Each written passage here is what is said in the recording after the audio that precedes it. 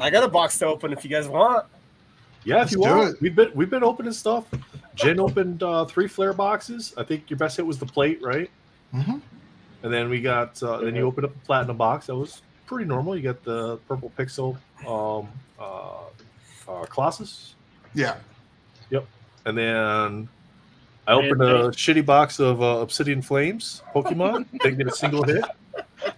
So I still can't find. I still cannot find the QA help email for Niantic. So that is what that is. At this point, you should just buy the card you want. I think so. I mean, I'm not really searching for anything. I'm trying to build a set of that, so I'm okay opening a box to get some cards. But yeah, normally I grab the single packs, but because I did get the discounts, then I was like, I'll just get the ETB. You didn't get one hit. Oh, I nothing. I got reverse hollows and hollows, but I didn't get any alternate arts, no SARs. I didn't get anything, no full art anythings. Shit in it. Yeah. So I hope Yeah, one of but those how full much- cards that you guys use that I shared on the stream, I hope that hits a massive digital card for you that you're able to trade or do whatever with. So Well, cool. Josh, you you're want to up. open something? Yeah, if you want. Okay. Let me add. You got a card cam, right? Let me add another card, Dave. Okay. 2, 4, 6, 8. Yep, we're good. Let me see here.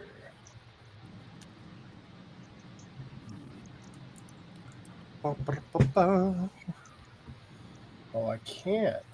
Okay, hold on. You should be able to. I'm trying to. I'm trying I to think you got to share. You know what? I'm gonna Oh. just do this camera, right? Okay. And then I don't need to. I don't. People don't need to see my face. People know my voice. So. Okay, so you're just gonna flip it around then. Mm-hmm. Yeah. Okay, Well, I'll sounds just. good. I'll change the video. So hold on. For Okay. this. Yeah, sounds good. All right. More flare, Okay. Brittany. Sounds like it. Tim, do you want to see what I've been making? Tim? Show me. I want to see what you've been making, Nice. buddy. Let's go, Legos. Jake. Oh, cool. By the way, hi Jake. Nice. It's been Good a minute. morning, mate. How's it going? How are you doing? Good. How about yourself? Yeah, Congr- I've just been Congratulations on your Amazing. title. title. Yeah, UK rep for Marvel, the Kids for Comics. Yes. Yeah, it's going to be Comics for good. kids, I'm yeah. excited. Yeah, we've got lots of ideas and that. Yeah, it's going to be good. That'll be fun. The last guy couldn't handle it, could he, Jake? The last 2 guys couldn't handle it, so now Jake's like, I guess stepping I'll up. do it. I'll step up. I'll come up be with the stupid guy. ideas. Jakey, did you steal that Lego Batmobile from Harrison? No, like Harrison's got his own. You know he did. Jake went to the register and said, "Oh, it's for my son," and then went home and built it himself. All right, you ready for this box? Yes, sir. Yeah. Let's do it. Ready? And after that, I've got a wheel spin for Jake. Oh, he tricked us. It's Wakanda forever. So just to let everybody know, this is from Upper Deck, and I just wanted to open it here on MentalCon. So Awesome.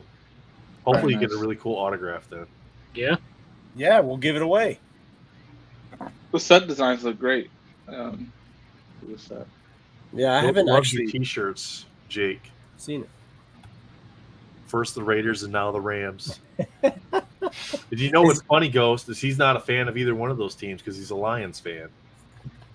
Were you trolling my boy Will with the Raiders jersey earlier, Jake? Has he been switching his Ooh. shirts? Yeah. Yeah. Yeah. Well, I mean, last night he was wearing a Raider shirt. Then he went to bed, took a nap, and now he's wearing a Rams shirt. So at least he changed his clothes. So that's a good thing. Nice.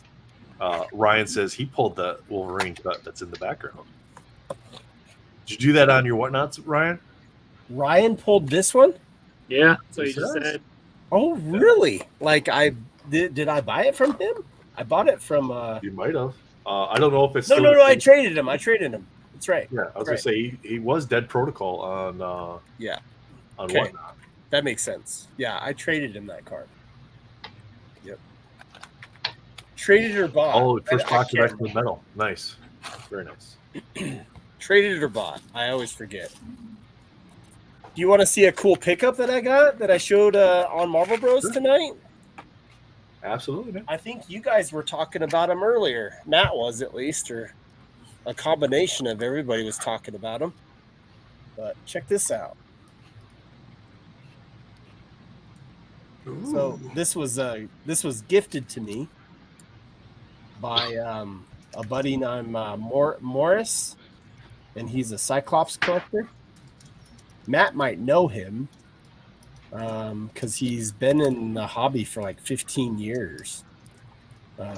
His name is Morris Rivera, and he kind of stays in the shadows mostly, he said, but he's been collecting since the 90s, and this is just a sick freaking card. That was a pretty Because cool sketch. It took me so long. Like, I didn't think I'd ever own one of these sketches that were from the 2007 masterpieces. So Who's the artist? I don't know. Doesn't show. So that's why I was actually wanting to bring it on to see if Matt knew, but I don't know. Because this set was really hard to tell the artist for what my impression is. That there's some of them didn't put their name on the back of the card. You tell Almost me, no one Matt. put it on the back. No one put it on the back then. No one did. Inside the front, Okay. So without a signature. Yeah, it's way hard, right? So Yeah. yep, but pretty cool either way. He actually pulled this card. He bought tons and tons of these masterpieces sets, like these boxes when he was collecting back in 2008. So very cool, huh? So that was a pickup. All right, cool. I haven't seen this set actually. I don't think. I don't do a lot of the MCU movie sets or the Disney Plus, so this is new to me. So if anybody knows anything about it, that's go ahead and speak up. No, I haven't opened these at all. So definitely from the movie though. So Well, you really like the MCU stuff though, don't you? me, Yeah, I like the autos and like the everything. Yeah. lore and the X-Men movie ones, and Yep. I like those ones. It's just the Disney Plus and the newer ones, but I haven't really got into. So this looks like a cool one. Close quarters combat. It's not numbered. little shout out there for you, Jen. Nice. Donnie Boy says let's pull some fire. What's going on, Jen? I haven't seen you for a while too. I know. It's been busy, that's all. Have you? Are you going to the Dallas Card Show by chance? Not the Dallas Card Show, no. Okay. Me and Michael are going. I think the next card show might be the one in Nashville. There's a small sports one up there. Queen's Guard. That's cool. Nashville? Okay. Mm-hmm. So big shout out to Upper Deck for providing this content for us. William and I opened a box of Flair Ultra Avengers that I recorded, and I haven't put it on the channel yet. And it was from Upper Deck as well. And the whole time I thought it was Midnight Suns that we were opening. So I brought William on. I was like, God, the best guy that I have on here for Ghost Rider, Midnight Suns. And then we ended up, I looked at the box and this is Flair Ultra Avengers, not Midnight Suns. So we left it in the whole video, so it'll be a fun video that comes out. But oh, this is cool. This is like a purple parallel in the set, not numbered. It's another. This is Fearless Warriors. Lupita.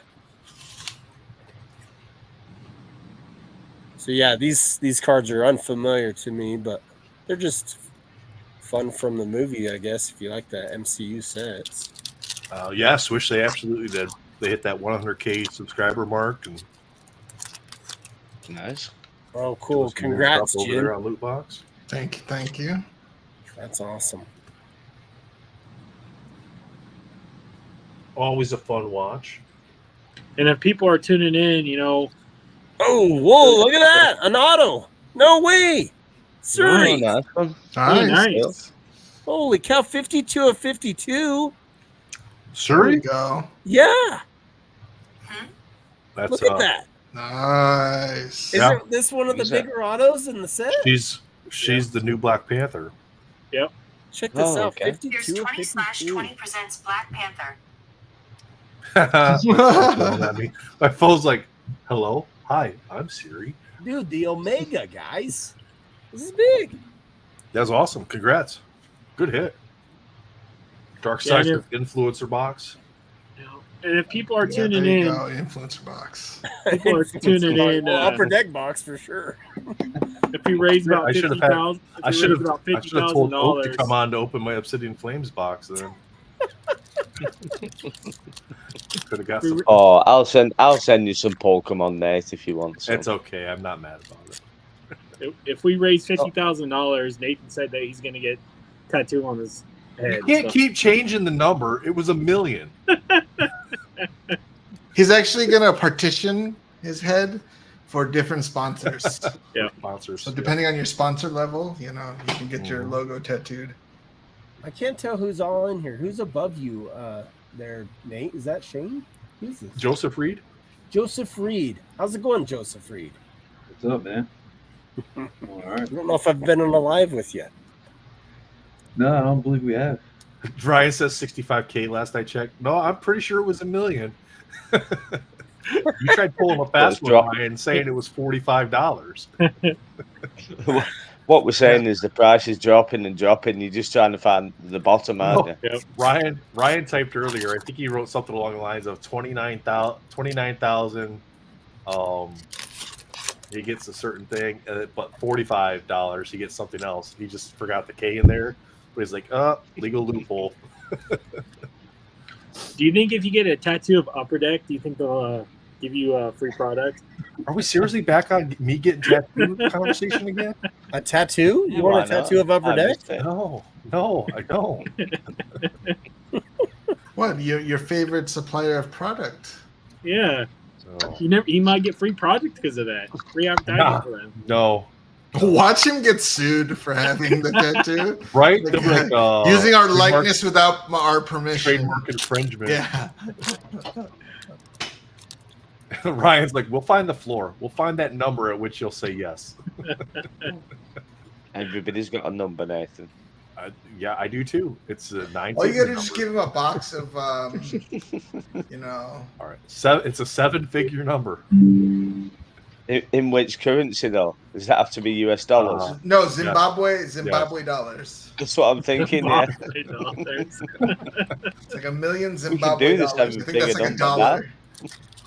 We'll just change it to Wakanda dollars, guys. Come on. By the way, what's What up, are you doing, Jake? Joseph?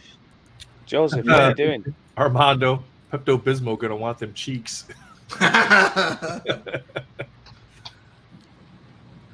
Nah, Jake, John, let's get a head tattoo, man. I want to know what you're doing there, Joseph. Right, but I'm the one drawing.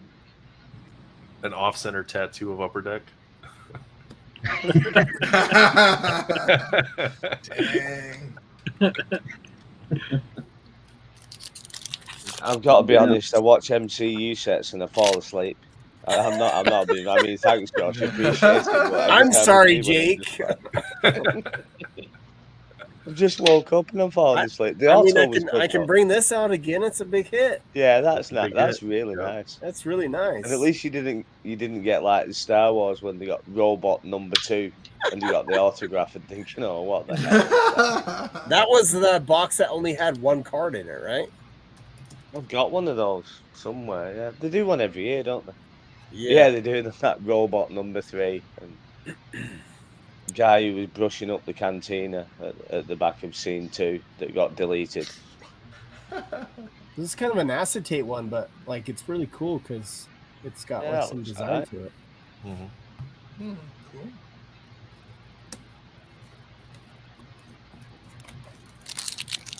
It's a cool product. I'm just not too into the Wakanda, I guess. MCU. Yeah. Yeah, I'm not. Oh, no problem, Tim. Take it easy, Tim. Tim, I like See you, like Tim. to keep the kids asleep. A little bourbon helps. A little bourbon. I find that if you want to keep them really asleep, a lot of bourbon helps. Yeah, a little cup of bourbon and knocked out. They'll be fine. I just give my kids melatonin and those little mommy sleep pills, so they're good. Hey, have these gummies. Yeah. Melatonin gummies. These are so good. You have some Both, Tim. vitamins. Both. Both, Tim. Yeah, the answer is definitely Hey, both. look at that. One of 199. Look at that alpha. Nice. That is Nice. sick. Oh, nice. Alpha and the Omega. I wonder if all of them are like how they did it with Multiverse of Madness. They're all one of something. This is my part of my problem with the MCU sets is they can never figure a good place to put the damn serial numbering. Right On on the his back. chest. Let's put it on the bed. Let's put it right on his chest. That could be our There you tattoo. go. Nate. Placement. Nate, just get a Nathan, serial you get one of tattoo on your one. chest. You get one of one on your chest, right That there. is right. One of Nathan, one. you That's can get a serial number on your chest. Here Yeah. we go with the. Here we go with the tattoo stuff. Still a good one. Still a good one. Nathan, you gotta I'll get pay it for the tattoo. I have I'll pay for tattoos, it. Joseph. They're trying to get me to get I'm talking about sponsored head tattoos and the head tattoo. yeah, the head tattoo is going to go on this arm here. I mean, Nathan, you have to think about it. Like every year, MentalCon has to be like one step bigger and better than the previous year. And what better way to do that next year than to sell sponsored tattoos? Yeah. This is a really cool card and insert. The way it's colored. So. Yeah, is that purple or is it? It is. It's purple. Yeah. Certain angles it like comes out blue. Correct. Yeah. Yeah, it does. That's pretty cool. Rainbow foil. Yeah. Nice. Yeah, this and the what is it? The Doctor Strange set. Yeah. Doctor Strange set had really, really cool colors too, you know, in the inserts.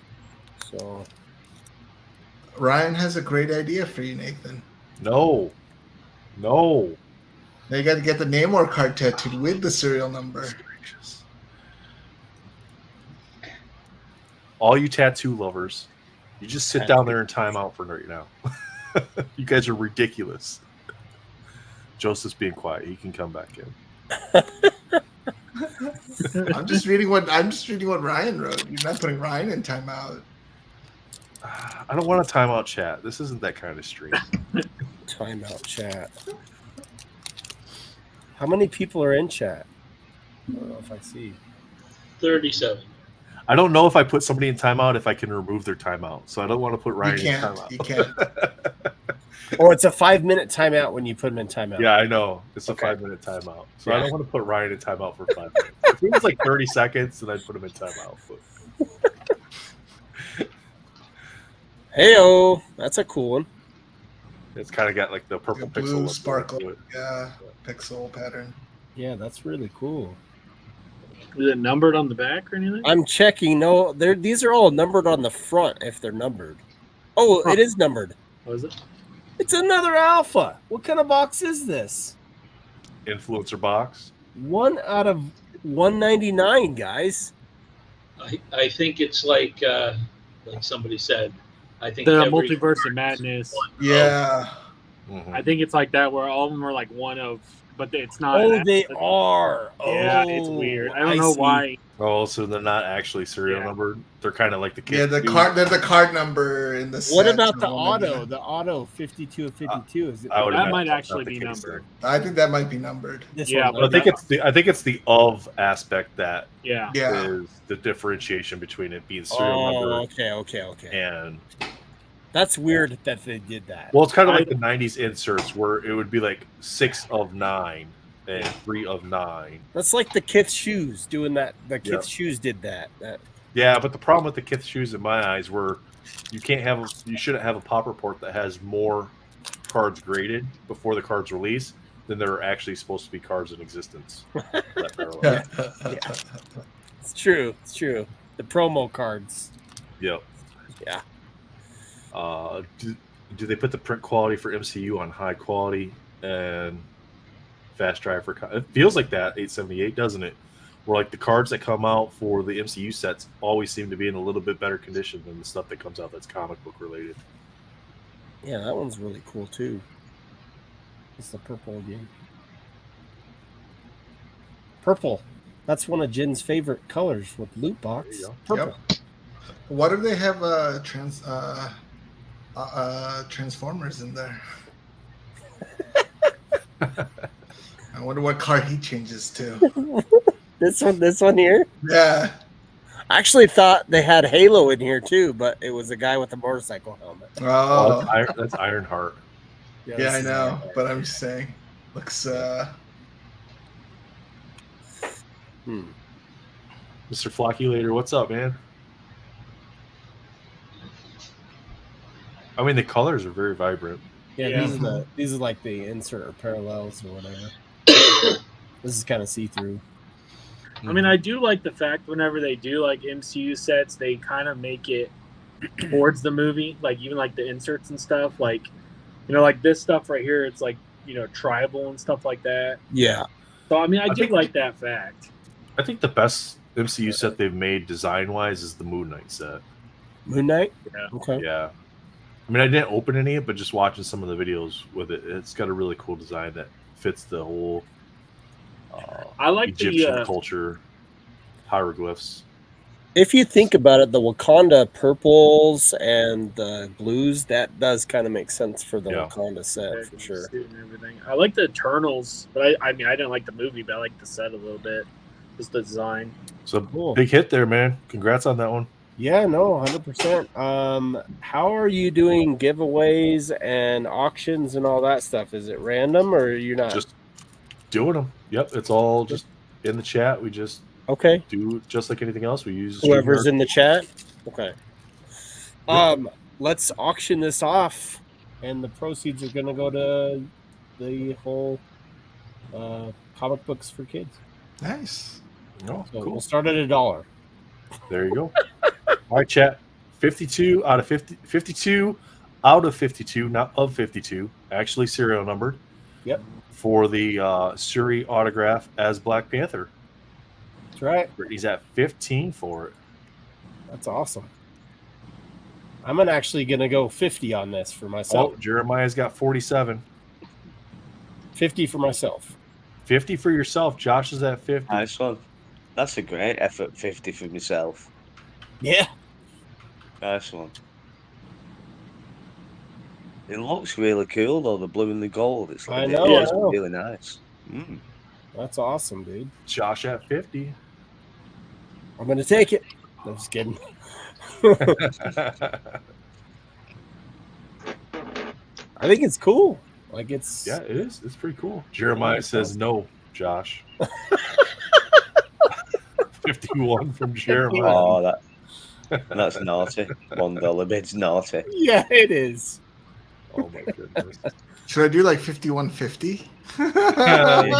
I was waiting for Ryan. I could see that from Ryan in chat, like coming in with the 5169 or something like that. I'm like, yep, there you go.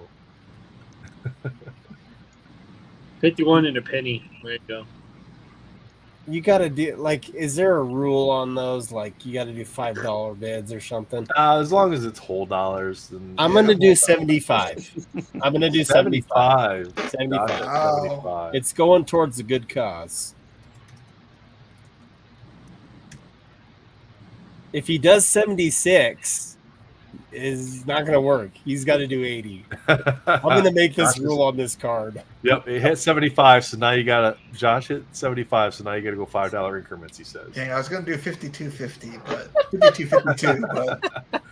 But Ryan's like, yeah, I thought about a 51. Josh jumped it to 75. So Sorry, guys. I just There It's we a- go. We'll let that go for a little bit here. You're good. You're good. Matt's got his camera set up. He's got some stuff he's showing. Okay, let's Keep see looking at that. that and doing what's coming. Sean, $1. Sean, you might be a little bit behind if you're only bidding $1. It's not a Dutch auction. It doesn't go backwards. Yeah, It's a reverse auction. We should start at like 10,000 and then reverse it down. Until somebody That's what bids. Nathan's doing. That's He's what got Nate's doing. Tattoo. Yeah, with the tattoo, he's going reverse. Yep. I'm going to reverse it. How much why is did somebody you do willing to that? pay for me to get a tattoo? I'll pay 50. Oh, I guess I shouldn't have this screen up when we're doing the auction, huh? No. I don't want people to think they're bidding on Probably Matt's not, no. sketch cards. Oh, I know, right? Oh, Sorry, it's Matt. $75 for the Sorry, set of Matt. 4. Let's go. Oh, 4 for 75. I'm in. Ryan's like, I'll let you pay me $14 for you to get a tattoo. Hey, if I win this for 75, it's great because I don't have to pay shipping. So I'm There good. you I'm go. Oh, good. that is true. Yeah. The cool thing, it's also the autograph of a Hollywood actor, celebrity in general. Yeah, absolutely. Yeah, And that's you know, right. it's the tech. I mean, besides Namor, she's the leading actor in the Yeah. movie. Yep. Yeah. So, shout out to That's Mr. Fuller for being live while also identifying my pulled sketch from tonight. Thank you, brother. There you go. It was pretty easy. He sent me a message. He's like, I've got a sketch. I don't know who the artist is. It's got some symbols on it. I was like, Jomar. Jomar. That was easy. Don't even have to see it. All right, Ryan. No signature. Go. Ryan said he's going to get a tattoo live on stream in house. So get that webcam set up, sir, and we'll see you in a little bit. So then if Ryan gets one, does that mean you're going to have to get one too? No, Yep. nope, Yep. that wasn't the deal. That is the deal now. Unbelievable. You guys If can't someone change the gets a rules on our own tattoo- stream. If someone gets a tattoo in the MentalCon stream, Jake, Nathan you're will not get sticking one. up for me at all. Good thing I got a new Jake. Nathan, You how could have about a this? a How about welcome this? to Wrexham tattoo. Unbelievable. Nathan, how about this? If Ryan gets a tattoo live for MentalCon, the people in this chat right now will get put on a wheel and spun, and the person who it lands on gets a tattoo. I'm up for that. All right. Yeah, Going once, I'll do going it, Ryan. twice. Wheel. It might take me a little bit because I work on the road, so I have to plan it all out to get it scheduled for when I'm home. But if you do it, It's I'll do it. okay. But we can plan it for you. Just Yeah, because we'll you- plan it for you. Yeah, We'll pick the Yeah. tattoo, we'll pick the artist, and It's everything. fine. We can do all that. that's it. We'll do the work for you. Unbelievable. You guys are killing it. All right, so we got Happy to Josh help. at 75 on this. 75 Do we is have the any other highest bid bidders right on now. this? Matt, we want to count this one down? Yet, why don't we do to going once? 75's current bid to Josh on this one. That's right. He doesn't have to ship it, guys. I don't have to Come ship on, it. make Josh ship this car. Make This is Josh who I ship think it. This is going to a good cause. You're gonna get a bid now from North Korea last minute. yeah. Yeah. I got a proxy bid from China. Oh my We god. got Oh, 81. it's Jeremiah. Look at that. Hey, you Oh, told there me you to go. go at least $5 more. Yeah, he went 6. Are we going to let it stand at 81? I think so. All right. 81's current bid going once.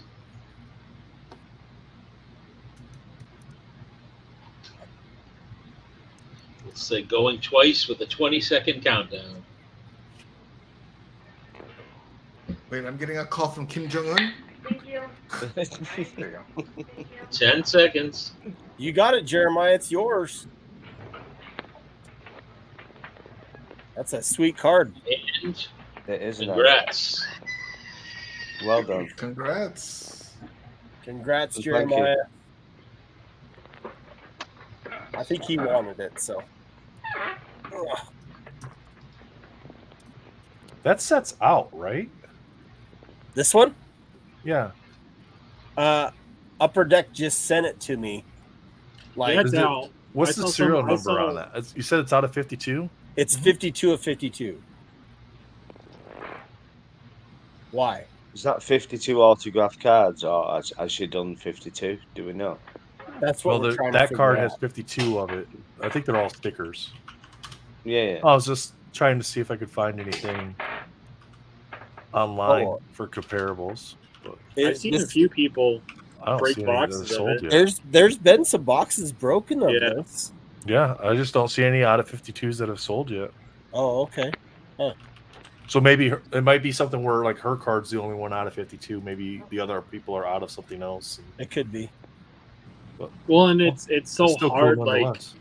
since they, since this just came out, it's so hard because they kind of did it at a weird time too. Because you had Platinum, then Flare. Now you're gonna have Fluoro for Wolverine. Cool. Right, Well, congrats. big shout out to Jeremiah and Upper Deck on that one. So that's great. So Congrats. before we move forward, we've had some people commenting. So since Jake loves the wheel, I'm going to let the wheel determine Jake's new name for the screen. Oh my goodness! Nice. So That's we'll great. randomize it 3 times, and here we go. And this is I what love Jake's the going to wheel. change his name to on the stream. Your Scooby new name is Spicy. Spicy Big Toe Enchilada. Oh, that's great. All right.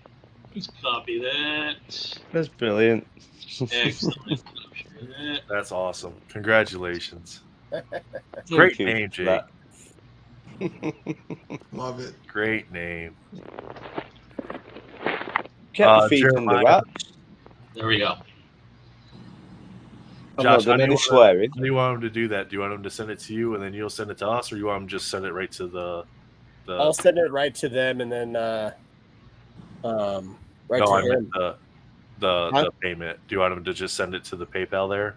I want him to send it to the whatever PayPal you have set up. Okay. Yeah. Yep. So Jeremiah, scrolling across the bottom there, mentalconhelp@gmail.com. That's the PayPal for the MentalCon stream. All that gets tied directly to. So when we transfer the funds from the charity or from the website to the charity, it goes through the PayPal donate. So all that money through that PayPal is set up to go directly to the charity when the stream is done and we finalize everything. So Nice. Cool. Before I jump into anything, welcome to Mr. Warner joining us. so Warner, Welcome. What's up, boys? go Sparty. Gosh. How you got? Yeah. Let's get the exactly. pleasantries out of the way. Great, Go bro. Sparty. Now you say go blue. Hey, guys, in all fairness, this is like the first time I've been on social media in like months. No.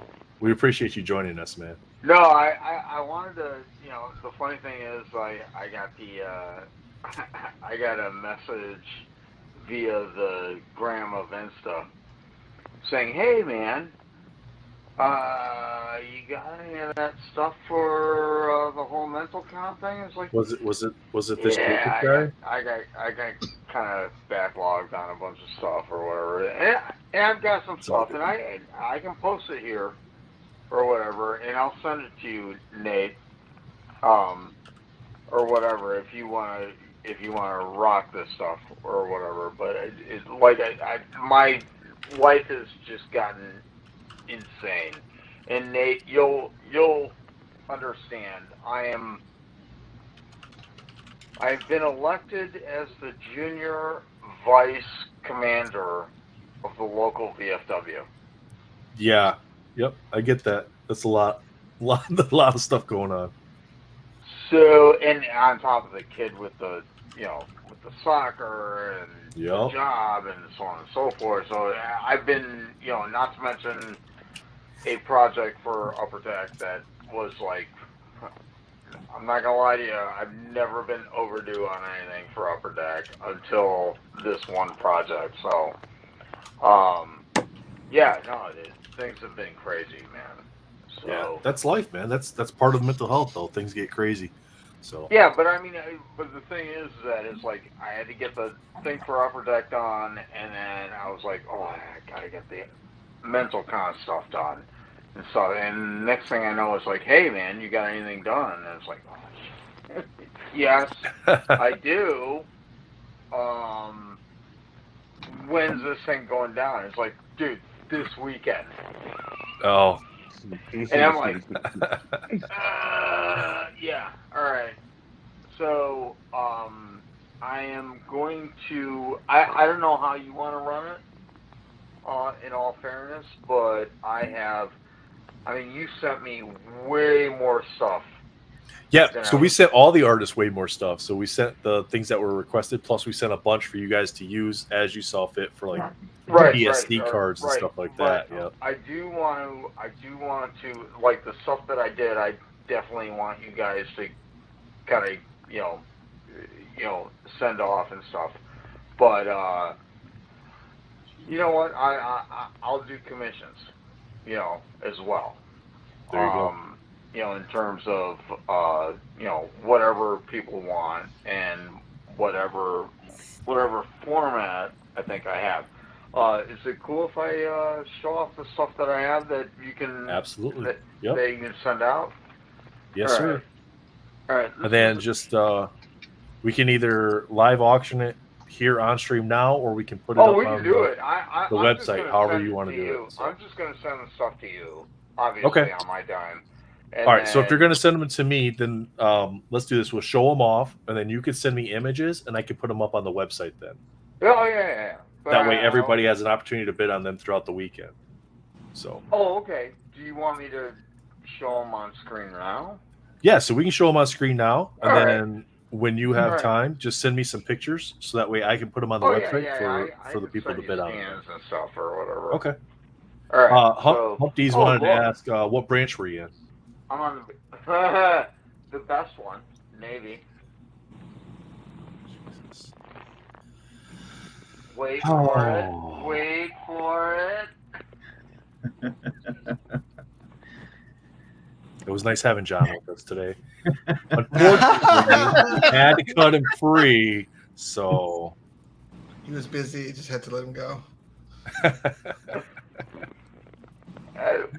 There's plenty of jokes to be made, and trust me, I'm gonna make them all. it's all fun though. All right, so I'll do a quick run through of the stuff that I did actually jam out. So Oh, nice. Oh wow. Nice Holy 3 panel cow. Batman there. That's awesome.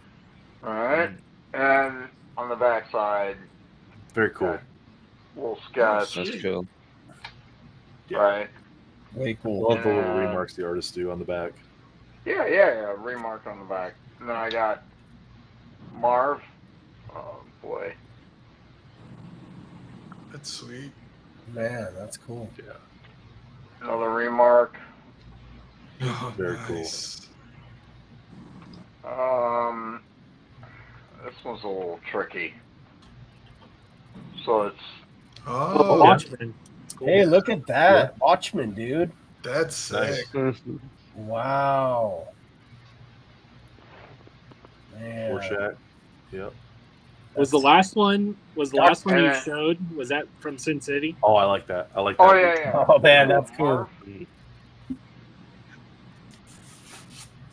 This one here. Yeah. Yeah. Yeah, it's sick. Let's see. Oh, and I know what Peter Ranitz started the game, but Yep. Yeah, he sure did. He started the whole turtle fiasco. Nice. 4 panel Nice. turtles. and then again another remark. Yeah. And this is one I just finished last night. Oh, nice. Wow. Snake Eyes. Very cool. And this is on the 5x7, which was That's the only actually G.I. what I Joe. asked for. That's the only G.I. Joe card. Really? Yep. Get out. That I've Okay. seen so far from everything that's been submitted to me. That's the only one so far. Well, what's funny is that I actually used to work on G.I. Joe. Really? Yeah, I worked on the magazine for the Collectors Club. Oh, dude. So- that's cool. That was kind of for a while there. That was my jam. So But yeah, that's what I have. I'll definitely shoot you pics that you can put up. Yep. But I also want to, put up a bunch of commissions for you guys. Okay. Yeah, that's cool.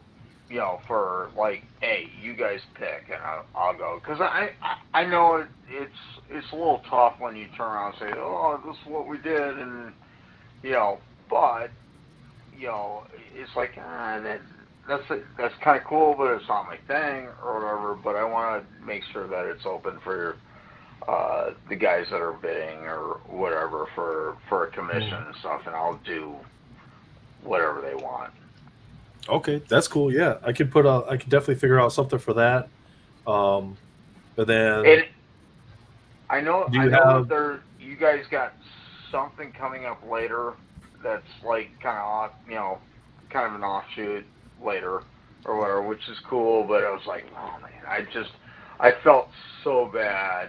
Oh man, you not getting this stuff in, right away. But I wanted to pop in and say, yeah, dude, I'm not, I didn't ghost you guys or anything or whatever. It's just, I mean.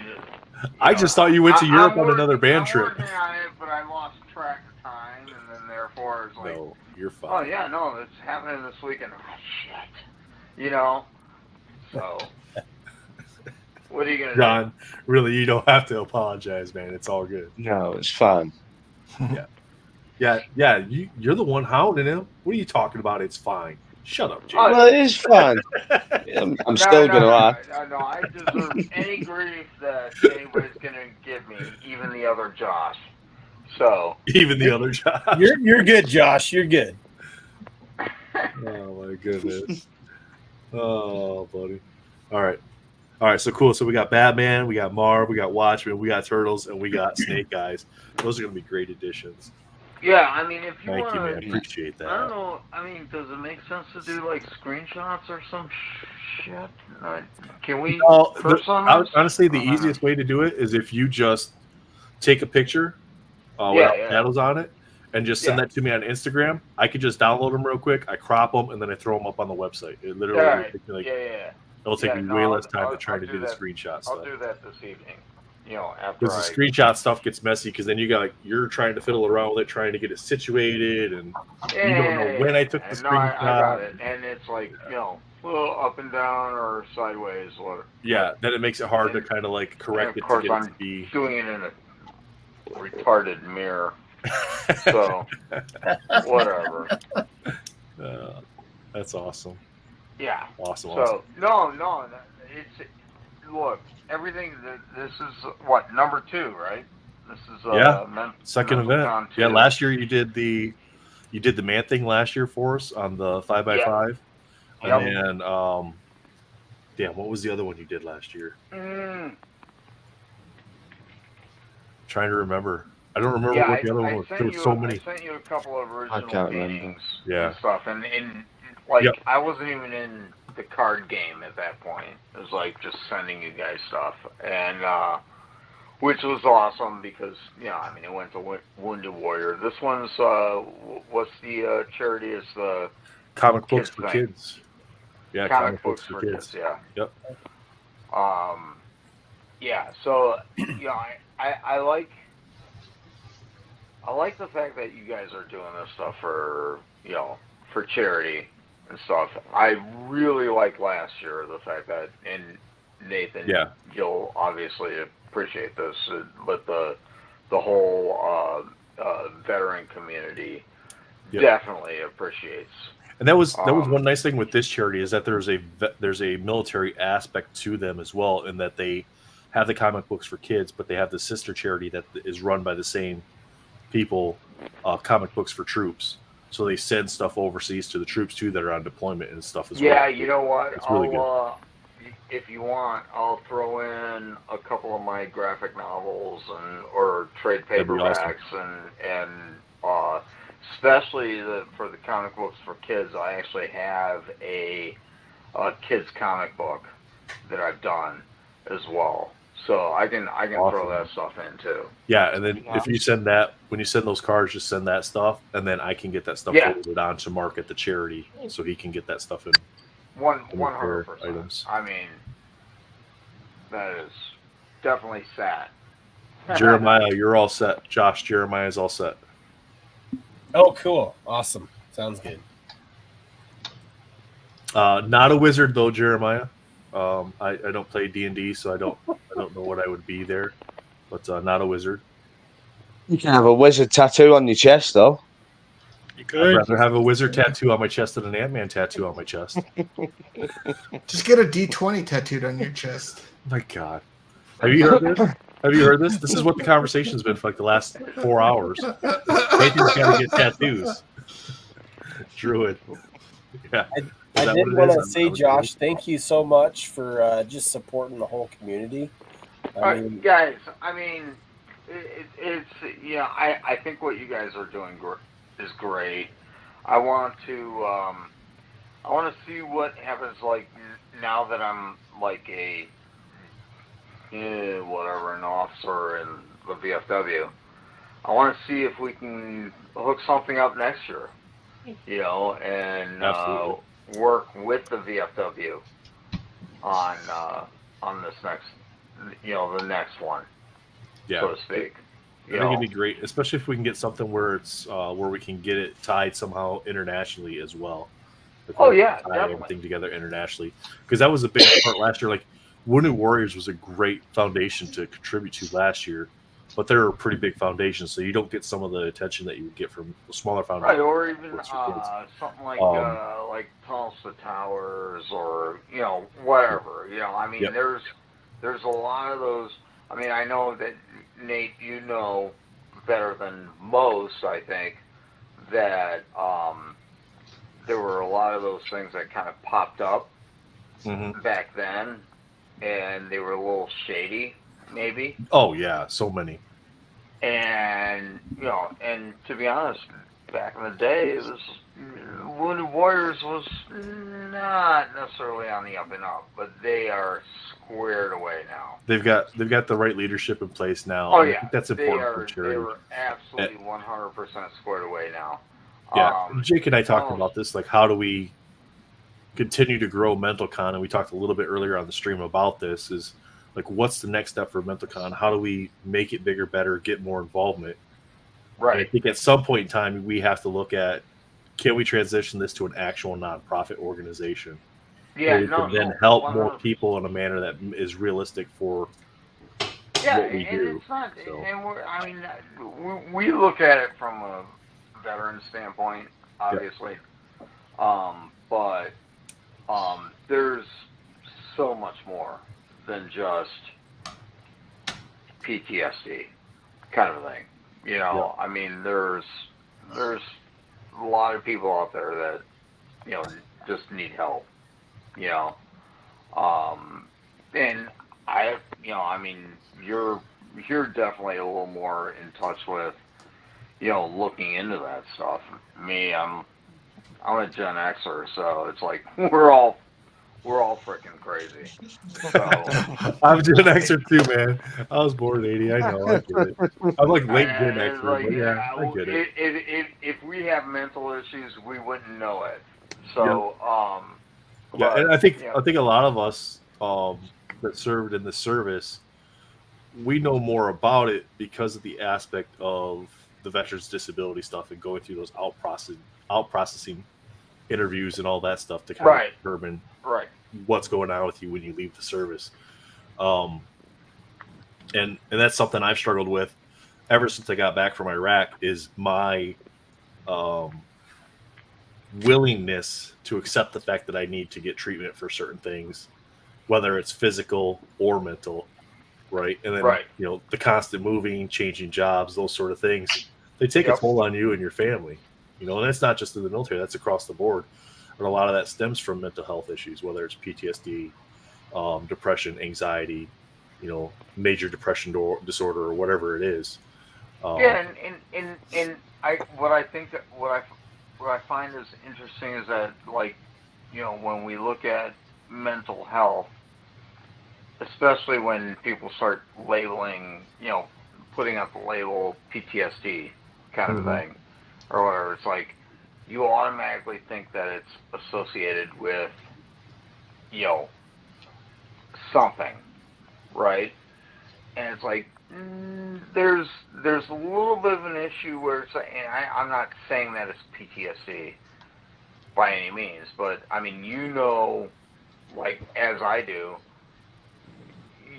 when you go in, you get rewired. Yeah. Right? Yep. And with that rewiring, it's like you are not capable of functioning in a civil society anymore. Well, a lot of it is because there's not an unwiring or a correction of the Right, weapons when you exactly. come out. There's So- there's not a there's not a deconstruction kind of a thing. Exactly. That's available. I mean, you come out and you're still, kind of set up that way, which is why we're terrible managers. Or sometimes we overmanage, Well, and which I guess could be that's the considered thing, terrible but managers. That's the problem, is that the owners want you to be the manager. It's like, I don't think that's really going to work out. Yeah. I don't think this is going to go that well. So, which is the situation I'm in right now, which is hilarious. But that's another story. Oh my goodness. Yeah, we can go on and on, but I think it's time to get me off the screen. And Oh, you're fine. I saw Matt dropped out, so I think maybe he was headed off to the bathroom real quick. So because he had some cards he was going to show us here real quick. But John, send me the images of those when you get time. And yeah, then we'll do. I'll get those up on the website so we can start getting bids on. Yeah, definitely. I'll snap some So. pics and send them right away. Wonderful. Matt, you had some cards you wanted to show us? Yeah, so I was trying to figure out if it would be better to do it on the camera. Or Jeremiah, just- absolutely. Very well said. We appreciate your service. Absolutely. So that Wakanda Jeremiah. Forever set, real quick. Mm-hmm. The numbered auto, 1 out of 100 or 1 out of 900 packs. Nice. Wow. Oh, okay. And that's just to hit one of the cards that are numbered like that, or is that Yeah. that specific auto? Not that Pacific auto. So that auto going for $81 is probably a really good deal, because that's probably I think so, too. I mean, probably a being that $500 she's the lead actress in the Yeah. movie. That makes Yeah. sense to me. So yeah. No, 100%. Sorry, go ahead, Matt. William's still going hard. Yep.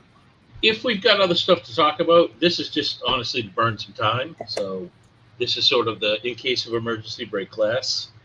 Uh-oh. What are you doing here? I ain't doing that, Jake. I ain't doing that. What? Dick really gonna do a 24-hour session? Pulling him in, pull him in. I'm trying to guard him into it. No. Yeah, he said that he doesn't work weekends now. Yeah, so lots of time. That'd be legendary if you just came off the cuff and did 24 hours. That'd be You like the how he does biggest that? thing. Matt, he's kind of like he makes a comment and then he's like taking over. You see that? Very, very subtle. I don't do it on purpose. I know. All right, Matt, what you got going on here, boss? Well, first I have a high level question. So with this light, some of these get washed out. So the question is it better to do it like this, or Well, that's Warner, so no. do We can auction them off, but I don't know. So His wait a lighting minute, looks pretty are you good. talking like? Are you talking just showing it on your camera here? is it better to Or do you it got like no, This. like this? This. With This is the better. actual scans one at a time. Yeah, this is better. Yeah, Oh, that's better. That's right. Scans are better. But again, we got a ton of guests here, so I don't think we need to jump to this quite yet. I think we still got plenty of stuff to I think talk I know about. what you're doing here, but okay. Jen, are you done with your card cam? No, I got one more thing just to show real quick. All right. Yeah, that's are what I you, thought. Are you wanting to show that then? Yes. Okay, let's get your Recent card cam pickup. up here. Well, you had your phone out earlier, so I didn't want to like have your screen up or anything with your Ooh, phone. is that Angel Avalos? Yep. Nice. Pam. Oh, come on. It was Oh, very cool. Very simple. Did it in a trade. This one, a Piggy Banks Toriyama for the Pokemon Amex cards. So I have the Blastoise and the Venusaur. So I traded those off. But I said, still looking for the other half of my Star Wars piece that he did. But was able to get this trade done, so I'm happy. Beautiful. Nice. Yep, that's it. So is that a AP or is that pack pulled? No, it's from the pack. Oh, it is. Wow, Mhm. that's crazy. Yep. That's a good one. So he offered it in the trade. I was like, yeah, I'll do that. Like, yeah. So Right, we lost you. You're back now. all right. Back. What are you gonna show us, Matt? I mean, does anybody else have anything else? I can run through it, but No. no. Nope. How about you, Venom? You got anything going on over there? Or head down working? Joe's just keeping quiet. He won't tell me what he's doing. What are you doing there, Joe? Why are you not telling More me? sketch cards. Old man Venom. He's working. I want to know what's going Yeah, on, no though. way. I want to see. I I want to mean, see. I'll show you, but I can't really show you logos. Oh, nice. Ooh. Oh yeah. Nice. Nice. Thank you, Joseph. Thank you. Do you want to know what for, or you already know what for? Do I know what for? Brown suit. Thank you for brown suit. Brown suit? No, this is No, you're not X- gonna. Oh, it's gonna be X-Force. Yeah, my camera's just That's not that's fine too. No, X-Force. Nathan has bad eyes. It's Yeah, Nathan's that's bad brown. eyes. That's I like X-Force. that. Yeah, there you No, go. it was- Thank you, the coloring. Yeah, Yeah, we wow. could see it was just nice. X-Force works. too. Nathan's It's too not old. He blue just suit. can't see. His eyes aren't good. Yeah. I'll take the Matt, one. He's Matt, trying to you think what hear this? tattoo to Young get. people calling me too old, so You gonna get the X-Force tattoo now? There you go. I'll get an X-Force tattoo. I love X-Force. Right in the middle. Wolverine. Right in the right middle. here. What do you mean, right in the middle? Just tattoo your eyeballs red. Oh yeah.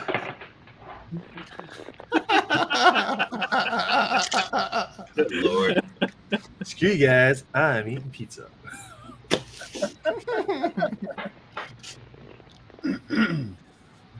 How you holding? I was How, told there would how be- you doing, Matt?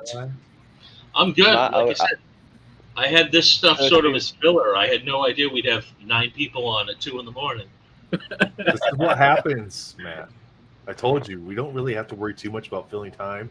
The big openings, they just fill themselves. All right. Yeah, and I can just but let's swear- let's do swear this a first, lot. Matt, before we get rolling on what we got going on here. Let's do Yep. let's do an update. Let's show some art off again. Absolutely. It's been a little while since we've done any of that. Take a look. Let's take a look. Our numbers are looking like. Oh, nice! Some bids came in. Savage Rogue has gone up to 260 now. That's where the bids came from. Then Nah, It's maybe 25 he for did. quite a while. Somebody's It's like- found it. 13.6. 13,742. Beautiful. Currently 13,742. Guys, if you haven't done it yet, there's only 143 raffle tickets. They cost you Yeah, I less can't believe that. than a pack Yeah. of freaking Unbound. And there's 2,000 of them damn things every single week. And you get an you have a chance to get an Ash Gonzalez, a Fred Ian, a Joe Marr, a Dre, an Andre Meister, a Jay Pitternetz, a Paul Hill, a Lee Lightfoot, forgetting one. Russ Mike other Thomas. guy. I can't forget Mike Thomas. Mike Thomas with the beautiful Phoenix card. Those 9 artists representative of the entire world. 2 from the U.S., 2 from Canada, 2 from the U.K., 1 from Brazil, 1 from the Philippines, and 1 from France. Let's get this up so you guys can see it. Wait, I got to get to the right thing here. Sorry. I had to close so many different windows that I had open because the stream, it couldn't handle doing the stream and all the tabs. Oh, stop showing off in front of your friends, mate. I will revoke. Look what I was doing. All right. You know I love you. Let's add this here. There we go. Custom framed.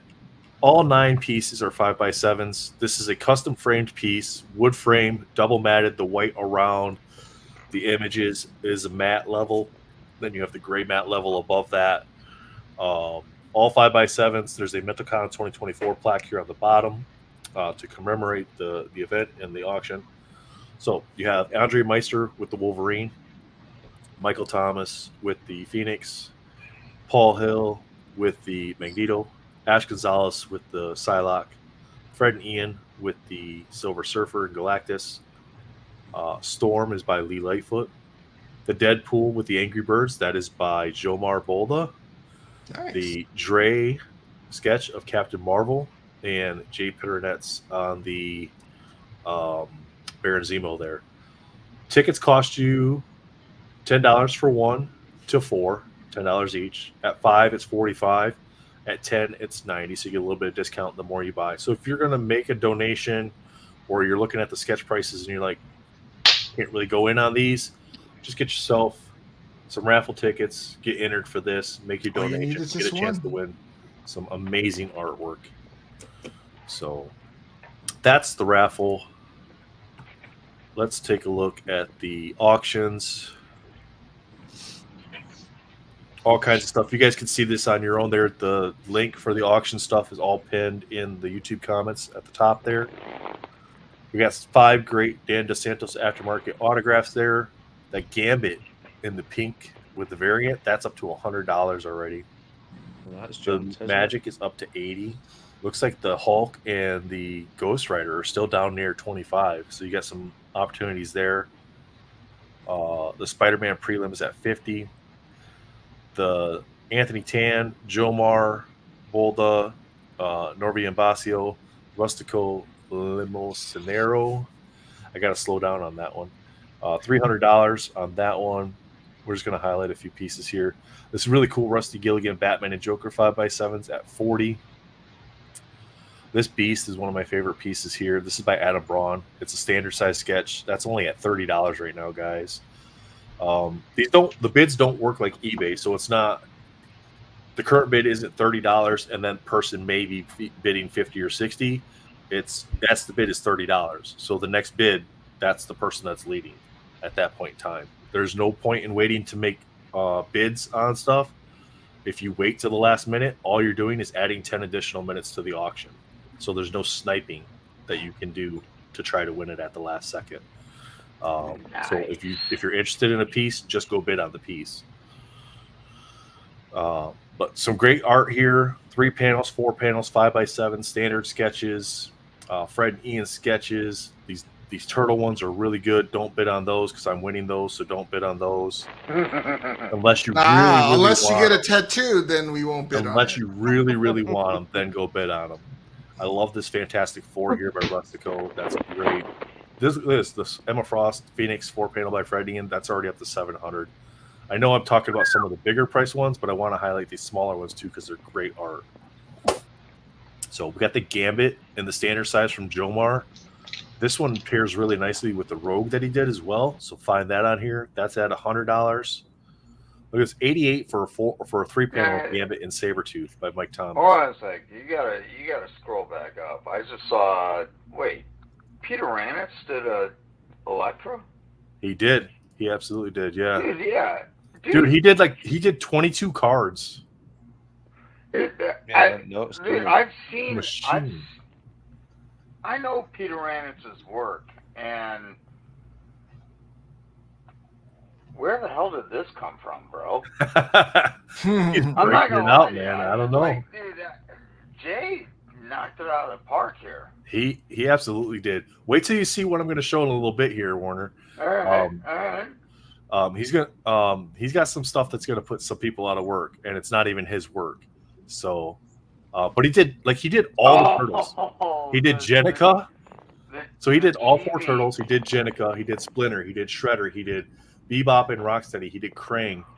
So there's a whole lineup of Ninja Turtles. Turtle stuff, but I just noticed the Chibi Gore. Oh yeah, the Gore the God Butcher. This one, where's it at? Right there. Yeah, the Chibi Gore by Bolda. Yeah.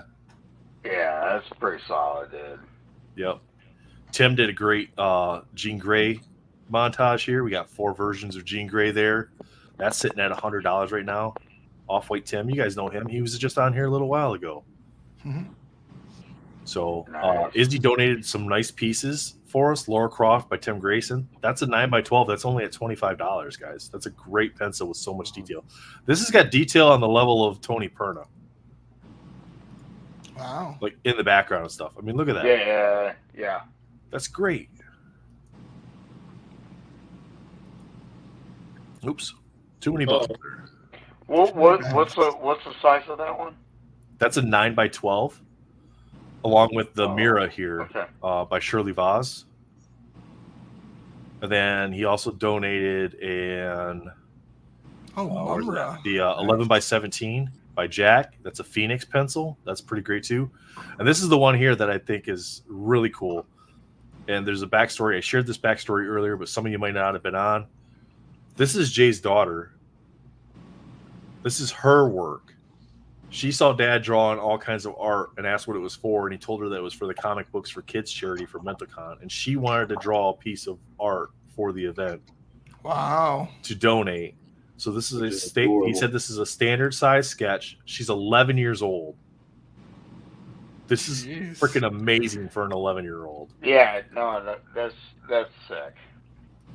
So she's definitely got a future in this industry if she chooses Well, to. I think Jay, if I'm not mistaken, I think Jay actually teaches art.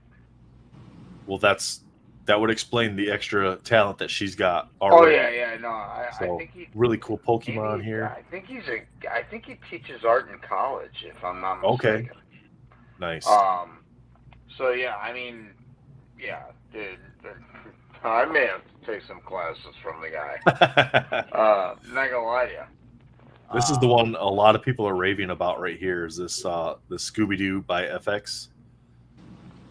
This one has gotten a lot of attention online. Yeah, it's pretty And- tight. Well, yeah. dude, Well, I mean, yeah, she's FX, Kinda dude. tight. I mean, Velma. what are you gonna do? Zoinks. Yeah, just some absolutely amazing art. So scroll through there, Dude, check these out. I love the fact that it's like an actual Great Dane too. Yeah, In Yep. that, you know. Josh, I don't know if you saw this one. The Wolverine Jomar did. I'm waiting for they're waiting for the leg. Jesus. Yeah, I'm not gonna lie to you. I mean, some of these guys, they make me look bad. You know, it was funny Like- because we were talking to the Filipino artist earlier, and I think it was Oliver was saying it. Was it Oliver that was saying it? Matt, you muted. I think it was Oliver that was saying it, like he was critiquing his work, Yeah. He's good. Yeah, His it own was Oliver. Yeah. and Rhiannon was like, "I don't know why you are. It's great. It looks fantastic." Yeah. And like his own personal work. And I feel that, like Rhiannon said, a lot of artists do that. Is like they overanalyze their own work, whereas Oh, we as collectors no, I think mean- it's absolutely amazing. Artists are absolutely their own worst critics. Yeah, Period. And you know, it takes you a long time to figure out. It's like, dude, like, you may not make everybody happy, the guys that like are into your stuff think you're the bomb kind of thing, and it's like, but I could have done this or I could have done that. No, so it takes you a while to figure out. It's like, look, not everybody's gonna get it. Not everybody's gonna get into your stuff. Right, so absolutely. So, I mean, you can't please everybody all the time. And once you realize that as an illustrator, I think it's one of those things where it's like you become comfortable with your own your own process kind of thing. So it's like, I mean, I know for a fact that, dude, I am not the top dog out there. Not everybody's going to run out there and say, oh, I need a Jalen Warner piece. I get that, but there's a handful of guys that'll, go out and search for it, Yep. And that is what it is. I mean, it's everything is subjective. Right. Yeah, there's still some great pieces on here that are still only at like $15, $25, guys. The stuff I'm looking at right now, it's like, man, I think there's something for everyone, isn't there? There's definitely something for everyone. That's what we wanted last year, wasn't it? We didn't want everything to be huge high prices and just that we didn't want everything to be Spider-Man either. Like if everything's Spider-Man, everything's Wolverine, then. I just saw that Skeletor thing, and that looked sick as fuck, dude. I mean, it's like, is it like the most refined thing? No, but it's there's something about it. There's that artistic this is play with it. Yeah, so to speak. This is a piece by Angel Gonzalez. She's a gal in the Hobby Hangout group on Facebook that we run, and she did this piece for us for MentalCon. It's an 18 by 24, so she's kind of like starting to branch out her artistic career. Do you have that in hand? I do have this in hand, so I can show that here. No, I'm just asking because I'm wondering what the medium is. Oil painting. Get out, really? Yep. Because it almost looks like it's colored pencil. Nope, oil painting. It's absolutely amazing. All 4 turtles here on a 4-panel. Really cool. Some great Venom sketches here. This is a 7 by 10 by Joseph. Check that one out. That's definitely worth bidding on for sure. Anybody that gets any of Joseph's stuff, he sent over copies of the Dead Poet Society books to go with anybody that wins any of his pieces, and he autographed those. So wait, you have Venom sketches by Joe Reed? Yep. That was kind of a joke. You're not saying that you're saying that you have Venom by Joseph Reed? No. Wait, no way, dude. Yeah. I mean, check this out, guys. You're not going to get this with Upper Deck art because they can't do it. Spider-Man eating a sandwich. Right. What a bizarre thing to exclude. Yeah, really weird. Spider-Man holding a cup of coffee. Like what Karen from Florida complained about Spider-Man. I guess she complained about the type of sandwich he was eating. Hey, what's that Wolverine? Who did that?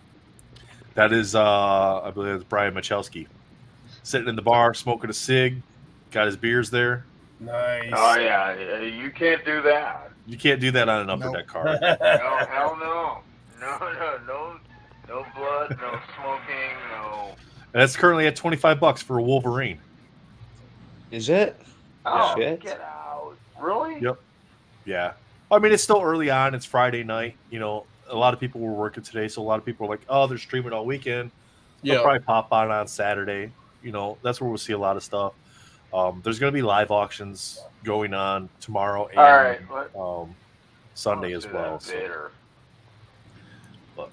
Yeah, so there's the auctions. Check those out, guys. When you bid, you do have to register the first time you bid. just because it pulls your shipping. It keeps your shipping information for us. So if you win, we know where to ship the information to. So And I if don't have you to have win- a notebook. Yeah. Is it just Well, credit card based, or can you add PayPal to it? No PayPal, credit card and debit card only. So I mean, if you have PayPal, then you've got a credit card or debit card because they're linked to a bank account in some way. But yeah, you got to use a credit card or debit card because it processes the payments immediately at completion. So when the auctions end, whoever wins, it charges, and it's instantaneous. So And all the auctions, whoever wins, Nathan will get your initials, everyone. So just give you a heads up. the website tells you the auctions Oh, end, and the you'll get website your- alerts you. If Yeah, you you'll get tattooed. you- Nathan will if get you- tattoos of if all you- the initials. if you and all that. if you He'll be back. What happened to him? Yeah, right. He broke. Yeah. He heard tattoo again, and then he repeating himself like 5 times. He switched to Boost Mobile last week. I guess so. He can't connect now. Yeah. He raged at tattoo. He heard tattoo again, and he just like broke his computer. He couldn't handle anymore. He's Couldn't like, handle any more tattoo talk. He's like, these guys are bullying me. I believe that Nathan broke. The wizard himself actually broke. Yep. So I see people appreciate your new name, Jake. Yeah, I Should I noticed that. Yeah. Should I share the other names that it could have been? Or maybe we could spin the wheel later on. Yeah, we could keep changing it like every 30 minutes or an hour. I'll Yeah, share I the think so. the power cycled at the house. Pay your electric bills. Oh man, I don't know what it is around here. It's ridiculous. Just get your bill account number tattooed on your arm so that when you make your Right, payments, you can just be like, okay, electric bill account number is. So we're gonna update Jake's name. Oh, give it to spin, Matt. Give it to spin. Should we read what all the options are? Yeah, what are the options? Yep. So we've got God Save the Queen's Feet, Uh-huh. Free the Puppies, Fungus Among Us. You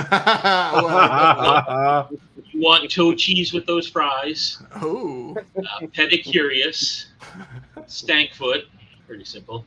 I Tweet Feet, and Janky Toes. So shuffle it a few times. Let's see what we got now.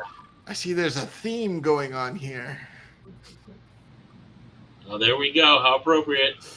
Good luck. God feet. save the Queen's feet. Oh, I did well there. So Jake, England drew. So what does that mean? But we're shit. I mean, do you guys just keep playing? Is it like the World Cup where it's like tables or what?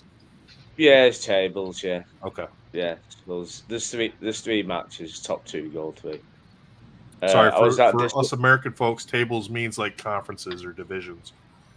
I was that Then you disappointed. go to the next round. I was that disappointed. I've not even checked the table or looked.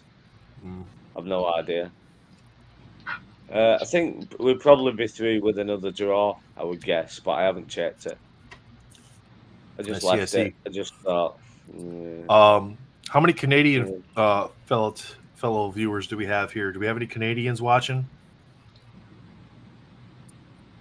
Canadians? Are there any Canadians in the chat?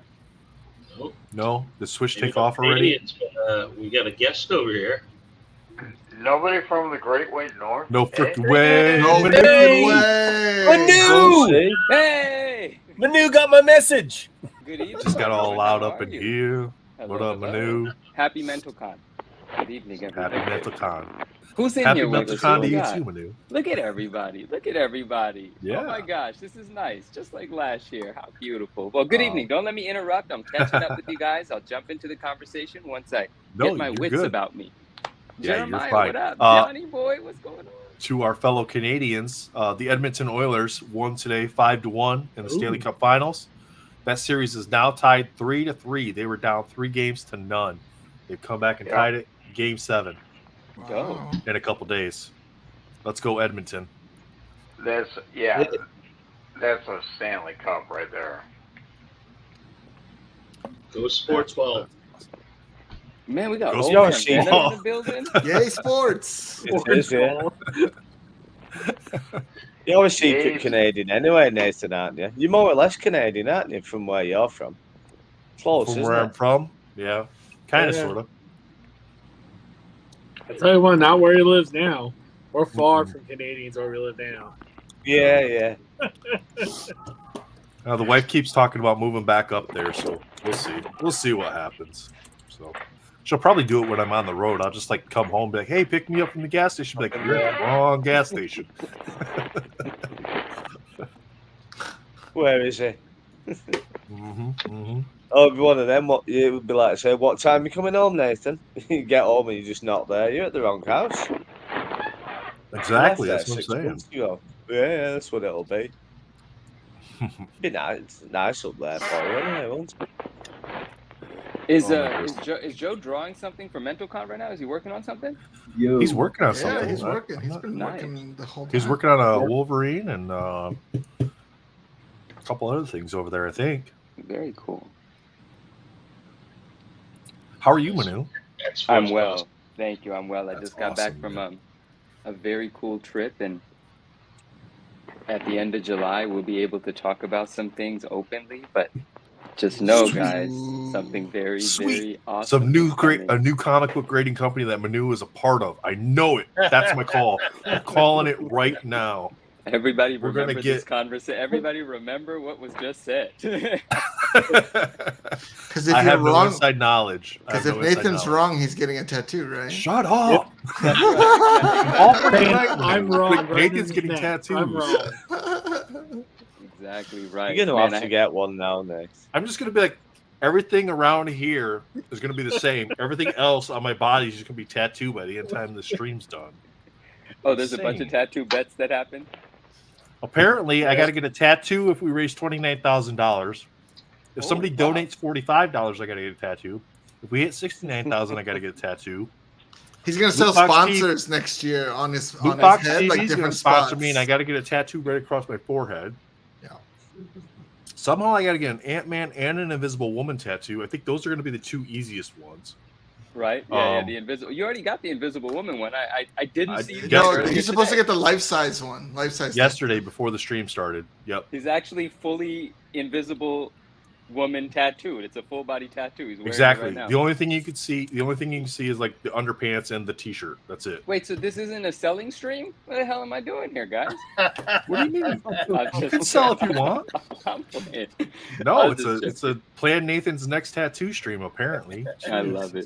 And he's gonna get the X from X-Men right on his head. It's gonna be like right here on top of his head. Awful. Just get one next year. I'll get one if you get one next year. How about that? For MentalCon 25. There you We'll go. dream something up. You get X23 and I'll have Domino. You guys keep it And up. I then won't the even be here next year. You're gonna drive me crazy. Are you gonna get the Professor X tattoo? Just the hand up here. Yeah, just Just get the hand like doing this. To me, my fuller. no, God, no. To me, my sketch cards. To me, Matt. I'm gonna have to go through my sketch cards now and see how many I have of that. Because How much money are we up to? Did we go through it? Oh, I'm gonna have a Yeah, I did I'm a gonna have a number. It's check. like almost I just 14. looked. Almost 14. yeah, Was about it? 13. Oh, shit. 13. 11.5 and Hopefully by about 6 a.m. we'll Yeah. pass last year. 13.5. Yeah. That'd be amazing. To pass that gold number by morning. Yeah. Well, Right. Oh man, Venom, Joe, you see this thing get claimed on Elite today? Someone listed it for $350. It went pretty fast, but what a deal on that. 9.8. Oh, for $350, yeah, that's a steal. That's a steal. I'm pretty sure I sold a 9.6 for $350 at one point. Nah, I've kind of been out of the comic collecting game, man. I don't blame you, but what is the reason for your vacation from comic collecting right now? Being a dad. Oh, okay. Well, that's a better reason than what I was assuming. So that's a good one. What did you think it was going to And be? what were you assuming, Manu? Comic collecting is just a bit of a shit show right now, and the grading companies aren't doing us any favors. So there's a lot of reason to just avoid until things kind of make sense again. Just And that makes sense. it's going to make sense in the near future with Manu. Well, yeah, Yes. there's gonna be Next something month. that's going to Next month. Yeah, it's Stay gonna tuned. help July. things out. It's gonna Ooh. help things out. Is this going to be the launch of the 9.9 Newsstand YouTube channel? Wouldn't that be something? One day, right? What the heck? Ooh, man. One day. I'm just having trouble committing to that because it's a commitment, and I don't want to just lie to myself. Well, and it's a lot to not do take on anything. too, right? Because Yeah. you're already doing so much on the Instagram side, plus you've got your business side, the stuff that you're running in the background that people Yeah. don't see on a daily basis. Yeah. To then try to go, I'm going to create content on YouTube too. Yeah. I And mean, we're not truthfully- all Justin, so Yeah, like come on, like I don't actually know anyone that works as hard or is as productive and efficient as Justin, right? Like for instance, he didn't know where he doesn't know what the trip was, but just anyway, he knows when I travel.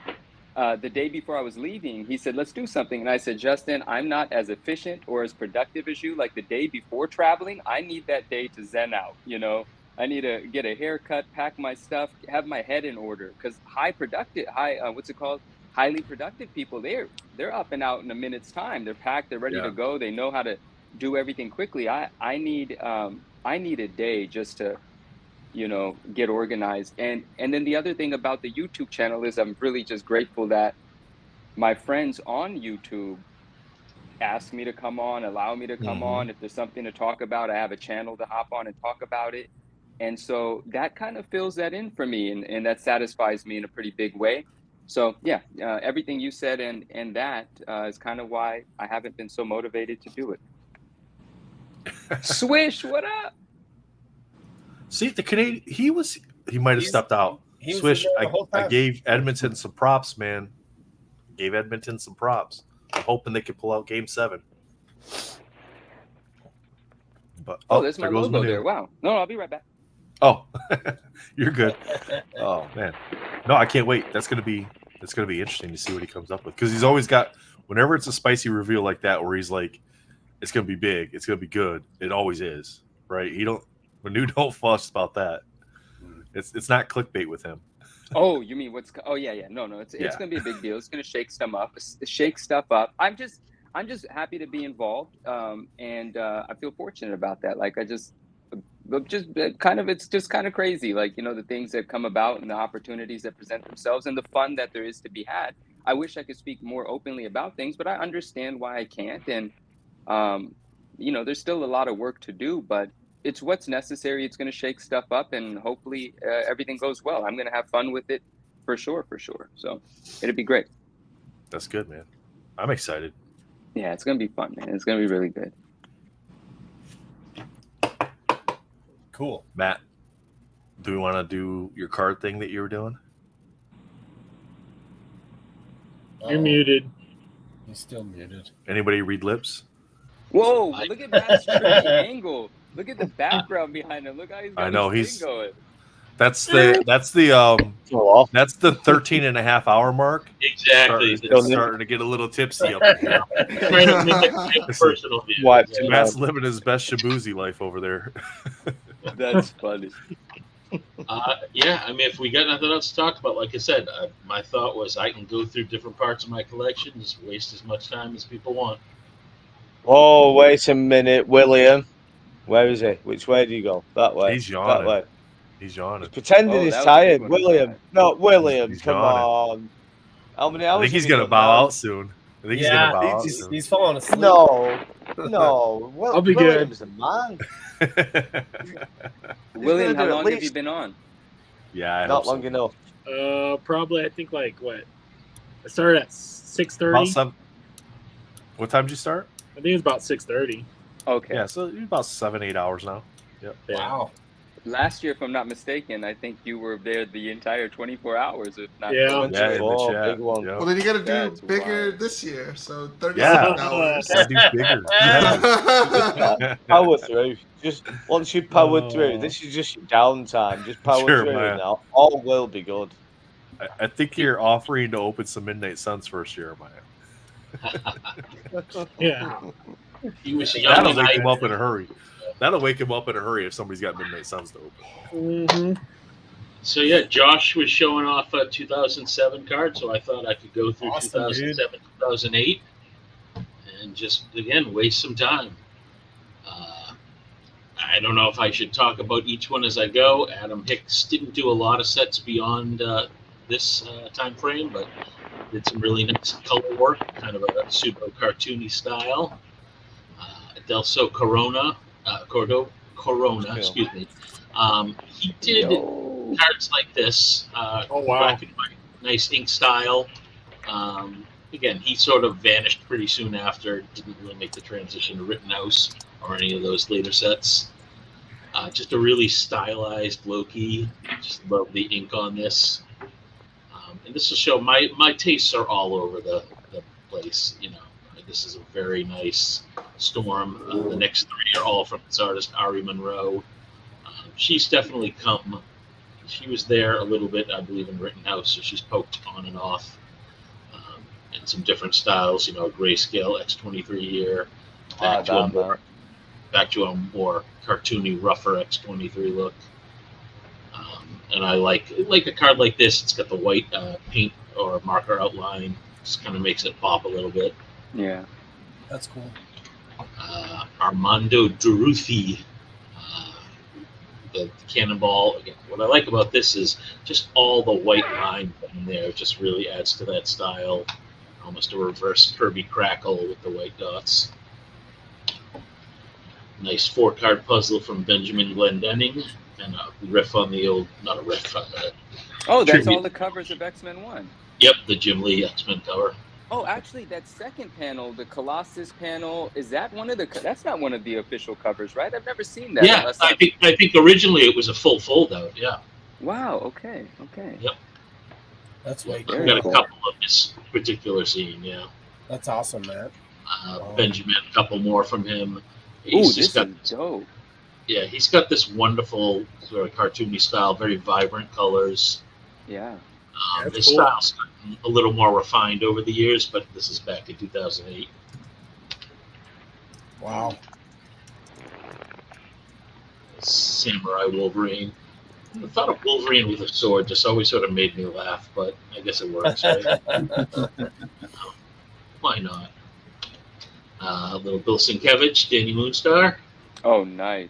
Oh, Can nice. argue that. This one's an aftermarket, but still. That is a piece of art. Not That gonna one. say no to that. Billy Martin. So this is I like this for the interesting style, but more for who this guy is. So Billy Martin, not only an artist, but he's the lead guitarist for the band Good Charlotte. So I always find it interesting when you find these artists who do other things, where artists is just sort of their side gig. And, That's really cool, there. yeah, but interesting sort of backstory there. Bob Budiansky, sort of a big guy in the history of Marvel and Marvel cards. He's had his hand in a lot of sets over the years. So interesting to get a sketch card from him. Nothing crazy about this. Brian Shearer, he's been a workhorse on these sets. Some nice color. A little more of a vibrant Storm from him. Again, I love when they add the background colors like that, the speckle white. Buddy Prince, just a scary looking gang. Scarlet Witch, yeah, he's a little rough when it comes to some of the styles. Butch Mappa, just super clean inks. He's an artist I've collected hard over the years. He's probably one of my top 5 in terms of number of cards I have from him. Nightmare here. And then the Runaways. Talk about a deep cut. Marvel has always in sketch cards tried to make the Runaways happen, and I don't think it's really ever taken off.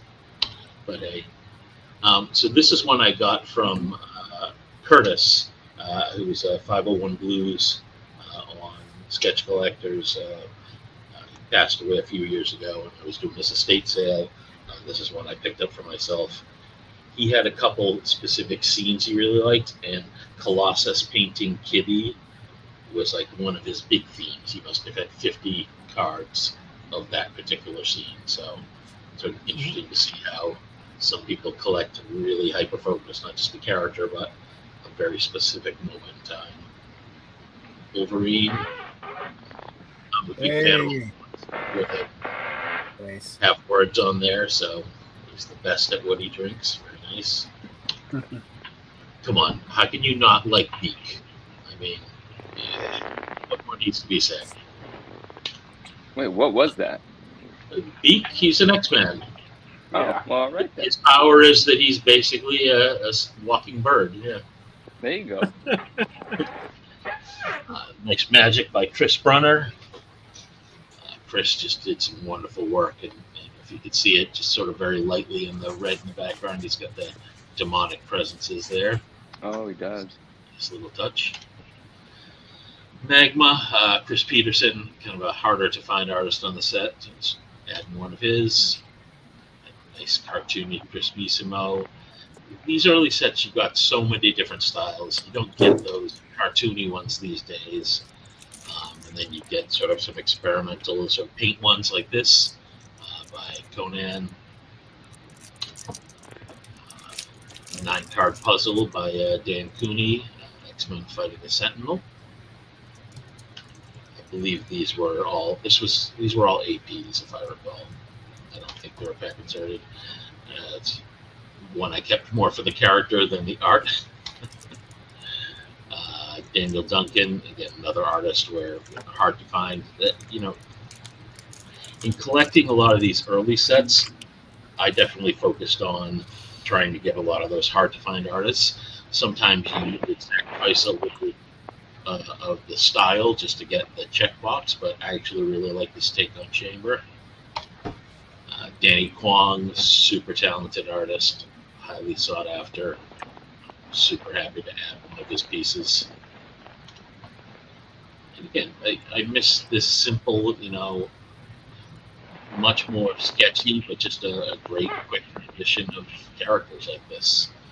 I think going to all color has been nice, but you lose out on some really clean, simple sketches like that. Nice 3-card puzzle by Dapper Dan Schoening. Dapper Dan. Yeah, got a few from him. He's just got this nice style. A few of his, I don't have any of them, but he actually did some with glow-in-the-dark ink. So those were always a nice treat if you could find them. And nothing crazy, but it's a fun style. I guess I have a few of his. He does have a fun style. It's pretty cool. Yeah. Dave Strong. I mean, how can you pass up on a character named Mr. Sensitive? Danny Moonstar by David Mack. Super prolific comic artist. Yep. Love that one. Got that at, I actually got that at Heroes Con 2 years ago. And what more needs to be said? It's Duke. Come on. Hey. Oh, Slimer. Yeah. There you go. You know what? This may have been one I got in a Christmas swap. So that's a keeper. That's a Basquiat. This guy, his name is Doodle Stan, is the name he goes by, and you can sort of see why with the style. But again, nothing over the top, but just sort of simple and fun. Emily Warren as well. I think these are all done in. I think she did these in ballpoint pen, if I'm not mistaken. And again, this is back when sketches were just that, sketches. And this was, I mean, there were some that were a lot rougher than that. Some people sort of did halfway. They did, cartoony, but filled it in a little with color, but not over the top. Domino for you, Nathan. Alicia Cano. Nice. Enjoyed her style. Again, bright colors, nice paint mixed in there. Gary D. Colossus. I like this with the color, but then the pencil background. That's actually one you don't see very often. Look at that. No hand on the head. It's kind of a boring car. You know, it could just look like, some your insurance salesman gets there. George Davis, he's been around forever. Spider Guy, this is Guile Sharp. two guys named Guile, different one. Nice little Electro, again, very fine ink style. Talking more than I've talked in like weeks. A little Sentry, nose is optional. Hamilton Klein, I knew him from the Lord of the Rings side. If you look closely, I think you'll see the anatomy's a little off there, but we'll just move along. Yo, that is hilarious. Look at 80 mode, really nice Nightcrawler. Henry Lau was a very rare artist on these sets, so tracking him down was definitely a pain for a lot of collectors. Irma Ahmed is, again, another one who was around probably up until about 2020. I haven't seen any of her work since then on sets, but nice Lalandra there. This guy, Ive, has got this sort of very cartoony style. This makes me think I might have a chance in sketch cards. But it's also simple, but there's something about it that's just fun, you know? And this one, just the color with the spatter effect, I absolutely love it. It's got something. It's got something. Yeah. That's nice. This one, you know, it's one of those that, honestly, I think when I bought this, I'm not going to lie, I think they actually stretched the image out a little bit, so the heads didn't look quite so narrow. But still, Jake Miner has been a great, prolific artist over the years. Jason Reeves, just loved the sort of effect on the cannonball. But he's another one, similar to Professor X with this. He's always sort of with the one fist up when he's flying. That's sort of his cliche. Nice chibi Jeff Victor here. We'll just keep cranking through. I mean, if anybody's got any questions, comments, side stories, I'm not a fan of hearing myself talk, so please jump in. Jeff Wamister did some really cool art styles. Matt, you happen to be one of my favorite people to hear talk, if I'm being honest. Oh, all right. Well, thanks. You're welcome. I really like this Portrait of Storm, just the way it fades into the white there. Really cool. And Jeff, I believe, at some point he numbered his cards, but not all of them. Because this was 07, that's right. It was on the 08, which is the green background. There you go. Jeremy Treese, super stylized artist. I really enjoy it. It's one of those styles that you're either going to like his angular style or you're going to hate it. I just happen to like it. As you'll see, I've got a few of his. And again, with the style, like, okay, you know, sort of nubby fingers there, but it's just part of the whole package. Yeah, it's not done by mistake. No. It's definitely his style, and it's consistently been his style. So, you know. Gambit, Holocaust. They renamed him now, didn't they? He's no longer Holocaust. I can't remember what he is. Kitty Pryde, Multiple Man. Gotta have a Spidey in there. I like this one. This was actually another one from Curtis. 2-card puzzle from Jim Kyle. Nice little New Mutants team. Jeremy McWicked. What an awesome name. Oh, Jimmy McWicked, sorry. I don't know if it's his real name, but if my last name was McWicked, I'd be thrilled. Joe Mulvey. Really nice ink style. Gives better. I just love the crazy one-eyed, crazy eye look at Craven there. In fact, wasn't the movie supposed to come out for Craven? Did they bench that movie, or is it still coming? I think it comes out like in October. I think. Okay. I don't know. I mean, after Madam Web, who knows, right? Who knows? Yeah. They might just shove them all in a vault and forget about them for 20 years. That thing popped up on Netflix, and I actually watched it. Like, out of all the Marvel movies to choose to watch, I watched it. I mean, you know, to eat it over a couple of breaks, it was fine. It was whatever. It definitely felt like a movie that they just rushed out. Like, the CGI was wacky. The shots were intentionally designed so that they didn't have to put much effort into, like, making it look good. Like, it seemed like something went wrong during the production of that film. Like, they just rushed it out with what budget they had left. It did not feel Like something was off. I don't know. Now, did you just say you did it over multiple sittings?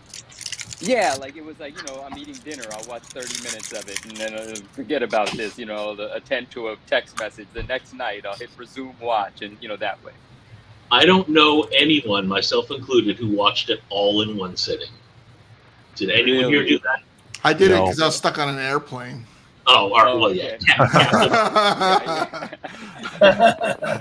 But it did help me go to sleep. Hey, Joe Picar's. Oh, gosh, no, go ahead. Yeah, I got a quick question. Sure. Well, Matt's going through his stuff, his cards, which is going to be it's going to take forever, right? How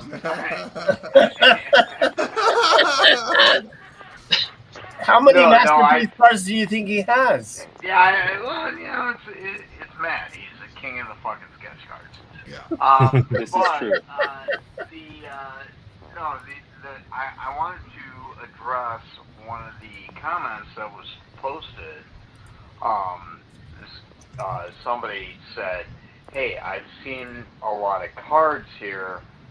What's your guys' favorite comic?" And I think that all right, let's get in it, right? Yeah. And the question I have to whoever posted the comment was, do you mean favorite comic of all time, or what series you follow, or what are we talking about? Because I mean, if you turn around and say favorite comic, it's like, oh well, it could be Watchmen, kind of thing, But don't get me wrong, Matt, keep clicking. But I mean, it could be a good little conversation piece here. Well, start it off. What's your favorite? Oh, I guess you wanted clarity from Donnie Boy about what he's asked. Favorite storyline, favorite run, or favorite specific book? Donnie Boy, what was the question specifically? It's on the screen.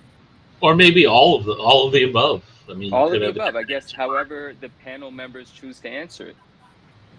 Yeah, I mean, and again, you can kind of like, my favorite comic of all time is this, or what I'm reading now, which I'm really getting into. I don't know. No, that's a good stopping point. I think this is a great subject. Oh, what a beautiful! Wow. We go. Oh no! Is holding up. Don't blame me for interrupting Matt. No, believe me, I don't like hearing myself talk, so this is a good excuse.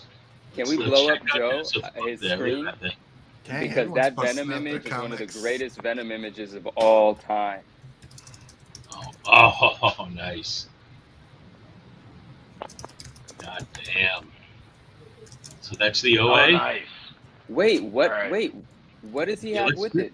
Let's do this. Let's make you big. There we go. This is a recreation of this. This is digital. This is a recreation. Wow. But this is my all-time favorite cover. Great Plus, choice, first man. appearance of Anti-Venom, good storyline. But Adi Granoff is like one of my biggest inspirations. I traded one of my original art for a Department of Truth, one of the covers I did for this. Wow. I will die with it. I will be buried with this. Wow.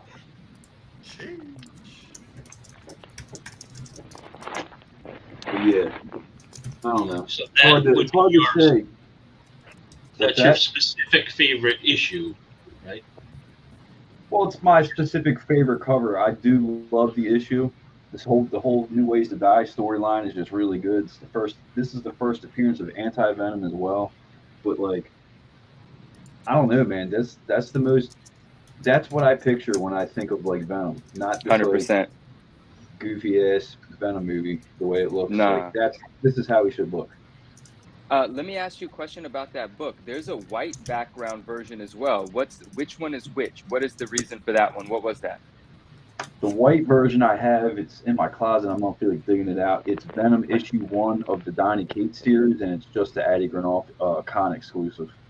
Oh, it's not even the same book. It's not a variant cover. It's not a different version of this specific book. They reused the cover in a different iteration for a different story. Yep. Got it. So- I had to get it. Yeah, So- no, it's dope so- looking. Yeah. So my question is that your favorite book because of the art, or is it because of the The story, or The art, the story.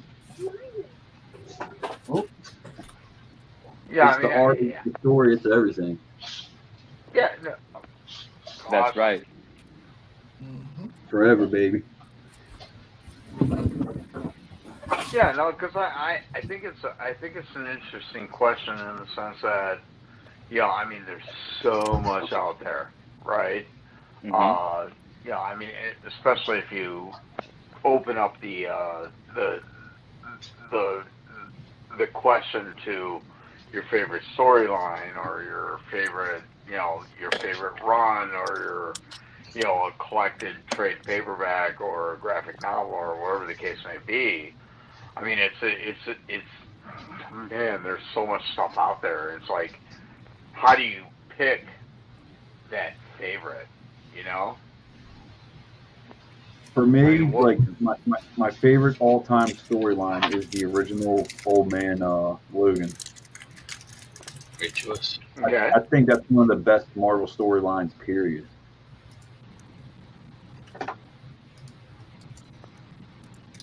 But that's just me. Yeah, no, I mean, Why am I still full screen? Why is it not Jake full screen? Because we love you. Whoa, Put Jake full screen. I want to see Because Jake. you're in the one spot. You're in the Stop one it, spot. Joe. So- Stop it, Joe. Yeah, I'm going the Crow, greatest of all time for me, personally. Oh, nice. But not the later ones. I don't like the later ones. I just like the original. The original comics were good. The later ones I couldn't get into when I tried it. And I like the original Brandon Lee movie as well. Yeah. And that's how I found the James O'Barr, because of watching the movie. I didn't know who he was before I watched the movie. I don't want to watch the new one though. That looks shit. That looks terrible. Yeah. I don't know what to think about But that. the old man Logan story is a really cool story as well. And when you got I Red mean- Skull there, you got Captain America with the shirt and that, and he's got all his trophies and that's really cool. And it's like Marvel was just on a whole different level, man. It was like so visceral and Yeah. violent. Like the Hulk and his whole like The Hulk family were like family's- cannibal. They're a bunch of cannibals and like Yeah, it's all brilliant. kinds of crazy stuff going on. Marvel was wild back then. I kind of wish it was still like that.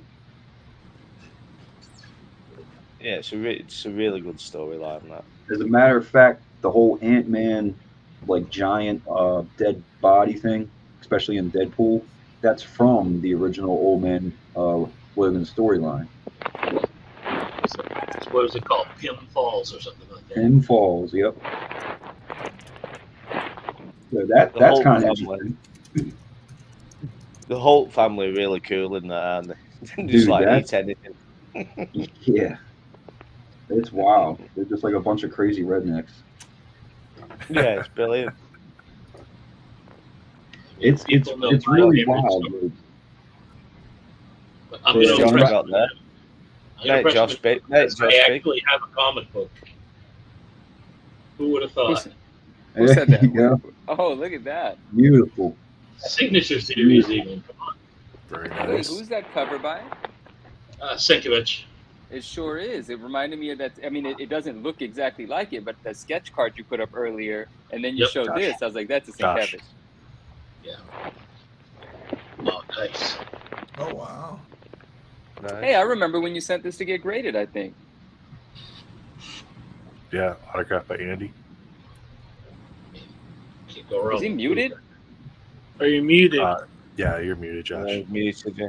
Sorry about that. That's okay. So yeah, I did send this in. This was my childhood copy that I bought Nice. right off the rack, the newsstand. Oh Right. wow. Nice one. So it's definitely one of my favorite comic books of all time. Wait a second. You said you bought that off the rack at the newsstand, but that's a direct edition. What? Yes. So you bought it at a comic book store, I'm assuming? Oh yeah. Sorry. Okay, just important clarification. That's all. Fair. You know, not to keep going. He's not trying to sell it, man. I'm not. I'm sorry. Not for sale. Back off. I'm just kidding. So, Daniel Dunn actually pressed that comic for me. Dude, God bless Daniel Dunn. He actually said it Gotta was be a going to tricky be. thing to do with the hologram on there. So you gotta Yeah, be he careful. said it was actually going to be like a lower than a 9, and I got that. And then this is the version. There it is. I was about to ask nice. if you had There you that. go. Also signed. So That looks like a newsstand. So That is the newsstand. that is the That's newsstand. the newsstand. That is right. Yeah. Let's go. sorry, I was kind of confused with both of them because I knew one of them was. So I'm not an expert at comics, guys. Come on. So there. Just check the barcode, Josh. You'll see the barcode. Look, the smaller barcode is your newsstand.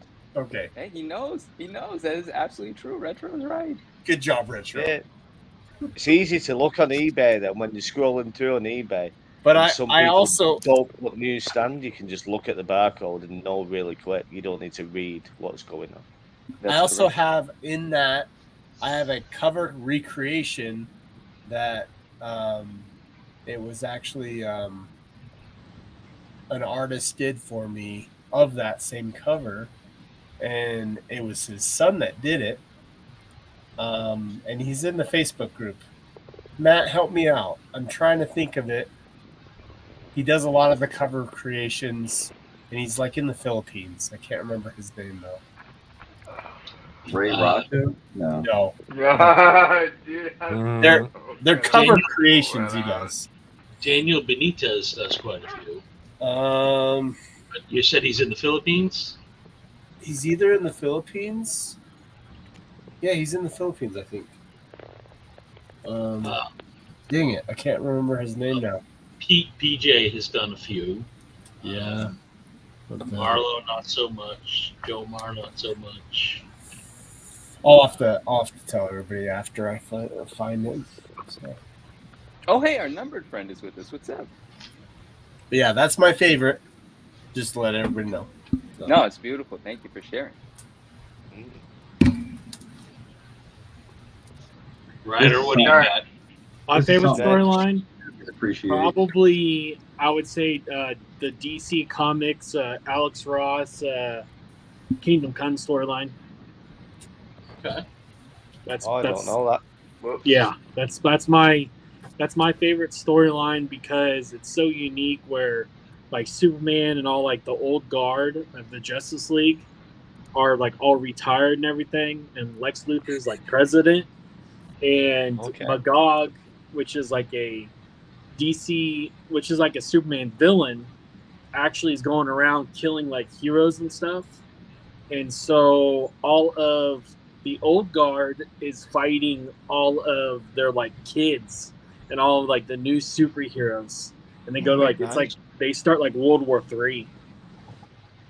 So Sounds good. I missed the first part. You're talking Kingdom Come? Is that what you're talking about? Yeah, DC Comics Kingdom Come storyline. Oh yeah. Yeah, and it has Yeah, no, Mark Waid was the writer, and then Alex Ross is the artist. It's from like '96 or something like that. Yeah, it's a solid piece. Yeah. Solid piece of work. Who's next? Who's next? Who hasn't chosen? Did you say yours, Matt? Did you tell us? Me? Yeah. And you know what? Oh, I didn't know whether he was just showing us the cover or whether that was your favourite comic storyline or whichever. Oh yeah, no, the Demon Bear saga, 100% my favorite story. Hit it Really? right at the right time. I was 13 at the time. It just clicked between the story and the art. You know what? I gotta go. You know what? There's so many, right? I mean, there's so many classic storylines and artists and writers, and my thing has always been like I remember as a kid pulling a comic book from a spinner rack in a convenience store, and I read this, and I was blown away because it was not like your typical comic. It wasn't like a comic that was written for a kid, right? And it was this issue of Daredevil. I believe the title of the comic or of the story was Russian Roulette, and it was literally Daredevil playing Russian roulette with Bullseye when he was paralyzed in a hospital bed. But it was all like flashback stories in the book, and I'm like, and it goes through all these stories, and it's like, and then it comes back to present day, click, whatever. When it's all said and done, the gun was unloaded. And I was like, dude, this is some pretty intense storytelling. Had no idea, who wrote it, who drew it, nothing, right? Years later in high school, I get a friend of mine who's like, hey man, you're into comics? And I was like, yeah, I like comics. And he loaned me a graphic novel of Dark Knight Returns. And I go, man, this shit's off the hook. And then he goes, oh, well, if you like that, you should check this out. And then it was Electro Assassin.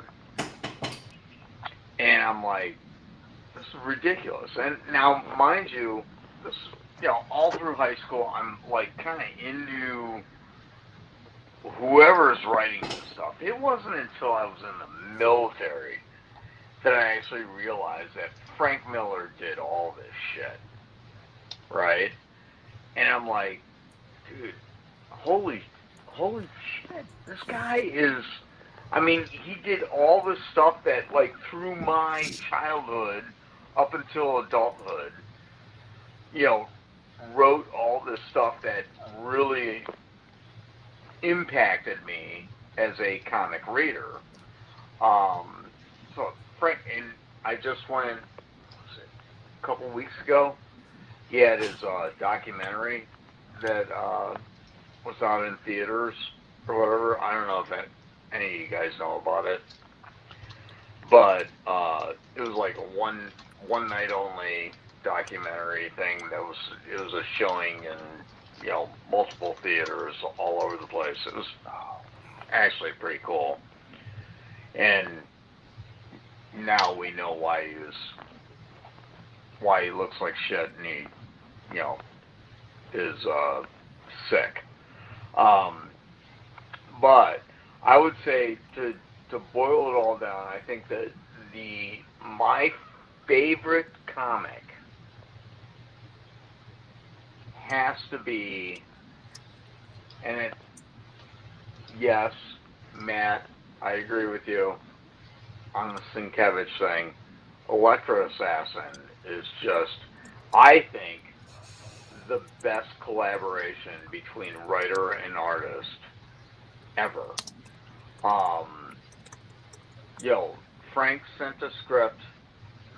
Bill did whatever Bill does, which is goes off script, and then Frank comes back in and tightens it up.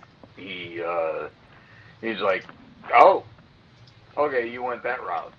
Okay, I'll rewrite it, kind of thing. I think it's just a genius collaboration in comic book production.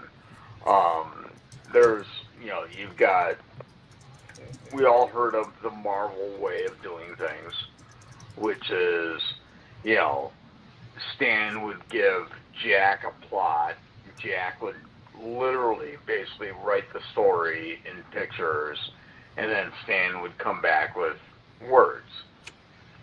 It was almost an evolution of that with Frank and Bill, in the sense that he sent Bill a full script, and Bill just went off and did his thing, you know, in the vein of the script, and then Frank would have to come back and, you know, basically rewrite the script and rewrite the book based on Bill's artwork. And I think it's a genius piece of work, in the sense that, you know, yeah, you get the vibe of like Frank, but you definitely get the vibe of Bill. Just, I think I honestly think that it's Sienkiewicz's masterpiece, artistically speaking. But, you know, I may be partial because of the character thing, but it's a ridiculous piece of work. Absolutely. I think we're going to do a giveaway now. Right, Nathan? Gonna do a giveaway. I'm getting ready. My shift ended 2 hours ago, but I'm gonna head out, get some rest, then I'll be back around noon. I'll actually be back about 8 o'clock to start and stop the next stream on the private channel, so that way it keeps everything so we don't lose any of the content. And then I'll be back on camera around noon tomorrow. So, but we're gonna do a giveaway. This was donated by Retroverse through Matt Fuller. He won this as one of the wheel spins on the trade sale stream that they do. Oh, sorry. Come on, camera guy. The hand's getting up there. In honor of Matt, no hand in the head, Professor X. It's halfway there. This is from 2016 Masterpieces, Professor X card after the 1992 Marvel Masterpieces. And Matt, who was the artist on this one again? Artist J.D. Hill. J.D. Hill. So James we're Hill. going to give that sketch away. 2016 Masterpieces Professor X sketch after the 1992. So get your hashtag sketch in there. We'll run that. Let that go for a little bit while we chit chat, and then we'll do a drawing on that. We only got 23 in here, so for the 23 that are here overnight, thank you. Thank you for hanging out with us overnight. Yep. Nice. Yep. Appreciate that. Manu, what you laughing about, man? Oh, nothing. Wait, did you just Nothing. say you're leaving? Wait, where are we all going? Do we all No. leave and come back? No. You have to. No, You have you to have to stay, stay Manu. You're- until you're- I come back. I'm That was here. good. I'm Yeah. He passed the torch to you, I'm the Manu. night So you shift. gotta stay until Yep. he gets back. It's all Exactly, good. I don't yeah. know how to work anything, but I'm here, man. Hey, it's okay. You can't screw it up. I promise. There's nothing All right, you can great. do that can screw this up. Wow, that's the only thing in life that is true for. Then that's good. Now, the problem is oh, he left. Sean You can't Couch, leave. what Here we up?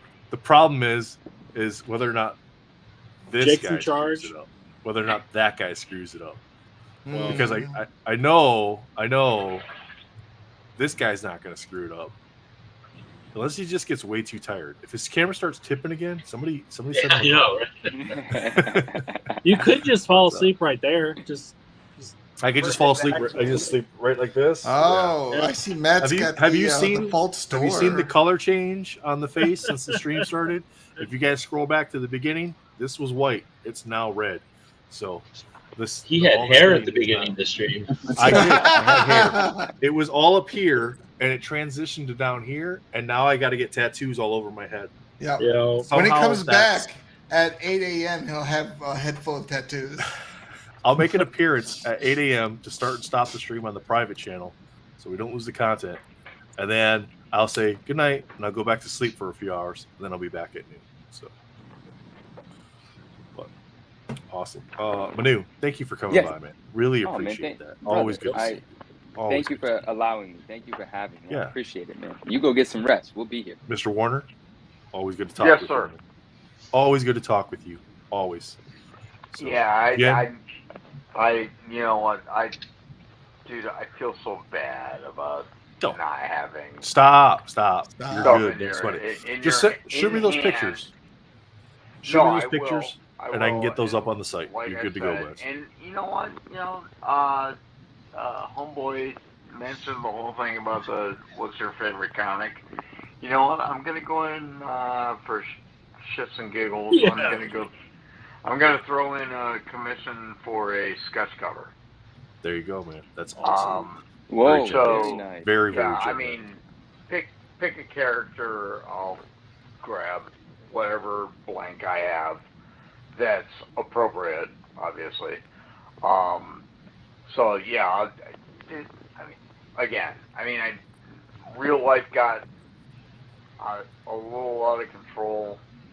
So, I kind of feel like I need to, step up for you guys. So. Nobody in this world should ever apologize for real life stuff happening.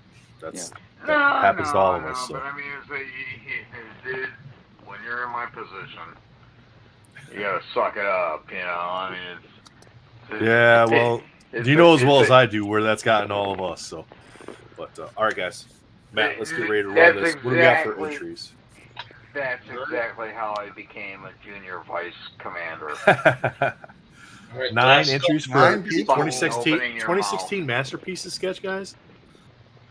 Is that all we got watching? And there's only there's 27 people that have their streams open, but only 9 of them are watching. The rest are sleeping. Oh, Well, eight That might- of them are in this chat group here, so yeah. Yeah. Yeah, you know what the sad thing is that I absolutely have to log off just because my everything's streaming straight to my hearing aids. Oh yeah. So it's Good like, yeah, Lord. dude, I gotta cut out, man. Yeah, no worries, I no worries, man. can't just hit the rack and be like, let it ride. Get it. That'll happen. Vintage Lord, reach out to me on Instagram, True Blue Collectibles. Get me your shipping information, and I'll make sure I get this out to you on Monday when I ship all the other stuff off. Sweet. All right, Nathan, So, thank thanks, you. guys. Yes, Yeah, absolutely. Too. Jen, thanks for opening stuff. Yeah, no problem. Joseph, All right, thanks for Jason. being here. Drawn, Bye, appreciate you. guys. Josh, thanks for stopping by. William, see you. Matt, Jake, you guys got this. Jake, don't I touch don't- buttons other than I the don't think post I'm gonna button. be Yeah. here when you get back. I don't know if I'll be here. I don't know Hey, if I'll that's be okay, there. man. I'll see you Wait a guys minute. tomorrow. Is everybody Did I feeling? just hear then? You don't know if you're going to be here. No, I'm Come I'm on. leaving. I'm leaving. Everybody else, It's okay. you guys can stay. I'll take care of it. You know what I'm like with technology. I'm a wizard. He's a wizard. Keep his hands off of stuff, Matt. If he starts pressing buttons, tell him to go get Harrison. He'll sort it for you. So, it's going to be a question All of right. who boots who first. right? Good night, Yeah, mate. no doubt. I'm going to come back. I'm going to come back tomorrow to stop the stream. It's already going to be stopped. Everybody's going to be It'll like, be we didn't know gone. what to do, so Deleted, we just left it. everything. We all all right, just guys. fucked I'll off. see you in a few hours. Bye, All right, man. guys. See you later. All Has right. he gone? Has he gone, Ooh, Matt? let's get there.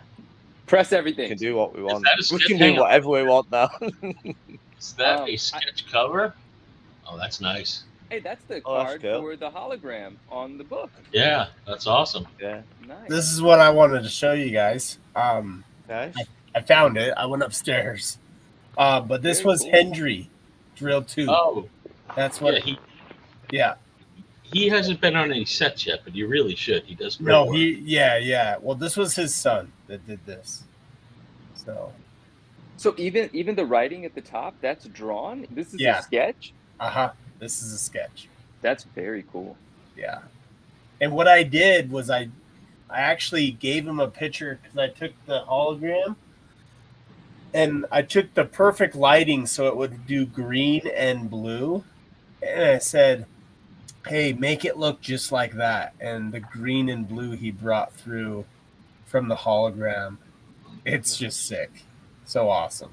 So, like, he Yeah, did that's crazy. everything I asked him to do, he did it. So, and guess how much this was? Like, this, he doesn't charge that much for these. $40 for this. Wow, That's okay, isn't pretty it? short money. Yeah, not anymore. Not anymore. Not He's no anymore. longer accepting No, $40. This Yeah. was a long Now- time ago. This was a long time ago. This now he's like does these probably for a lot more. So Yeah, let's advocate for a lot more. No, $40? yeah, Come on, yeah. no. but I'm just stating that like there are artists that will do work and they will I mean, you don't have to pay $250 for a sketch. You can do it from some of these guys that have really awesome talent, like Hendry does. So, yeah. Gosh, you can't say that. That's like advocating child labour. No. Yeah, that's what I'm saying. Like, yeah, we you know, No. we should let's We can't say that. Yeah. Artists. Do you have any of his at all, Matt? I do not. It takes a lot for me to collect a personal sketch card. Oh, I really- see. Okay. That's Pretty all much all the ones I have been either gifts or from friends I bought. 100%. Cool. So I just want to show you guys that. So pretty cool. Oh, That's very nice, cool, thank man. you. I just want to talk to something that Sean Couch said here, just in a limited way that I can. He said, "Manu, how you feeling about the Flair set? Venom and Carnage are nice." And I watched some of the early box breaks, and I think the set is awesome. And I haven't had one physically with me or anything yet, and eventually I'm sure I'll pick a few of the cards to purchase, but like so many of those cards just look so good, make me feel good, because they do go back to the 90s sort of style, and they're pleasant surprises, like card after card, you see some things that you just aren't expecting. And the Venom by Todd Knock, it reminds me of 94 Marvel Universe and its colors and its animated sort of feel. It's not that 94 Marvel Universe was an animated set, but the cards from that set, they have like this style. And that Todd Knock, even RMS said the Venom Todd Knock reminds him of this Carnage card from 94 Marvel. And I agree with that. So I love that Todd Knock Venom. And then I was rather critical of the symbiote suit Spider-Man that I saw early on the promotional things with the sort of like flamey, different sort of background. And still that card, like I can appreciate elements of it, but it's not the symbiote suit Spidey card that I necessarily am in love with or want. So if that card makes it into my collection, great. If not, that's fine too. But then I saw the Venom that complements that symbiote suit Spidey, and that Venom also looks really great. And so that was awesome to see. And there are other characters in the set that look brilliant as well. But one of the things that Sean talked about, he said the Carnage are nice. And I'm wondering if there's more than one Carnage, because although I am enthusiastic about Carnage and I like Carnage, maybe once I see that card in person, I'll develop a different appreciation. But outside of my bias, like it's Carnage, so I'm going to like it. Like outside of that, I didn't necessarily find myself appreciating that Carnage that I saw from that set. And I think some of it might have to do with the fact that it's a little off-putting for me, maybe somewhat, to see Carnage with a tongue. Carnage without a tongue is the Carnage that I know, kind of just like a void for a mouth is essentially what Carnage has, and so that's an interesting take on Carnage, and I don't mind it per se, but it definitely didn't become a favorite of mine. And then it was one of the cards, one of the art that I saw, one of the pieces of art that I saw from the set that looked, from the limited views of it that I have had, looked overly digital. So those are some of my criticisms about the Carnage. It didn't land for me. The Venoms did. That Todd Knock Black Cat, that card looks awesome too, right? So I definitely appreciate that set, even though I haven't physically had it yet. I do like it. Now you guys are going a bit overboard, opening them every day 1,000 at a time, and I can't tune into all of it. Like it's great, but like now I want to pull back, not see them for a while, and then come back and be re-energized towards them, right? Because I could get numb to it, and I don't want that to happen, because eventually I do want to open my own box, and I don't want to be bored of it already. So I had to pull back a bit, admittedly, but I'll pop into the chat eventually soon. But I don't want to become jaded. I want it to still be a pleasant surprise when I open my own, and I've enjoyed what I've seen so far. Yeah. Probably... Sorry. No, I was just gonna say you'll probably want to just know that me and Michael will be opening Flair Ultra Wolverine for like a month. So. Oh yeah, okay. Yeah, so Flair's gonna get a break because that's entering the chat really soon now. Yeah. I'm sorry if I'm yelling, guys. I know I'm a little loud right now. I apologize. Yeah, so that's gonna break it up by default. That's gonna create a little bit of a separation. Man, they're really pumping out the sets, okay? And Justin made a good point on the video that he made about DC. Now I don't know if there's any validity to it, but when Justin's suspicions were that maybe they're pumping out all of this stuff because the license is coming to an end, I don't know much about it, but that seemed like a logical assumption. Like it's like, okay, I buy it if that's the case. That could be it. Sean said, "You've seen the purple Venom," and I know I've seen it. Now, can someone remind me what he means? Is that the purple variation of the Todd Knott card, or is there a different Venom? No, it's the purple variation. That's number 99. It's a Todd Knott. Oh yeah, card. I saw that. I saw that. There was a stream that I watched, and maybe it was on Josh's channel. I don't remember, but somebody pulled Brittany two of them. Oh no, Brittany Hans did. No. Hans pulled two of them. Oh, remember I was in the chat. I said, "Can I please see him?" Because you mentioned it, and I was like, "What? Let me see him." And then he brought him out, and those were very cool to see. But Brittany pulled one too, and she has one that's probably available if you want. Did she? I might have to holler at Brittany about that. Very cool. Very good. Very good. So, it's a dope card. So since I know Manu, you love symbiotes. I know. Yeah. Old Man Venom. I know you love the symbiotes. What was your guys' take on the Midnight Suns, the Carnage and the Venom? Can we make that screen a little larger? So I don't know that I've been able to see that Carnage or really check that out. So let me go ahead and check that out. Thank you for. Oh. All right, let's see this. And I'm just going to ask, who's the artist on that Carnage? Nicholas Gregory. He's the one that did Spider-Man as well. So in a moment, I'm gonna pull it up independently on my screen here. I'll just Google it and pull it up to look at it. But what I'm seeing here, I mean, that looks like artistic nightmare greatness. Like that looks dope as hell. So I'm gonna take a more focused look at that in a moment, and I'll tell you more about it as well. Can I see that Venom card? Yeah. Yeah, that has this very interesting vibe to me that I'm absolutely in love with. Like that's a very unique look on Venom, but like this, the old school horror vibe that this set delivered, like old Dracula movies and stuff. I love it, bro. They did an awesome job because I remember seeing this werewolf card from the set as well. Yeah. And it just nailed the feeling. It's like the dark side of Marvel. It's pretty I sweet. love it. Yeah. I'm a huge fan. I don't think I've ever seen that Carnage one, so I'm definitely going to look that up in a second. But yeah, that werewolf card is sick. I love it. And so is that Venom. Big fan. Big fan. I have it right here. Yeah. Dude, that's so good. Like that reminds me of the books that I used to read as a kid, with a bunch of little horror stories in it. They would find these amazing illustrators to make these visuals that just stick with you. This is one of those visuals that is so good. The colors, the darkness, the everything about it. It's fantastic. RMS says they are dark and dope cards from Midnight Suns. Yep, exactly. And Jeremiah says Carnage, yes, but it looks better in the green. So in the green, meaning what parts of the card become green? So I have one. Of course, I have one over here. I have a couple. Yeah, great. I love it. So the green is all this lettering, and then it's kind of like the tombstone kind of around it. And then the lettering of the Midnight Suns. All right, let me pull that. I'm gonna pull up that Carnage over here. So that they call that set 2023 Midnight Suns, right?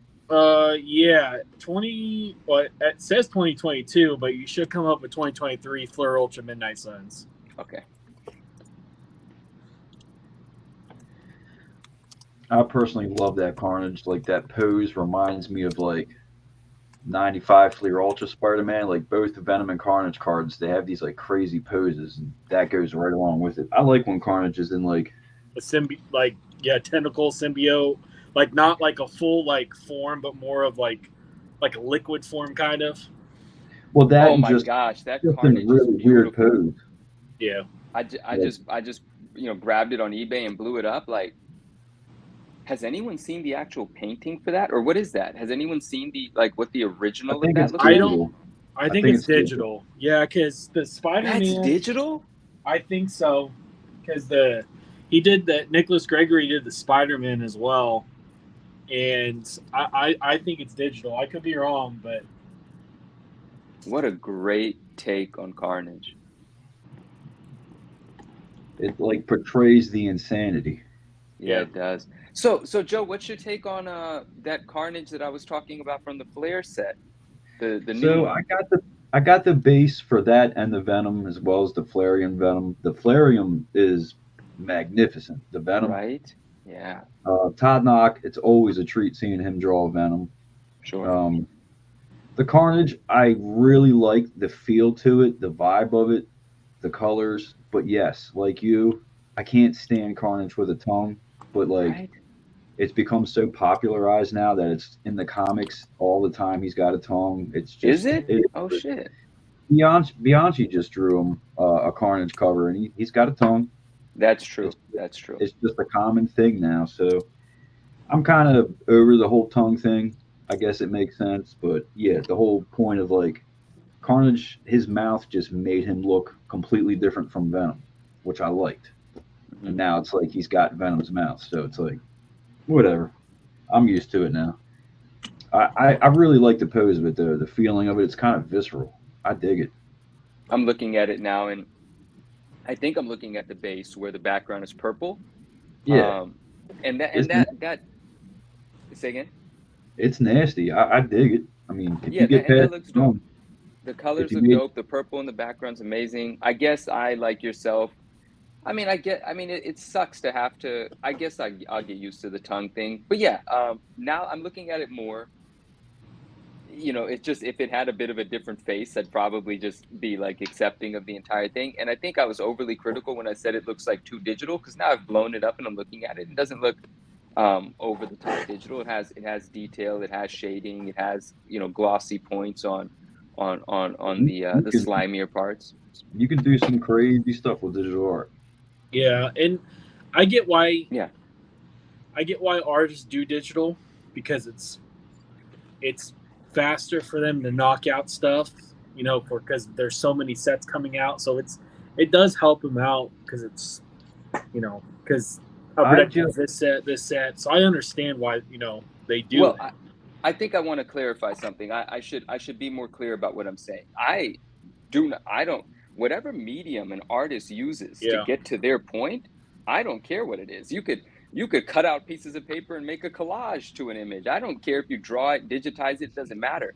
That's whatever the technique is for the artist to create their art. Ultimately, if you're going to appreciate the art, that it's to get to a point where someone appreciates the art, and I can appreciate any sort of art. So when I'm loosely just throwing out the reference digital, I'm basically trying to pick a word to say it's lacking detail. It has too much of this quickly done sort of methodology to it, or something like the older days of digital. Before digital meant it could look like anything. Like a moment ago, we saw a digital thing that I thought was a painting, right? So digital doesn't mean it has to look plastic and glossed over. But that's what I mean when I say digital. I mean like remember when the Flair set first came out in 1994? Flair, there were some cards that looked like they had no tonality to them, no depth to them. It was like, oh, that was just computer color. Let's press this button. Everything in this field got this color. That's what I mean. Like the lazy digital. These days, digital is not an insult. So I should probably pick a different word to use, because that's not what I mean. Yeah. Well, see, like the Ultra Shades for Midnight Suns. All of Meister stuff is digital, but it's amazing. You can make digital look like paint. You can watercolor. Yeah. Oh with yeah. digital. Oh yeah. Right. I mean, it's amazing. We lost Manu. There you go. Where am I? Am I here? Yeah, that's really cool. Yeah. Oh yeah. I just the last comic cover I did it digital, and it was so much easier. Number one, I could just take it to work with me and do it like during my lunch break or whatever. Yeah. And when I was done, I saved it to the exact size that they needed. I emailed it to them. Done. All the other covers I've done. Oh no, we lost Joe. Is that me? No. No, Joe just jumped. He just knocked off. Did you see the Carnage from the new premiere set, Manu? The Carnage from the premiere set. I'm pretty sure I've seen it. I don't have an visual of it in my mind. Let me wait. Did RMS set? No. Let me look at it. I think. Oh, that one. Yo, let me pull that up. Let me make a decision on that. Let me actually look Yeah. at that one. I haven't spent time with That one was the 25 of 25 Omega that I hooked up a Carnage collector with. Control stick. Ryan. Look at that thing. That Carnage was done really good. You said that's from Premiere. Yeah. Okay, here it is. Let's see. 2021 premiere. Oh, 2021. Wow, that was a minute ago, that one. Yeah. Unless it's called 2021 and It's just got released. 2021, but it came out in 2023. Yeah. Yeah. So you might have to put 2023. No, it's cool. I'm looking at it now. I found it. I mean, I'm into it. It looks like it'd be a video game character Carnage or something like that. Like Marvel vs. Capcom. Yeah, it looks like that. It looks like I would maybe see it on that. What was that game that everybody started playing for a little while? Marvel Snap? Was it Marvel Snap? Yeah. It looks like it would be Snap. Snap artwork or something like But that. You know, like, it's cool because he's got like the old school, like, symbiote axe. That he you did have. the axe hand. You remember how the action Yeah, figures used to yeah, come yeah. with the axe hand and everything? Yeah. Yeah, it's not bad. It's not bad. And yeah, it's not bad. It's not bad. But that Midnight Suns Carnage, Yeah, that's kind of special. It's deep. Yeah. Oh, Jake's starting to strip right now. So. Hello. No. Nathan's gone, so you gotta start stripping now. Anything can happen once he's left. No, I've been told to behave. He shouted at me for swearing, didn't he, Matt? The beginning of the stream, because I said fuck 3 times. I don't know what's going on. Like the stream started and you just said fuck, fuck, fuck. No, it wasn't as blatant as that, Manu. We were just chatting, and I was just on about last time when I was really drunk, when Ash was doing his cards, and all I said was fuck all the way through it, and he went, "Oh, don't say that. I'm going to get him for that later on. Just going to go on a full tirade for about 15 minutes. Every swear word I can think of is going to come out. Next giveaway, OnlyFans." So, Manu, what are you into recently? What a question. What have you been up to? I've been buying some things that mean very much to me that I haven't shared yet. So that's one thing. I've been making some very intentional decisions with what I'm pursuing. And there was one, I got to tell you, man, there was one experience that I had recently that I just felt like it was meant to be. The way that it worked out, the way that the piece came to me, even the fact that this thing got lost in the mail. It was a 2-day ship because they couldn't promise a 1 day from where it was coming from. So it was a 2-day ship, insured, but it got lost. And, we sweat it out for a day. We sweat it out for 2 days. And the gentleman that sold it to me and myself, we developed a very strong rapport through the course of this item being lost, because he was feeling how worried I was feeling how worried he was. And then obviously we spoke to the shipping company many times, USPS many times, and so on and so forth. And then one day, 9 days after being lost, I guess I could be wrong. I think it was about 9 days. So that might mean 11 days after being shipped, or maybe it was the 9th day after being shipped. Regardless, it was longer than anticipated waiting for this item. It showed up, and it showed up safe and sound. And opening it was a beautiful experience. Looking at it was an amazing experience.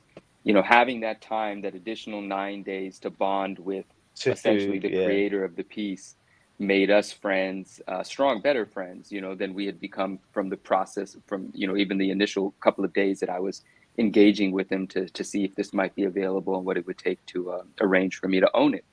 And so that was just a really beautiful experience. It's the first I guess I won't be so vague. It's my first piece of original art is what it was. And nice. And so, yeah, thank you. And so it was very Wonderful. special for me to acquire that. And yeah, I'm just enjoying having it, right? I'm enjoying looking at it and enjoying having it. It is something from my childhood, something very meaningful to me. And the way that it occurred to me, the night that it occurred to me that I might want to pursue this, I didn't know anything about it at that moment. I didn't even, know who the artist of it was. I didn't even know what it meant to, make an offer on a piece like this. And so my gears started to go, and I started to, reach out, if you will, and then everything just kind of worked out in a way that I couldn't have written in a better way, and essentially, like, I was just really happy with how it all happened. And so very recently, to answer your question, I did acquire my first piece of original art. I'm super happy that I did. I'm super happy with my choice. And that has also, and I've picked up a bunch of things that have that art on it, and I continue to, collect that as well. Then, yeah. So that's very cool to me as well. And, but that also had got me thinking about, because it's an obscure item. It's not something commonly spoken about. It's not something easily recognized by everyone, but certain people remember it when they see it. And it got me thinking about other items like that resonate with me, that create an emotional reaction for me, and what it would take to find it. Now, I've learned a few things about original art just by observing collectors of original art, or speaking to them. But I've never been in pursuit of any, or at least like not in any real way. And some of the things that I picked up along the ways, and some of the pieces of advice that were given to me, it's very fascinating, because I'm taking them to heart. And it's like, the things that I am after right now, I know that I can't actually tell people that I'm after them, or the people that might have them or might know where they are. I can't actually let them know that I'm after them, because you know how there's not that it will happen, but there's all sorts of things that can happen where someone might take advantage of the fact that I am actually eager to acquire. So I want my acquisitions to happen the way that this one did, on my own. And so I'm excited to see what else I always think as well that you don't even want that bad feeling about a person, even though you could be completely wrong. But we all know what human brains are like, and you tell maybe 3 or 4 people, then something disappears, and all of a sudden you start might find out, and then they might acquire it for whatever reason. But even outside of that element, which is a small part of it, it's just the pricing mechanism of it, right? If someone knows you have an interest in it, well, all of a sudden it's more expensive than it would have been if they were approaching you to sell it to you. And so and these are not inexpensive items, every $1,000 is $1,000. And it's very easy for someone to flippantly say, oh, I want 25 grand for this. But if there wasn't any interest, they might have taken 5 grand for it. Like, no exaggeration. So, I'm going to keep my mouth shut until those things are in my possession. I've got another question for you, Manu. So, I buy and sell a lot, as people know. I've always bought and sold a lot, from like PlayStation games from Thailand to satellite TV to cars to comics to toys to everything. Now, I buy emotionally, but I also look what other people are buying and what other people want to buy. So I have 2 aspects for it. So if I really, really want something for me, that's a huge emotional decision. But I can never get past the buyer inside me and the seller inside me. So are you the same with that? Can you not see past the buyer and seller inside you? Or if you get really emotionally attached, will you jump on things?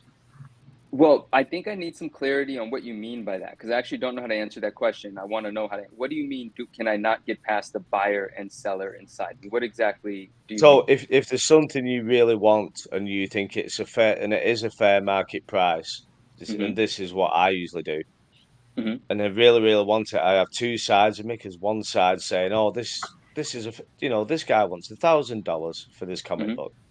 And I look and I think, $1,000 is really a fair price. I check what everything's gone for, but I still have that bit inside me that says, but I don't want to pay $1,000. Oh, okay. If I have to resell that comic, I want it for $700 or $600, because if I have to resell the comic, right?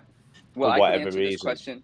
Yeah, and there's RMS is answering a great bit of it for me. He says there's always the seller side in Manu, and he knows me well. And so I'll answer this in a couple of ways, or I can answer in a couple of ways. But one thing that I'll say is, and of course, to a piece that it's impossible to figure out the price. It just has to be, when we're talking about original art, which I haven't often talked about, but I'm beginning to now. Obviously, that's a bit different, right? I can't say, oh, I Yeah. have equity in this piece because I don't know that I have equity in this piece. No, you I don't. know Never. how No. much I was okay paying for the piece, and I know how much it costs to make that person okay with releasing the piece. And that's a very personal communication between those two individuals, right? I have no idea what tomorrow's value is or what someone else might pay. So I can't, No, there's never. no price history, there's none of that, right? So I don't know if I have equity in the piece. So aside from that, one-off stuff, when we're talking about the rarities that I love, cards, comic books, wizard magazines, for my personal collection, there's no time that I am not completely aware of how much that thing cost me or how much I might be able to get out of it for. And I almost 100% of the time, not because it's not always true, but almost all of the time, I insist on not allowing something to remain with me unless I have massive equity in it. And the ways that I do that is one of my favorite ways, many people know, is I like to grade from raw. So I pursue the coolest things in the world to me, but I try to find them as unrealized treasure. And then the equity is injected in them by having them encapsulated in the grade that I believe them to be. Now, that's weird, right? Because I have a lot of criticisms about third-party grading, but there are also a lot of great things about third-party grading. And in the example that I'll give is most recently, I did grade a Malibu Sun 13 9.8 Error Edition. Now, I'll say some number stuff here, and I know it's a bit obnoxious, but it is what it is. One of the reasons that I love that book is because it's extremely rare. It is one of the most difficult Spawn books that exist, and it's extremely valuable. Like, it's somewhere around 20K. We don't know. Somewhere around there, right? A signed one just sold for $25,000 privately. A signed one, which there's only two signed ones. The other signed one sold on Heritage for $21,000 a few years back. And that one is now available as a minimum offer of $32,000. And there are 3 blue labels, which just put the most recent 9.8 on that, of those 3 on the census.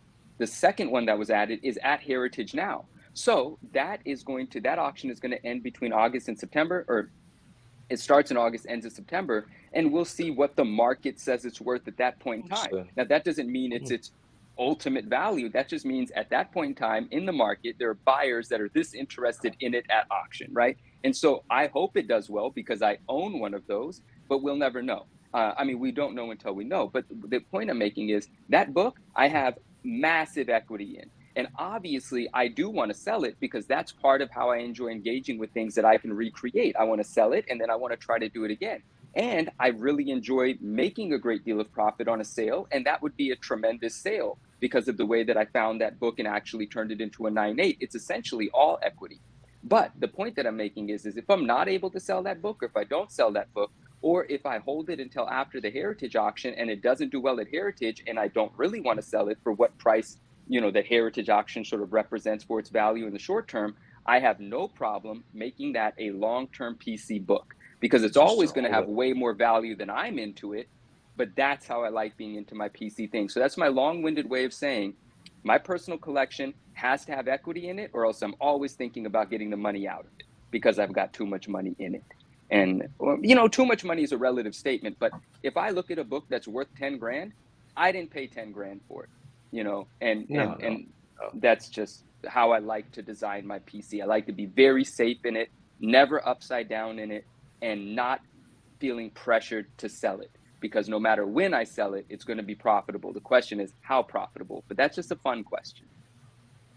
And the next question, are you like me where everything is for sale? The only things I don't have for sale are gifts, what people have given me.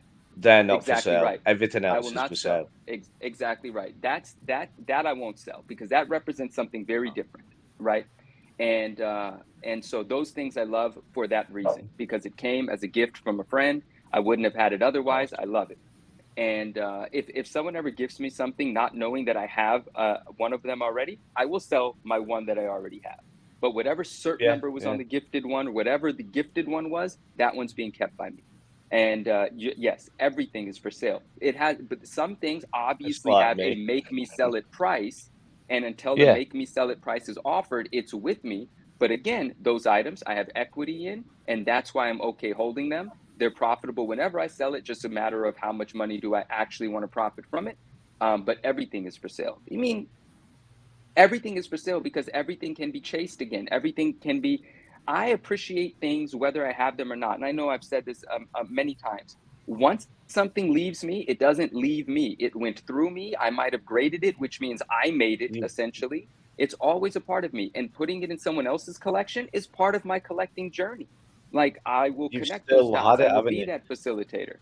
Huh? You still own the piece. You've still enjoyed the piece.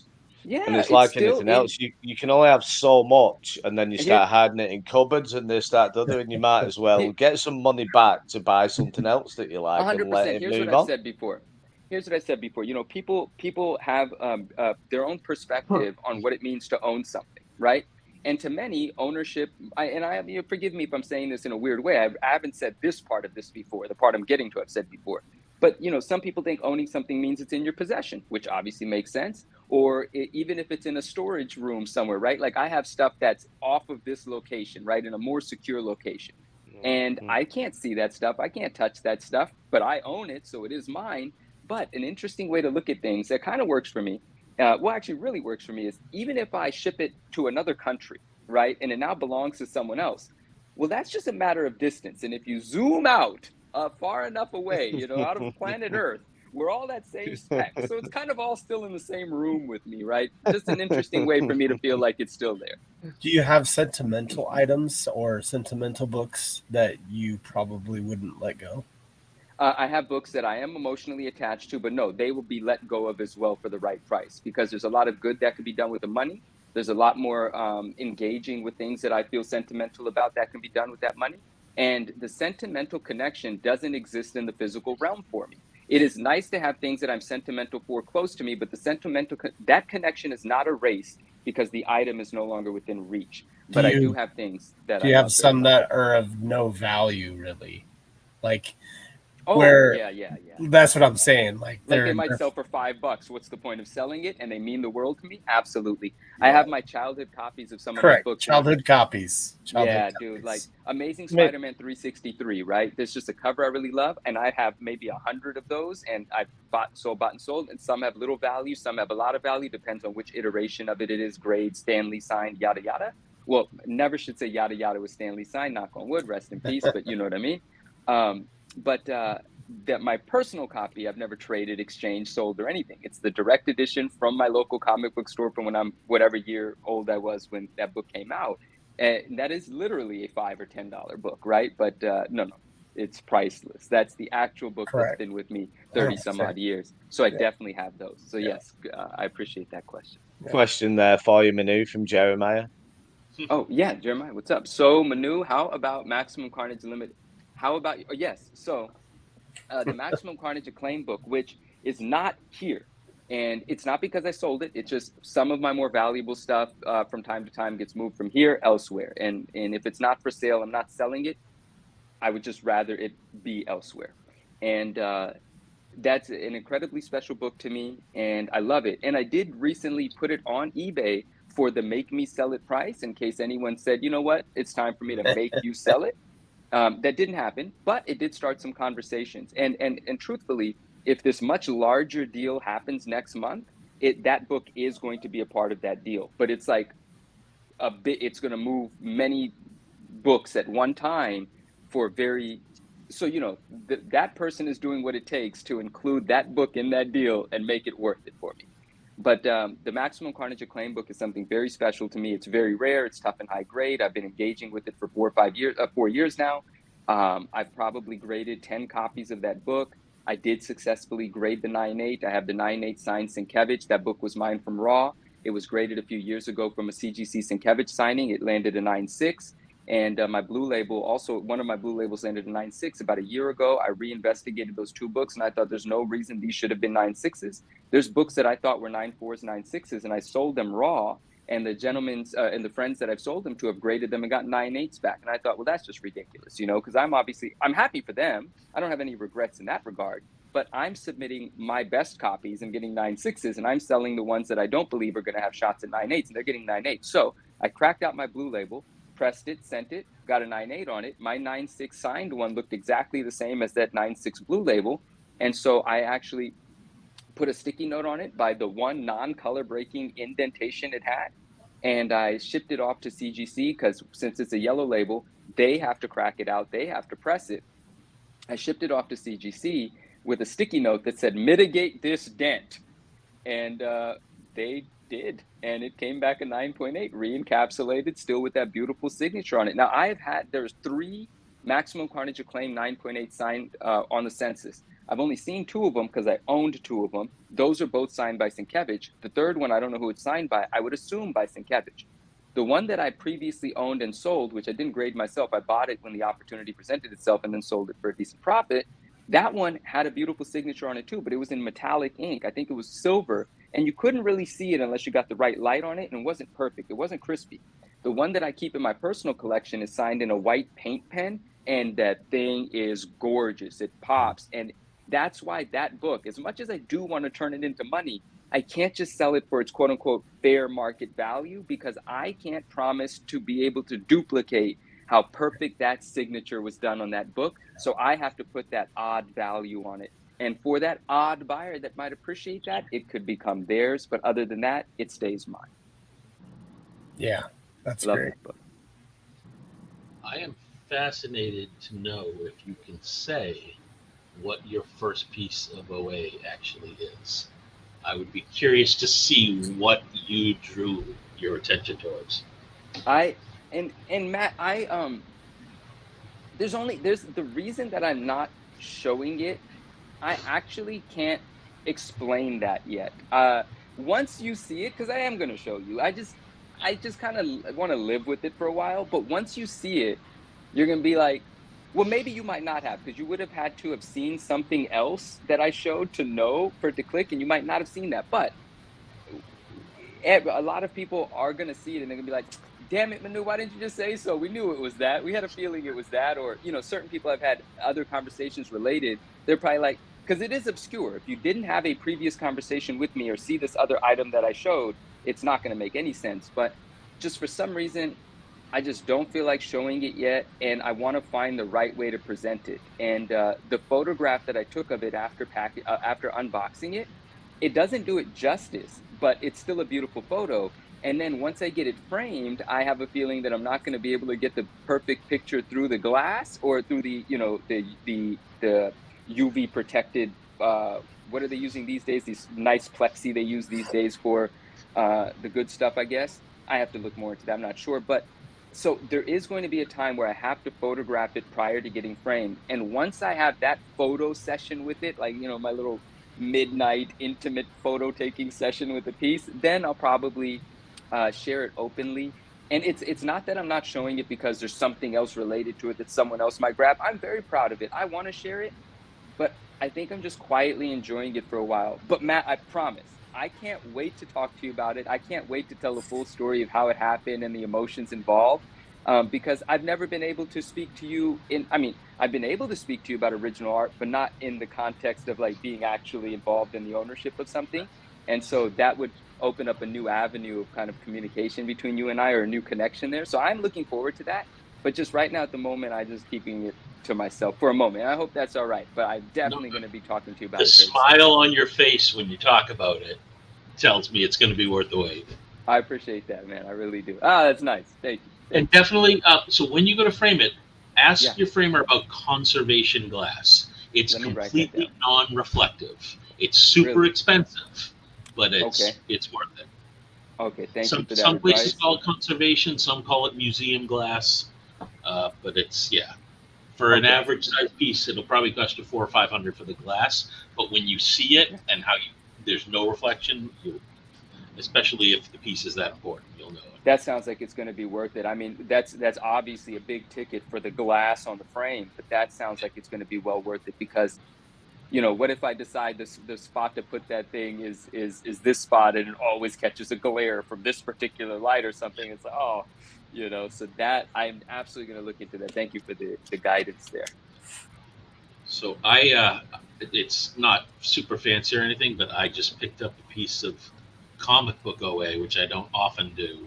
Wow. But I'm going to show it because there's a part of it that's going to appeal to 2 different people in this chat. So let's see, present, share screen, and Donnie Boy, thank you. He was mentioning museum glass here as well. Jeremiah says, Manu, need a contractor, trade work for the Acclaim. Hey, you know what? I might actually, we'll talk. Oh, what the? Wow. Oh, Dude, what? Little That's venomized badass. Wolverine. Where is this? I need a moment. From the What If.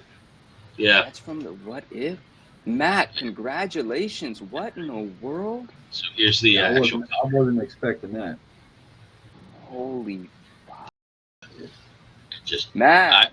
I saw it and it's not a mutant, but I couldn't resist. I mean, it kind of is because it's Wolverine. It is kind of. Matt, this is. Yeah, Joe just said he wasn't expecting that. No, I don't think who could have expected that to be what you were about to put on the screen. well, he said two people would like In the this. chat. Well, Right? there's a lot more than two people. Well, Oh with my the Wolverine God. Venom. Wolvie Venom, yeah. Matt, I'm blown away. Congratulations so much. What a piece. Yeah, that's pretty sick, man. Pretty Oh my happy with it for gosh. sure.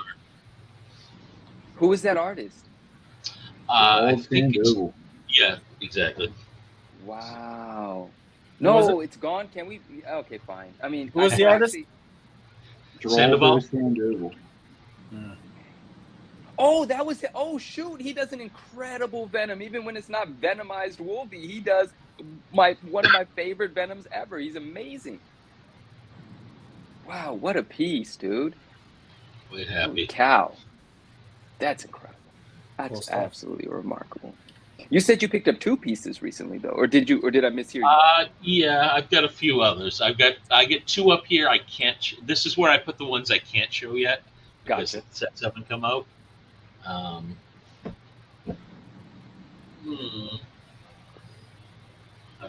do have 2 others at the framer, so I don't think anything else is super new. Manu, you said something that resonated with me that I actually am one to be in the same boat, and that's with grading comics. Mhm. I buy or get or acquire all my comics raw, Right. and I grade them as when I want, right? And so when I get 9/8s, they're just more emotionally attached to me if I grade it myself than if I don't, and I just go buy it. Like, I actually, just to let everybody know, I have never bought a Wolverine 9/8 book ever anywhere. Wow. I've always just acquired my book raw and graded it. And then if I do get the 9/8 Wolverine books, it's in a trade or it's in an acquisition that I really paid nothing for, but just traded, for. Sure. So it's something in my personal collection and personal collector sphere, as what you would say. That's kind of like a rule of thumb for me, So Yeah, that is so easy for me to understand and relate to, right? When you grade it yourself, obviously that extra step, well, maybe it's not obvious to everyone, but for us, for you and I, and for many, that extra step of actually submitting it yourself, engaging with it, is us furthering our engagement with something we love. It's an additional involvement with that item, and it's the point of pride. It truly is. So it it's one of those things where you have that little tiny moment with the book, and you're talking to someone, and you can say, "I graded it myself," and they're like, 100%. "Whoa, what?"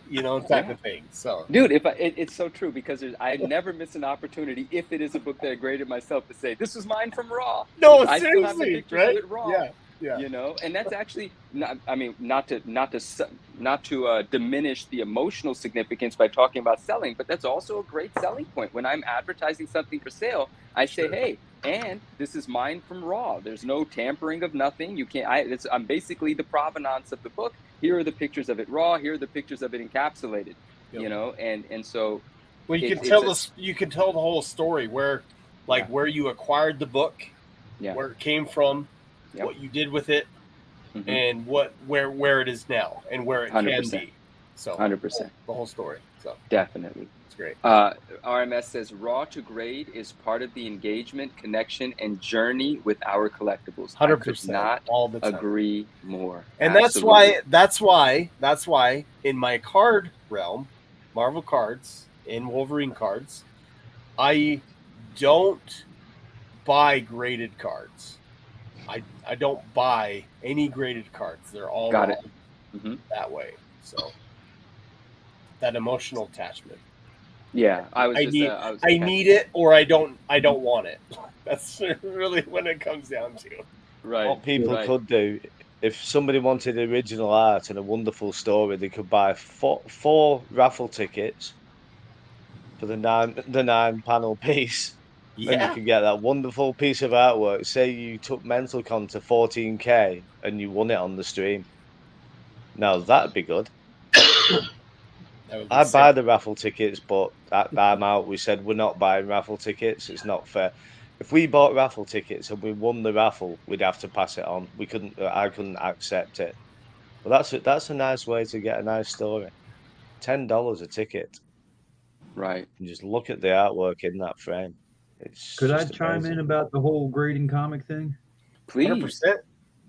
So I feel the exact same way. I have several, obviously Venom books, but they're extremely rare, and I sent them to get pressed, get graded, and they come back 9.8s. There's no better feeling in the world. Like, Mhm.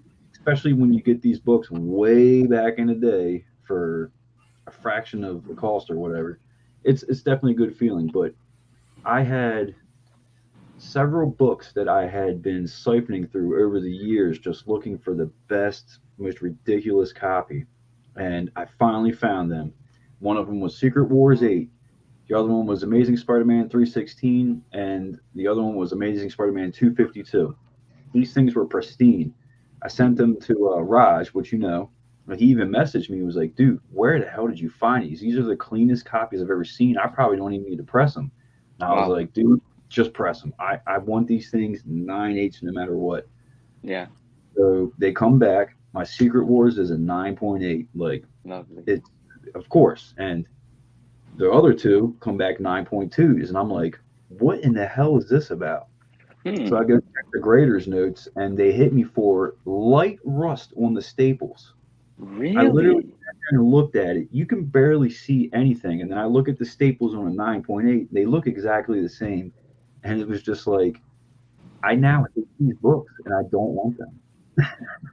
Man, bro, that I didn't So I ended expect you to say rust. You these beautiful copies that in from a first glance might not have even needed a press, but for some reason were stored in a bit too humid a climate or something. I don't know, like whatever creates a speck Who of rust. knows?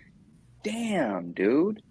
I mean, these weren't like original books that I had bought from the beginning. Like these, I siphoned through so many copies looking for specifically the best grades I could find. And like I said, it just kind of ruined it when it came back, and I got hit for such a small thing, and they took so many points off at the same time. And then you look at it now, and like, what is the deal with this giant size X-Men 9.9? Like, give me a freaking break, dude.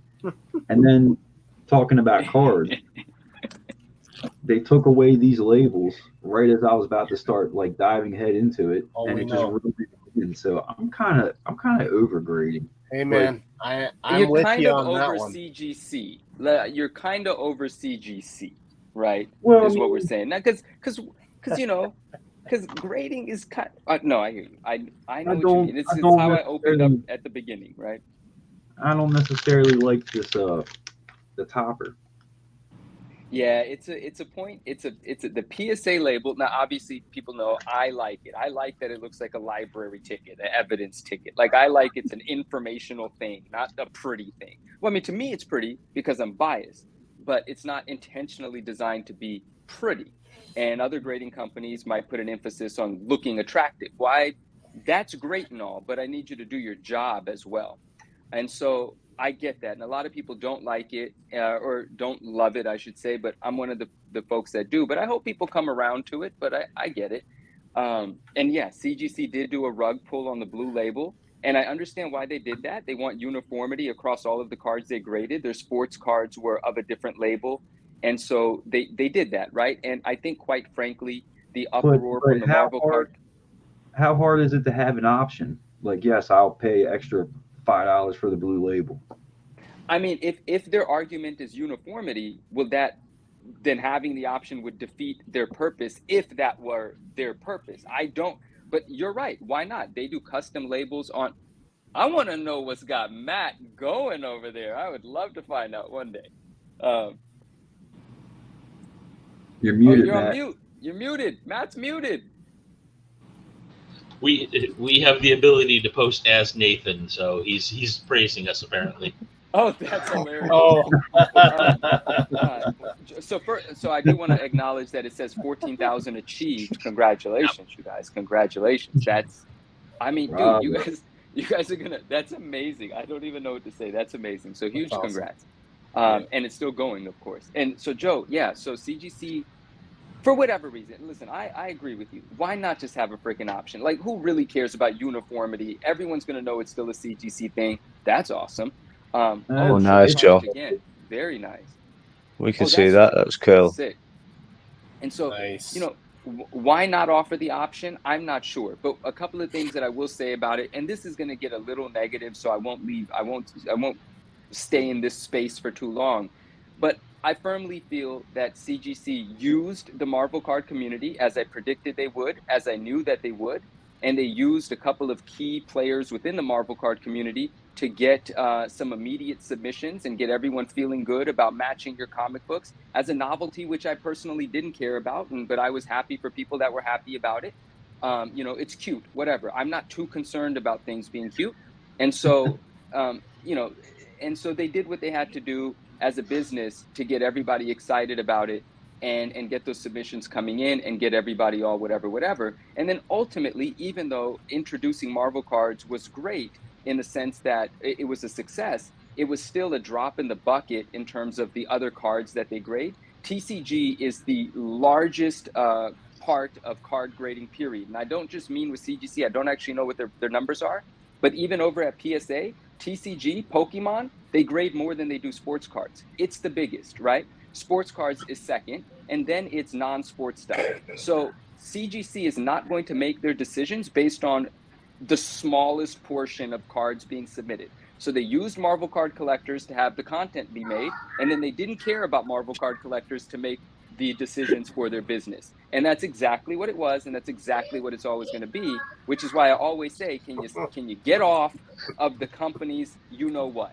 They're not your friends, right? And when they position themselves as your friends, it's because they're about to sell you something. Wake up. Make the decisions that serve you, and just know that they work for you. You pay for a service. Don't put too many of your eggs in a brand's basket. A brand has no loyalty to you, and that is actually not the item that is going to hold the value long term. Buy the thing, not the plastic. And I'm done with that for now. Well, speaking of buy the thing and not the plastic, I bought this because it was cheaper in the plastic than it was just the thing. That's awesome. Show us that card, Joe. I've been after this one for a while. 1 minute. Oh, that's a beautiful card. What's the number on the back of it? Yeah. What number is it? 27 out of 99. And then I just sold my anti-venom version and then turned right around and let me see here. Let me see here. 1 second, fellas. But I got the 25 out of 25 version. Yeah, here we go. So I sold the 99, and and I love got that the card. 55. Yeah, it's So a that great was cool. card. Somebody was talking about letting the collection fund the collection earlier, and that's exactly what I've been doing. Yeah, So that's it's the another way to reason do why I it. haven't been collecting as much. But somebody also just asked if I was keeping this Carnage card, and no, this will be sent off to approval and hopefully will be pack pulled by somebody. Nice. Sweet. And then I'll buy That it. is and awesome. I'll buy it and rainbow foil it like I did with my other one. No way, that's dope. That's dope. But yeah, the I- whole Stream sponsored by thing Coors is- Light. Yeah, heads up. Stream sponsored by Coors Light. There you go. Not too many, William. You want to stretch yourself out. Don't. This is a marathon, not a sprint. So don't be going too heavy on them. Slow down. You've got like another 10K to go before you can leave. Yeah, I know. But A glass of Also- water next. at the same time, like I don't know, I'm more interested in like thinning out the collection and just keeping like the super crazy stuff. Like I don't need everything. Yeah. Or even like You must. I really enjoy like what you do with like even like on Instagram, like just posting a base card.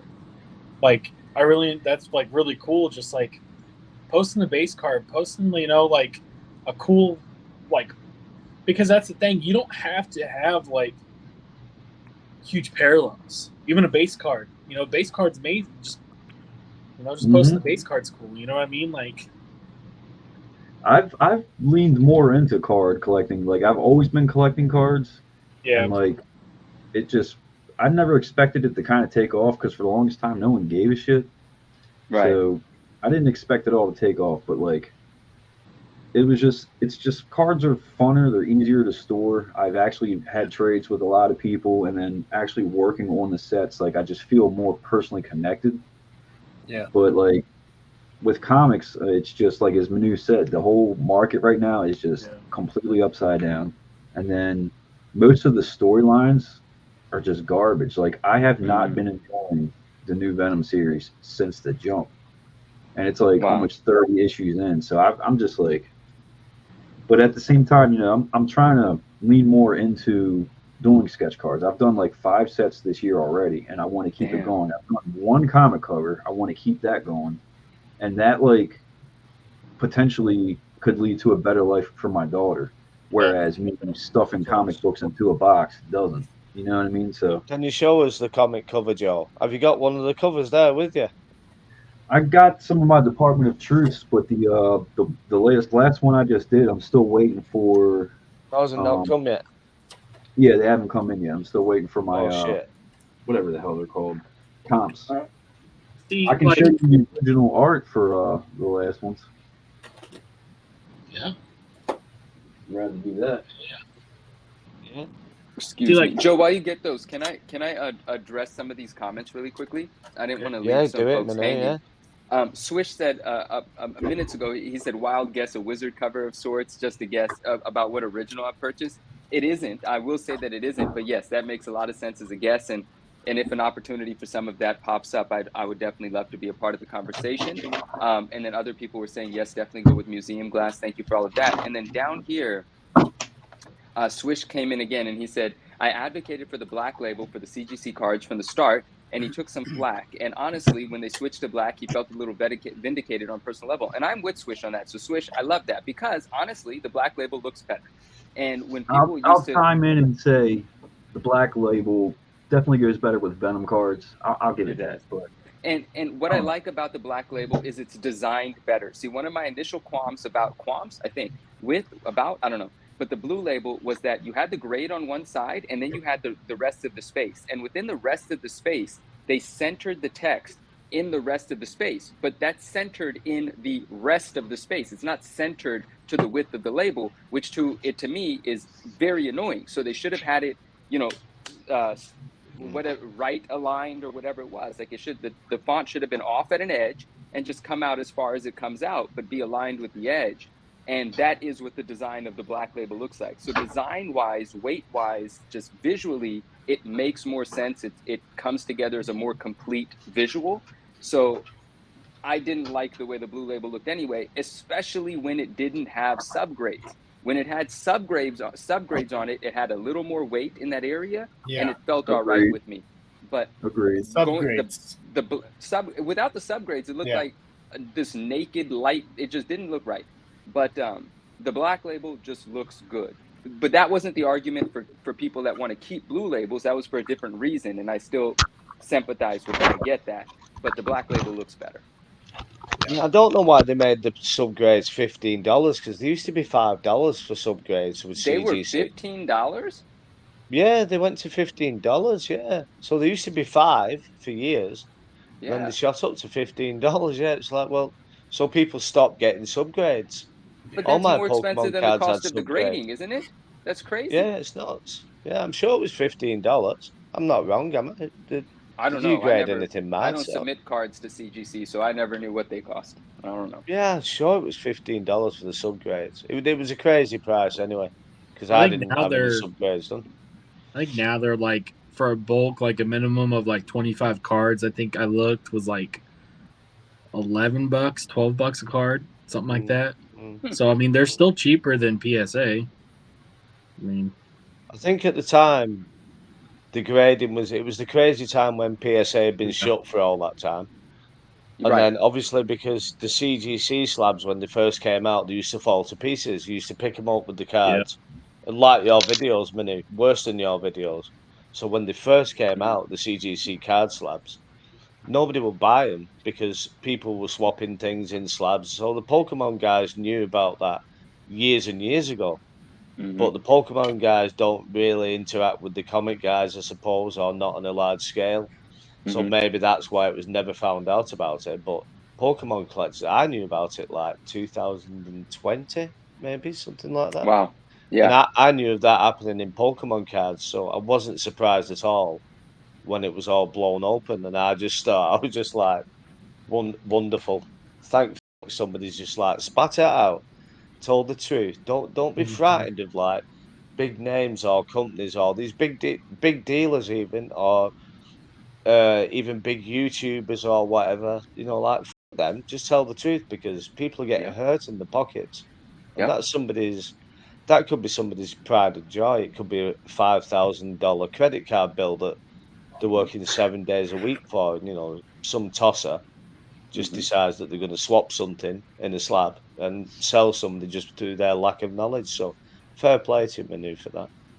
Thank you, my friend. I agree with you completely. You know, the more vocal, there's just a, you know, no, I have nothing to add to that. I agree. Yeah, that's all that needs to be said, I think, innit?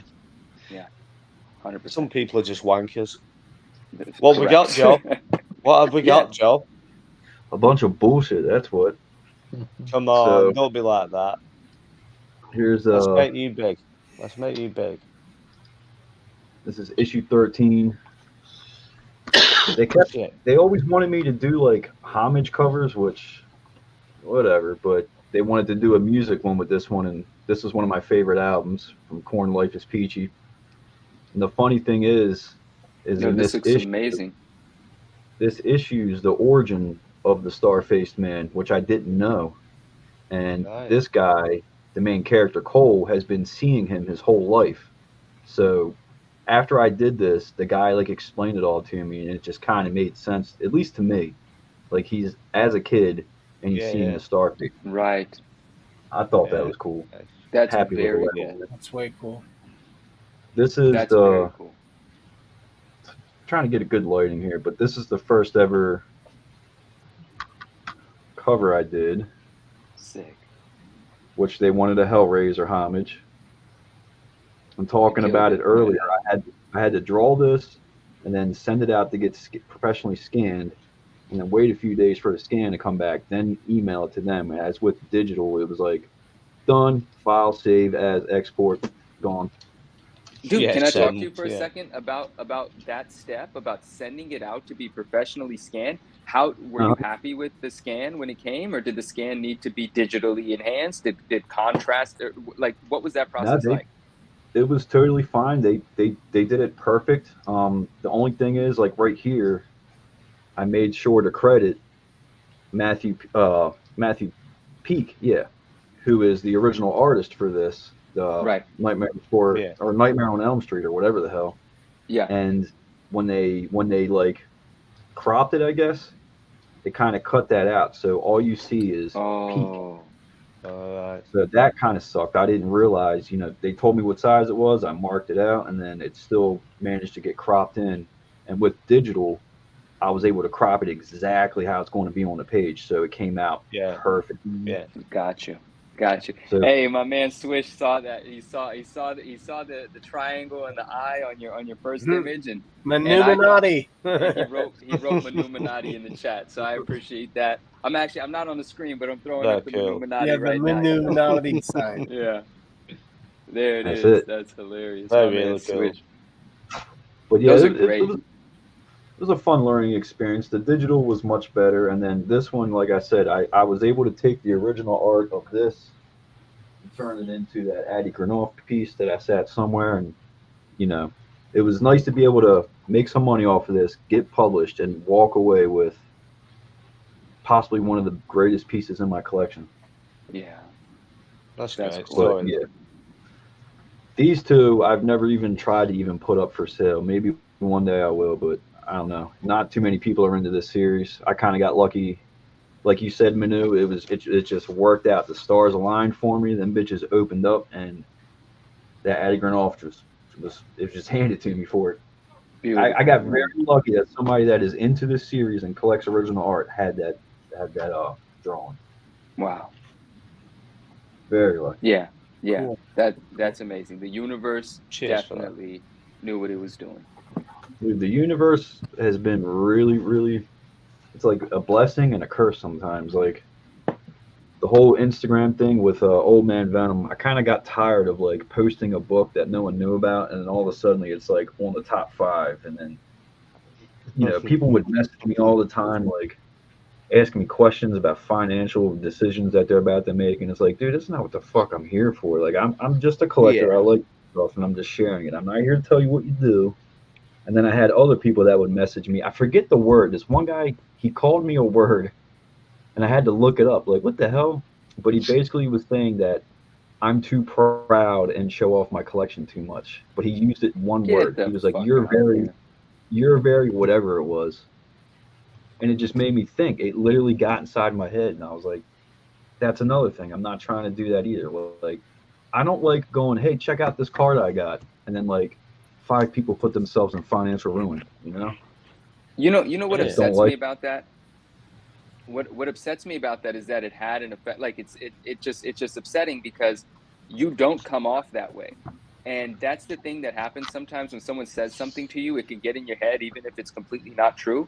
You do not come off that way, bro. Like No. the way that you show you're collecting, it feels completely community focused. It's like, let's all look at this dope book together. I love it. I hope you guys love it. I've never, and dude, you're so humble. There's nothing about you that is like this show off, this sort of thing. Like showing off your stuff is what you're doing, but not in the way of a show off. You know what I mean? And so whoever said that, I'm upset that they said that, but I'm more upset that it had an effect on you because you said it got in your head. You started thinking about it, and that's just unfortunate because that's not true at all. And I don't know what that guy was thinking to send a message of that sort. It's also accompanied by thousands of messages and thousands of comments. Yeah. Man, you're so lucky you got this. I wish I had this. And it's like, bro, I work my It's just fucking leave it. ass off over this shit, man. Yeah. It's not like it was handed to me. And like I said, I've been collecting strictly Venom comics for over 20 years. So there was no such thing as an Instagram comic community back then. There was no such when thing. you was doing it. None of my friends I could go to and be like, dude, check this out. Look what I got today. And they I be want to like, speak to you. they're like, okay, you nerd. I want to speak to you about something really specific and something that I remember, hearing you say and recognizing, and then something you did, and I kind of want to pick your brain about this. And it might be too long. I might be asking too much of you, but I'll break it up into 3 parts, and you could choose to respond to whatever part you want. One is, I don't remember. I think I've asked you this before, but I do want to know, when did you start your original page, the Old Man Venom page? Because it's just such a robust community on that page. Like, it's a very, like, that obviously that page is a hub for so many collectors, right? There's a great deal of followers there. There's a great deal of engagement there. So I don't remember when you started it. I do have that question for you. And then second part is, I remember one day, and this might be like, I guess what people say, a deep cut. I've never actually said that. This might be a deep cut. Like, you might not even remember what I'm talking about.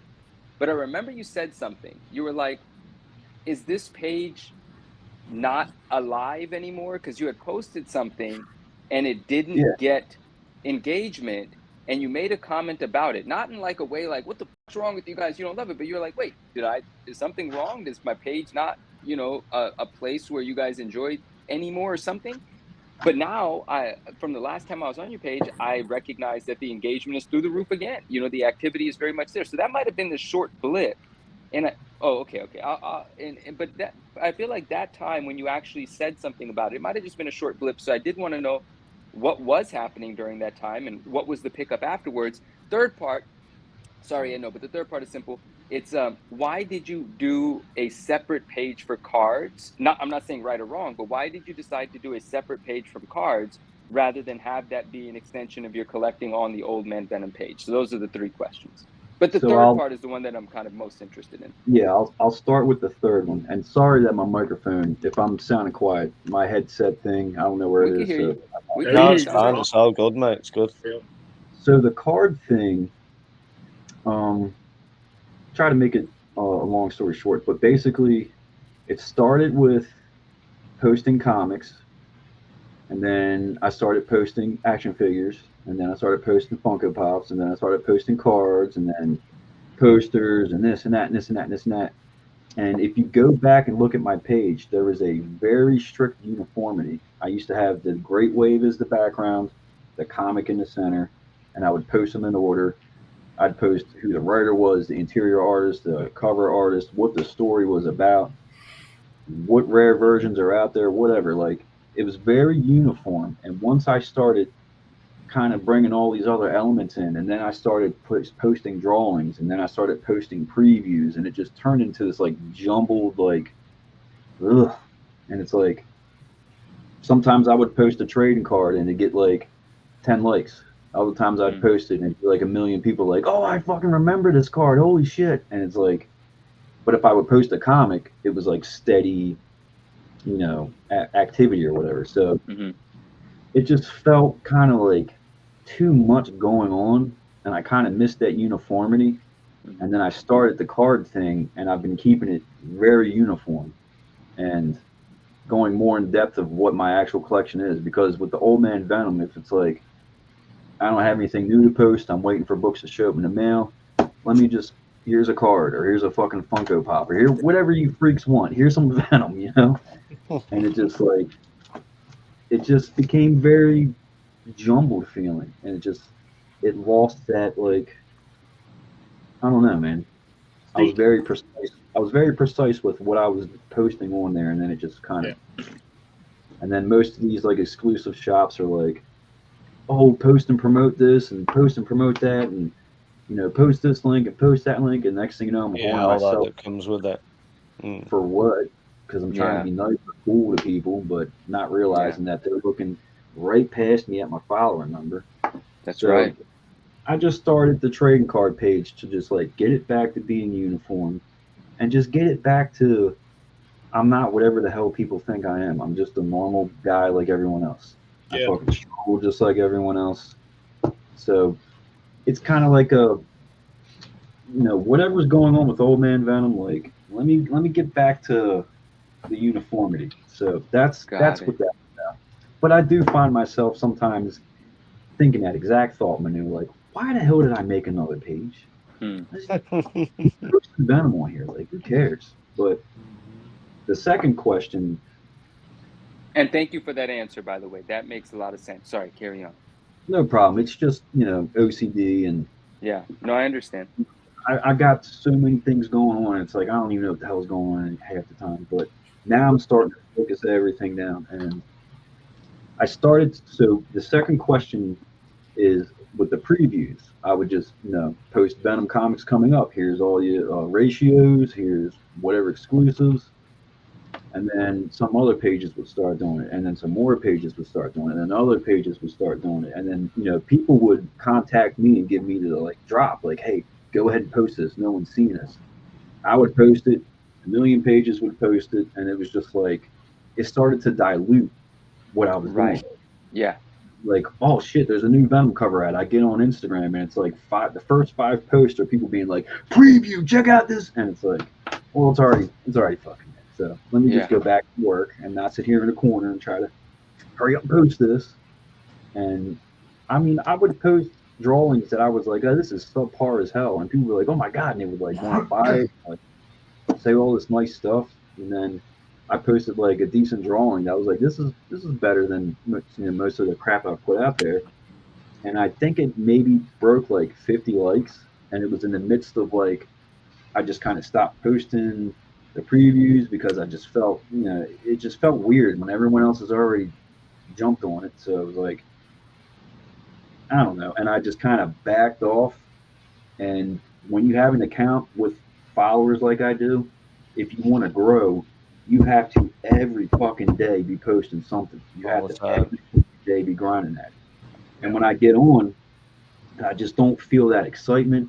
I don't feel that like, it's like I had my own little thing, and now like 30 other people are starting to do the same exact thing. So it's like, what am I even doing anymore? And then, like I said, I got somebody in my inbox like, oh, it must be nice to have that fucking comment or whatever the hell. It was just like, no, I'm just backing away from it. And because I did that, the engagement started to die. Like, I used to have people that would message me all the time, like, dude, you're #1 in the Explorer for this or for that or for this. And I'm like, cool, whatever. I don't think I'm even anywhere in there anymore because it's like I don't post that much. But lately, the best thing is like having quality over quantity, Joe. Innit? The best thing is having like a few small people who love you and like fuck everybody else.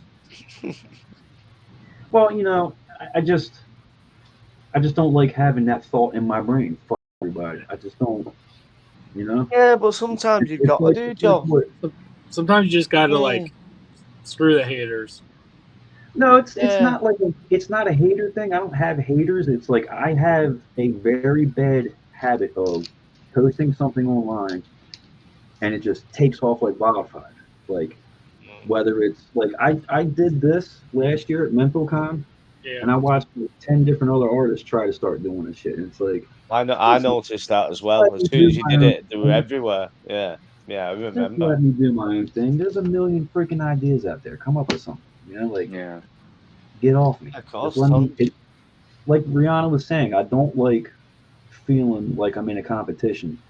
And I felt like that just from simply posting a comic book or a trading card by the way people react.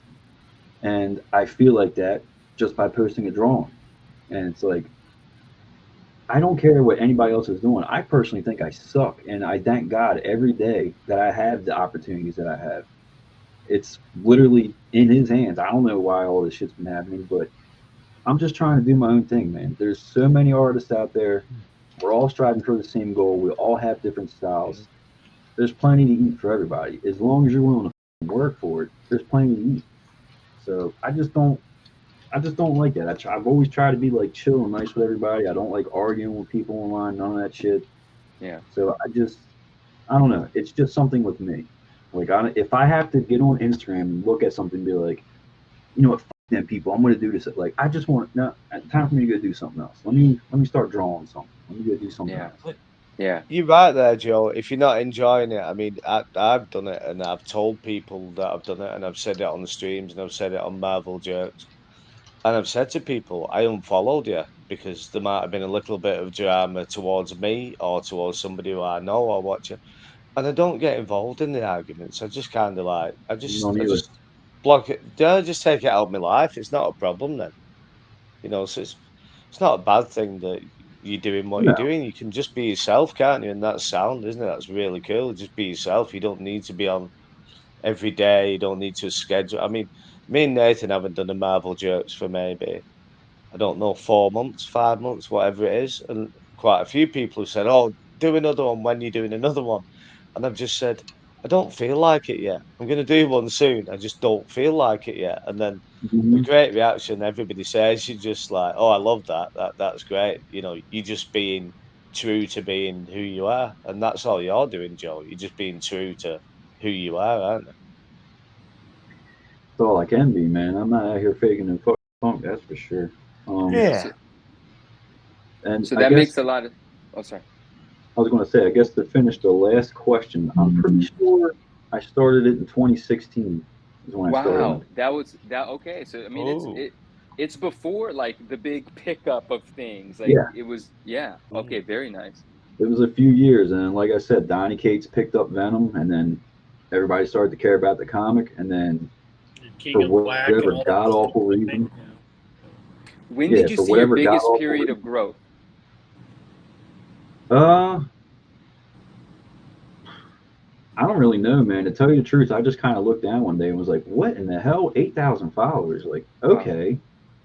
And then next day I look down and it's like, I'm about to be at 10,000, and then a couple months later I'm like, all right, now I'm at 12,000. Like, what is going on?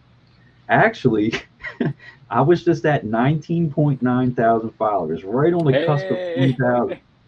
So I'm like, shit, I'm super busy. I don't really have, I don't have time to dig around and look for stuff for a giveaway, but I do have a ton of Venom cards. So I was like, I just put a whole binder worth of Venom cards. Like, here's a giveaway. If I get 20,000, like, somebody's going to get this. Give it to your kid. Keep it. Whatever you want to do, sell it. I don't care. Here's a giveaway. And my followers started dropping. It was like the cards offended them or something. What? No. What? But right then and there, I'm like, you know what? I'm not chasing this number around. I don't know what's going on with this thing. So it is what it is. But I don't know. It wasn't intentional. It just kind of all naturally happened. And at the end of the day, talking about mental health and all that shit, I feel like I suffer a lot of mental health issues because of this shit. Because it's like, all those people that look past me, see that number and think whatever the hell they're thinking. Like, dude, I'm still working sometimes 6-7 days a week as a carpenter in a warehouse. And I'm trying to be like the best father I could be and the best husband I can be and provide for my family and try to be whatever the hell Old Man Venom is, which I don't even know what that is. He's now a comic book character, by the way. And then I'm trying to be a sketch artist and a comic book artist. Like, this little accident that happened because of this page, like, it just, I think about it all the time. Like, is this like actually a chance to live a life that I enjoy before I die? Or am I just a fucking delusional fanboy that's just got some cool opportunities because of whatever it is that people see when they look at that number? Like, it really messes with me. And I look at my daughter and I'm like, I do not want to be 50 years old. Like, this is the one, little girl. Stan Lee's going to see this, and this is going to be the one. Like, I cannot do that to her or myself. So I battle with it all the time, man. And I put my wife through a lot because it's like, hey, I got a lot of stuff I gotta do. So I come home, I do all the stuff with the baby and everything, but once it hits 8:30, I'm like, hey, I spend a lot of time staring at my desk from across my apartment. Like, I just want to sit down and draw so bad, and I can't. And it's like, ugh. Luckily, I haven't missed any deadlines or nothing, but it's just been a battle, dude. And I just find myself in my head all the time, like, what is this and why did this all happen? But then I end up in situations like this with this lovely lad down here who has a crazy fetish. And it's just like, just talking about, having a kid and everything. Like, when you guys first announced this and you picked me to make the logo, which thank you for that. I'm still incredibly honored. You guys didn't have a charity in mind. And I thought right away, like, we should do something for kids, but this isn't really my thing, so I'm not going to say anything.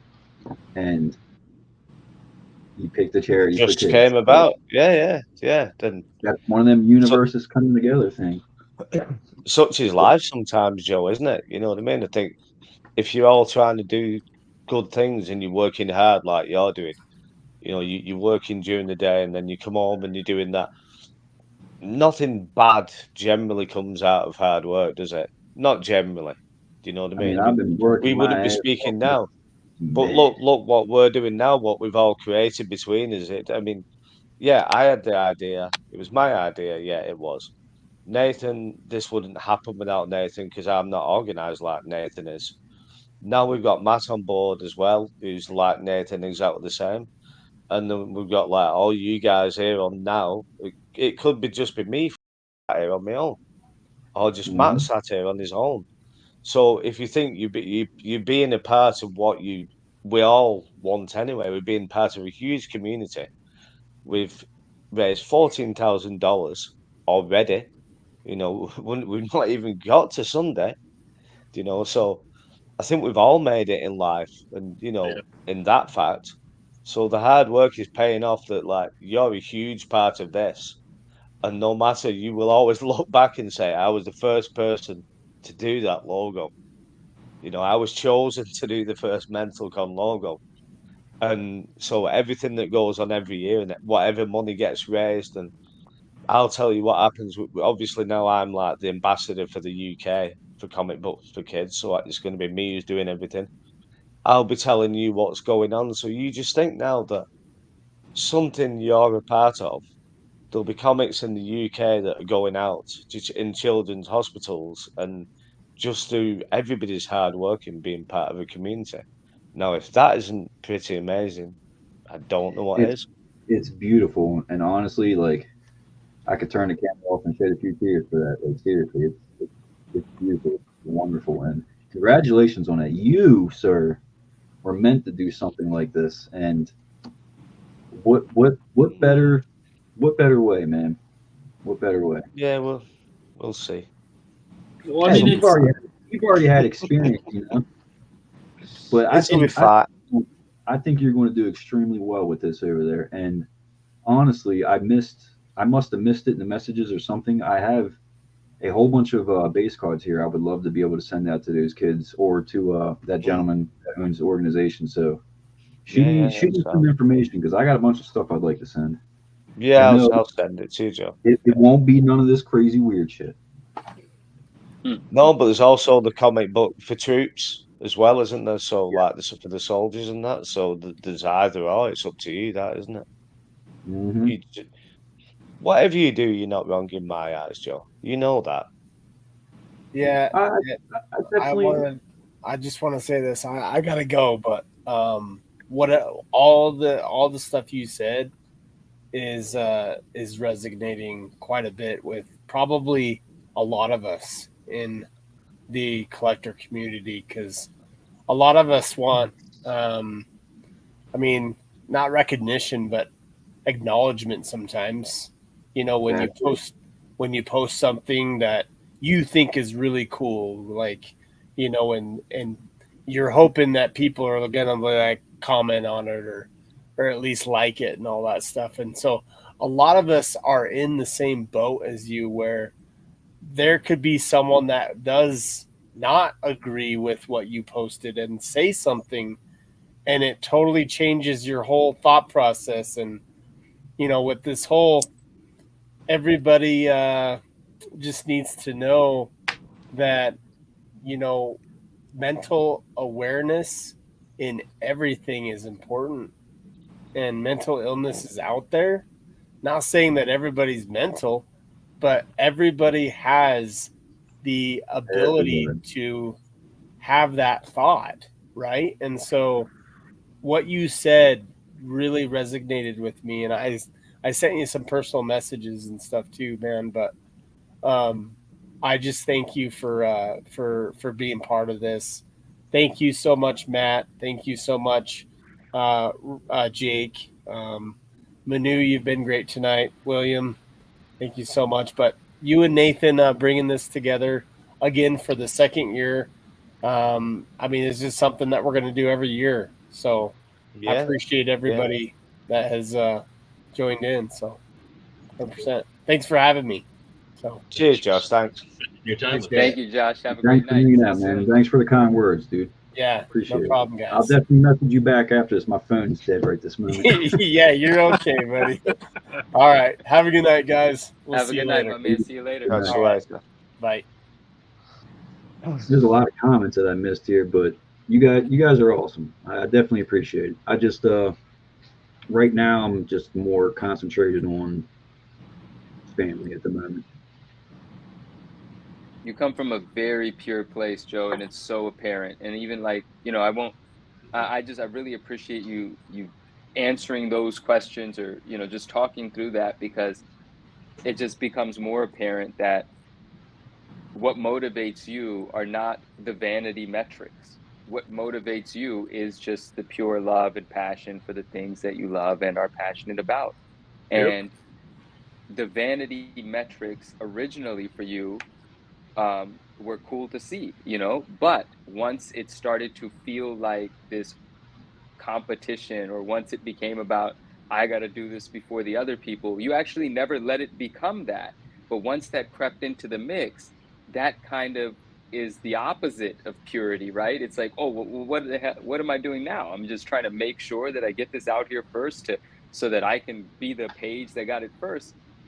That's not why this all started. So that interfered with the purity of it for you, and that turned you off, because you are operating just from purity, right? And the success was a byproduct of that, and then that got a little muddied for a while, and that's what took place. And that also relates to why you decided to. It's very related to what you were saying about why you decided to start the card page by itself. It's almost because that was a more pure embodiment of just showing the cards, because the Old Man Venom space had become much more advanced than just the pure collecting that it was at the beginning. Not for better or for worse, it just became a different sort of entity, naturally. But anyway, I'm rambling. All of that is just to say it was really apparent that you operate from purity, period. And so that's pretty cool. Very cool. Well, thank you. I appreciate that, because Definitely, man. it's all it is, you know, just another obsessed dude with a character. That's all it was. Yeah. Spent Yeah. too much money And- on pieces of And paper. that's just so cool though, man. Like, I mean, I listen, man, not to harp on the numbers. I know the numbers aren't thing, but that's just still so cool. Like, for, you know, you started the page in 2016, like you said, like one day you look down, it's 8K, one day you look down, it's 12K. Like, it's hard not to smile about that, right? Like, that's pretty damn cool. You It's know? interesting, but I do get a lot, like, especially like people like locally in my personal bubble. They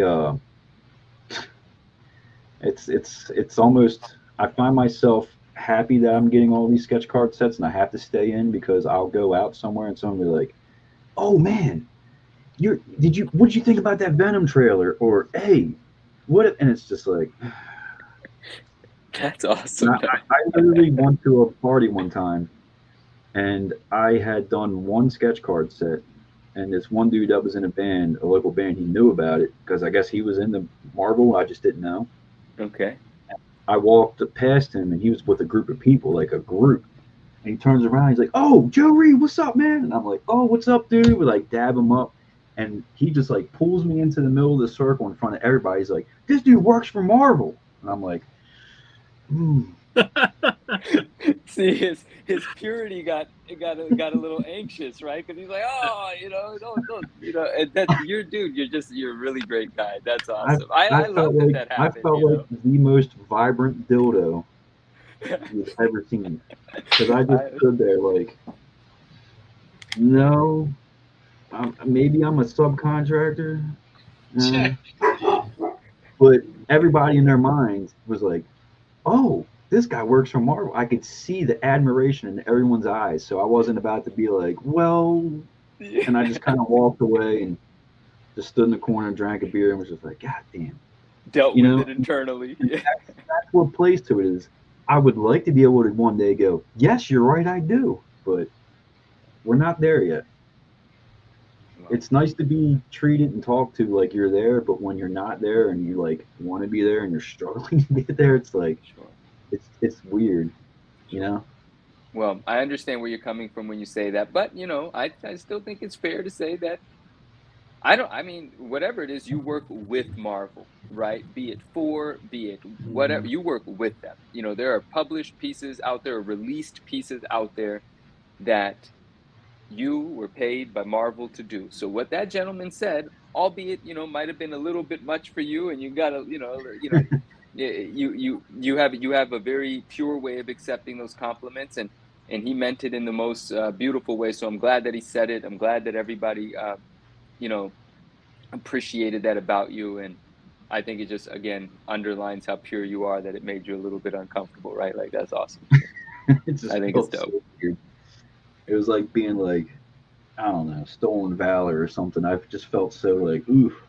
Nah, well, for whatever it's worth, you'll live up to whatever it was that person said that day, because you're just, headed in that direction. So that'll validate all that for you in due time. That's It won't the feel goal. that way. Yeah. That is exactly why I'm going through what I'm going through. Like I said, with my wife, I really got to give her all the credit, because like I said, I've had set after set after set, and then this popped up, and then another set just showed up on my desk, and I got another one on the way, and she's like, it never stops with you. And I'm like, yes, that's how it works. Yeah. You know? I think that's the most like unique thing about like the Marvel community, because the sports community is nothing like this. Like, there's not a lot of people who interact. I mean, and with sports, you don't have like artists and stuff. You mostly have like photographers and stuff like that. People who collect the players or the teams or whatever is not going to talk, to the photographer or anything like that. So I think it's so unique that artists like you are like so talented, and then you talk to like collectors and stuff like that. Like, that's the most unique part about it. I mean, at the end of the day, That's a really good point. Yeah.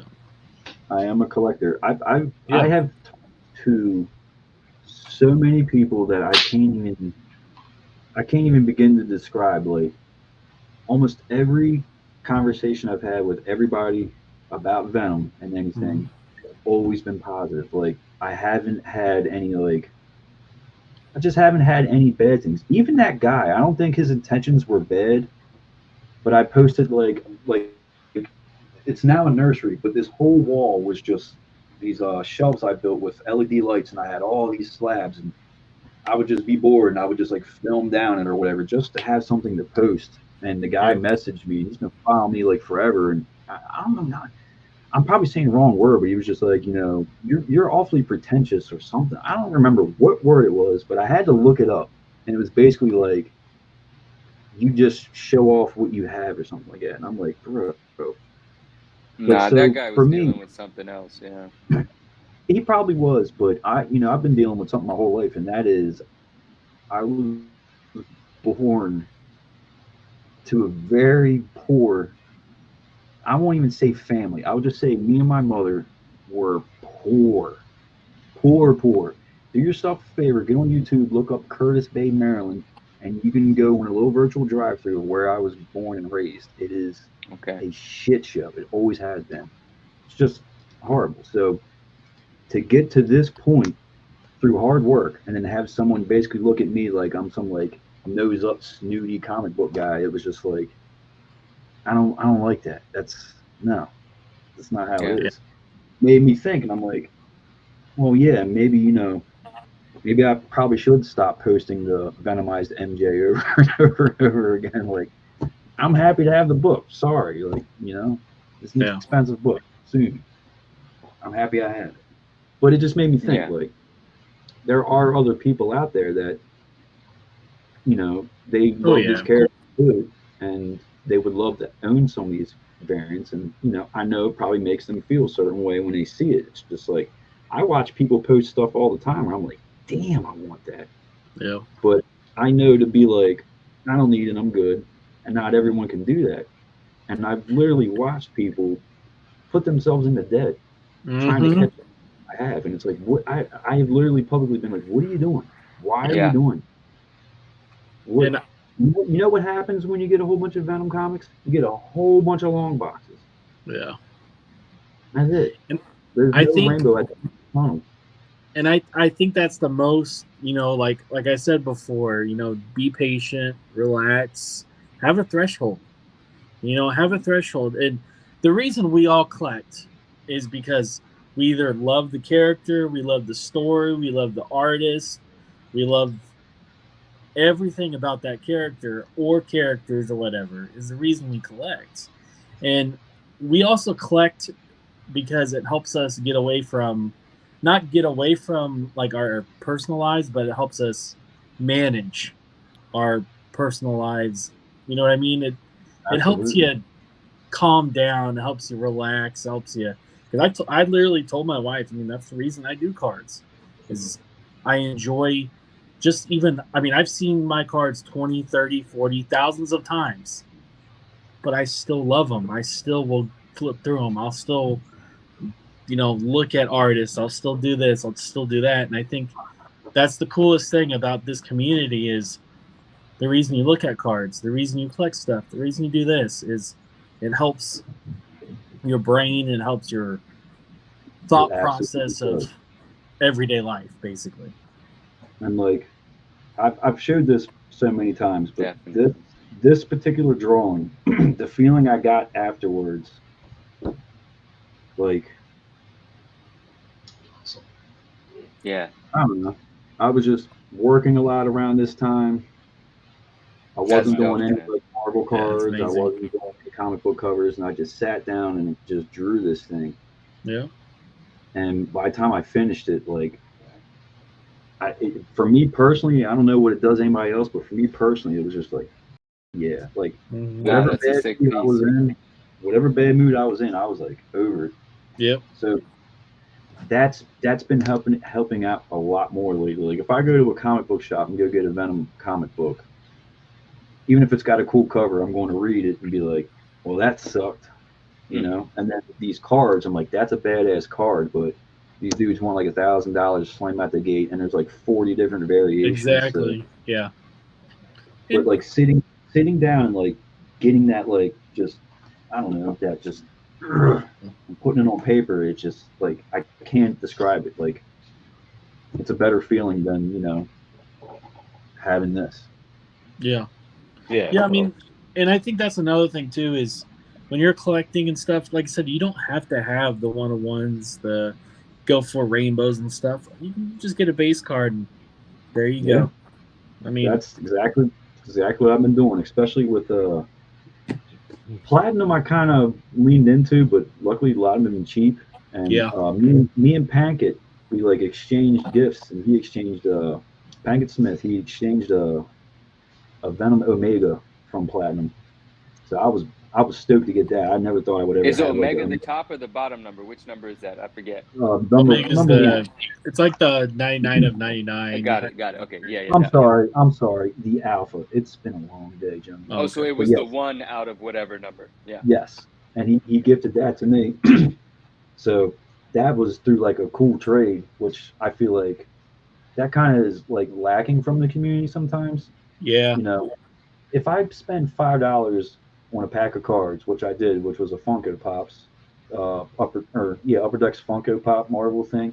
Right. And I pulled a numbered Captain America, posted it for sale. No one wanted it. I had another Captain America card that he wanted, so I just sent it to him because he's the Captain America guy. The fuck? What do I need this for? No one's buying it. Yeah, I know. Yeah. And he, in return, gifted me this Venom card, and it was just like that's what the whole trading thing. It just, I don't know. Like I feel like it's kind of lost, but that's also because these cards retain a lot of value, right, compared to what it used to be. Which makes sense. But that was a excuse me, that was a really cool moment. Like recently, I haven't had a lot of moments in the collecting thing, but that and then like another trade I did with comics was like, that was cool. I think the thing with COVID, it helped the community because, you know, without COVID, I wouldn't be here for sure. Right. And it helped the community, but at the same time, at times it did hurt it because people put so much value like on these cards. But my thing is, I love them, but it's it's cardboard. Like I'm not gonna, you know what I mean? Like Shiny cardboard. I've seen like I said, like you said, I've seen people go into debt because of cards. Right. You know, like That's cool.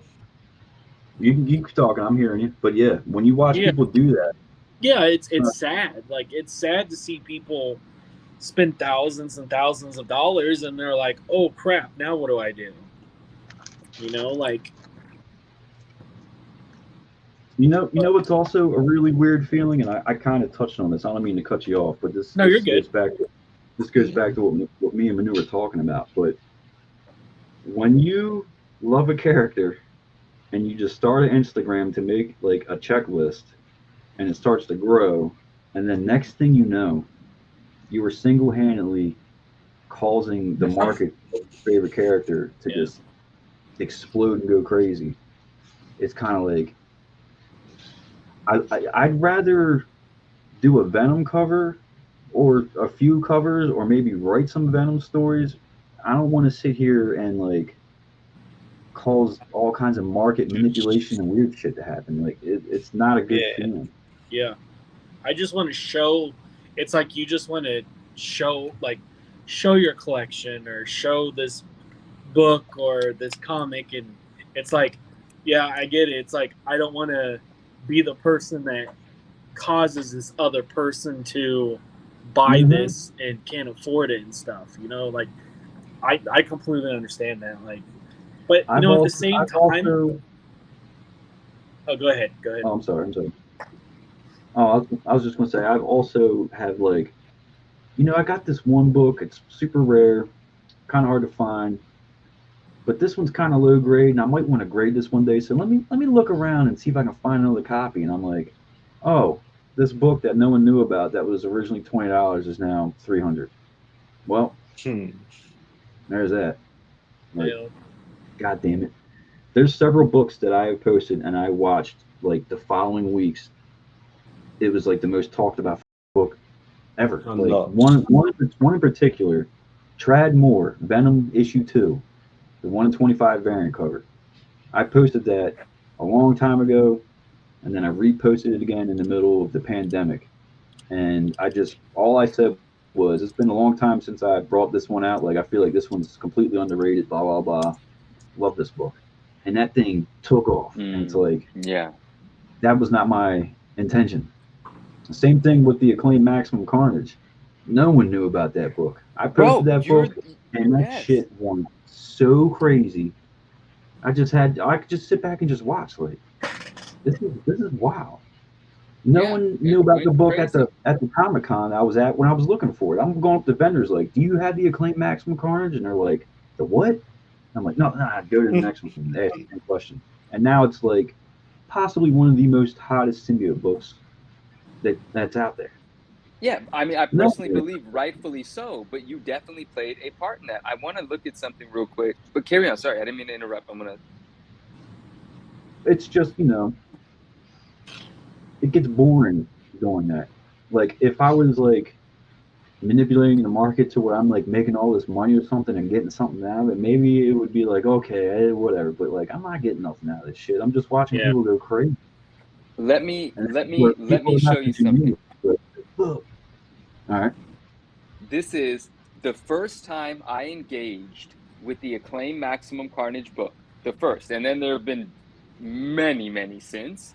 But this post on my Instagram page is February 2nd, 2021.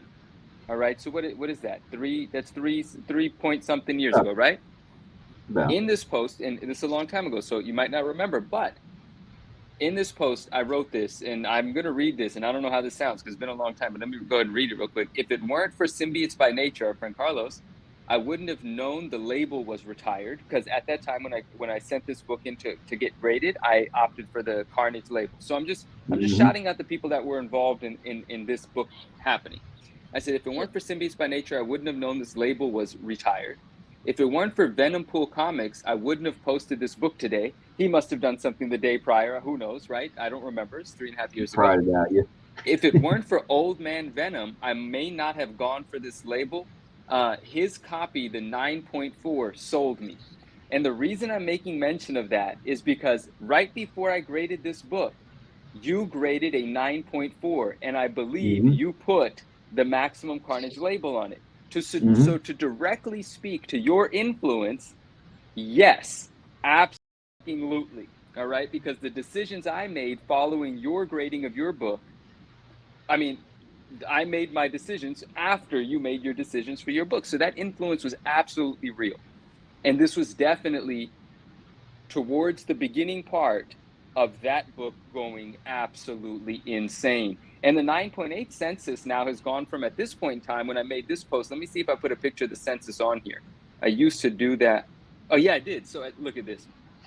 During this, February 2021, oh, never mind. That doesn't matter. There were 7 9.8s.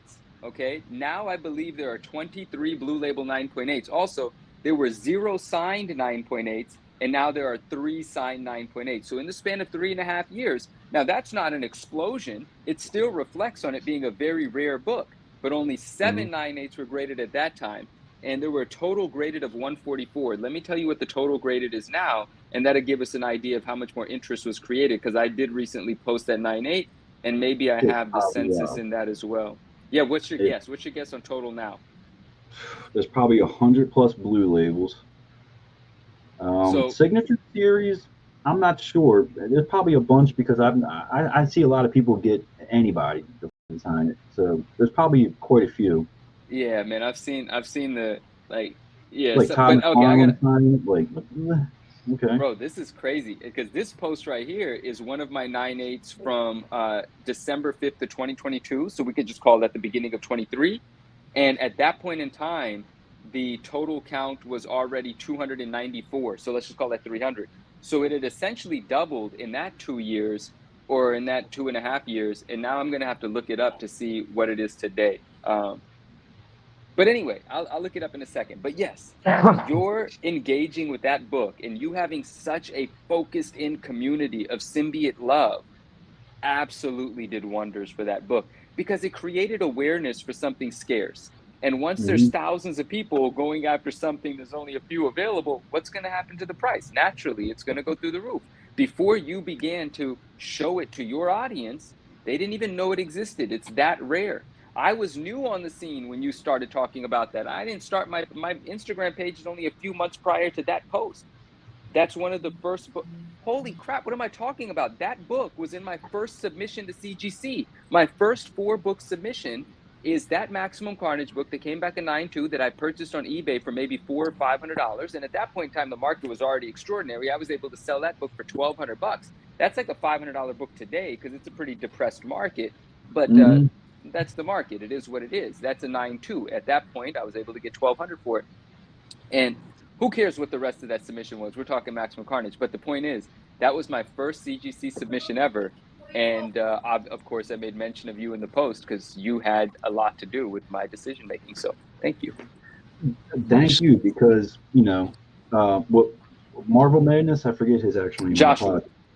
But he said something about, when you make posts or something that you want, like acknowledgement or something, and that the acknowledgement that I like is like what you did.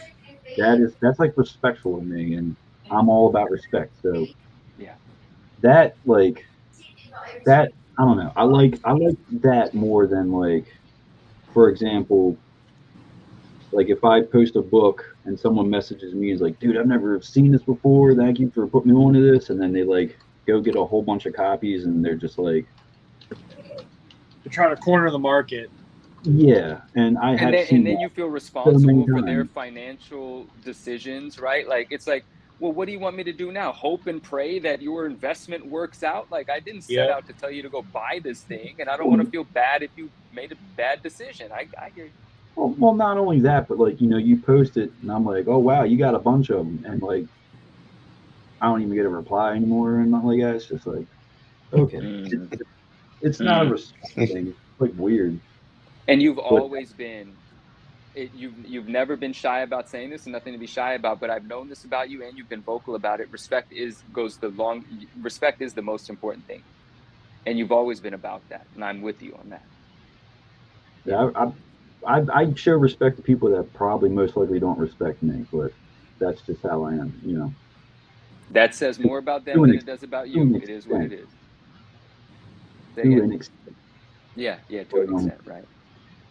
No, that's cool talking about all that because I got a good memory. You know, I remember a lot of stuff, and I do remember you were very excited about that book, and when you got it, especially the Sienkiewicz, the 9.8 with the white signature, dude, that is one of the cleanest signatures I've ever seen. Not only on that book, but any book. Like that Right? was just like, I feel lucky. amazing. Thank you, man. So, how much do you think I bought my copy for raw before I even posted it? Shoot, hold on, hold on, wait, one sec.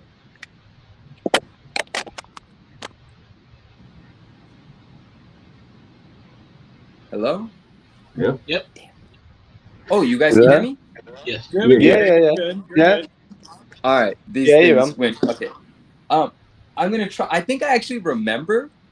Like, it was a whole thing when that happened, dude. When you graded that 9.4, it was a holy shit. He just got a 9.4 on an acclaimed Maximum Carnage. Even before I had graded one, I knew how crazy that was, you know. But I think I remember you telling the story. Man, let me just tell. It's one or two numbers. Don't tell me if I'm right or wrong. It's either $80 or $200. Don't tell me which it is yet. Is it one of those two though? Give me a yes or no there. I don't remember, but I remember something lower. Oh, I don't. Tell us the story. I remember the story, but obviously forgetting it. I'm going for 20, and you did 500 miles around about 15 different comic stores and kept going like that for about a year to find it. Nope. If I would have found it for 20, that would have been sick. I actually found it for the guy wanted 70, and when I looked at it, it had that little ding. But I was like, you know what? This thing's a ghost. I've been after this one. It's like one of the few books I need to like complete the whole thing. So I'm like, would you take 50 for it because of the ding? He's like, well, let me ask my wife. And he walks over and he comes back. He's like, yeah, 50 works. All right, my man. Walked right out of the thing and then sat there and looked at it for a while. And I'm like, I need somebody to press this. Like, who's good at pressing? And that's when I was introduced to Raj. Yeah. He thought it was going to be a lower grade. I thought it was going to be a lower grade than what he thought. And then when it came back in 9.4, both of us were like, dude, what the hell? You're a wizard, my guy. Yeah. Like, how? You know what's, bro, $50? I mean, you know this, but for a Maximum Carnage on the market today, $50 is what someone would pay for like the cover only. Like if the entire interior was ripped out, that book is $50. Yeah. You know, that's what I'm saying. Like, I even thought about it. I'm like, at 9.4, like, I wonder, let me see if I can find like a higher grade raw. And I started looking in the market that I haven't looked at for a while because I had the book. But once I got curious, I'm like, why is it saying that this motherfucker is $1,000 for this raw book? Yep. Like, wait a minute. I'm like going through it, and I'm like, okay, whatever. And then I saw a guy who literally bought like an ass ton of them, and he was just selling them all raw on Instagram. And I'm like, he's like, you know, $800, blah blah. I'm like, bro, what? Yo, who was that? Other than who? Me? Because I did that. But who did that? I can't remember the cat's Instagram name, but he had like a whole bunch of raw copies. Like a bunch of them were low grade. He was buying every copy he could. Oh no, I was selling high grades. I was selling 9.6 and 9.8s. But like, no, he was getting low grades for whatever price off of the eBay or whatever, and then getting on Instagram in the middle of the hype and getting taking advantage of the market. Yeah. It was just, I'm just sitting there watching it like, God, what the hell did I do? Yeah, man. I love what you did though. Don't worry, no. This book fantastic. It's awesome. wild. I actually ended up selling that, and I sold it for $700. So from 50 to 700, not a bad price. Dude, you made someone. When did you sell that for 700? If you don't mind my asking. Well, after it started to like die down. Okay, I was about to say because at that point in time, you probably could have got 1,800, 1,900 for it. So. Yeah, I would shit myself. But I have like this book right here. What would you even value this at? I actually So don't know anything about that one, so I don't know. I'm not familiar with it. It's a 1 in 100. It's signed by interior artist Tony Moore. It's signed by editor and cover artist Joe Quesada. I forget how to say his last name. And then signed by the writer Rick Remender. This thing is super rare. It existed in the time where there was no exclusives, and this is something that made a lot of the exclusive shops hate me, but dirty little secret is, if this issue had one exclusive, let's say there's 5,000 copies made for whatever crackhead comic shop, for every 100 comics out of those 5,000 that they get, and I've seen the contracts, they get a ratio. So if you notice now that there's like ratios out to ass for all these Venom books, and they're like $15, but there's like 40 exclusives. You smell what I'm stepping in? So Like, that comes from an era when that wasn't the case, no and it was exclusive. actually So special for that to this be. is probably at a 200 to 300 print run, probably less. Oh wow. Okay, no, I don't know how to value it, man. But I don't know. So I didn't know the history of that one. That comes from a very different point in time. Because yeah, now the exclusives are kind of like not so It's exclusive. so So bad. Marvel needs to change that. Like, make 10,000 exclusives, whatever, but don't give them ratios too. That's insane. yeah, I hear you. Insane. That's kind of ruined. That's what we're dealing with right now, especially with the Venom books. Is you can go on eBay right now and look up any issue from the new series, 1 in 50, and you'll probably find about a bazillion of them at $20 or something. Yeah, that's true. It is, yeah. Yeah, I wish Marvel would change that. They have yet to change it. They just keep pumping them out. It's like you're just destroying any rarity that these books had. They will, though, won't they? Until the money runs out and there's another exclusive to make up or something else to make up. It's same with Jeremiah. all collectibles, isn't it? Yeah. Jeremiah, what are you saying? What are you seeing? What's he says, looking at? Looking at eBay prices. WTF? He's looking for the maximum carnage, I think. I don't know. It's actually, I mean, obviously 2019 would have been a great time to acquire one, but far fewer graded examples existed because it was the enthusiasm and the price increase that got people to grade them, which is naturally what happens. And then it got very expensive, of course. And now it is nowhere near 2019 prices, but it's far reduced from peak prices, also natural now in retrospect. And so it's a good time, in my opinion, to actually buy one. I mean, I'm not saying investment advice or anything. I'm just saying I was selling 9.6s for $2,500, and now you can buy a 9.6 for like $800. So it's pretty good, you know. That's what I'm saying. For a 9.4, after everything died down, I was happy. It was a price I could live with, especially with what I paid. 100%. The days of getting a nice copy of that book for $50 are gone, and it's not coming back. Again, I can't predict the future, but like that seems to be a reasonably safe bet to assume that there's enough appreciation and awareness for that book that it won't become a $50 raw ever again. Like that, and I can't see that happening. Yeah. I mean, that's something, like I said, I can live without it, and if it's meant to be, if I can get one later on in life, I'll get one. It can be raw. I don't need, like I said, with grading, we got 9.9 giant size X-Men. It's like, what? I mean, yeah, you know, I can talk about that. I'm not, forget it. Bro, we had our conversation about that, and at first I was like, you know, I get what he's saying, but I still like CGC. And then they started doing things, and I'm like, what?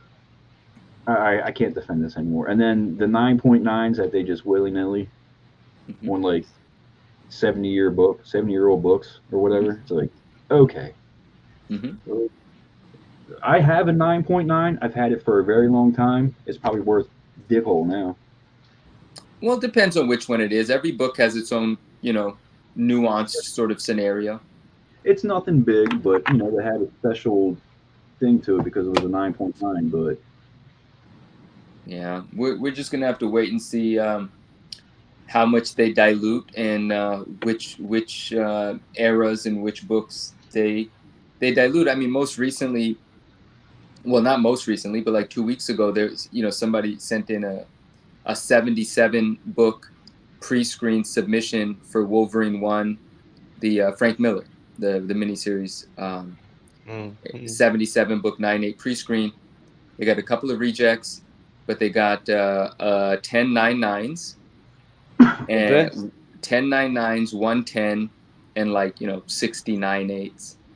And Was there? yeah, Crazy. no, it's Crazy. it's insane. But that is now what collectors are motivated to do, because they know that the 9.9 is now, there's instruction on the desks at CGC to give the 9.9s when it looks better than a 9.8, right? And that was the reverse for a very long time, where it was, don't give out 9.9s, keep that gate kept and special, because it's an anomaly event when it happens. It's a very pleasant surprise when it happens. But now it's somewhat expected, and it's getting more in that direction.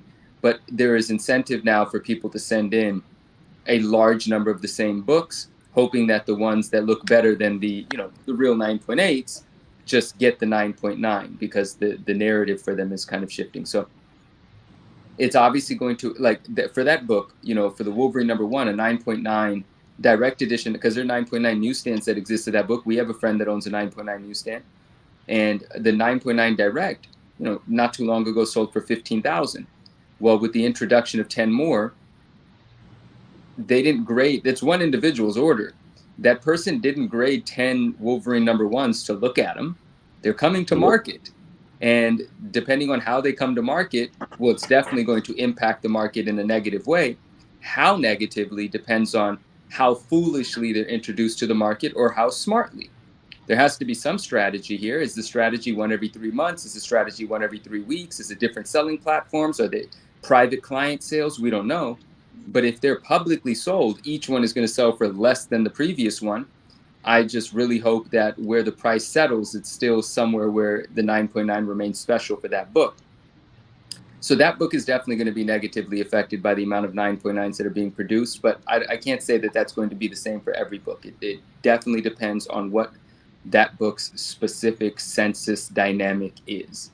But people are sending in books by the boatload to try to get those 9.9s right now, because they are available. I look at it this way. I mean, if you can get it raw, get it raw. If you're just looking to collect, just get it raw. Get it raw. Look, man, I want to just this is just a fun thing. This doesn't go anywhere, but this is something that I'm very interested to see what would happen. I'm going to get some of the numbers wrong, but they're not going to be way off. New Mutants 98, first Deadpool. There's 9.9s of that book. I think they're 2, 3, maybe 4. Don't remember. Something around that line. It's not double digits. The last 2 sold for over $40K. That is a book that has so many 9.8s that should have been 9.9s, because there's thousands of 9.8s. Is it thousands? I'm pretty sure it's thousands. Is it thousands? It will be, yeah. It must be. It's something like thousands. Yeah. There's a lot. There's a lot of 9.8s. The point is, there are 9.9s from a different era of grading where they weren't giving them out, that are encapsulated as 9.8s. There is going to be, if not already at CGC, a mass submission of New Mutants 98s, and it's going to produce more 9.9s.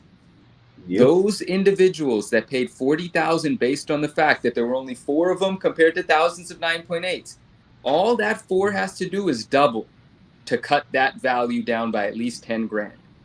And if it doubles again, I don't know where the value of that book's going to be, but that is not a $40,000 book anymore. Not even in theory anymore, because there's a concern that more can be added because what we've seen CGC do. That's where people are going to get the most hurt, because they bought into that because CGC was doing things differently. And now CGC is not, and that investment is compromised because... Seriously, Donnie? Is that right? No, that makes sense. Donnie, that makes sense. Thank you for providing that information. That's how popular that book is. Out of how many 9.9s are in there? Exactly. Hundreds of 9.9s are in there. Yeah, tons and tons. That's going to be a problem if people are going to dig into those 9.8s and put together those mass submissions, like with the 77 book Wolverine #1 submission. That 77 book Wolverine 1 submission is a tougher 9.9 than this, but they were giving them at a certain period. This is going to produce more 9.9s if someone does that. We'll see. People will do, because people will want to get there first on the 9.9s, won't they? Whoa, Donnie says there's 12 9.9s, which is it begins. That's a big number for it to bring in 40 grand. I want to do a little bit of backtracking, which I don't know how to do, but I want to try to do, because I want to know, when the hell did that turn into 12? What if like 8 of them just got announced and I'm not aware of it? This is submission. Dude, when did that number turn to 12? Oh man, I'm scared for that book. I think a lot of those might be new. I don't know how to figure that out. It counts. You know, there is a website or something that lets you get a historic snapshot on what the census was at any given date. Does anyone know what that website was? What is it? No, you can do it for any web page, can't you? Is it? It's not what if? Oh shit! You mean the Wayback Machine? The Wayback Machine, that one, you could use that, couldn't you? If you found the page, you could use the Wayback, and you can go like day by day. They don't take snapshots every day, though. Their snapshots are fairly periodic. Are they? Yeah. Dude, there were not 12 9.9s of that book like 2 months ago. Bro, it's just going to keep growing. Every book is just going to continue to climb in the 9.9 category, and now it's going to be about 10s. Yeah, that's crazy. 9.9 is the new 9.8. Yeah. In about 20 years, it'll be 15s, 16, 17, 18, 19. Yeah, what are they going to do, right? Who knows? Like, Freddie Ann, what's up? They're still here. Nathan, you need to go to bed. Oh, Freddie, thank you. Swish in the bill. It isn't Nathan. It's me and Matt. If we post in there, we come up as True Blue Collectibles. Oh. I'm mainly here to keep Jake's spirits up. I think it's that website. 14.1. You guys got to give me. I'm here. I'm here until we beat 24 last year's, and then I'm gonna go to bed. What time was it last year when you went off, William? It was when Ash was doing it. I stayed the full 24, and it was like probably, I think it was like when Ash was doing his last, because when you guys were going to overtime, I'm like, it was yeah, I think I went to bed at like 10 o'clock on the night, and I had to wake up at 1 a.m. So I think we started 1 a.m. UK time, thinking about it. So it must have been 8 p.m. So if you do till 8 p.m., you've nailed it there. You've done like 26 hours, maybe even. I think probably make it your anniversary. We're gonna get there. I've got Joe on for hours. How many hours have you been on, Joe? This is good. This is like I've been on for a while. I think I've been up for at least 24 hours now. I'm about to get delirious. I'm about to take my shirt off. That's all right. We can do that together, brother. That's what I'm here for. Don't worry about it. Hell yeah. We're about to raise some serious cash, boys.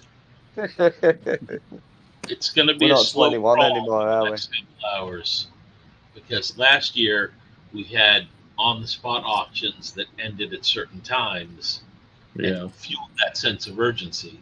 With all of these ending in the future, it's a slower process right now. So we'll search. Yeah, we spoke about that, didn't we?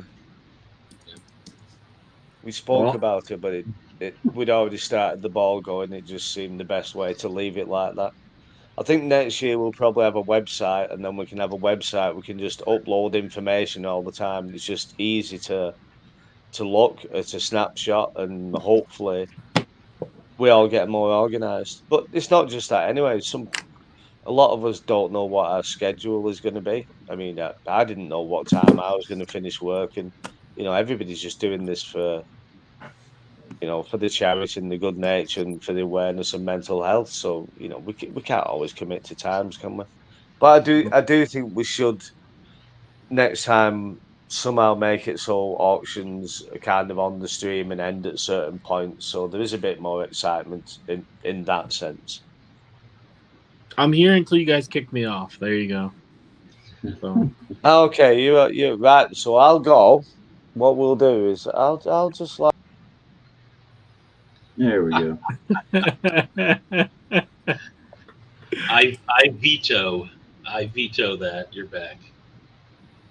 You can't do that to me, Matt. Joe's the only person I know who hates being on the stream as much as I do. So it's an amazing effort what you're doing, mate. I detest it. I don't like it. So what's in the comments, boys? What are people saying? Check out Swish Rich. He's got some serious knowledge. Yeah, Wow. yeah, that's my kind of knowledge. That This is deep. Let's open up some Pogs. There you go. Yeah, I love porn. We all love porn. Isn't that cool though? A sealed box of Spawn Pogs. Really I have cool. Yeah. ABR. I have a Really Venom cool. Slammer and a Venom Pole somewhere. That's dope. I want to see. That is so sick. I never knew that there was a full box of Spawn Poles. Right, a full box of sealed Spawn. These are the ones. These are his second set. Prior to him getting in with Pog, before that, I believe a year before, there was a different set, and he called them Spogs. Right, Spawn Pogs, Spogs. And those ones actually have a really great dope-ass binder with them as well. The binder was sold separately. I think there's a sealed binder that has the complete set within. I'm not sure because I don't own any of those items, but I want to. But I think this is the one that came out after the official Pog product. And they definitely have a misspelling up there. It says, what does it exactly say? It says contains 37 pox, even though it's supposed to say Nice packs. one. I like that. Yeah. There's a whole set. They're called like Hero Slammers, so they're kind of like Pog, but they're from overseas. And there's a whole set of Ghost Rider, like from like the original like Midnight Suns like storyline and everything. I cannot find any of them because I could find them. I can get them overseas, but the problem if I pay like the eBay price, it's like $500, $600, $700. Whoa. I'm like, I'm not spending that much that's money not on it. fair. No. No, not on Pog. I mean, they're cool, but I ain't spending that kind of money. We're going to have Joe make a post about them so that they could go up in value, and then it might make sense. My days of screwing with the market unintentionally are over. I'm just going to hit you up now, Joe. Anything I want to sell now, just like Manu says, we'll just pass it over to you. You could be the middleman. Let's do this. You guys were showing off cards and stuff earlier, so Swish, I don't think it does actually. Let me try to read it. show off some of the cards I got lately, and let's see how it goes. Yeah. Get this out of the way. Show us that Like Doom again. This is. Let's look at the Doom again, Joe. Joe, should bring up the Doom again, please. Oh, it does have a slammer. Each pack has 4 Pogs. That's and amazing. one Now, are you slammer. seeing this, Leo? Oh, what is Leo, that? are you looking at this Doom? This is what Joseph did earlier. Tonight? Yeah. Yeah. Oh, wow. That's amazing. Bro, that's sick. Trying to get the best light on it. Get that Freeze shine. on here? Yeah. Free comics, what up? Nice. It says 4 authentic Pogs and 1 WPF's Kinney Slammer. What do you guys think about these? The chibis. I love the chibis. I think they're love cute. the chibis. I like them. Yeah. Definitely I like. like. You guys saw this earlier. Like I said, I was super stoked. Sell the 99. I love that card. Walk away with a 25. Let's fucking go. I'm sorry I keep swearing. I'm getting delirious. No, you can do what you that- want. I had some of the Venom 25s. I didn't have anti-Venom 25. I think Nathan gifted this to me. I know he gifted me a card, and I think it was this. Either way, shout out Nathan. And I've been after this for a while. This is Oh, probably like that, Joe. unofficial. Probably unofficial. I don't care. This Okay. may Those are also something be to figure out. Oh, this dude, I card remember also, that vending machine sticker so well. I mean, I think I have it, but I love it. I have a couple different ones, but Can we see the sometimes back? Does it say anything on the back? Does it say Kodak? it's Does it just say blank. whatever? Nope, it's just blank. And I don't know if But it that's looks, an indicator of whether it it's looks real or not. Because if you could fake the front, you could Yeah. obviously fake the back. Take the back. Back Yeah, one, yeah. I have no idea. Yeah. this bad boy. Dope. Well, there are anyway out about the Weren't you crying about buybacks earlier? Jake? Yo, that's a dope one, bro. I like buybacks. I would love to finish this subset, but I don't know about that. I have from that. No. Which? Oh, I sold them all on. I'm just sold them later. I like I this. love that image. Oh, that's the image from the '94 Power Blast. Yes, sir. Oh snap! Yes, sir. Dude, I like Agent Venom. I don't care what anyone says. I recently just got this, the Epic Purple. This just came in not too long ago. This is 50 out of 199. Is that Palumbo or is that what? Who is that? Yeah, that was Palumbo. Yeah, that's it. Yeah. This was the biggest pain in the ass to make. The rainbow foil achievement. I just gave up on the gold achievement. That looks so good. That thing, man. Yeah, I'm a fan of that. okay, you got the But- blue. Yeah. Yeah, and this has it's stamped 180 on the front. It's not Yeah, really mine cool. has that too. Mine has an arrow card like that too, where like when they stamped it, it's like almost they stamped it too hard, like bled Well, through the front. That's what someone said, but this Yeah. is it's in a different spot, and it's like, I don't know, it's weird. Huh. I like arrow cards, so I was pleasantly surprised when I saw that. That's pretty cool. Yeah, that's pretty interesting. And then these things, I think these things are so beautiful. So, I mean, what's going on with that image? What is his back foot doing? It's cut off because it's supposed to be like, I think Venom's head's right here, and then Black Cat's over here somewhere, and Spider-Man's over here. Like it's a weird crop job. Yeah, that's what I always thought. Like, what the heck? Who the hell they got cropping these things? Yeah, I don't. That was a weird one. That one. This is just.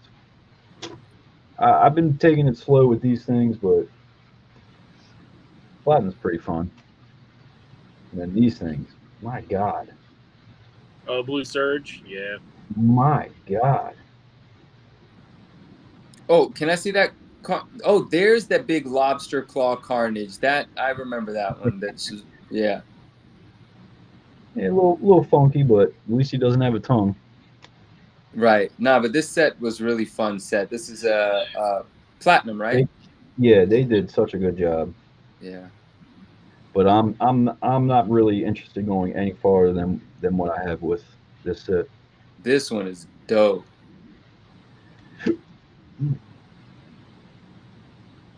And then here's Hey, the that's first. that very little known game that they had. Yeah, this is If you- like the first card appearance of Zombie Venom. Yeah, Manu, if you need one, I have like 20 or 30 of those. If you need one, No, of what? Of what? Sorry. that zombie Venom card. Oh no, I appreciate it. No, thank you. Keep it, please. No, I appreciate it. Thank you. I can send it to you. I don't care. Oh man, super kind, bro. I gotta find something. I'll trade you something for it then. Don't worry about it. Just shoot me a message or whatever on Instagram, and I'll send it to you. Thank you, brother. I appreciate that. Thank you. This was a cool achievement. It's like they took the Yeah. and just made it one card and put gold foil on it. That was kind of neat, I guess.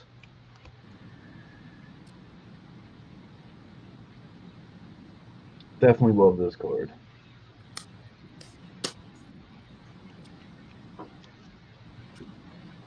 Yeah, the rest of them are pretty much just all platinum, but the main card I've been going after real heavy is the Agent Venom one, and this is for Matt. He was talking about, or not Matt. I'm sorry, Nathan.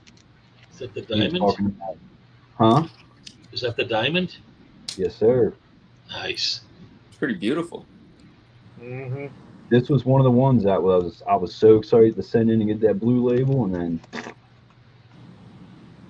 that's 2 out of 10. Like I said, I got this from Dre. Shout out to Dre. So do you like the perspective of that Agent Venom? Is already going after it? I mean, you mean the perspective, like the way he's drawn, like how he's Yeah. lunging forward? Yeah, I dig it. It's like an action pose type deal. Yeah. So what But are your thoughts on comic book images on cards? I like it if they do it and then Right. not do it over and over and over with the same image. Yeah. Which they do a lot.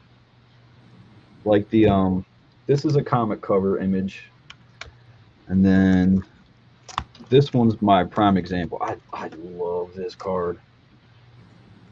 God,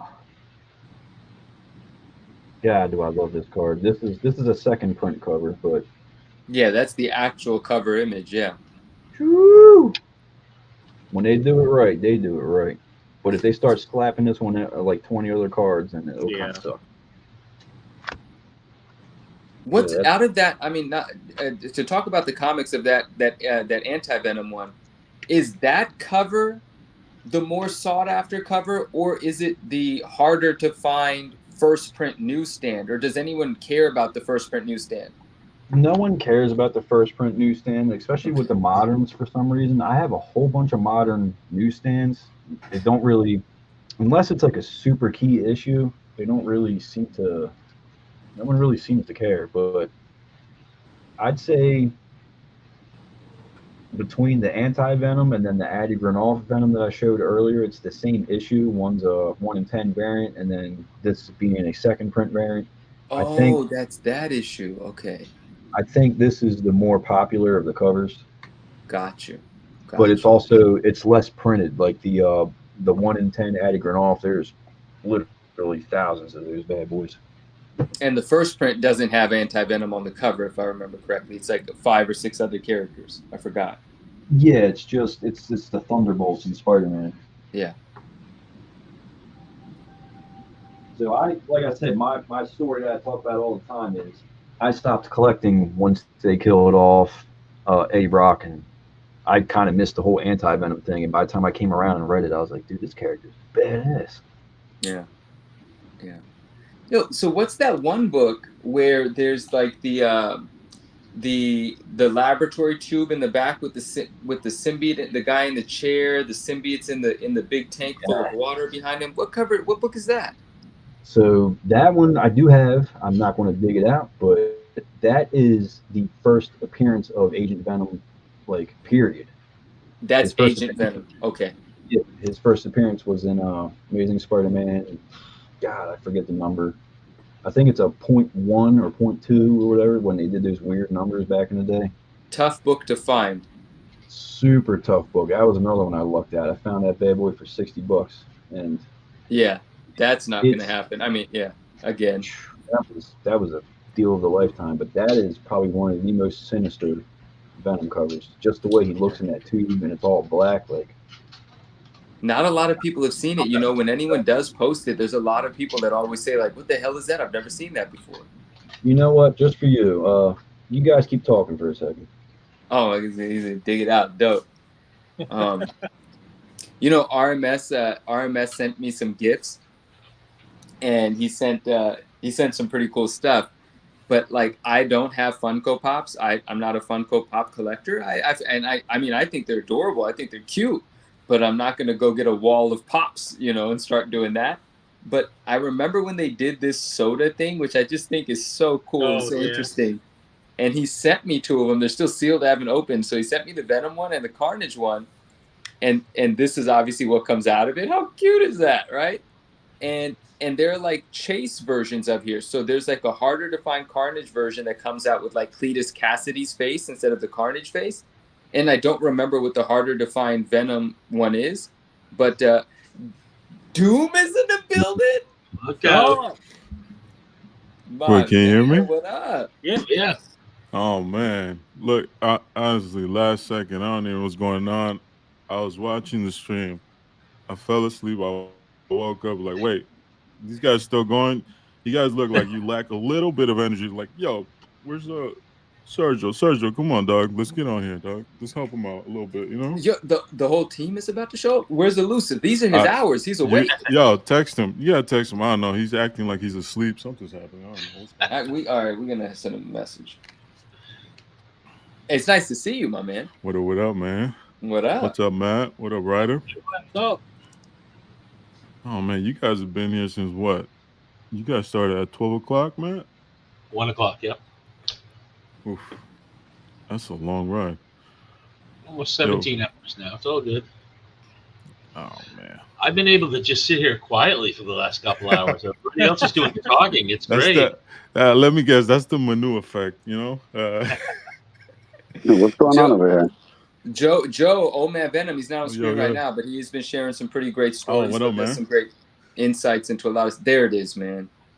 Oh boy. Uh-oh. Let's see. Wow. Sick. Yeah, that is a book that that's does crazy. not get seen too often. And this bad boy's clean. It's got a little bit of something on the back cover, but the spine is pristine. So that's the first appearance of Agent Venom. Yes. So let me get my camera right. Oh, it's 654, but there is a 654.1 or it's a 0.2. Okay. And it's a continuation of like the origin. This is just like a little mini backstory in the back. Gotcha. And then I think 654.1 picks up like his first Avenger. But remember how it's going on about Old Man Logan? Yeah. Well, there's another reason why I really love this storyline. Sorry, yeah. Oh, the T-Rex. That's awesome. Yep. Oh, that's dope. And here's another reason.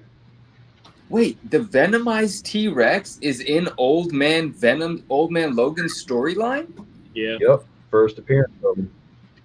Wow. I mean, look at this. He's just gutting him. Yeah, that's crazy. Isn't that Bring this back. isn't that That's like crazy. the Hulk's family? Because like Yeah. like Hulk's family kills like Logan's like family, and then he like goes after all of them, and then eventually he fights the Hulk. The Hulk like swallows him, and then Wolverine like rips him out the stomach. It's such a visceral, brutal storyline. Yeah. And like the whole thing is he refuses to pop his claws after what he did, and then the Hulk gets bored and decides he wants to fight him one day. So he's like, "Go kill his family. That'll make him fight." And he goes like a Western. Yeah. Yeah. But Joe, Donnie Boy McCoy is saying, "Show Doom the Doom card you did, please, if you have that handy." Oh yeah, somewhere. And he did this tonight. Oh yeah, that's the one I messaged you about, dude. Oh, okay. I saw it. Nah, it looks sick. Yeah. Oh, here What's we go. that cover? So I'll explain this in a second. Oh, I gotta man. get the. So this is my first time ever drawing Doom, so I apologize, Doom, if I didn't No, do man. justice. No need to- That's awesome. Yeah, you did a great But job. it's a hollow foil, rainbow foil sketch card. Yeah, I seen you do a couple of those. Those are nice. That's crazy. So this menu, if you'll notice, there's no barcode at the bottom. Mm-hmm. So this is the 1 in 100 version. I would take it out, but I don't want to because it's super clean. But the back is solid white. It does not have the barcode. There's a third print version. There's a second print version where this is colored like Anti-Venom. It's all color, but it's Anti-Venom instead of Venom. And then the third print is this exact cover, but it has a barcode. It's on either one of these sides, so Got you. it's easy to get mixed up on which is which, and I think it's kind of ridiculous they did that. Wow, that's very cool. But like I said, it's part of my favorite storyline when we were talking about it earlier. New Ways to Die. Yeah. Nah, thank you for grabbing those. That's dope. Yeah, man. One more time for you. Yeah, we don't see that too often, man. And people do go nuts when someone posts one because it's just a ghost. Yeah, this is not one that I plan to sell. I'm definitely been selling a lot of comics lately, or trying to, but that's one of the ones I do not plan to sell. Dope, man.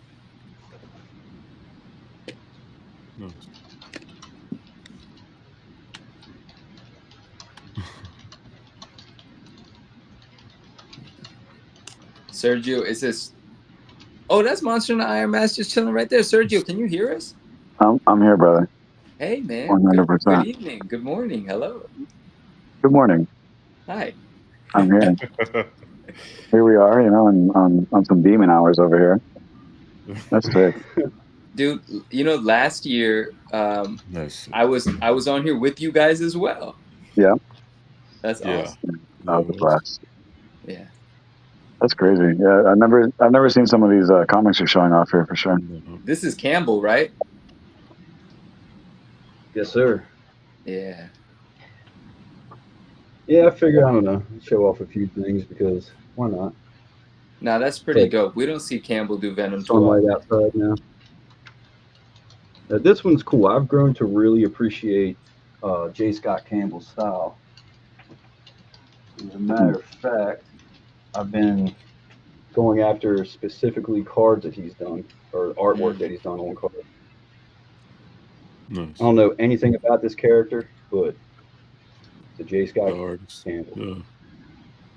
See, and like I said, you could always, well, even if you get tired of like your character and just want to change it up, pick an artist. And it's so fun to look at like comics and figure out like what they've done. And like, because, Upper Deck doesn't really post the artist. So it's fun to like research it that way, because I do the same thing with Mark Teixeira. I just research and research, he did this card and this card and this card, and I had no idea. Yeah. I'm slowly realizing there's a lot more J. Scott Campbell cards now. Yeah. Those are so beautiful, those cards, bro. Like I think the first time I ever saw those specific I forgot what they were called, but those specific cards, I think you were showing them like maybe like 2 years ago, maybe something like that. It was a while ago, dude. These, especially this has got to be the most beautiful card I have ever seen in my life. It's stunning. Those are red nails, right? Yeah. Yeah, the foiling on those are crazy. Whew. I've never even seen that. It's one of the Asian sets. I'm not sure which one exactly. This is a connecting cover from a variant, but they do it weird, It's not like this. Yeah. It's like that. What set is that?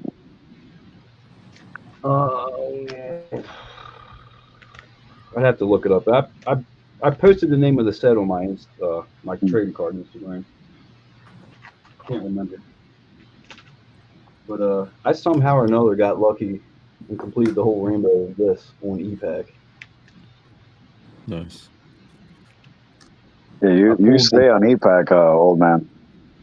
We see you on E-Pack. You slay it on E-Pack for sure. Yeah, I'm always on there looking for Black Hat base for Marvel Beginnings. Yeah. Strictly because it's J. Scott Campbell. I finished this one, so I got the white rainbow or whatever the hell it is. Trying to get the Black Hat is just stupid hard. Got the purple, the gold, the red, the blue, the orange. This one I pulled from a box. It's out of the 62 or whatever it is, 63. And then I just started offering to trade, looking for just this card, and I managed to get all of them. I don't know how, but nice. I'm only missing one of one. Well, but yeah, that's been my new thing lately. This one, it's only 12, right? Yeah, there's only 12 of these. Yeah, those are wild. The foiling on those, I didn't see a lot of people with them because I don't think a lot of physical boxes got open, but they've been nice to see. They're Manu, kind of who would you who would you like to see on card, like an artist, Manu, that like you don't really like see all the time? Like if you had to pick like 2-3 artists, like let me get like who are your top 3 picks? Don't see all the time. I want to see some Sam Keith. Charles Vest would be nice. Wow. I definitely want to see some Sam Keith though. You know, I mean, we do have some cards of Sam Keith art from back in the day, but I don't know about anything recent.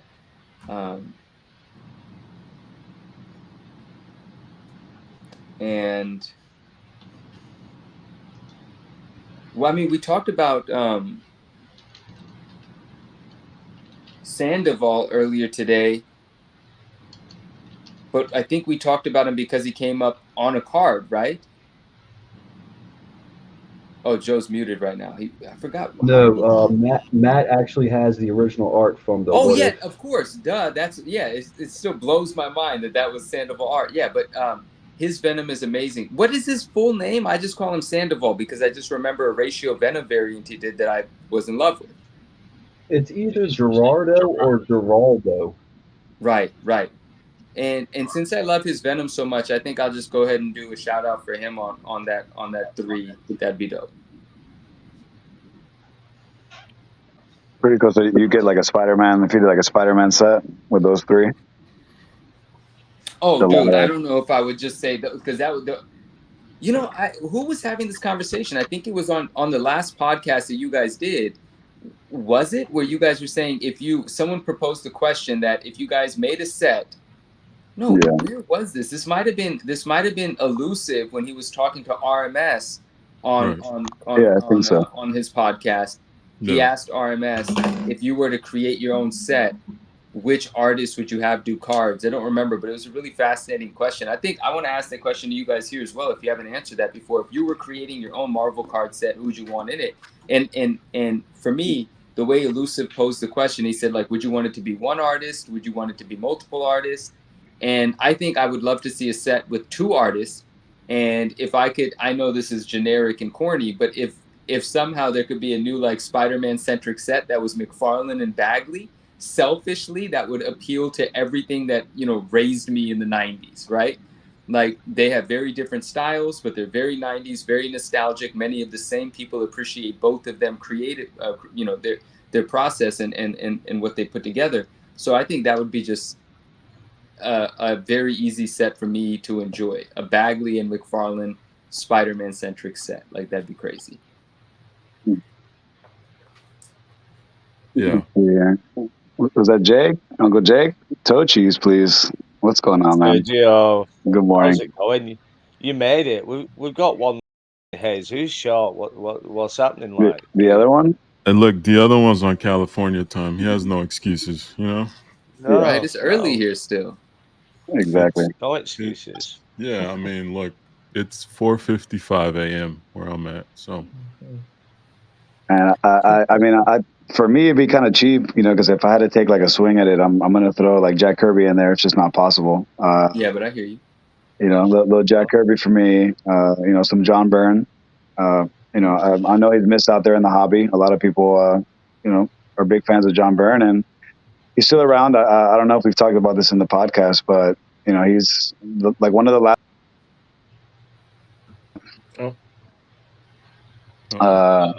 He was just over being like out and about, and you know, he probably got burned by Marvel along the way, and he's just like, I'm done. You know, like it sucks. But John Byrne, Jack Kirby, and man, I don't know, man. If I had to take a third one, I mean, if I picked a modern, you know, I don't want to sound like too you know, pretty norm, but I mean, you know, Bianchi. I'm a big fan of Bianchi. It would just be, it would just be like, you know, like certain characters for certain, certain artists for certain like parallels or like inserts, which I think would be pretty cool. I think we've talked about that. the parallels, like if we did like a parallel set of like a three card, certain artists, that'd be pretty dope. Like, we have a lot of legendary artists out there in Marvel. Even the Kuberts, like, hey, like if you did an X-Men set with the Kuberts, that's sick, Yeah. Go on, Joseph, put that up. Oh, there yeah. it is. Nice. Nice. What number is that out of? 25. 25. Sweet. That's cool. It's a hard one to find too. I haven't checked the census in so long, but I don't even know how many of these are even signed. But yeah, I was just talking about this earlier. I had the 99, I sold it, turned around and got the 25. Oh man, Nice. for a second when you said you had the 9.9, I thought you meant you had the book in a 9.9. I was like, no, what the hell? Dude, all I gotta do is just send it in. Yeah, these days. Yeah, exactly. Manu, did you see that? Did you see that thing I sent you about the Godzilla? No. I sent you a thing on the Godzilla. There's a book out there right now that's on Heritage Auctions, and it claims to be the first appearance of Godzilla, but it's supposedly not. I haven't seen. I was doing a little bit of traveling, so I haven't seen your post. I haven't seen what you sent me, but I definitely heard someone. I definitely saw something about that, and that's f***ed up because if what I read is true, that is obviously a clear misrepresentation of the book, and someone is going to buy it on the pretense of it being the first appearance of Godzilla, but that was actually the issue prior. So that's nonsense, and I don't know what to make of that. But hopefully, informed people try to buy it. But I know that's very optimistic because those auction houses, a lot of people that buy things from the auction houses are going based on what the little blurb says about it. So fuck. That's kind of wild, like we're back at it again with some CGC fiascos. I mean, they blocked the comments, which is like, dude, that's the most like blatant obvious. You might as well just delete the comments. Shit. They blocked the comments in the comment. Yeah, they blocked the comment section completely. Every other post is fine, but that one's like blocked off. You can't speak there. It's not a free space. That's so messed up. So they grade this book, and on the label they write first appearance of Godzilla. The book's at auction being advertised as the first appearance of Godzilla. It's not, and it's very easy to prove that it's not. Apparently, I don't know anything about it other than what I read, so I'm just believing what was said with confidence, and they just refuse to acknowledge that they got it wrong, but I guess just decide to ignore it and say, let's just see what it sells for anyway. We're selling it, yeah. Man. Yeah, I mean, that'll happen. It'll just sell anyway. That's why they block the comments, because they know it'll work and somebody will just buy it, won't they? I think people are right. Like there's certain people that say, the community members that speak within social media channels about this stuff are removed from the buyers at the auction houses, and those auction house buyers, not all the time, but some of the time, are not aware of what the sort of in the weeds collectors are troubled by or pointing out. They're just kind of existing in a different on a different plane, if you will. So it is what it is, I guess. Yeah, that's why, man. They can't seem to to dodge these situations, but it's also tough too, right? Like some of these books. I mean, I think the one that's before it is like from like 56. So for you to do some homework, I mean, you gotta. I mean, again, if you're gonna claim to be like that guy, you got to do some homework, Yeah, 100%. Yeah, so that's tough, man. I guess I'm looking at the DM now, but I guess it was in your story. Your story's now gone, but so I did miss that. I apologize, but I'm in the DM now. We needed the hobby hero to make an appearance. You got to put these guys on blast. It's kind of wild, man. I don't even know anymore, man. I don't even know anymore, man. There's so much stuff to point out. There's so much stuff to be like, be aware of this, be concerned of this, and I hope people are being wise. There was another situation. I think Ryan from Automatic. He pointed something out on his Instagram page today where. I'm gonna go. I don't want to get the book wrong, so I'm gonna go to it. I mean, I know the book, but I want to know exactly what it's called. So let me go there in a second. Let me go there right now. You guys carry on, and I'll tell you. like a full-time job for me now, that wouldn't it? Yeah. Yeah. Keep Tell up you with what, CGC news. I'd like to see like a masterpieces with Sam Keith and Barry Yes. Windsor Smith. I'd love Ooh, to that's a see good one. some Man. school Yeah. like that nobody'd expect, and it just hits you and jumps That's out the a great box because one. people don't talk about them too much. That'd be, wouldn't it? Yeah, absolutely right. Absolutely right. So this other thing that happened, this is not this is just about, you know, what Sergio says about do your research, right? And that's what Ryan is saying here. He's saying you guys got to do your research when you spend this kind of money. But essentially, Albedo #2, you know, this book, Right. right? Usagi. Yeah, exactly. And somebody just paid $33,600 on the 20th for a 9.6 on Heritage, right? And that seems to be fine if you just looked at GPA and you saw that on GPA. I hope I don't get this wrong. I think someone in the comments said this as well. That a 9.8 sale was the last recorded 9.8 sale was $50,000. So if you just look at GPA and you see a 9.8 for 50 and you're preparing to bid at this Heritage book and you buy the 9.6 for 33.6, you're thinking you did all right. Like that sort of, you know, that adds up, I guess. But a lot of people did say that 50K seemed to be too high. And what the people bidding on this book did not know, because Comic Link does not feed their sales data to the pricing services, is that a 9.8. So again, this is 33,000 and change paid for a 9.6, but a 9.8 a few weeks ago on Comic Link sold for 26K, which was half of the 50K, which is correcting the 50K sale. And so some person, because they didn't do their deep dive into recent price history, paid more by almost $10,000 for a 9.6 when a 9.8 just sold for, you know, $8,000 Shit, less. that's crazy, isn't it? Gotta do your research, man. I wonder if some of these people, though, they have people who are buying the comics for them. So, say they might be, I don't know, a CEO of a company, and they've got somebody in their ear saying, "Oh, you want to buy this? You want to invest in this?" Because it seems to me, if you're spending that sort of money, you'd really look into what you was buying. You know what I mean? But how does that happen? Is that information not accessible? Like, Yeah, Comic Link doesn't send their information to pricing services. oh, well. So the only way you would know that was there is if you were actively researching the sold history on Comic Link. You would have to sign into Comic Link, search the book, and see a previous sale, or else you just don't know it happened. Right. Yeah, because most people are just going to the pricing services, which is it's not a full picture. That's all. You know. Yeah. And let me ask you, because obviously you know I'm big on comics, man. That's my jelly and jam there. But the that sale on the Batman, or was it Superman? The recent sale that was like 27, I think it was. No, what was it?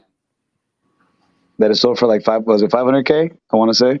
Yeah, the one that sold for half of what it last sold for. Yeah. Yeah, that's how do you feel? You know, especially on a golden age big book like that. Like how does that impact like the state of the hobby in the comic market?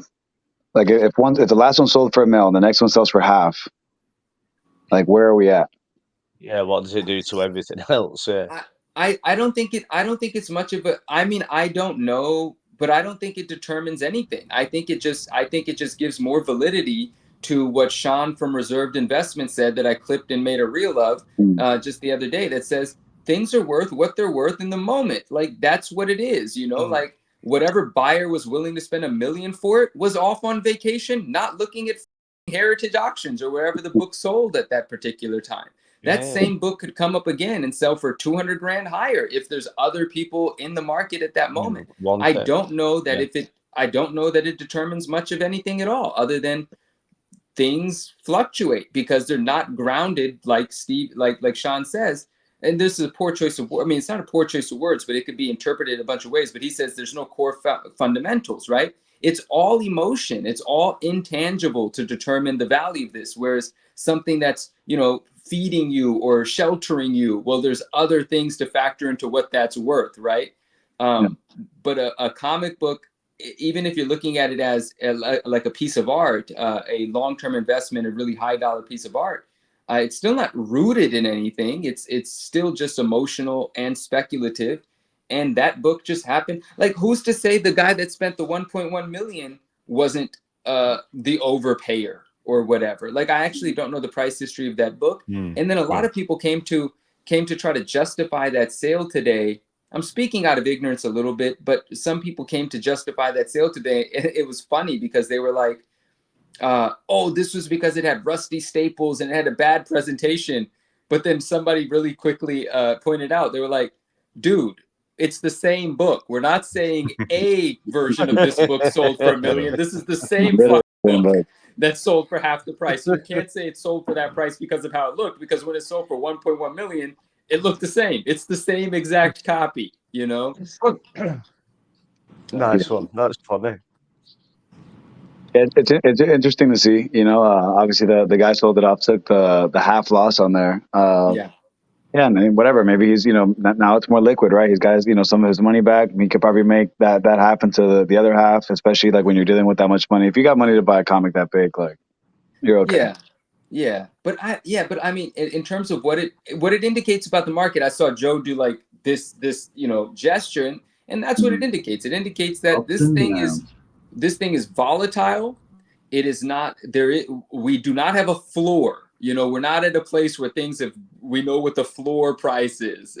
Everything is kind of, it's just, it's turbulent. You don't know what anything's going to do. Like, you don't know, you know, and some things get pumped hard enough to get it done. Some things have, you know, a rich player in the market that really wants it, that completely changes how well it does at auction. And you also don't know what the buyer or the seller, what they've been doing for the past 2 or 3 years. I've sold lots of stuff and like took a loss on it just to get my money out of it.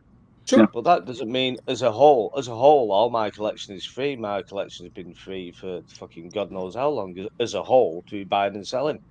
So it's all right you saying, oh, you know, oh, he lost $500,000. Or he overpaid by $500,000. You don't know what they've just bought or sold there in the past 2, 3, 4 years. Right. And on the whole, it might not be a bad thing. You know, you can't tell, can you? No, you have. Yeah, exactly. If it's just a part of their portfolio and they might have made $3 million in the span of time that they're losing 500,000 on this. And then also, I don't know exactly how this works because I've never, you know, sold a book of that value, but I'm assuming, and I'm not completely sure what the laws are on this, but I'm assuming, I got to be careful saying this, just know that I don't know what I'm talking about, but is there a possibility that they get to write off that 500K loss? And really, in actuality, depending on how their taxes work, maybe it's only like a 300K loss? If they got a good CPA, it does. In this country, you could. You could in the UK, definitely. And it doesn't mitigate the loss. It doesn't mean it's not a loss. But, you know, if they're savvy with their money, with someone with that kind of money should be, they're not going to realize the entire loss because they'll save a little bit elsewhere by you know, claiming it as a loss. So, whatever. It's just another big headline, isn't it? It's a headline that just keeps the gravy train running. That's what I've heard. Somebody said something really interesting. They were like, in that same auction, there were also books that outperformed previous sales. So no one book is an indicator of the market because you can pick which one indicates what you want to say the market is doing. Right. Yeah, of course. You know? But, and we all know Sergio's got all the best books anyway. That's right. Sergio's got all the gold. That's so far from the truth, bro. That's so far from the truth. I'm trying to catch up, man. I've seen some crazy things out there, you know. But you know, I try to have a good time, man. You know, it's you know, Jake, we've talked about this many times. You know, it's just like sometimes we get tired of cards. You know, I want to dig into some other stuff.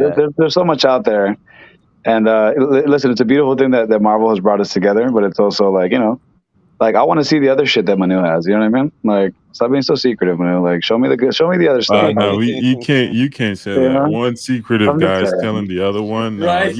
You both have to throw your hands on. You know. Hey, I was just showing what RMS sent me. Did show some good stuff. Yeah. Listen, if you show, I'll show. You know, that's pretty dope.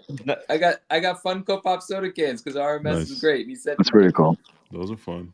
And there's like chases And in here, so I Pogs. want to open them. We've seen the Spawn Pogs as well. So Yeah. we've seen different Deadpool. stuff. That's nice. Deadpool Wait, who's Pogs, it? Where did our friend Ryan come from down here? Hello. Manu, what's up, guys? How Man, I are thought you you? guys Found him in the needed some chat. help being this late, but it looks like there's more participants. I just saw a Coke can floating around. I was like, wait, new friend. That's nice. Sorry, my face looks like a tomato. I had a good day a couple of days ago at the fair. There you go. How's everyone Nice. doing? Man, you guys have been pulling a lot of weight tonight. I've been watching the last few hours. Good content. Dude, what a fantastic setup. My goodness. I was looking at it on the big screen. That's awesome. I just can't fit it all on this little video. Sorry, Sergio, I cut you off. My bad, man. No, I was just saying that it's cool that Marvel brought us together, but you know, I know that there's some other stuff out there. You know, like there's got to be some other little things you collect. You know, Well, Especially I'm once gonna, DC dive a little starts. deeper. Like, give me something that's not Spider-Man. You know, give me something that's like, give me like who's your DC guy, Manu? Catwoman is my DC guy. Okay, with Catwoman. Like, Do you have Batman a do you have a and Catwoman, villain? but Do you have a really villain or? enjoy Catwoman. Be interesting. I didn't know that. I might Yeah, have no, something special for you. wait, Manu, is there any character that doesn't have black or red Or leather. that you collect? Oh, that I leather. collect? Yeah. This is like an No. interrogation now. Mm, nice. No, like, I Quiet, respect right it. now. Look, in you fact, know what you love. Spider-Man is the only character I collect that doesn't have black. There you go. Black There you suit. go. You know, I have a few Wolverine things because Wolverine's really dope, but I would never step out and say I'm a Wolverine collector. But I do love Wolverine, right? Yeah. But in terms of like the things that take up most of my collection, Spider-Man's the only one that's not black. Yeah, You but know, what's his costume okay? Which is just one? red and blue, I think. Well, That's there's the black question, though. in there. Yeah. Do you like red and blue Spider-Man, or do you like black suit Spider-Man more? Oh, I forgot. He also has a Yeah. symbiote suit Spider-Man, so it fits in everything anyway. Yeah. Personally, my favorite is symbiote suit Spider. There you go. If I had to pick Yeah. a Spider-Man to stick to, I like the symbiote suit Spider-Man more. But obviously, none of this happens without Yeah. Spider-Man, right? So, I yeah, like the theme.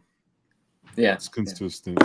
But like I might not have anything too abstract. I mean, there are a couple of things in here that are eclectic that are not even comic book related, and I think Sergio would enjoy those. So I would love to dive into those. Maybe on the next time, you know, we do a show, we could just break out heck of things. But once this DC train starts to roll with the new card releases, I have a feeling there's a lot of beautiful stuff coming out. So I'm gonna enjoy seeing what you guys decide to engage with, collect, and so on and so forth. And I want to be a part of those conversations as well because. With open arms, I want to see the DC stuff come in. Like, I think that's fantastic that it's about to happen. Yeah, I think most of us want to see it, don't we? I've never like slagged off DC. I've always said, "Oh, I love Batman." Batman's like right up there to me. Or it's capitalism. Consumers should benefit off competition. Yep. Yeah, of course. But it's just, That'll be it's great. just nice to see new pop culture figures, right, in the spotlight under the same treatment that And I hope, we've seen the Marvel stuff. So, and one thing I hope with what they do is that, you know, with DC, I mean, I get you got, you know, Batman and Joker and Superman and all that, but I hope they try to push newer characters or characters that, you know, like, you know, one character that I really like is I like Swamp Thing. You know, I hope they, you know, that's my thing is I hope they push characters that don't have a big spotlight or characters that they can make unique in a set and then be like, okay, I want to go research this character or I want to go look at this guy's, this guy or this or her backstory and do that. right, you have a lot of the Golden Age. You have some older books in there. So it's going to be fun to see that. And also, how do they manage the license? Is DC going to okay more violence? Like, I don't know. Like, are we going to see a little bit more, stuff on cards that we don't get from Marvel? So, I wonder if they can do like the animated series as well. Then, what do you reckon? Yeah. That'd be fun. Oh shit, that'd be cool, wouldn't it? You know, That'd be a great problem to have for me. Yep. I would Yeah. love a Batman animated, either insert or like just give me something. Yeah. Yeah, because that'd be big, wouldn't it? We'd all want to see that, wouldn't we? Well, and also like their animated films and their animated series, they're pretty consistent. So do we get sets for those? I know the Cape Crusader comes out in August. Yeah. It's the new Bruce Timm Batman. It's like a Batman Year One type of deal. So that would be fun. Yeah, Well, DC animation's been top tier for a long, long time. Yeah. Exactly. Well, James Gunn's doing it, which I think is unique. Is he's going to start doing it where, starting with like the Creature Commandos on, he's doing it where the actors that are playing the voices are the same actors that will play it live action as well. So he'll have the guy who's playing, you know, Superman or Batman or whatever, and he's also gonna, if they make it animated, they're just gonna use the same exact actor, which is cool to keep it consistent. Yeah, it'll be cohesive. Yeah. It's fun. It's just like a new. For me, someone's been, you know, I've only been collecting about 3 years. It's just gonna be it's just a new fun energy, you know, into the space. So it's obviously growing up as a Batman fan is just it's nice to see that, you know. And you'll get people that, you know, are mad about it and all that, but it's like it's yeah. I mean, Look, it's personally, that surprised me. Someone like, you know, it's like, he goes who cares? elusive with the yo, elusive, yo, just jump on the stream, dog. Elusive. Like, doing commenting, you know? Where are you, son? What are you doing? Elusive He's hiding. If you jump on now, I might see you in about an hour, Elusive, because I'm at this. So take your chance now. Oh, whoa, what's this? Oh no, it's Sergio. Fucking hell. We've been trying to summon him for a little bit, you know. Yeah, he's in the DM. Oh, he's there. He's always there. Believe it, you know. So, won't Manu, spin who's that. your I won't favorite spin that. Black Cat? Oh, not Black, but Catwoman actress. Oh, Michelle Pfeiffer. Only right answer. Yes. Yeah. Absolutely. Yeah. I mean, that's The other just, one doesn't you know, exist. Say again. I said the other one doesn't exist. Right. We don't Right. talk about the other one. And I mean, and you know, and that's the nostalgia for me. That's where I grew up. Like, those are the memories. Those are, you know, it's just nothing's going to challenge or beat that association. That's how it works. Yeah. Michelle Pfeiffer for sure. Although I did enjoy the latest one. Yeah, I forget did the too. actress' name, but Was it I know her name. Zoe Kravitz, right? Something Kravitz. Zoe Kravitz. Yeah. Yeah. It's not Halle Berry. The one it's Wait, who? Yeah, the latest one. Wait, one Manu, you Matt haven't Zoe watched Kravitz. the new Batman? Come on, bro. No, I Oh, haven't. it's good. Oh, You need to watch the new Batman. come on, Manu. Yeah, I it's thought you were actually talking fucking about Halle Berry. good. Halle Berry. no, not Halle Berry. The hell is her name? I'm gonna find it in a second. Yeah, and another thing, I you know, it's just I know I sent it to Doom, but if that trailer for Batman Beyond is real, with like the kind of like Spider-Verse vibe, that's gonna be sick. I would love a Batman Beyond Yeah, that'd be super sick. movie. But You know what'd be cool is like, so you were talking about, you know, your artists and all that. I mean, I have three of them. It'd be Mark Teixeira, George Perez, and Bernie Wrightson. But you know, Perez and Wrightson are dead. So, but that would be my like dream set. Dead or alive. There you go. Yeah. Very nice, man. And I think Anne Manu, how do Hathaway you? is who I was thinking about. oh, Yeah, okay, that's the other from Catwoman. the Dark Knight trilogy. Yeah, I Oh, yeah. remember Halle Berry. I did not even know. I think I didn't know that Zoe Kravitz played Cat. I don't think I knew that, but I remember Anne Hathaway. But yeah, Michelle Pfeiffer is just OG. Yeah. How do you feel about the possible revival of the Spawn series, Manu? I need it to happen. Who plays Spawn? Oh, I have no idea. I don't love the idea. I don't know if it's happening, but I don't love the Jamie Foxx idea. I get it, and I don't know what's happening. I have no idea what's in the works, but like I'd be fine if it weren't Jamie Foxx. Like I'd be fine if it wasn't somebody famous. I just want them to do a great job. I'm with you. He comes with all the baggage. It's someone new, fresh face. Agreed. Yeah. You know the guy's in the military, so he's under 38. So that's not Jamie Foxx. He was Right? on In Living Color. He's Wanda from In Living Color. You know? Yep. Who do you guys think? Who would you guys want to play Batman for the Brave and the Bold? I'll be the first to Yeah. say, like, I hate Twilight with a passion, but that Robert Pattinson, I think, Look at that. kind of like Harry Potter. Like, I hated that kid, but he turned out to be a good actor, so I have a little trust. So I think they know what they're doing there. Well, I know James Gunn talked about that universe is gonna be completely separate from his Brave and the Bold.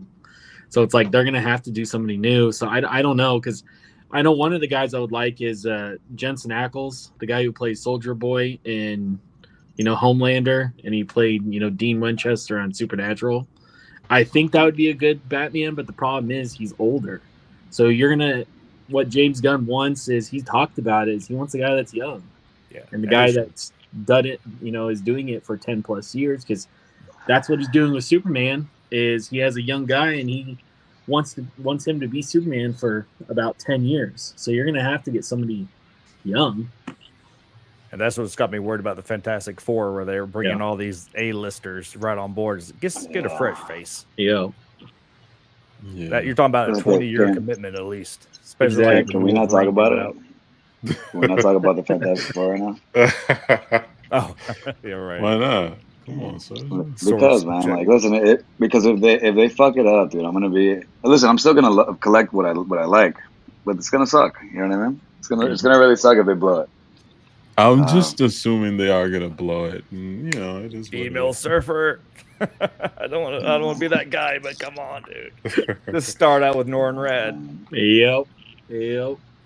See Hey, gentlemen. Well, I guess in the multiverse, anything's possible. But yeah, I don't know. We'll see. I'm excited for it. Obviously, I'm gonna for sure give it a watch and see what happens. Fingers crossed. But my personal opinion, some of those guys, would have not been my first choice, but we'll see how it goes. Guys, pardon me, like 5 to 10 minutes. I'm still here, but I'll be right back. Absolutely. Yeah, I'm gonna have to jump off here too. Matt, what's going on, buddy? Aren't you on the East Coast? I am. Jesus Christ, man. Start my day, Duncan. That's it. Making an effort. That is it. What's in there, Matt? What is in that cup? Just straight up coffee, nothing else. What, you guys are hiding that you're drinking? You guys, whiskey. As far as you know, right? I want to do this last year. I watched everything last year. Just I was a little worried on just when they first pitched it, like coming in as like a host. Where I didn't know it was going to be so many people. So I got a time slot tomorrow. Looking forward to it. Nice. That's awesome, man. Welcome, Jesus. Yo, what's going on, guys? You turned up. Mr. Elusive. Nice one. I heard I heard and I saw the Batman signal, so I was like, all right. Oh, there you go. Wait, were you awake, or we woke you up? You know me, you man. awake Like I'll say that right now, I could start snoring in any minute, so just kick me out if I do. and that's a fact, Retro. That's true. Yeah.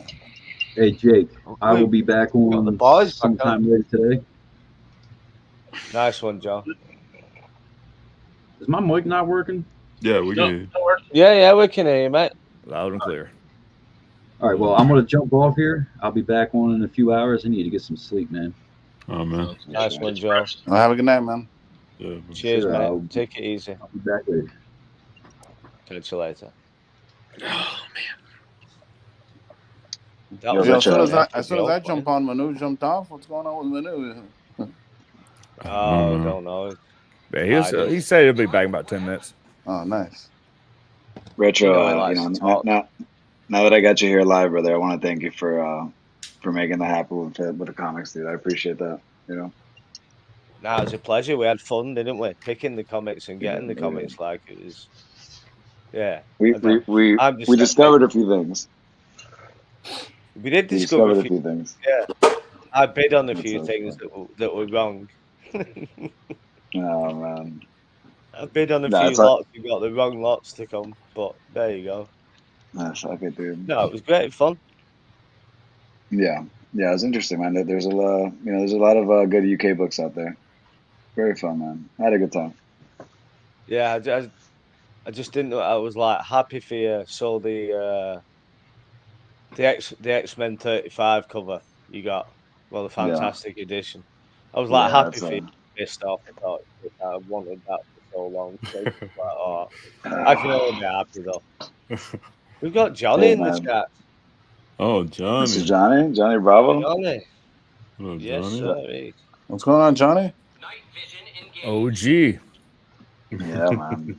The Wolvie OG for sure, bro. Now Johnny That's has awesome. got a collection, hasn't he? Johnny has got a real collection. Yeah, that Just Deadpool talking. caught me off guard right now. I was like, whoa. It's fun for about 2 minutes and gets annoying. Oh man. Johnny, Yeah, Johnny is into everything.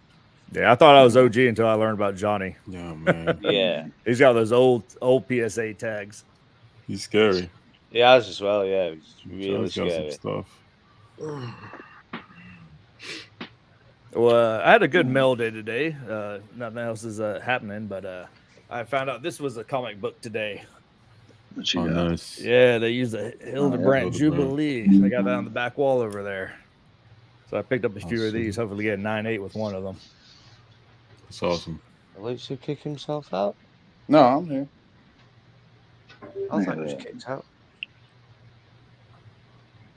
What's going on, Elusive? How are you, brother? How you doing today? Good, man. I was just remembering. I think Ryan is the Deadpool collector, right? Yes, sir. You're Ryan, the I Gambit bet- one, I right? bet- I think I just saw your video today. Yeah, man. I've been DMing you. What's going on with that? That's crazy.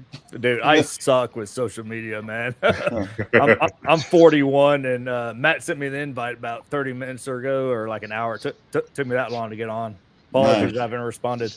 Yeah, because I saw that you're a Deadpool guy, and I was like, well, let me help him get some of these Venom cards off his hands. You know what I mean? Oh shit! You try to hit me on Instagram, or Yeah, I did. that's why You got I a- just you got, got a I just little- got on IG less than a year ago, and again, I suck at it. No worries, man. I'm persistent. I'll hit you over. please, but impressive Gambit collection. Thanks, man. I appreciate you, bro. Thank you. Likewise. I thought this was a new saga then. I thought Lucy was going to come out with his love for Deadpool. I thought, no. Then he's going to pull out all these gems that he's kept hidden under the bed for the past 3 years. We know what you're like. Oh, yeah. Matt knows if you've been around long enough. I mean, there's been avenues to show your stuff for years. I really don't keep stuff hidden, but I do have a pile. I just don't want to blow the load right now. I got to show them off tomorrow. Oh, nice. But I am thinking about cracking this tomorrow. Oh, Ooh. Oh, wait. Yeah, just the risk versus the reward on this. I've done 2 boxes before. I'm not lying when I say I got stick figures for sketches. These are like $800 a pop now. Yeah. Oh man. But I'll Do you- send do- those to do you Sergio. have one Sergio nearby? collects some- Yeah, let me see those questionable stick figures. sketches. I got something better than that. Since it's in the wee hours, I'll show this. One sec. You know, I love to see a bad sketch. Yeah, I love me a bad sketch. Man, I'm surprised your drawers are not opening up with all the sketch cards you got over there. What's going on? How do you keep them all tucked in? Oh wow. Oh, that's the OA. Oh, That's that's awesome. Yeah, I wouldn't know. One minute. Oh, that's crazy. That's a nice piece. Yeah, man. That's awesome. That's sick. When did you get that? What year did you get that? Oh, yeah, I guess he doesn't have the mic on. No, he I don't does. think he's got a mic on, Sergio. A little better than a stick figure. Hey, when did you get that? What year did you get that? I think 2012, and was entire tax return check. Oh damn! Which at the time that's probably under $3K, but at the Nice. time it was a fortune. Yeah. Yeah. Wow. Well, you locked it Was down it- at the right was time. it, Man. Congrats. Yeah, Thank you. dude. That's That's awesome. beautiful. Do you have that up somewhere so I could see like on your handle? Comic art fans. Yeah, I got Okay, about okay, half so of my comic art collection fans. up there. Nice. I've been slacking there too, but probably about half of my stuff's on there. Yeah. Yeah, it's sick, man. That's a beautiful piece. I never, for sure, I'd never seen like even like a photo of the OA. Matt, are you going to post your collection anytime soon? I know you got a lot of treasures you're keeping secret. I got a whole bunch I brought down here. I Hey, went through cat's some out of the bag. Everyone knows about OA now, so. I mean, you can see half of it here, right? Just zoom in. Yeah. So, but yeah, at some point I'll probably put it on Comic Car Fans. Nice. Just gotta one more thing I just gotta do, you know. Yeah, man. Something else to keep up with for sure. So, any of you guys plan on going OAX that hasn't been before and that didn't go last year? Jesus, Ryder? I don't know. Yeah, I don't know. I want to go to. I think next year. I know for sure next year I'll go to Heroes Con. I've never been to a con before, but this year I wanted to go and just start a new job and everything. It's like same shit, man. I had the in-laws it's like- come in. Yeah, because I want to go to Heroes Con, so I think next year I'm gonna go for sure. Nice. Just save up money and go. Yeah, OAX looked fun. Yeah. Definitely got some FOMO. Yeah. Just seeing everybody have fun. I know Shane and Will went down there with Matt. So, those stories are cool to hear. Yeah, man. I don't know if Good I'll go next community, year, good but people. one say that day enough. I'm going to show up, Where's he, show up Lucy? and, There he is. There you go. He's Yo, what's going on, Manu? What's up, my man? Good morning. Good morning. How was your drive, man? I knocked out early, man, so I wasn't able to reach out to you. It's all good, man. It was a really pleasant drive. When I had about an hour and 45 minutes left on the drive, I got really tired and I had to make a decision. Like, am I going to park and take a nap, which would be the most responsible thing to do? But I just turned on the music and sang my way through it and got home. The drive was smooth. It was chill. I had a lot of time with my thoughts, a lot of time with music, and some phone calls. So, it was a very beneficial drive. Melfi, what up? Yo. Oh, Johnny Bravo's in the building. What's going on? Oh, the morning crew is here. Oh, shit. Will's awake. That's dope. That's awesome. Oh, and Lady Death. I also collect Lady Death, but that kind of falls into that same category of, darker sort of, So, yeah. Yeah, it's Lady Death, huh? That's interesting. And I would also say that I have an interest in Evil Ernie, a big interest, and I have some Evil Ernie pieces, but not the ones that I'm actually. There's some things that I really appreciate that I don't own. I love them and appreciate them. Like I want Evil Ernie #1, and I want Malibu Sun #8, which is kind of the same way that Malibu Sun #13 is, where it's the cover of Spawn 1 before the cover of Spawn 1, and Malibu Sun #8. It sports the Evil Ernie #1 cover on it. So those two books together are extremely rare and high grade, tough to get in high grade, and dope together. And I don't have either of them. And Lady Death's first appearance is the Evil Ernie one, right? Correct. Nice. Yep, definitely. Sweet. I don't know much about Lady Death, but my brother-in-law has a card collection. And it's There's a some bunch dope of ones, man. chromium cards. Yep. I think there's like a wizard promos in there Dude, too. I mean, those were the taboo comics at the comic store in the mid-90s, man. Yeah. It's so good. Yeah, like Oh, man. Satan, Demon Yeah, Girl no, in a bikini. It's wild. It's stupid. Yeah. I think I have a binder. They somewhere. totally knew what they were doing. It's They did. it's crazy. What's his name? Brian Polito? Yeah.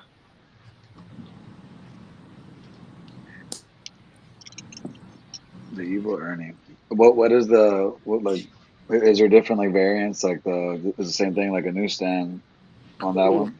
No, like some Evil comics Ernie don't number have one, that. I don't think has a newsstand. I think it only has its direct version. There are no two versions of that book. Okay. Yeah. That's pretty cool. Have you checked the figures, Matt? How much we're up to? Hasn't budged. Still 14-1. Check the numbers. I'm going to check now. Yeah, they haven't changed at all in the last 2 hours. Oh, okay then. Mm-hmm. 14,100. Yeah, it's still nuts though, isn't it? 14K in Already. like Wow. 17 hours already. Yeah. Impressive. I want Yeah. to. I just want to talk about something that's unrelated to anything we've been talking about, just for fun, because this is getting shipped out. But the other day on my story, I think it was just 2 days ago, I posted this, which is Wizard number 8, and it's a Sam Keith cover, right? And it's really dope. So the thing about this book is this is the most common version of this book, but it is very tough and a high grade. The census will grow. Currently, it's a pop 3, but there is what most people believe and what most people are aware of is that there's the green version, and then there's the Gray Hulk version, which is a newsstand. All the Gray Hulk versions are newsstands, but little known and the rarest of the 3 is there's actually the Green Hulk version in a newsstand as well. So that's the toughest one to find. But what's funny about this is if this book would have become available, let's say a year and a half ago, it would have been over $1,000 for sure. And somebody graded this out recently, as well as a few other wizards, and this hit eBay like a week ago for it was 500 or best offer, which was already a steal, right? So I could have just bought it for 500, but being me, I offered $300, like super aggressive, right? And the gentleman countered at 400, and I didn't know you could do this, but apparently you can. Even if you send a counter out or anything like that, you can still adjust the buy it now price. And so then he raised the buy it now price on the listing to 600. And the other ones that he had listed, he must have had interest on it. So one of the other ones that he had at 500, he put to 750. And I was like, oh, now this guy's getting the clue. He underpriced these books. But so when he started to realize that, I just went ahead and accepted the $400 counter offer and bought it. Then that sale made it on a couple of YouTube channels because they were like, a lot of people never saw this cover because it's one of the, the OG wizards. And so they were like, wow, $400, amazing that it sold for that. Like, that's high value for this. I actually believe that to be a steal. And I put this on my story and someone reached out to me. I didn't put it for sale, but I like when that happens, when someone says, yo, I need that. What's it going to take? And it didn't take much. I just have to make, a couple of bucks on it and sell it. So now this belongs to someone else and it's going to get shipped out. But it sold for over $400, obviously, now. So $400 was a steal for this thing, but I've sold it for a bit more, but obviously privately. So the recorded sale is 400, but this is something that we don't see in 9.8 too often. So I just wanted to show that before we say goodbye to it. Very nice. That's awesome. That looks good. That's a cool one.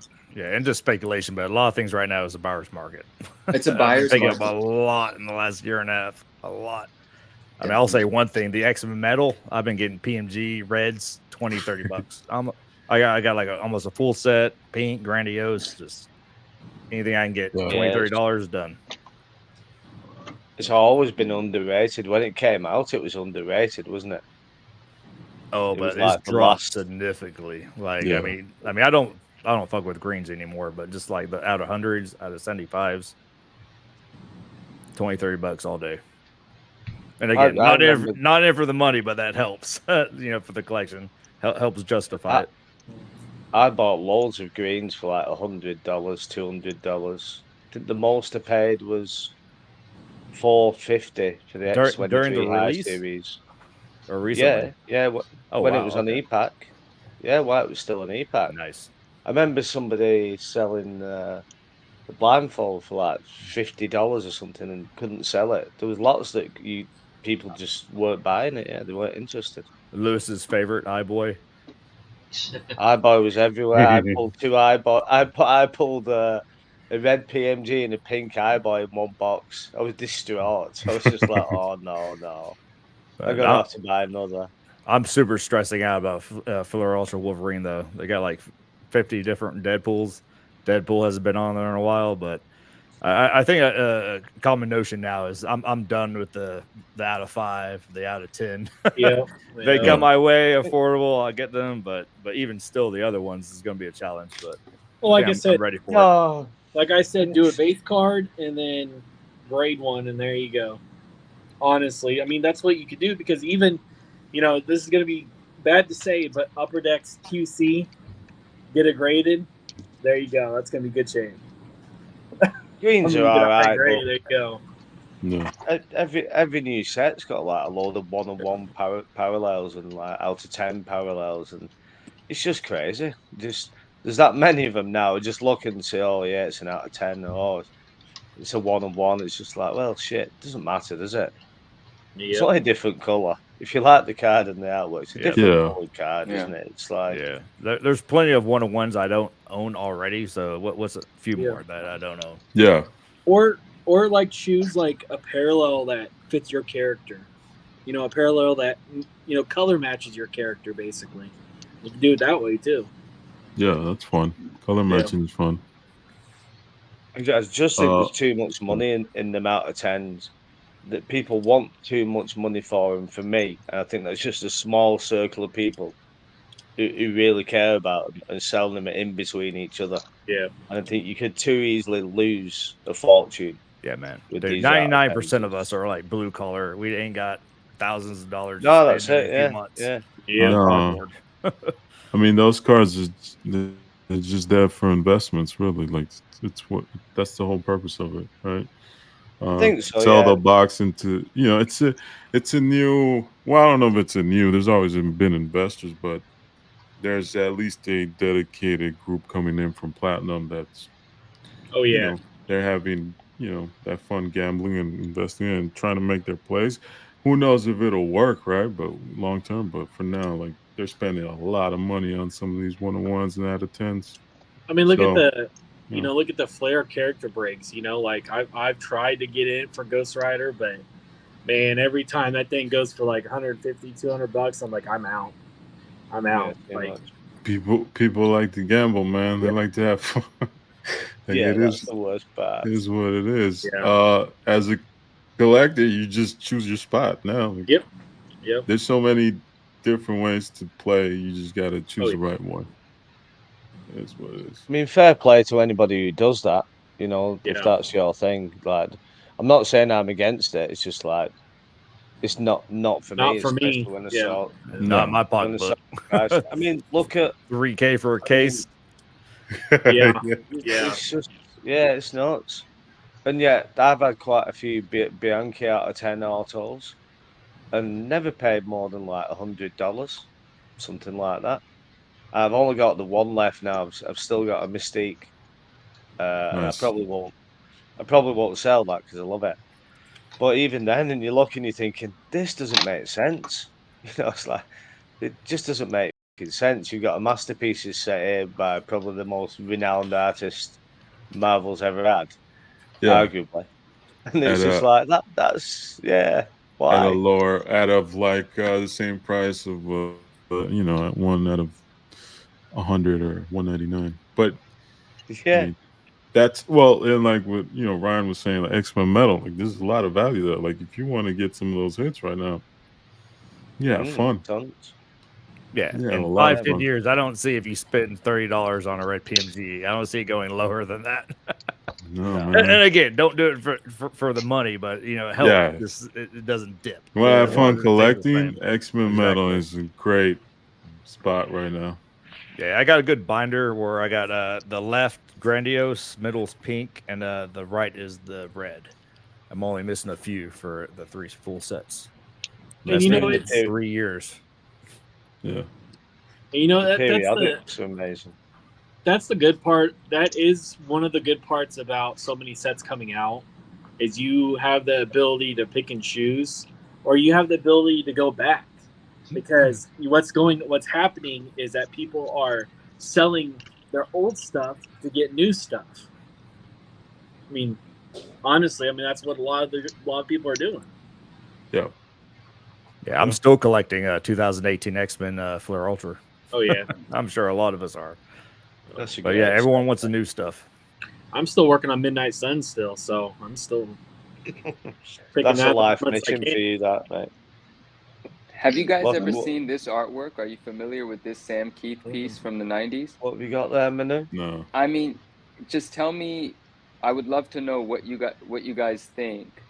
Look at that Wolverine and look Yeah, at that I love it. Venom. awesome. Never seen it, but huge Keith fan. Right? Yeah. Incredible. I've never seen that. Man, I That's can't. really It's, good. that is just. Anyway, that's all. I just wanted to show that. Just, jeez, that's so good looking. Sam Keith doesn't do anything bad, does he? Everything he does turns to gold. Yeah. All right. See ya. Hey, Mel. Yeah, Switch. The teeth are dope, man. That grin is priceless.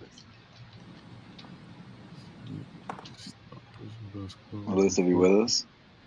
Yeah, I was on timeout, I guess, but they threw me back in here. What? No, it keeps jumping off. I don't know whether you keep losing your connection or whatever. No, No, you No, can't just- be on time. It keeps putting me on backstage every couple minutes. Yeah, I thought so. I kept seeing you disappearing. I didn't know whether you'd fell asleep on your phone or something. Or... No, you would have heard me. Oh. Oh man. Yeah, man. Yo, Ryan's couch looks mighty comfy right now. Yeah, it I'm not looks gonna lie, super man. comfortable. Yeah. Yeah, I'm sat in this shitty old chair in my office and just I could just lie in bed and do this. It'd be a lot easier. Yep. Isn't it always better, Retro? Remember that one time we had a chat? You were smoking your cig outside the courtyard there. Oh, it was super windy. Yeah, I remember that. Yeah. See, We're who's it? gonna have a little pivot in a few minutes. Nice. Gonna get some Star Wars action. Greg from Rebel Base Cards will be joining us. Nice. So Nice. get all your Star Wars trivia and questions ready. Oh, there we go. Yeah, I'm hoping he's going to show us some cool stuff as well, Greg. I'm sure he will do, won't he? Do you collect Star Wars sets, Matt? I did. I started before I did the sketches. I was an autograph guy, and I was heavy into Star Wars. And at one point I had all but the Harrison Ford and John, whatever his name is, the composer, John Williams. And then I discovered sketches and funded it with the autos. Right, okay. How long was you into Star Wars for? I mean, since I was a kid. I mean, I went into Boston and saw it when I was 6. Right, shit. What do you think about the Acolyte? I'm just joking. Yeah, I'm waiting for it. I'm waiting for it to be finished, and I'm just going to binge it. But yeah, it's certainly not received rave reviews to inspire me. Like it or love it, man. It's like conquering the internet right now. It's just, Yeah, I'll keep yeah. my comments to myself, man. I still have hope though. I've only seen Not for 3 that, episodes. but for the franchise. I'm just waiting for it to for me to get something out of it. I don't know. I just watched 3 episodes and it's like, yeah. Maybe it gets better. I don't know. Or maybe I need to drink and then watch it. So I have about 5 or 6 pints of cider, then turn it on, and all life's good then, isn't it? You gotta get a little numb. I just gave up trying to tell my kids on why Star Wars is so cool while we're watching Disney Star Wars. So I promise I have it's this. good. What? I have it with my son Jay. So we both love Lord of the Rings. We both love Marvel. We both love everything exactly the same. And you mentioned Star Wars, it just turns off. He's just like, I'm not interested, Dad. I said, yeah, but it's really cool, and you need. And he's like, no, it's shit. But then he shows me Harry Potter. I'm like, come on. What sort of grown man are you? You're 28 years old and you're trying to tell me Harry Potter is cool. Yeah. That is the Watered down biggest Lord load of of the crap Rings. I've ever seen. Fucking Harry Potter. I feel like divorcing him, taking him to court and getting shut of it. Just say, listen, he's not my son any longer. Well, without any bias at all, I really hope the Deadpool movie is really good and rebalance Marvel. I do. It should be, Yeah. right? It should be really good. When are you watching that one? 1 month. Yeah, eventually I'll probably get to it. Yeah, it'll be a nice one. You Couple know, years down the road, Who's and we'll picking watch up? Who's picking up the popcorn buckets? Who's gonna pick up the popcorn buckets? Manu, you going there for the popcorn buckets? I thought the popcorn bucket advertisement was really cool. Like I got a kick out of that, you know, the promo they did for it. But I don't know if the popcorn bucket's gonna make its way into my hands. It might. Who knows? Some way, somehow, you know. Have you But seen the I'm still not first and second Deadpool, Manu? Yes, I remember watching the first. I don't think I've seen the second, but I do remember enjoying Ryan Reynolds in every way as Deadpool. You know, the mannerisms, the humor, the timing. Like, I mean, obviously, it's foolish. He for is me to that say. character. Yeah, exactly. Right. Like he is perfect for that character. So I'm glad Minus he is still 2009. that character. I forgot who said this, but whoever said they like Green Lantern, come on, man. That was me. Yeah, it was me. That You it was. damn drunk. Who's that? Retro? You said that? Yeah, it was me. Yeah, but you got to remember, when I was a kid, the only comic books you saw was Green Lantern. That did maybe not come out Thor. when you were a kid. Yeah, 1923. Yeah, of course it was out then. Yeah, Green Hey, Lantern books. Yeah, I saw all Green we got Lantern was the books when the I was a shit. kid. It didn't make me a fan. I know, but we didn't see anything else. We didn't have all these cool comics. We had Star Wars comics, but they didn't come out a lot. And then we just had like 2000 AD and Strontium Dog, which were like British comics and really cool, really, because the name. So it was like an apocalyptic future, like Judge Dredd. That's where he came from. Yeah. So we had those, but they were all black and white. But they were really cool and loads of violence in them, and it still probably is. So then when you'd see the odd American comic, and it's all this big shiny glossy thing. So yeah, I got attracted to the Green Lantern. What are you gonna do? Well, I was just talking mainly about the movie, though. Oh, okay. I know, That's but bullshit. it's I know I what don't it's even like. remember the Selma, movie. it's like Selma Hayek and anything she ever does. It's just like I don't care if it's shit. It's Selma Hayek. I'm gonna love it. And I'm From not Dusk Till bothered. Dawn. Yeah, yeah. Even Jennifer Lopez. Even Jennifer. Yeah, she's not as good as Selma, but even Jennifer Lopez, I can like appreciate it. No matter. Oh, so you what don't the gotta film. be. They don't have to be believable for you. Not at all, Lucy. No. I'm a grown man now. I'm an adult. Well, have you ever heard that rumor that when was it From Dusk Till Dawn, when Salma Hayek was pouring the alcohol on her foot into Guillermo Montero's mouth? I know It that wasn't- scene well. It was not supposed to be. It was not supposed to be him. It was actually supposed to be George Clooney, but he changed the script so it was him that she was doing it to. Oh, I I didn't know would that. too. Yeah. We know how you feel about Selma, Uncle Jake. Yeah, I mean, I'll argue with anybody who beats Selma. You know, if we're talking celebrities now, the celebrity slots, there isn't That's anyone the who number beats one. So does no Selma, one is there? does no one here care about Penelope? Penelope, what was it? Cruz? I Penelope think? Cruz? Yeah. Yeah, great actress. That used I to like be that the great question. actress. Great answer.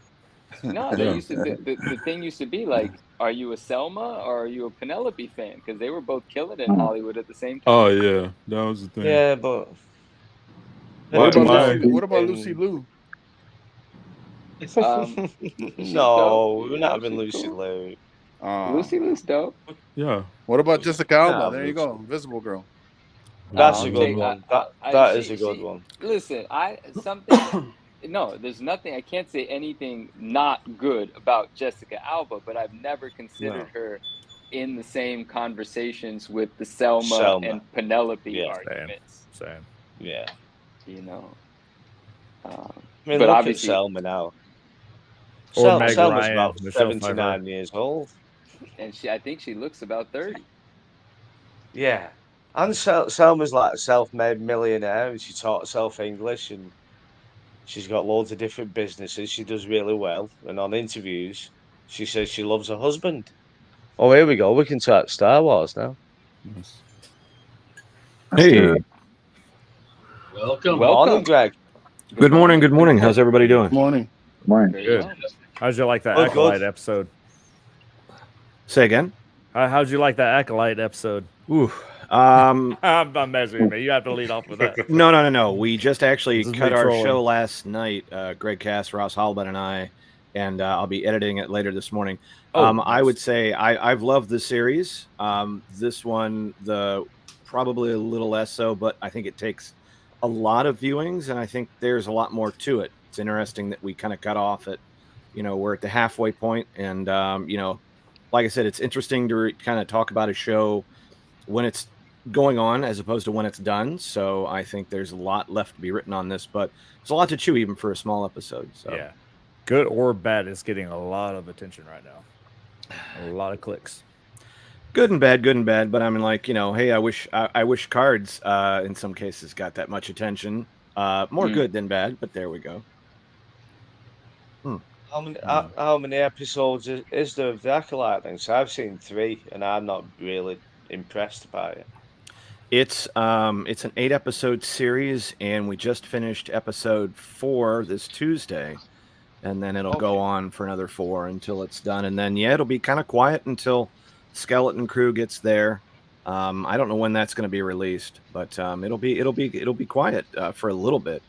But yeah, it's just like, hey, I don't mind them trying something new. I'm an old fart myself, and I'm like, I don't necessarily want my fandom or my my love to kind of be put in amber. I mean, I take care of my cards, but I still like to have some new ones every now and then, and why not? So, but yeah, just too much stuff out there. I'm like, too much stuff to do. Let's just let's enjoy it, and if somebody wants to get a lot of clicks and things like that, God bless you, but I just don't have that kind of time.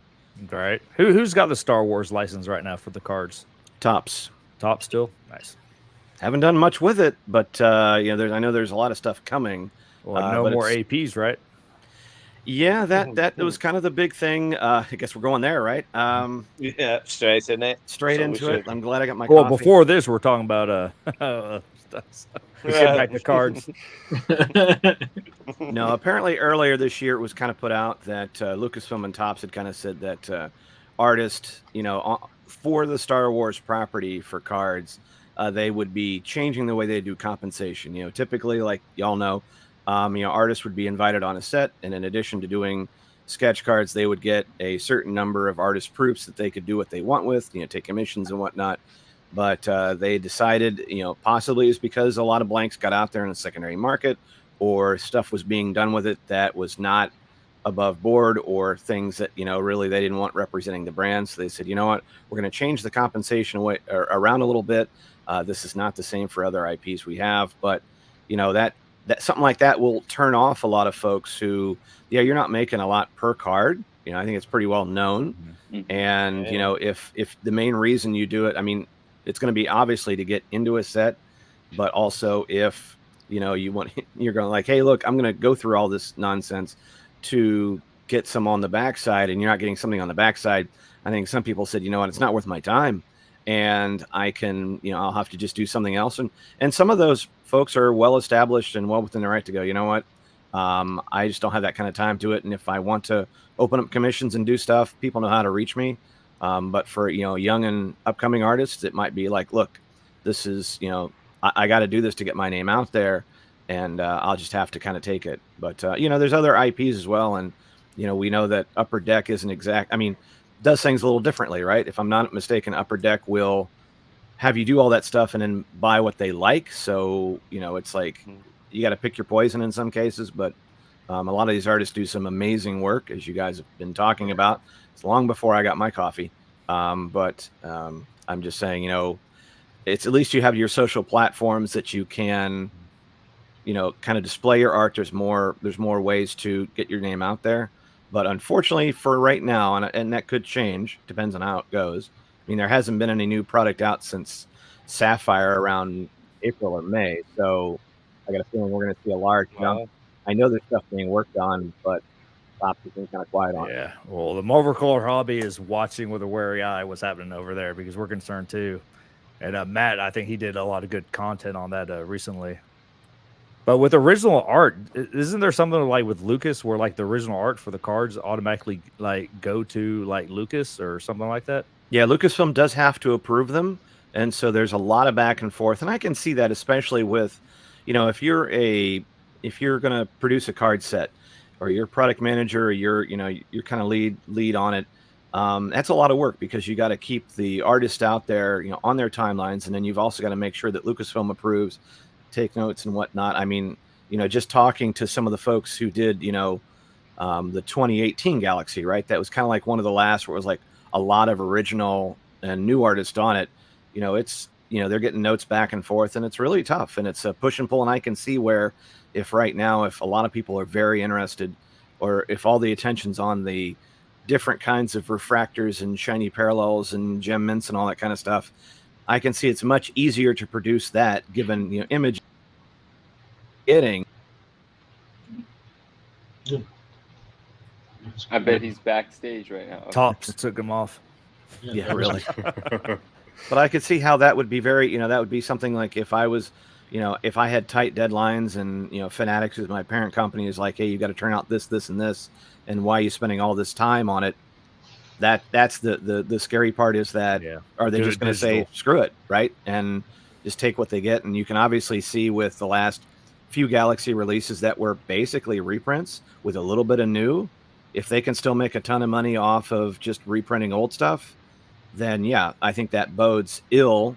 But the cards go through cycles, right? We've been through ups and downs and stuff where it's been really popular and printed a lot, and then you go through lulls, and so it's just one of those. I think if you're in for the long haul, you know why you're in this hobby. You enjoy the cards, you enjoy the community and all that, and that's what I'm kind of in for. And I don't mind like taking breaks. I'm sure this curtain is covering up a lot of sins at the moment, and you have to kind of go through them. Like I don't mind like cooling it down a little bit, filling some holes here and there, because the family's gonna be like, dude, we gotta have room for us. It's either us or your crap. So pick your poison. Right. And is there still a lot of the Star Wars blank cards on eBay and this and elsewhere? I think so. I think there's still stuff out there, and I think it may be from when it was a little more loosey goosey to even recently. So I mean, if you're inviting a couple hundred people maybe on a set, it wouldn't surprise me if some stuff's out there, and then hey, if somebody feels like they want to make a couple of bucks, or they didn't like the way they got paid, or things like that, if they've got an axe to grind, or they got minimum for doing that. But I would just say it is what it is. You're an adult doing this, so you have to. I mean, I think that a regular artist would be like, look, I don't want to cut my nose to spite my face. I think that if I want to pull this off and make a one-time hit, maybe I have to, but I would be surprised. I wouldn't be surprised if there are repercussions or if somehow it got back. But the secondary market is what it is. I mean, if somebody came up to you and said, hey, I'll pay you X amount of money for this, and they weren't necessarily of a great background, would you go, ooh, I really hate kind of making a deal with you, but boy, that mortgage bill ain't going to pay itself. So I think it's just one of those what you got to live with.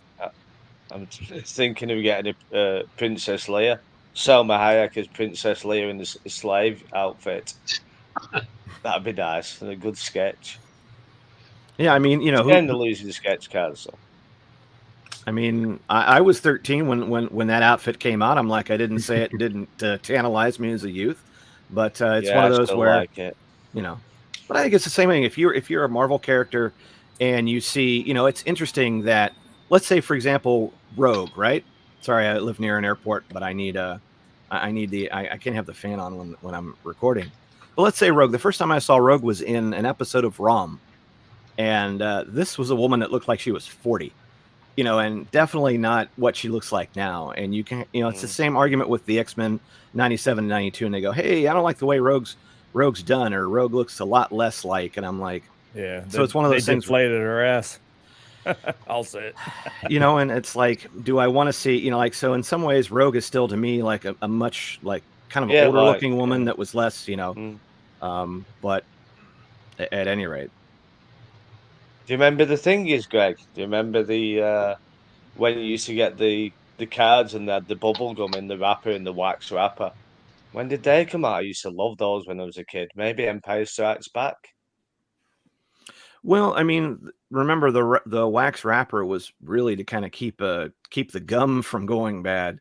And you know, Yeah, it's kind yeah. of funny to think about. You know, Topps was a gum company. It was a candy company. Still is. You know, and still is. And you know, I think there is something to opening them up. Although, you know, somebody came out recently. They were streaming about like people cleaning cards and you know, sending cards in to be graded that might have gum stains on it, and they actually cleaned it. And is that Cleaned it. tampering with the card? And they were kind of going back and forth. That made an interesting point. Now, for me, now I look back, and if I'm opening up an older pack and I see sort of that stain, I mean, for me, it's a little more nostalgic because I remember, you know, the gum didn't taste good then, but I thought, you know, like, hey, it's gum and I'm getting cards.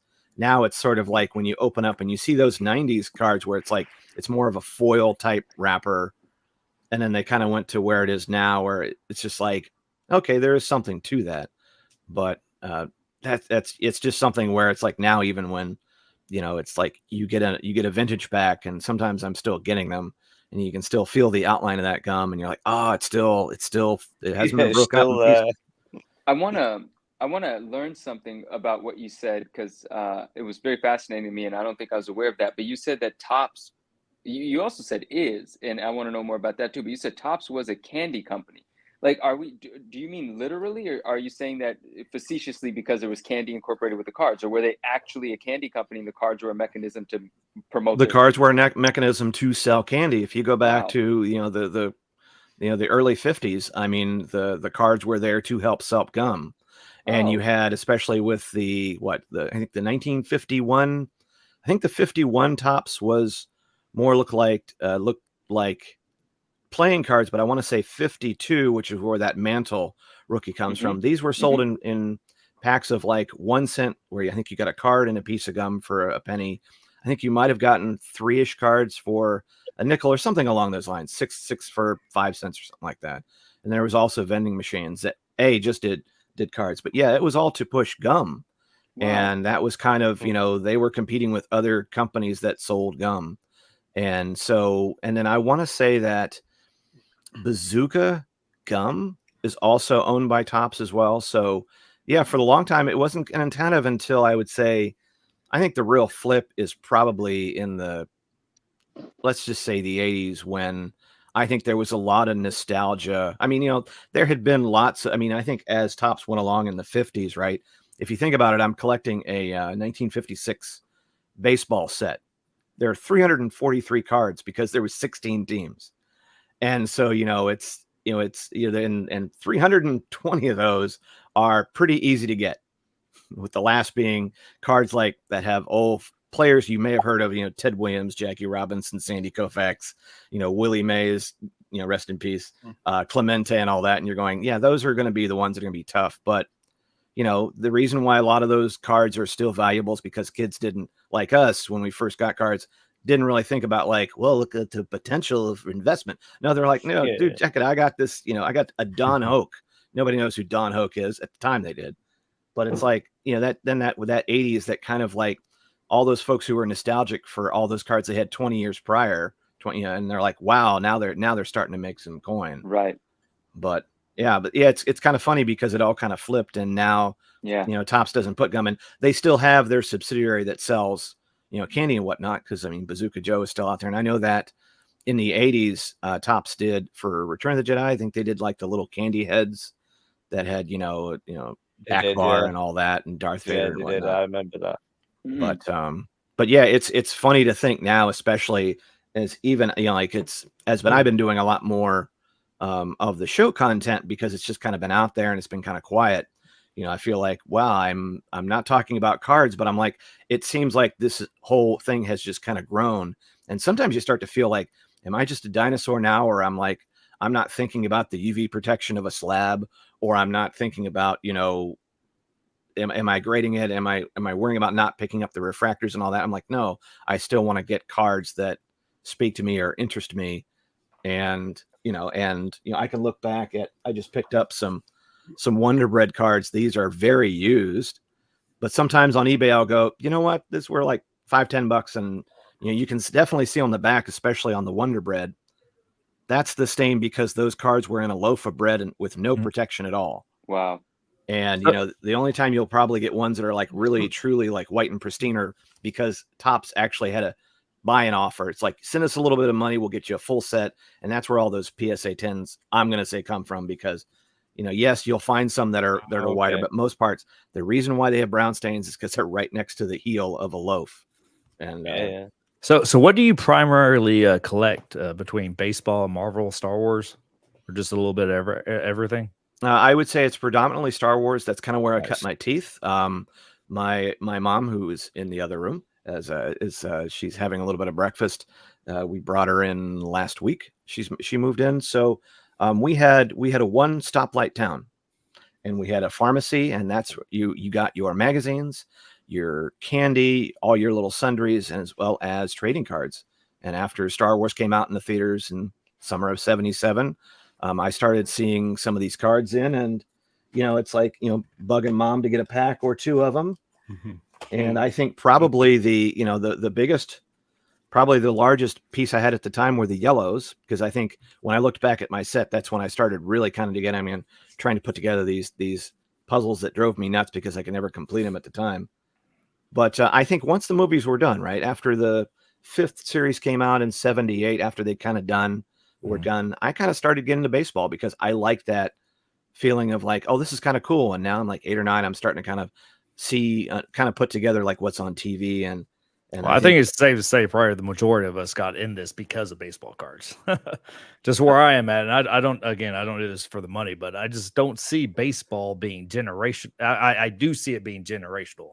Like, why would someone in Australia give a shit who Mickey Mantle is, or who somebody in the Yankees in 1963 is, compared to like Luke Skywalker, compared to like Wolverine? We don't in the UK. It's very Right? few and far between who we even know of in the UK. It's If you grew up during that time, you would. But if someone who's grown up like 50 years after the guy died, to me, I don't know why someone would be invested in that. Well, also remember that you didn't see, whereas now you could go on ESPN and watch games every night. Back then, you might have if you were close enough to a network that was playing baseball, you might see your local teams. And we got to see mostly Reds games where I was from in Ohio. But, there was the game of the week, and, back in the late '70s and '80s, the Dodgers were the rage, and you can love or hate the Dodgers, but it's like the Dodgers and, let's say, the Dallas Cowboys for football, as I see someone with a Rams jersey on there. And by the way, one of the last times I was in the UK, I think it was when the Packers were playing the Giants. And I was like, man, there's a lot of people that made that journey. No, they're all from Germany coming over and watching it. So it's interesting watching the NFL take hold in that. But you're right. It's like sports wasn't on 24/7. And so I think these players were a little bit more larger than life. But I would have said, if you asked me who Mickey Mantle was in 1978, '79, I'm like, I don't care. But this Pete Rose fella is still playing, and people around here really dig this cat. And when Pete Rose left for free agency, I was like heartbroken. I'm like, what? They just don't leave their team? Who are these Phillies folks that I've heard? So like that uniform looks weird. I don't like them. So these Dodgers are always on TV. You might as well start watching them. Goofball named Steve Garvey and all that. But yeah, even then, I would say by the late '70s, baseball, it's like trying to collect a full set. It's tough. That's 600-700 cards. Now it's like 700 to 800 cards in a set. And so, here I'm talking to Marvel folks about how do you like collecting a full base set, which is, I think is, for a Marvel cat these days is like, that's really tough. Tier 1, 2, 3, 4, and 10. Yeah. Master set collecting's done. It's been done for about 12 years. What were the first Star Wars cards, Greg? So were the first cards, were they Topps cards, or were they promo cards for the movies, or what?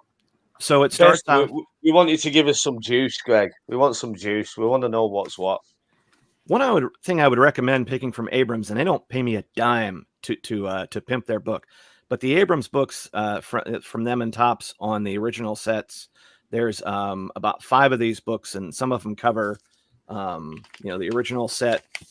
They're And about the what's nice size is- of a sealed card box from that era too. Yeah, just a little smaller then, but yeah, I would say Topps, which almost didn't get to do it. Famously, they turned down when Lucasfilm came to, kind of farm out the rights and things. Topps originally turned them down, and I want to say that after I think they sent Gary Girani to California. He was one of the guys at Topps that was kind of head of the entertainment. Basically, I think Donruss. I want to say Donruss also passed on it, but I think during that time, I think the Topps folks got to really sniff and see what Star Wars was all about, and thankfully got the license back. And, typically they'd been doing everything, like they'd done Star Trek. They actually famously done Star Trek in '76, and it wasn't really that big of a seller. They'd done King Kong. They would later on do, like a lot of entertainment cards. It's kind of throwaway, like Three's Company, Mork and Mindy, The Incredible Hulk, those kind of things where it's just like, hey, we're going to strike while the iron's hot. This is kind of popular with the kids now. We want to sell some gum. Here, take this. And I think, they knew that once they kind of got the license back and kind of saw like, oh, this is a big deal. Then I think that's when you see the Blue Starfield set. And let me see if I tried to pull some stuff so I wouldn't have to go behind the Iron Curtain here. But so, for example, and people watch, someone's going to be like, I can't believe he's going for a Raw. Right? Anybody recognize this? So that's the one. I do, yeah. Oh my God, it's Raw. He's holding it with his hands. One of these, I think, both of these are. I think one of these is my original. And then but I got in on these. I want to say these are like starting around June '77, a little bit after the movie comes out in May. And then so these are such a hit that they start producing basically another 4 sets. And so, when you're talking about like what's out there a lot, let me see, the Reds, we have a Red Series 2, and then there is the Yellow Series 3, and then I don't have here handy, but then there was a Green Series 4, and then the Cantina ones that are people really like, the Series 5. This is now in the 78. This is the ones that have the behind the scenes cards, which some of the stuff is if you're 8 or 9, you haven't seen a whole lot of this. And so, I think at the end of the day, they'd sold like 1 million cases of these cards or something, like 1 million boxes. Did they? Do you own the sealed product from that era? Are you a sealed product collector for those series 1, 2, 3, and 4 that you just mentioned?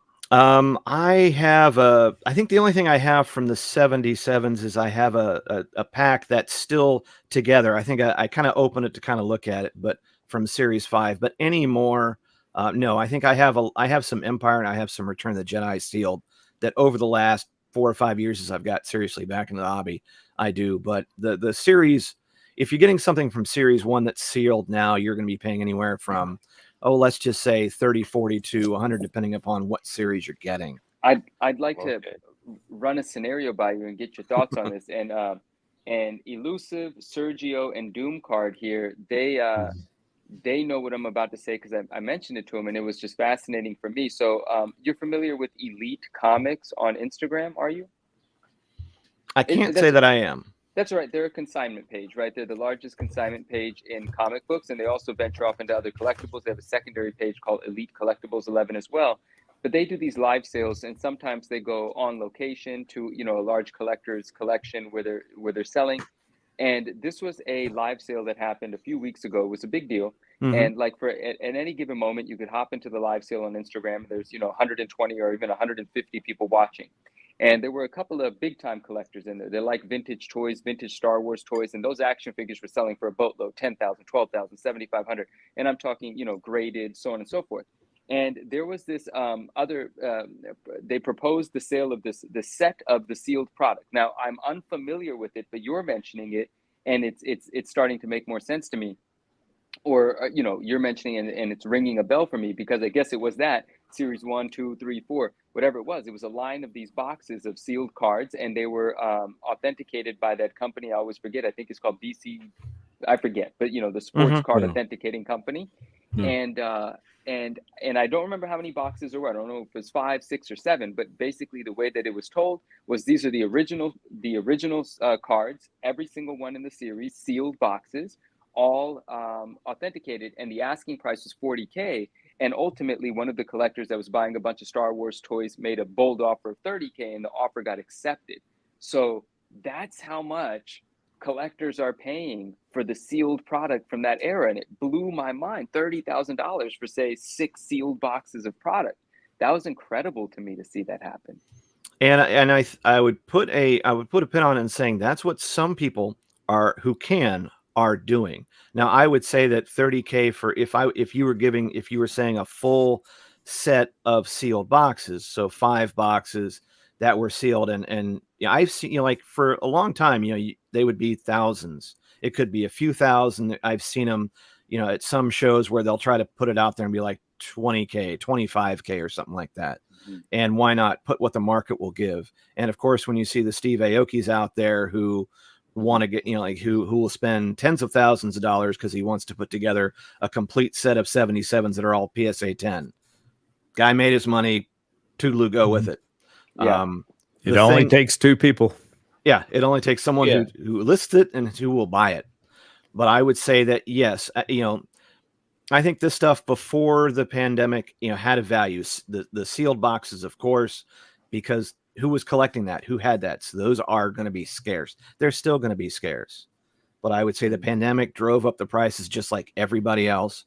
But I would say that, for example, I could go probably right now and grab a sealed box of 1983 Return of the Jedi and probably spend about $200 to $300. Okay. And I'm like, yeah, that's been a pretty consistent price. As a matter of fact, I'm kind of reverse engineering one. I got a box at Star Wars Celebration Anaheim, an empty box that I very carefully, it was already like put together. I don't think I've ever been so careful as I went in a quiet room and I very carefully folded this thing up because I got it for like $20-$30. It was a steal. Normally empty boxes even can go for like $60. And so I've been kind of buying sealed Return of the Jedi packs, and eventually it'll probably be, I'll probably have spent more, but I'd like to have a display piece that has a box of what it would look like for a kid. Empire Strikes Back, a little more. But yeah, I would say on the 77s, if you were going out there and buying a sealed box, I don't know if I would spend that much because I think eventually, but I'm like, hey, if you had 20-30 grand that you could blow on it, you're in a much better place than I am. But I don't, it's like now with the investment and so forth, I'm like, I'm glad some people are able to do it. But, it's one of those where if someone was new coming into the hobby and they were asking me, I'd be very hard pressed to say, yes, blow thousands of dollars and you'll get your money back. I'd be like, I couldn't do that with a conscience. I would say that if somebody wanted one of the original sets, you can go out there and get raw sets that maybe aren't PSA 10, but are in good condition. And you can get them for like $100 or sometimes even less, especially the reds and the greens and the yellows. They made a lot of them. And they're very easy to find. I mean, like I'll get lots every now and then and put together decent sets. If you want to add the stickers, that increases the price because the stickers, like I took all my original stickers and put them on everything I could, much to the chagrin of my parents. Right. And I spent a lot of money putting those stickers back together for the original set. They're not cheap anymore. But I would say for sealed stuff, like I said, I was seeing for a while, I would see like a sealed pack of one of the 77s, probably more the later ones that you could get 30, 40, 50, $60. If you want to get them graded, you'll spend more. But I would say in those cases, you won't lose your money. The sets that I have, I don't think they're going to lose any money. Now, like with my 77s complete, I could probably flip them, flip the whole book and make a decent little chunk of change on it. I would say hundreds, maybe, depending on what someone wants to give. Because like some of them are in really good shape, some of them aren't, but I've kind of picked at it over the years. But it depends on who's buying it. It's the same thing like, I got a Hayden Auto out of 5, out of a box a few years ago my son gave me. I had it last year at the National. I had CCG slab it. I only got an 8.5.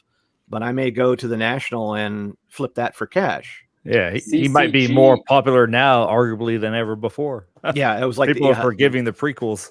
Well, now and Which just I've his always appearance- loved, by the way. But Yeah, and his appearance in Ahsoka, you're like, you're not hurting the card value. I'm like, keep on going, Hayden. You make as much Star Wars as you want, and this auto might, but I might take if someone gave me, $400, I'd be like, I got it for nothing, man. It was a gift. Go for it. That helps me pay for some more cards. Yeah. And yeah, I think that's about the same with Marvel. I mean, a lot of us who's been in this for like years, like when everything like spiked during COVID, everyone's worried if it was crashing. But a lot of us, the veterans, like knew that it would never go back down to what it was because it was very small niche, like us collecting. It's just we're not in this for the money, just like but we don't want to lose money either. Yeah. What is CCG? What grading company CCG? Oh, it's like for example, in the market, we know PSA, we know Beckett. CCG is probably a sort of a mid grader. They did. They also do comic books and whatnot, and they got kind of heavy in cards. CGC. Oh, CGC. Sorry, CGC. CGC. Sorry. That's all. Yeah, Just a tells mistake. you how much I do it, right? No worries. Oh, it doesn't matter. No, it's Yeah. fine.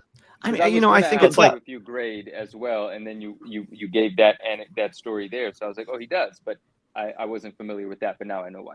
I wanted to. a master class about Star Wars right now. I'm just listening. Yeah, I'm loving it. Yeah, it's great. Oh, you want it? Yeah. How long do you got this morning? Another day. But We've got another 30 hours. Okay, there we go. I reckon. That ain't happening. 30 hours? This is Charity match. kind of just a fun question. I'm looking at it right now because I just wanted to get it right. So it's from 1977, the Star Wars, the C-3PO error card, the golden rod, right? Yeah. There it is. Okay, good. So it is in your collection. The boner. Yeah. Gee, make me go get a It's card. like You guys 4:30 are in the morning. killing me. Is that something you're looking for, Manu? This is a mandatory card for a Star Wars collector, right? Is It. I mean, it's one of those when you're talking about error cards or miscuts, right? Which you don't see less and less now. I think that's why in some cases I enjoy seeing older miscuts because it kind of reminds me. So, for example, and then you get to talk with Gary Girani, and he'll talk to you about and it's just one of those. So, for example, let me pull out. Let me see if I can get it. Sorry. So, and this is one I pulled from a pack. This is from years ago. It's creased on one side, but just the way the card was done. It looks like C-3PO is very excited about the whole process. Mm-hmm. Yeah. And so he's left leaning for sure, right? Left leaning for sure. And then what Topps did was they actually put out a corrected version of the card, which I do believe is on the O-Pee-Chee one. I'd have to go, I think, because O-Pee-Chee in Canada released only 3 sets. They combined the greens and the oranges, and they never put out the yellow ones. But this one I would say, sorry. I'd say you could probably still get one raw in decent shape for $20, $30, $40, depending upon, if you look hard enough on eBay, you can find a deal any day of the week. So this on raw. Right. So is the OPG like the OPG and Topps is the same thing? How it is with hockey, where like, because the OPG, the reason why that Gretzky is so, is so expensive compared to Topps is because it wasn't printed a lot compared to Topps. Is that the same way with the Star Wars OPG and Topps? The same breakdown? So O-Pee-Chee is kind of the Canadian version of Topps, now owned by Upper Deck. So essentially, O-Pee-Chee had the license in Canada to do the Star Wars cards, just like in the UK and Australia and Argentina and Mexico and whatnot. So O-Pee-Chee and what you can tell. Hang on. It would appear the $20 to $30 days are over because I just looked at the sold listings and every single one is $90 to $200 that is sold. Okay. Yeah, if you want to come for I a think deal, that's cool. like if I'm not paying attention to sold listings, but still, it's just one of those. Like I said, it depends upon, it's like if I go to a show and I want to look for some cheap 1956s, like I know what my tolerance is. But if I'm going to a show as a vendor, I'm probably usually bringing the more expensive ones. So, for example, like I might go on eBay and say, like, I could pick up this scrub from 1956 for $3 to $5. At a show, it would probably be $7 to $8 because they're bringing much better quality ones. But yeah, like I said, over the years, you can kind of come and go, and depends on what your tolerance level is. O-Pee-Chee, as you can see here, it'll have both the English and the French on it. And the cardstock was a little thinner. The cards themselves are a little brighter, but they get scuffed up a lot, and it's hard to find really nice grades of it. But O-Pee-Chee, of course, is known more for the hockey cards, and of course the Gretzky rookie, which even now I would say, like, there's so much of it out there, right? What did that? Someone tried to sell a bunch. Like, there was a case somebody bought recently of a bunch of those 1979s, and they bought it for a couple million or something like that. And I don't think it ended up going through because either money or something like that. But yeah, it's one of those where I think the hockey card holy grail would be in the Gretzky rookie. Still is, yeah. Just like, but I think hockey is a lot like football and basketball, right? There's a couple of those really grail cards, and I know basketball has gotten really popular and really expensive. But if you thought back in the 70s and so forth, they, like, I remember getting football and not being as excited about it as baseball, or I remember seeing like the Fleers and the Donrusses and all that and going, it's just not tops. And so, but, I've gone back and tried to collect a lot of these international ones because I never saw them at the time. I remember getting a couple O-Pee-Chees back in the day and not really knowing what they were. And now it's like, here's the same set, but it's slightly different. As a collection, you go, all right, that's game on. That's how my brain works. Yeah, man. Most collectibles, like the top 1 or 2%, will always be collectible. I mean, you got the Michael Jordans, the Gretzky's, and stuff like that. Yeah. But everyone in between is going to be what I talked about earlier. Generational is going to fade out. Yeah. But I think Gretzky, like Patrick Bet-David, I think he had like PS9 or Connor 10 or something. Patrick Bet-David has entered the Connor chat. McDavid. Yeah, man. So but I think Gretzky actually bought it, if I'm not mistaken. He actually bid on his own card. Well, That's it's like Jesus' neighbor. And it's kind of like, so sports is it's kind of like Marvel in the aspect of you got your Spider-Mans and you got your Wolverines. There's certain characters that will sell always. It's the same thing with players. Like, there are like the GOATs basically that do not lose like pretty much any value or really, really less value, which is like the Mantle, the Brady, the Mahomes now, I guess. And then, like, you got Gretzky, you got McDavid. So there's certain players that will not lose value. They'll drop a little bit, but they won't lose value compared to other players. But there's a lot more speculation in sports because unlike Wolverine, unless someone does something really crazy with Wolverine in the comics, like a heavy touted rookie. I remember Connor's, billboard at the National last year, and Upper Deck was making a lot of hay about it. But if he flames out or if he doesn't, keep that up, just like any of the NBA rookies or things like that, if you're in that market, you've really got to strike while the iron is hot. You really have to kind of buy and sell on that speculation. Unlike with non-sports, I'm like a Luke number 1, ain't going to lose value because that's Luke Skywalker number 1. I've often thought about getting, I think I have 3 of them, and I'm like, just wanting to get graded just for the fun of it. Yeah. Because I've got my other ones, and it won't lose value at that point. I mean, other than me, what I shell out to getting it graded, which thankfully I think those prices have dropped. Because at the time during the peak, I mean, I'm not going to spend what probably the card is worth to get it graded and then not make any of my money back on it. But I would say, like, if I have some of the Holy of Holies, I'm like, and I've got extra copies, I'm like, I'm going to go get them graded.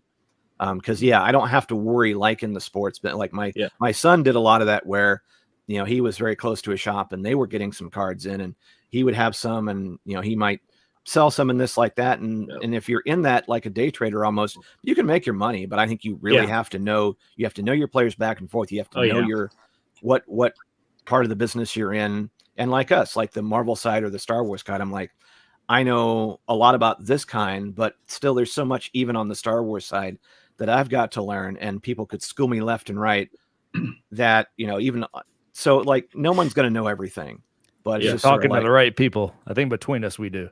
As a collective, we're probably better than the average one, but yes. Now sports, sports, like you said, it's like day trader. It's like it's a stock market, because like there's so many different, like with baseball, it's basically every single day. If the guy does well, you sell that card. If the guy does bad, try to hold it and then sell it when he's out of the slump. You know, football is basically where it dies down during the off season and you pick up your quarterbacks and your everything else right before the season starts. So I think, it goes back to, and here I'm going to really show my age, but one of my favorite movies, like growing up, we used to have TBS, right? TBS, TNT, and all that. It's one of the first cable channels. And I think Gunfight at the OK Corral was on all the time. This is 1956, Burt Lancaster, Kirk Douglas. But Doc Holliday had this great line that you could really put. Doc Holliday played cards everywhere, right? He was a gambler because he was a dentist that had a little TB and nobody liked the fact that your dentist was coughing all over you.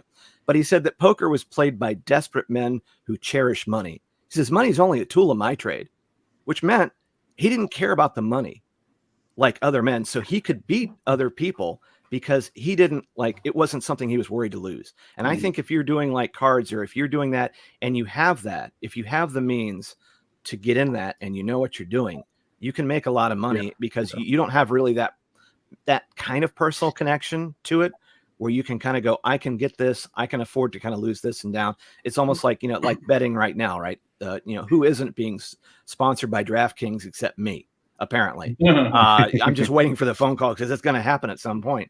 But it's like, you know what? I'm not a gambler. I just don't have that kind of money to lose. I would rather spend it on cards. Yep.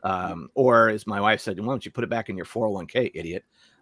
So I would say that if I had those kind of means and I was doing it, then that's great. And I separate them also from, like they say, the super collectors, the Steve Aoki's, the people who can spend that much. They have made their coin, and this is what they love, and they can do it. But what I don't like is when folks, the big card bros kind of come in and try to really, kind of get us really psyched up to make some decisions that we really shouldn't be doing.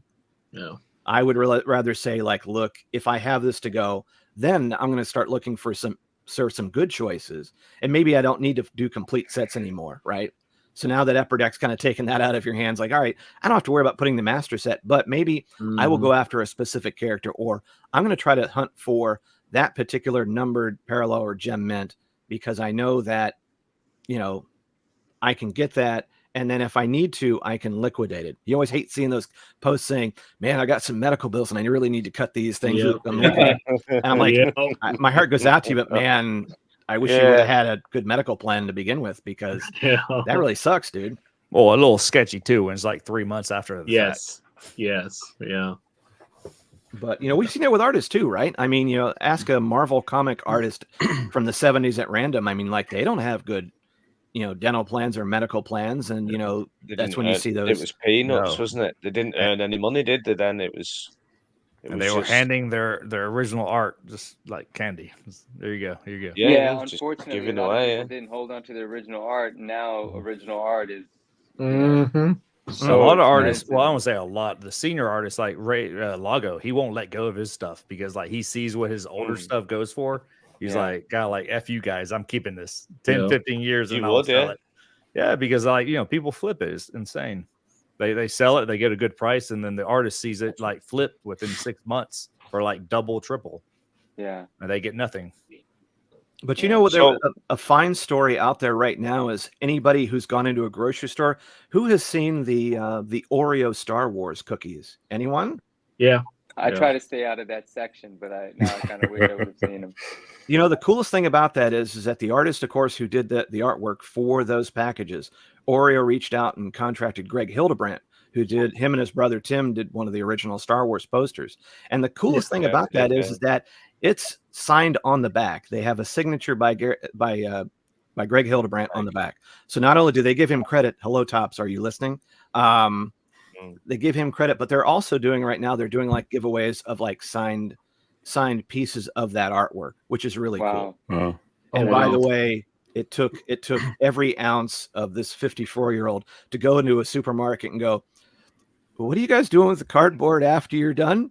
Could I have one of those things? I was like, it took every ounce of courage. I mean, like, then I left a name and number, and someone already got the Darth Vader one. So I'm like, okay, at least I don't sound like a complete idiot. But Yeah, no, I'm glad that you asked, and I hope eventually those cardboard things make it into your collection. That's awesome. But Greg Hill, he's in his 80s, and right up until recently, he was cranking out like commissions. And I believe he's in the hospital right now, too. Yeah, with pneumonia. Get well soon. Yeah. Right. Yeah. We got a chance to Greg's talk to him. alright. Yeah, we got a chance to talk to him a few years ago. Me and Fabio Fiore from Tattooing Times did an interview on the 25th anniversary of Shadows of the Empire with him, and his brother Tim did that full set of artwork for, and couldn't have been a nicer fella. It still is. And you're talking about artists and pulp culture the last 40 years. Those guys are top tier. Mm-hmm. But he is an anomaly. You have where you have a lot of other, Marvel guys and DC guys who are struggling at this point, and they're making those trips to cons because it's like, they don't have Never made any money. Yeah. Yeah. I mean, that's the craziest part is, all these big artists like that, like, look what they've made. And they had no, like, at the time, recognition, really. Like, it is like, okay, it's a cool art, and that's about it. Like, not how it is now, because it is now, it's a job in your 20s and 30s. Is that you take a few $1,000s and you're grateful. Yeah. I mean, 10, now 15 years past, you're like, shit. I mean, look at us now. Like, we all collect because of the artist. We all collect Marvel cards because of the art. That's literally the reason we collect it. Most, that's and that's something too. I mean, I think that's like the season collectors. I mean, that's something that everyone goes to. I mean, I've said this before on Fausto's channel. Is like me, I got in sketch cards. Then sketch cards got real expensive in like 2008, 2009. It was like, well, shit. It's like, how much is this original stuff? That's like a few more $100s. Not the case anymore, but it's like the art. And for me, I think a lot of us is 92 Marvel Masterpieces Just Go. I opened each one of those pack for Christmas, just looking at it, drooling like, oh my God. Did you get in on the FPG book? I did. And I mean, I obviously I got Electro. I was going to ask you if you got the gold Spidey card. I want to know where the gold Spidey card is.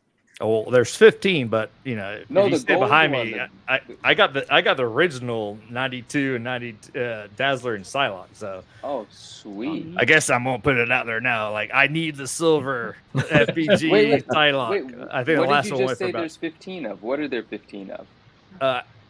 And correct me if I'm wrong, if anyone knows different, but I think there's 15 silver between Hulk, Psylocke, and Spider-Man. Yeah, but did anyone pull the solid gold one? There's a solid gold one. I have heard nothing about a gold one. I didn't know that. That's the first I'm hearing about it. Not saying it doesn't exist, but that's the first I'm hearing about it. Matt, am I making that up? There's a 1996 Spider-Man gold from Highland Mint that just sold on eBay, I believe. Yeah, I saw that one. Okay. But no, this was part of the FPG thing, and I think it was announced later. It was like they were... I'm getting a lot of this wrong because obviously this has been a long time and they've had a lot of delays. And every time they had a delay, they introduced something new, to keep you smiling and say, "All right, we But I mean, if you got bronze and you got silver, I mean, it stands to reason there's a gold. There's a out there. gold. I mean, that's the first I'm hearing it, and I hope to God there isn't. No, I'm gonna look it up. I don't want to just be wrong here. Let's find this thing. But I was curious to know if anyone know if that had been pulled yet, because I mean, it would make sense that someone might keep that quiet. I mean, just its worth in the weight of gold alone. So there's your baseline of value because that's an actual. No pun intended. Exactly right. No, that'd be a lot as well. Hey Manu, I got your attention. I dug this out of the library. No, you didn't. You look at this. That's Evil Ernie #1. That's amazing. Is it? Yeah. What do you look? What 9.0 or 9.8? What does that say? 9.0. I bought this raw. That's about amazing. $150 back in 2008. Great, man. Great. Wow. Something I want to get your opinion on is this. Check this out. No, hold on. No. Wait a second. Wow. No. Stop. Wait a second. Wait. What did you mean you want my opinion on that? What am I looking at? That's not the actual cover, right? No. Well, it is, but it's a production cell. Okay, all right, great. I know this is probably one of your most favorite books, right? 316? Yes, absolutely. 316 is Wow. like I don't ever put them in order of what my favorite book is, but this is a favorite book, right? Like this is a defining moment, a defining book. It's a staple in my collection. I pursue it, I grade it, I sell it all the time. I have the white page Mark Jewelers 9.8. Like this is that thing. I love And these this pieces of ain't art. a one-on-one. I've seen at least 3 of these sell the last few years, but there's a guy on eBay called Lead Pink. He's got Okay. like a warehouse of old Marvel production cells they use for like copying, reproductions, and stuff like that. Yeah. But I got this off of him. No, that's amazing. And you just scared me when you pulled it out because I thought for a second maybe That's what like she that said. would be. I don't know what that would cost, but if that came to auction, like 500,000 is the low end of what it would sell for. No, yeah, OA, yeah. This is just a yeah, cell. exactly, right. So like, who knows what For it would actually reproducing. cost? But no, that's absolutely. But I beautiful. thought One of my out of favorite anybody, you images. probably appreciate that. Oh, I love it so much. I love it so much. Not worth a ton, but yeah, Lead Pink on eBay. If you guys aren't following, he's been selling these. I talked to him like 3 years ago. He said he's got like a warehouse full of these cells. So That's I've been dope. following That's him. sick. And thanks for pulling out that Evil Ernie, man. Like that's really cool to see. Love that book. Well, I got posters on my wall too, but I can't tear them off. But yeah, Dope. big fan, Evil Ernie and Big Titty Lady Death. Yeah, there you go.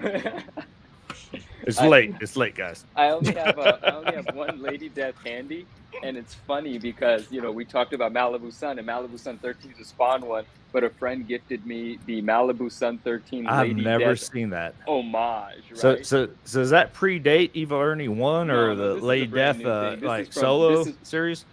This is from 2022. This is just an homage they did for fun to kind of represent Malibu Sun 13, and they called it the Coffin Moon rather than the Malibu Sun. And this one's it's signed by the creator. This is just like a fun sort of not a novelty item, but more a novelty item than something else. But this was just gifted to me by a friend that knows that I love Malibu Sun 13 and love Lady Death, so it was quite perfect. Well played. But I'm just so jealous of like some of the, like how nice some of these rooms look. I'm like, yeah, we live in a pretty small place, but I'm like, I love like Ryan, I love just looking at you and some of the others, like the nice prints that are on the wall, and it seems like this is a nice fortress of solitude, as it were, or collectitude. Well, Yeah, Matt really got Ryan's his room's shit together the amazing. last few months. So if you saw his videos from about 3 or 4 months, Where did You go where back did in our time, other friends really. go? By the way, did 3 people just bail on us? I guess, yeah. Where's They the just, like, gang? dude, I'm Deuces. surprised that this late. I mean, I'm about to crash myself. It's 5 in the morning. It's California. Yeah, I'm in California too. Yeah, it is. It's probably light out. This room is intentionally without light. All of the windows have been blacked out. But once it gets really bright, a few little pieces of light will poke in. And I don't see those yet, so I don't think it's actually like that outside. That's a true collector. Like these windows in Mhm. this room, I bought a tint from Amazon and like laid everything out, and then they're framed in like UV protection. Yeah. Yeah, I want the light of a casino. I want nobody to know exactly what time it is. Yeah, Right. you're just going to go in here. Yeah, How because to- that's the thing. how to It's like- exit. exactly. Yeah. And that's the thing. It's like, I think that's the true piece. Like if I'm going to put something on my wall that I want to look at and I want to see every day, but I don't want it to fade, that gets really tough. And even at work, like I have a collection of the Starbucks mugs, like the "You Are Here" and whatnot, and the boxes unfortunately have faded out. But some of them I have to kind of pull forward because I'm like, I want them there. I don't have room for them, but I kind of know like, yeah, that kind of hurts the value because it's going to change color over time. But something like if I had a piece or a signed piece or a one-on-one or something like that, I definitely find a place where the light's not hitting it that much. Yeah, it's 6:30 in the morning where I'm at, and I've been on since 6:30 last night. My goodness, man. You deserve a raise. I'm going to stay up until we pass last year's, and then I'm gonna bed. What was last year? 23. What was last year? I think it's about 22. What 22, was last wow. year? Just 24 hours, or was it 2 days? It's 24. So I next stayed year up it's full- 3 days. Yeah. Ooh. I stayed So up how for long has this been going on? Since last year. Okay. No. Oh, that's Today? No, But but today. when did the stream start? Oh, I guess What, we're 18 hours in? We're coming up on 19. 1 Okay. p.m. Eastern yesterday. So yesterday, yeah, I guess. Mm. Hey, who showed that Sam Keith earlier? That was you, Manu, right? Yeah, the Wizard cover. So this ain't OA by Keith, but it's a production cell of Paul Mounts for Cyber. Can we please make that? Can we make Ryan's screen larger? Are the Nope. Yep. There we go. Oh man, Oh, nice. I love it. Such an underrated character, man. Always a big fan of Cyber. Yeah, and Sam Keith will take, a character and add his element of excitement to it, his element of grit to it, and just take it to that level. That's awesome. Well, you see Max and almost anything he did with Marvel. Absolutely. Even the teeth in that Venom image that was shown earlier, right? That's the Max sort of. I think I got this about 12 years ago, but as soon as I got it, I looked for the OA, and it's on Heritage. It sold like a year or two prior before I got this cell. That's beautiful.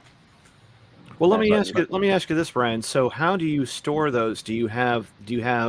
I know you have some. Obviously, you have some because you want to kind of show. But do they go in like a drawer, or is there? How do you catalog these so you can find them, store them?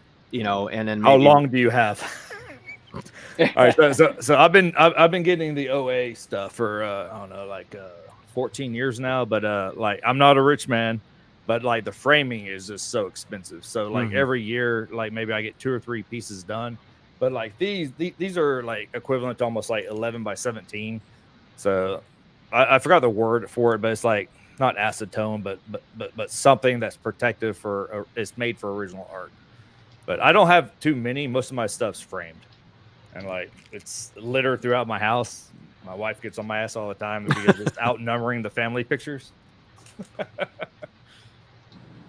But I do try to take care of it. I try to keep it dark, or I try to keep it UV protected, and kind of like I'm a like a protector of it if it's in the collection.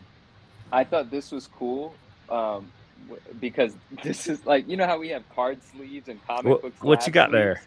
It's just a big ass sleeve. It's a big sleeve for original art. Is that 11 by 17? No, this is 21 Good by God. 26. In fact, 20 by 26. And it's crystal clear clarity, pristine protection, but archival safe, acid free.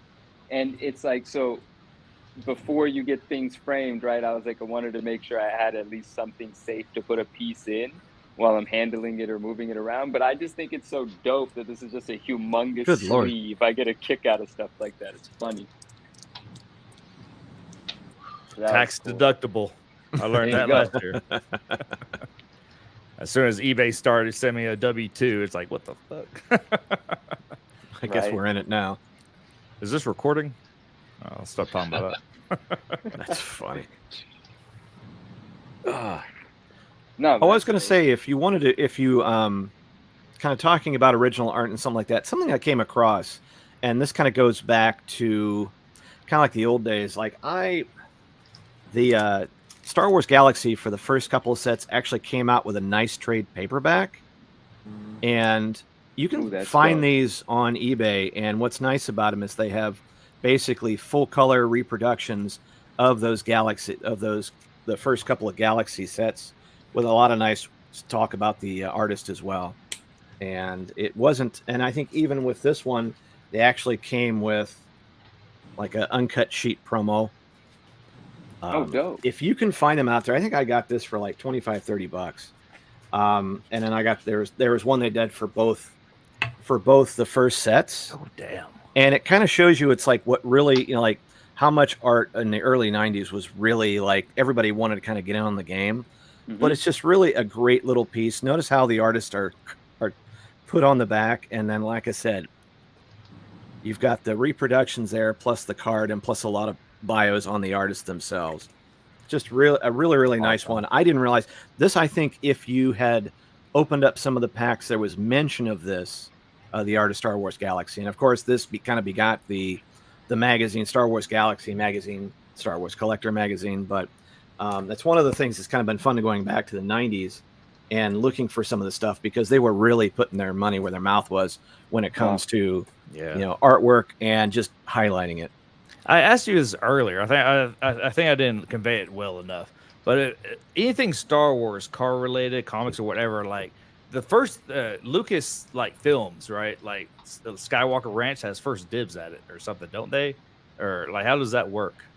So I would say Lucasfilm, who is the licensee holder, right? So Mhm. if you're going to come and you're going to make Star Wars soap, yeah, you are going to have to talk to Lucasfilm to get a license to put that on there. Although it hasn't stopped some companies in the past. Like I love seeing the collectibles from other countries where it's like, we didn't necessarily ask them.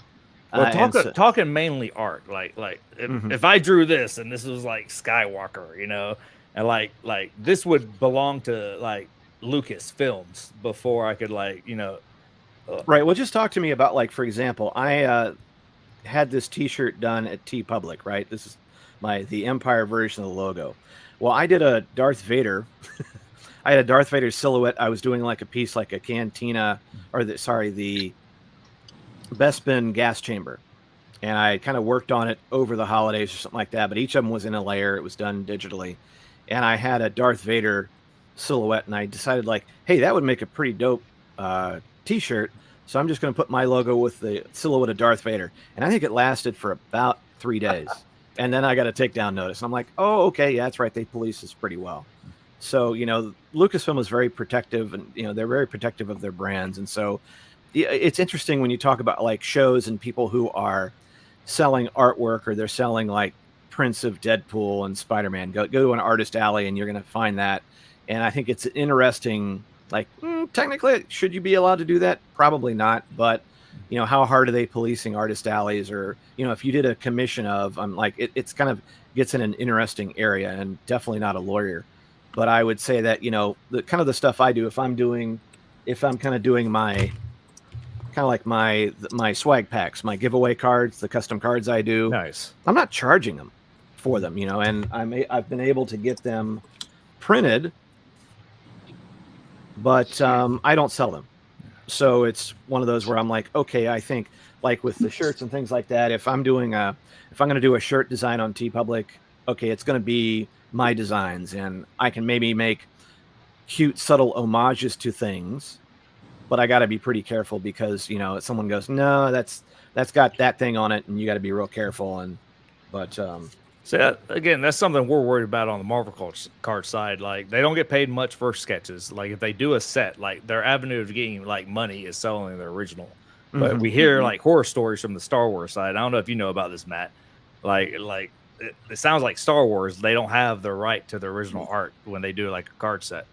Right. No, it belongs to Lucasfilm and Topps, and that's why that's crazy. You know, when you put the Galaxy set out, right, one of the last Chrome Galaxy sets didn't have any artist attribution on it, right? So, for example, 2018, the last of the regular Galaxy. Incentive? I mean, right. You get your name out there, but well, you know, something like with Galaxy, where it's like you could actually have a base card, right? Talk to, you know, Ben Abasada or any of those folks who did the 2018 set, where it's like I was doing sketch cards for a while, and now they want to come and have me do a base card, and that's amazing because that's one that's going to be in the set, and that's where you go back and forth with to make sure to get. Yeah, you want to get that. They're going back and forth. Ben Abasada is just fresh on my mind. He had a Galaxy card, and we talked about on the podcast about, you know, he had a couple of ideas with the art director, and then Lucasfilm signed off on that, and then I think as he sent it back, the notes as far as like the color of that's a little different. You may want to try that. And then, so the final product is out there, but that gets reprinted in a Chrome Galaxy set 1 or 2 years later. He knows when it shows up on the market. And of course he doesn't make anything off it because whatever he's done is now technically owned by Topps and Lucasfilm. So it's like they can kind of do that. You submit it, they can do whatever they want. You'll never see another real dime for it. That's the same. It's the same for photography. In some aspects, a mate of mine is a photographer, and if he gets hired by a newspaper, he doesn't own the rights to that image. The newspaper or the website, whoever, owns the right to the image, so it isn't exclusive to cards. It's we're not talking just the image. We're talking about the original, though, because Marvel cards, like if something gets published, like to my knowledge, they still have the originals, so it's a big incentive for them to get, you know, their payday, you know, their. I'm just saying. It sounds like with Star Wars, they don't have that luxury. That's what I'm saying. It's it used to happen with recording artists as well, didn't it?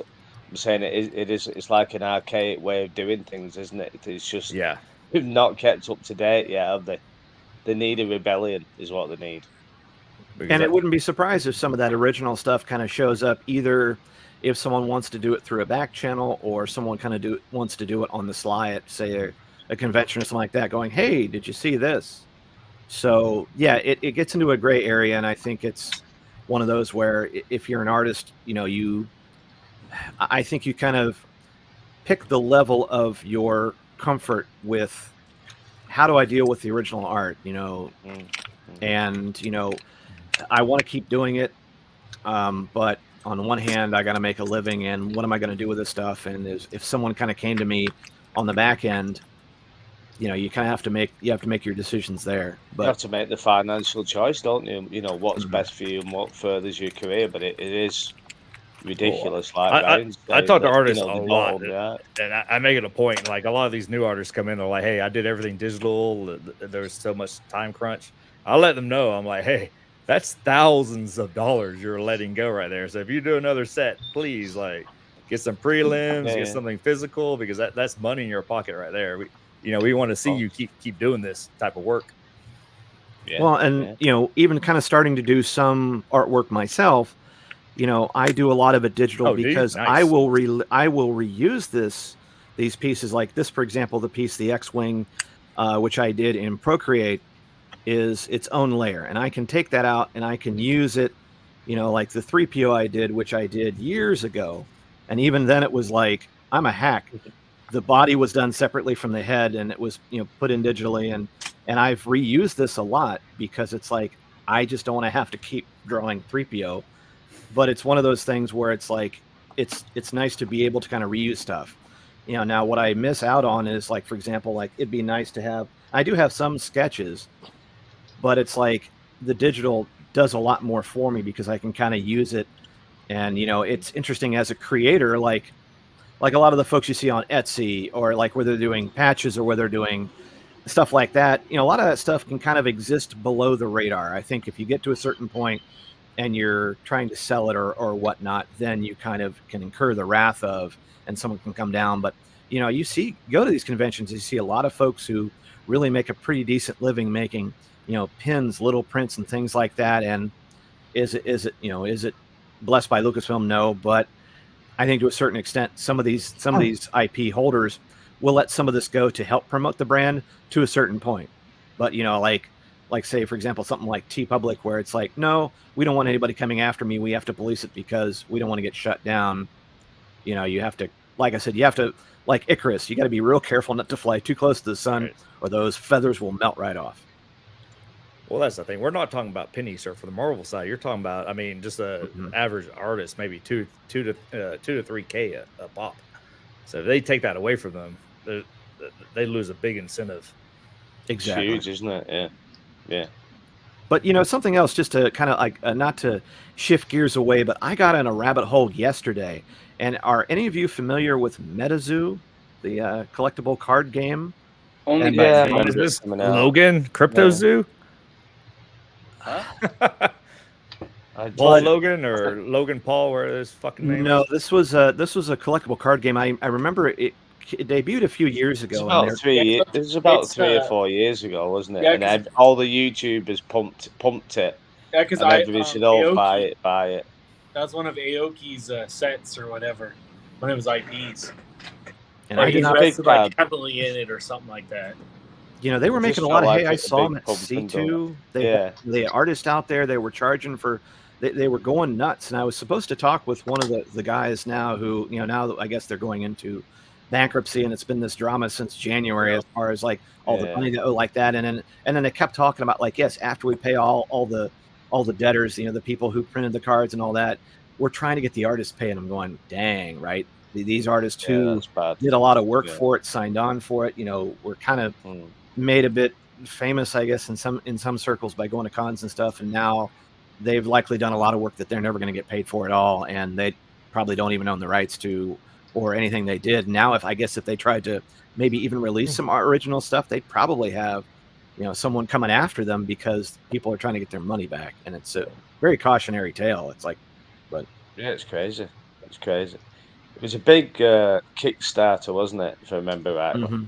That's what it was, wasn't it? And then all the YouTubers and that got on it and whoever and started pumping it, and it went nuts for a while. But Was the next big thing, and yeah, it was. Yeah, I looked and I thought, oh, I don't want to buy into that. I thought that's not for me. It all feels off and looks off. I just thought no. But it's I a think- shame, like, for the artist.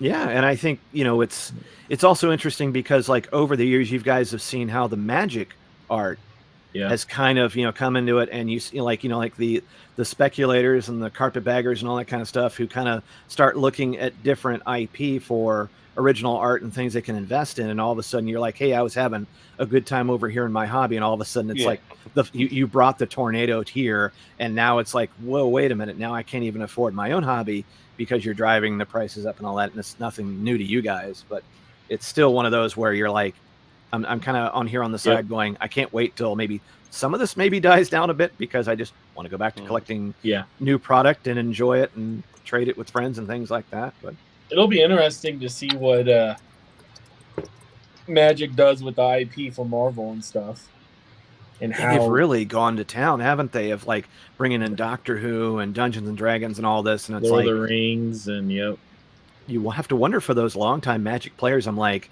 are they going like, what is going on? This is nuts. Sydney, You know what I was? Do you know what I was surprised at with the Lord of the Rings, the cards and the One Ring, and like who'd put up money for? Was it PSA or something? Who put up money for the Post One Ring Malone card, did. $1 million. Oh yeah, It wasn't PSA. Was it- It was Was It it was the Be- I think grading it was company? Beckett, or- wasn't it?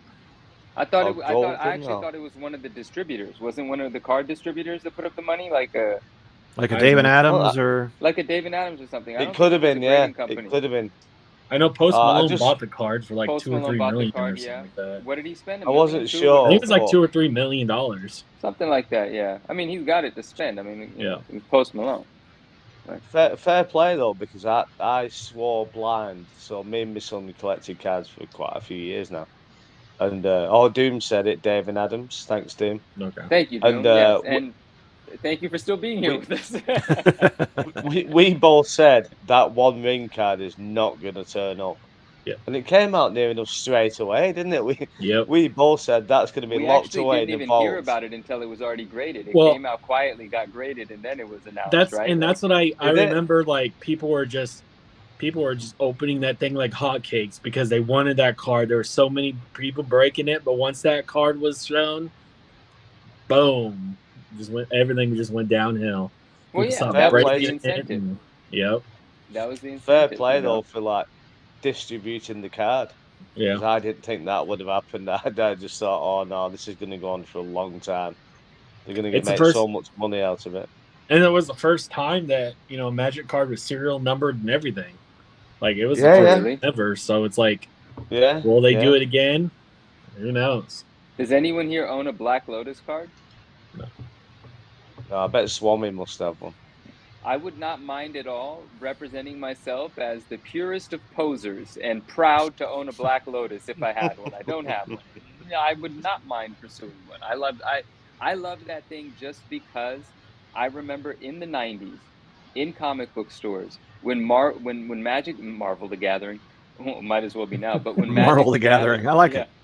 Maybe that is what they call it. I don't know. But when Magic was first starting to become a Big. thing, the comic book shops that I would frequent, I remember the back half of the shop transitioning, becoming something else. Like long picnic tables, those plastic fold-up tables were brought in, and there were guys that don't care about Spider-Man in there playing some card game. And I was just like, I don't know what's happening over there on the other half of the shop that I don't. Or feel their right. hygiene.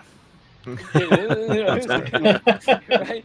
And so I remember all of that happening, and I was, more of the collector sort of guy, and I was already paying attention to values and stuff, and I enjoyed all of that. And I remember all the talk about this Black Lotus thing, and it was already, a very sought after piece, even that, that long ago. From what I remember, my timeline could be wrong. Maybe that was a few years removed from the inception. I don't know, but It was always something very fascinating to me, but I never participated in that world. So it's not like I was buying the product and opening packs of Magic the Gathering or any TCG for that matter.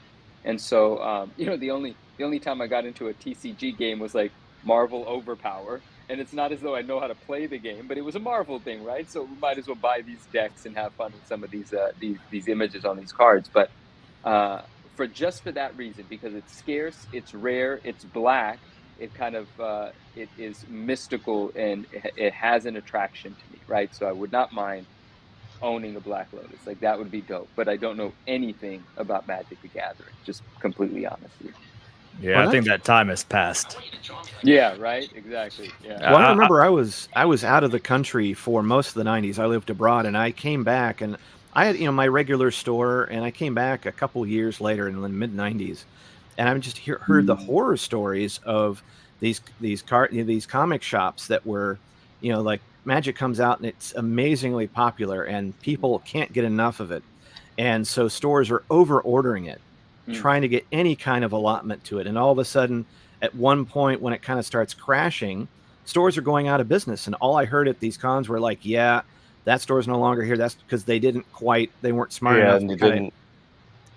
And then you start thinking of like today, like for example, like Star Wars Unlimited, came out a number of months ago, and there was a lull in the Star Wars market where there wasn't really much going on, and all of a sudden it's like, here's a collectible card game that has variants. It has like the one per case type of variant of the hero, and all of a sudden you're seeing this go up again, and you can't get booster boxes, and they're going for all this, and people are getting into it, and I'm being asked for my opinion of things. I'm like, here's what's going to happen. It's like, you're going to see, like with Destiny a number of years ago, it's going to become very popular, and then when those successive sets come out and people go, well, now there's more product out there, please don't invest in a bunch of this, because they're making tons of these cards, and yes, there are some rare ones, but if you get something rare, if you get something that is a good pull, don't sit on it, sell it. Right. Because you don't know, like 2 or 3 years from now, when there's like 5 or 6 or 10 sets, right? Like Magic releases 4 sets a year, like Pokemon and all that. I'm like, these are not rare. I mean, there's rare cards within them, but there's a lot of product out there, and if you get something hot, I would say you almost have to be cutthroat with it, going, just get rid of it, because someone's going to willing to buy it. But I'm like, that could fund your hobby. I mean, you guys talk about this all the time. It's like, if your hobby can help pay for itself, and you get a little more flexibility to go after some of those grails, man, you are in the right place in this hobby. 100%. And that's what all the hoopla was last year, right? When like a lot of the collectors kind of boycotted. Is it Hasbro?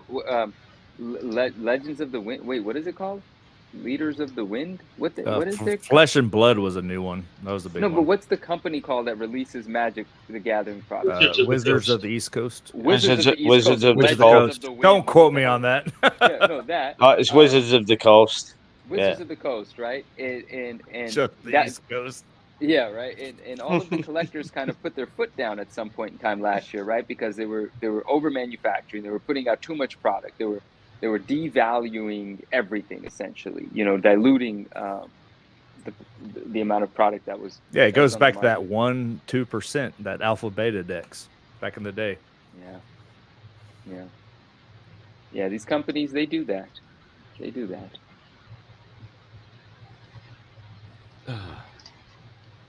But yeah, with that one, I actually took an interesting.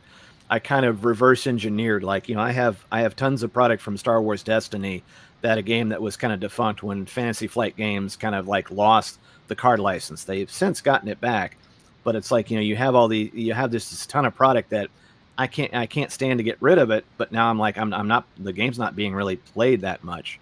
But it's like, now when you see a new game, and I like seeing the excitement of it, and I was like, all right, Greg, why don't you do this smart? So I started kind of reverse engineering this. I'm like, okay, I can get a starter deck, but maybe I can go out on eBay and I can get some cards, and I'll kind of build a deck, just kind of reverse engineer one.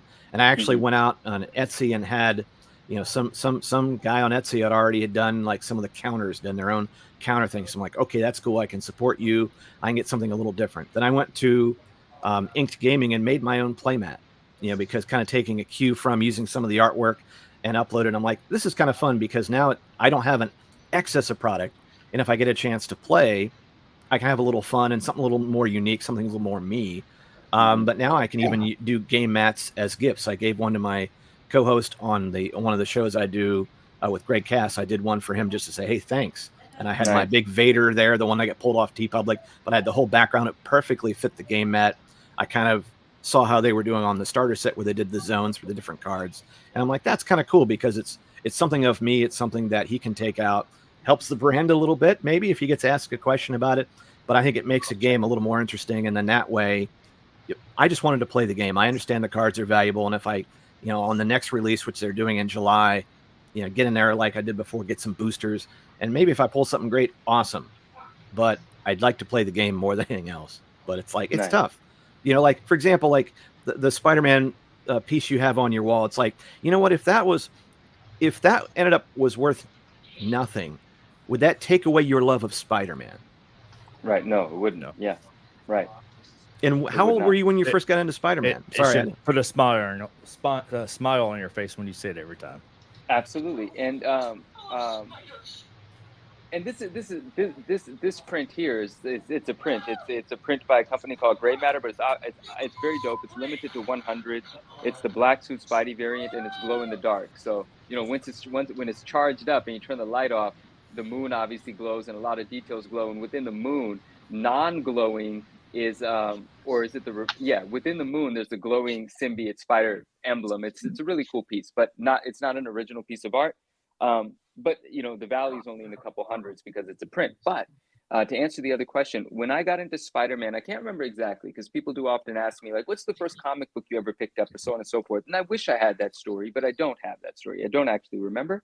But I was probably 7, I would assume, 7.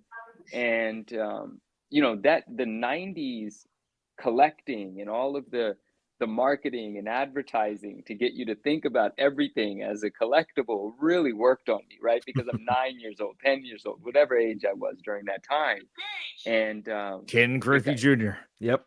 Exactly, right? Exactly. And so all of that worked, but all of it was fun for me. I don't feel like I don't feel offended by that, probably because of the age that I was. If I were older at that time and had the ability to recognize the manipulation that was taking place, I would be more the individual I am now when I'm troubled by what companies do. And I can see what they're attempting to do. They're trying to take advantage of the love and passion of a community that feels like they're missing out if they don't own everything released. And it saddens me, to know that certain people are feeling down because they don't have everything, and companies know that. So they're constantly milking that emotion. Mass-produced scarcity. Exactly, right. That's what you're looking for, man. But it was probably around 7, 8, somewhere around that age when I first discovered Spider-Man. Like I said, I don't know for sure, but seeing Todd McFarlane Spider-Man, Bagley Spider-Man, and then of course onto the animated series and enjoying it every Saturday morning, it really took a hold of me. But there were other IPs and things that I really enjoyed as well, of course. I remember when Jurassic, like most kids, I grew up loving dinosaurs. So when Jurassic Park happened, I mean, forget it. What an incredible film. What an incredible bringing some of my fantasies to the big screen in a way that looked real, right? So that took a hold holds of me. Up. It absolutely dinosaur still shit holds still up. looks real. That's how incredible that movie was. I mean, it still holds up. It looks better than the sequels and the prequels and the whatever the heck came afterwards, of Jurassic Park. But in any case, I love the 90s. I live in that nostalgia. Like, my thing is, the nostalgia is the greatest feeling in the world. So I look to have that emotion, have that rush, whatever it is. But then I'm also, wired in a way that I want the rarest version of something. So having the thing that gives me nostalgia is step one. But then to satisfy the other side of me, the side of me that loves a challenge, I want to find the rarest version of it. Was there an error copy? Then can I get the error copy in the highest possible grade? Or, was there a version of that comic book that was distributed and only in these 4 states to test out this price point? Well, I need that in the highest grade, and so that feeds that the treasure hunter in me. So it's kind of all encompassing, but without the nostalgia, I don't know that I would pursue much because nostalgia is the base, and then everything builds on top of sure. that for me. But Spider-Man is what took hold of me back then. I love X-Men and all of that stuff, but I didn't relate to anything as much as I related to Peter Parker for whatever reason. So on a similar story, like during COVID, there was like a lack of Marvel releases, but like Marvel Snap came out, and I started like looking into it. I started playing it. And I'm like started like asking myself like how many people are actually seeing the art on like Marvel Masterpieces or one of these Fleur Ultra versus the millions of people that are seeing these like original art on Marvel Snap. So like I went through and I picked up a lot of the base. I can show it to you right now. Oh, nice. Let's see. So some here's of these. Sauron right here. And one thing people don't know is like when these first artists like went on it, they started doing like ink and pencil and everything. Some digital and some did color and digital coloring and stuff. That looks awesome. But like Marvel Snap, the company came in and be like, "Hey, we need these ASAP." So they started doing like and completely digitalized. Yeah, that's But awesome. here's a good one. Here's Magic. Oh, This is that's by good. Ario. I'm going to butcher his name. Ario Anidito. I think he's from Indonesia. Very cool. And 11 by 17. I don't know if you see it, but that's the Marvel stock right there. Hey guys, I'm gonna that's really cool. I'm gonna bow out and fall asleep just sitting here. Not right Enjoy now. your Well done, Get some William. good rest. Oh, you got the saber tooth. Ooh, John Boy Myers. Yeah. Nice. He's a William? Spawn artist, and I think he's done some work for DC and Marvel. Yeah. Yeah. And I actually have the choice of Venom, this, and Scarlet Witch. Just Sabretooth just kind of sung to me. You know what's funny about bringing Venom into the conversation? It's drawn in a very similar perspective, right? Where the legs are kind of like going down into the back as that saber tooth. Agatha. William, did you just say you're leaving? Was that you that said that? Yeah, I'm gonna bow out. Get Take some care, sleep, buddy. my man. Have a good Yeah, one. Thank you for sticking with us. Take it easy. Alright, You've man. done well. Anytime, man. Anytime. Matt, Nathan, Jake, you guys are amazing for putting this together. All the artists, all the guests, you guys. Love the community and keep on collecting. Nice one, mate. Thank you, Take man. it Love easy. you, brother. Have a good one. Thank Take it you. easy. Yep. Bye. Take care, bud. Bye. Ryan, you got to go back through the last few real quick, please. All right. Dude, I'm just looking at my face right now. My face is fried. You got that vacation. You got the Ooh. vacation look San on, Diego man. Fair 2 days ago. There you go. Rian Gonzalez. Sydney is asking if you Oh, have that's a what is that called? Comic Arts fans, right? It's CAC. Comic I Arts do, fans? but I've been slacking. About half of my stuff's on. I haven't posted any of the Marvel Snap stuff. Wait, what's this? This is from Marvel Snap? Yeah. This is Rian Wow. Gonzalez. Oh, Nebula. cool. Got This her is actually Danny. my daughter's. I kind of hijacked it, gave it to her, kind of Indian gave her. Cool. Marvel Snap is such a time suck. I'm like, I had to kind of make a break from it because it was just such a great mechanic of a game. It's still going strong. Just Who's on the right? dude, I'm not prepared for this. I'm gonna butcher his name. Might be Agatha Harkness. Oh, Oh. the character, yeah, but the artist. Oh no, I'm sorry, lost. on your right. The character on your right. Kang. Oh, Kang. that's Kang. Okay. Yeah, I got another King. I got a couple pieces on the wall. I got an Alex Horley King. Ooh, But- you have an Alex Horley? I can pull that off the wall here in a sec. That's a If you nice don't piece. mind. I love Alex Horley. Dude, the ink on this is just sick. That Sabretooth is crazy. That Sabretooth is nuts. Let me get the Alex real quick. Let's look at the Alex Oh. Horley. Alex Horley's amazing. Leo, you had to pop up, didn't you? Had to pop up with the Doom comments.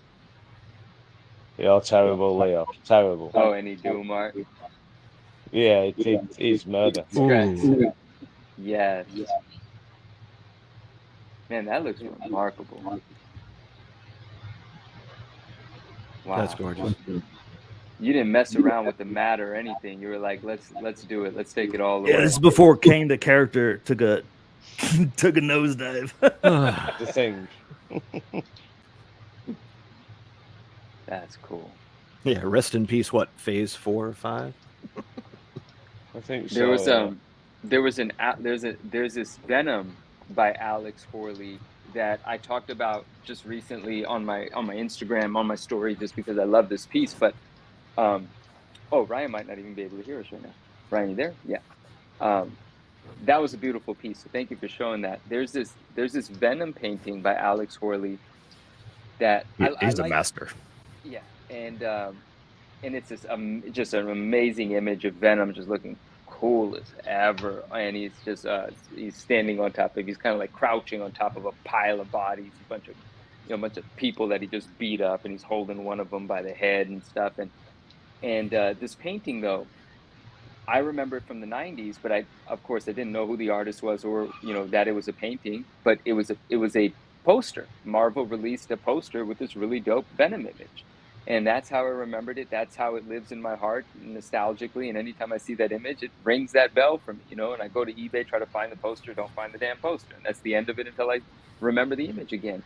But I think in 2000, what happened was in 2022, maybe 2020, recently, for all intents and purposes, Marvel does this thing called Hidden Gems, where they will take a previously published amazing image and make it a variant cover on a new comic book. For example, this poster's up there as well, but this image, this McFarlane image, this is a puzzle, but this is a Todd McFarlane image of Spider-Man with the symbiote suit in the back and bricks and stuff. It's really amazing.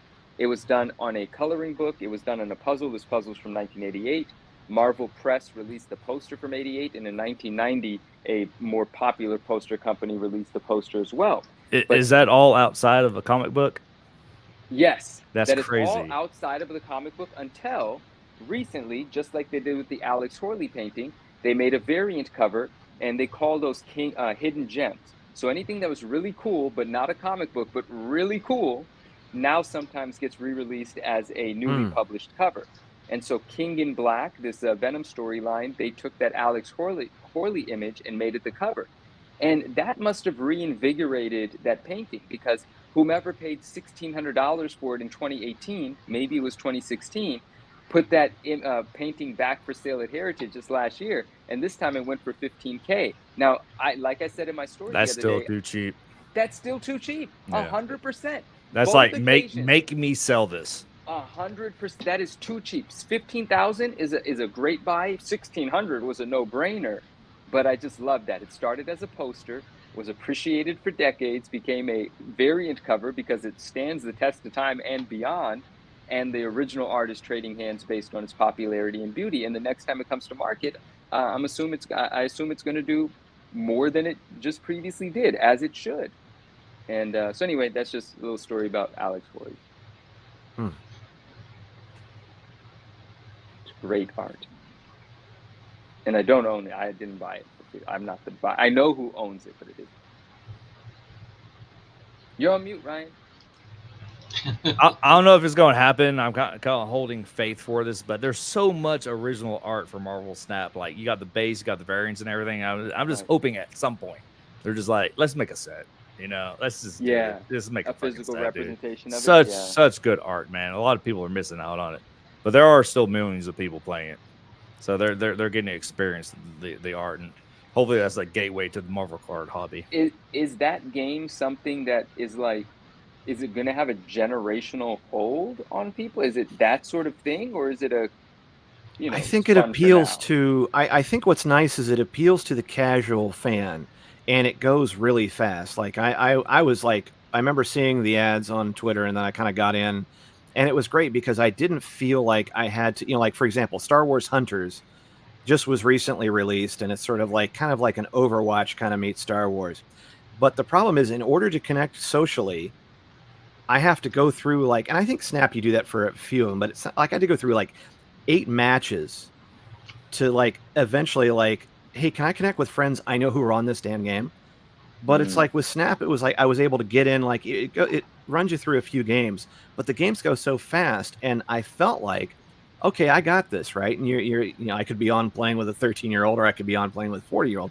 But I thought that barrier to entry was kind of nice, and it was kind of fun to upgrade the cards. So the kind of collector in me goes, oh, that's cool. I'm going to work on characters I like. And it doesn't necessarily make the guy fight better, but it's kind of cool. And then if you want, like, the whole free to play was great. If you wanted to put down some money, it was great. The only thing I found was like, man, this is a time suck, because I could sit there and just kind of crank on it for a while. But the fact that, you know, you're getting a hold of the artwork, that's really cool. And I think that that's something I wish Star Wars would kind of do. Like, give me, like, I know that I'm very heavily into, you know, Star Wars Card Trader, and there's a lot of original art that, you know, Brandon and company are getting into that, and they're doing like the Star Wars Digital Galaxy. It's really cool.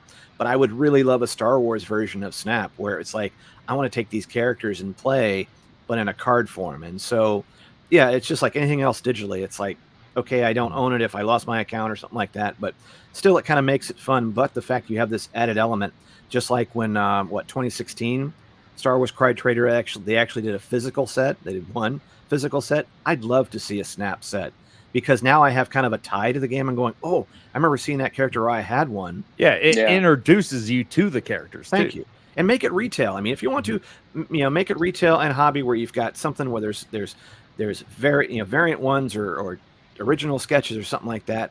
But I would love to see something where it's like, get in stores, get the kids excited, because this is what their introduction to Spider-Man. Mine was in, you know, 86 when I got into comics, and all of a sudden I started pulling down Amazing Spider-Man, right?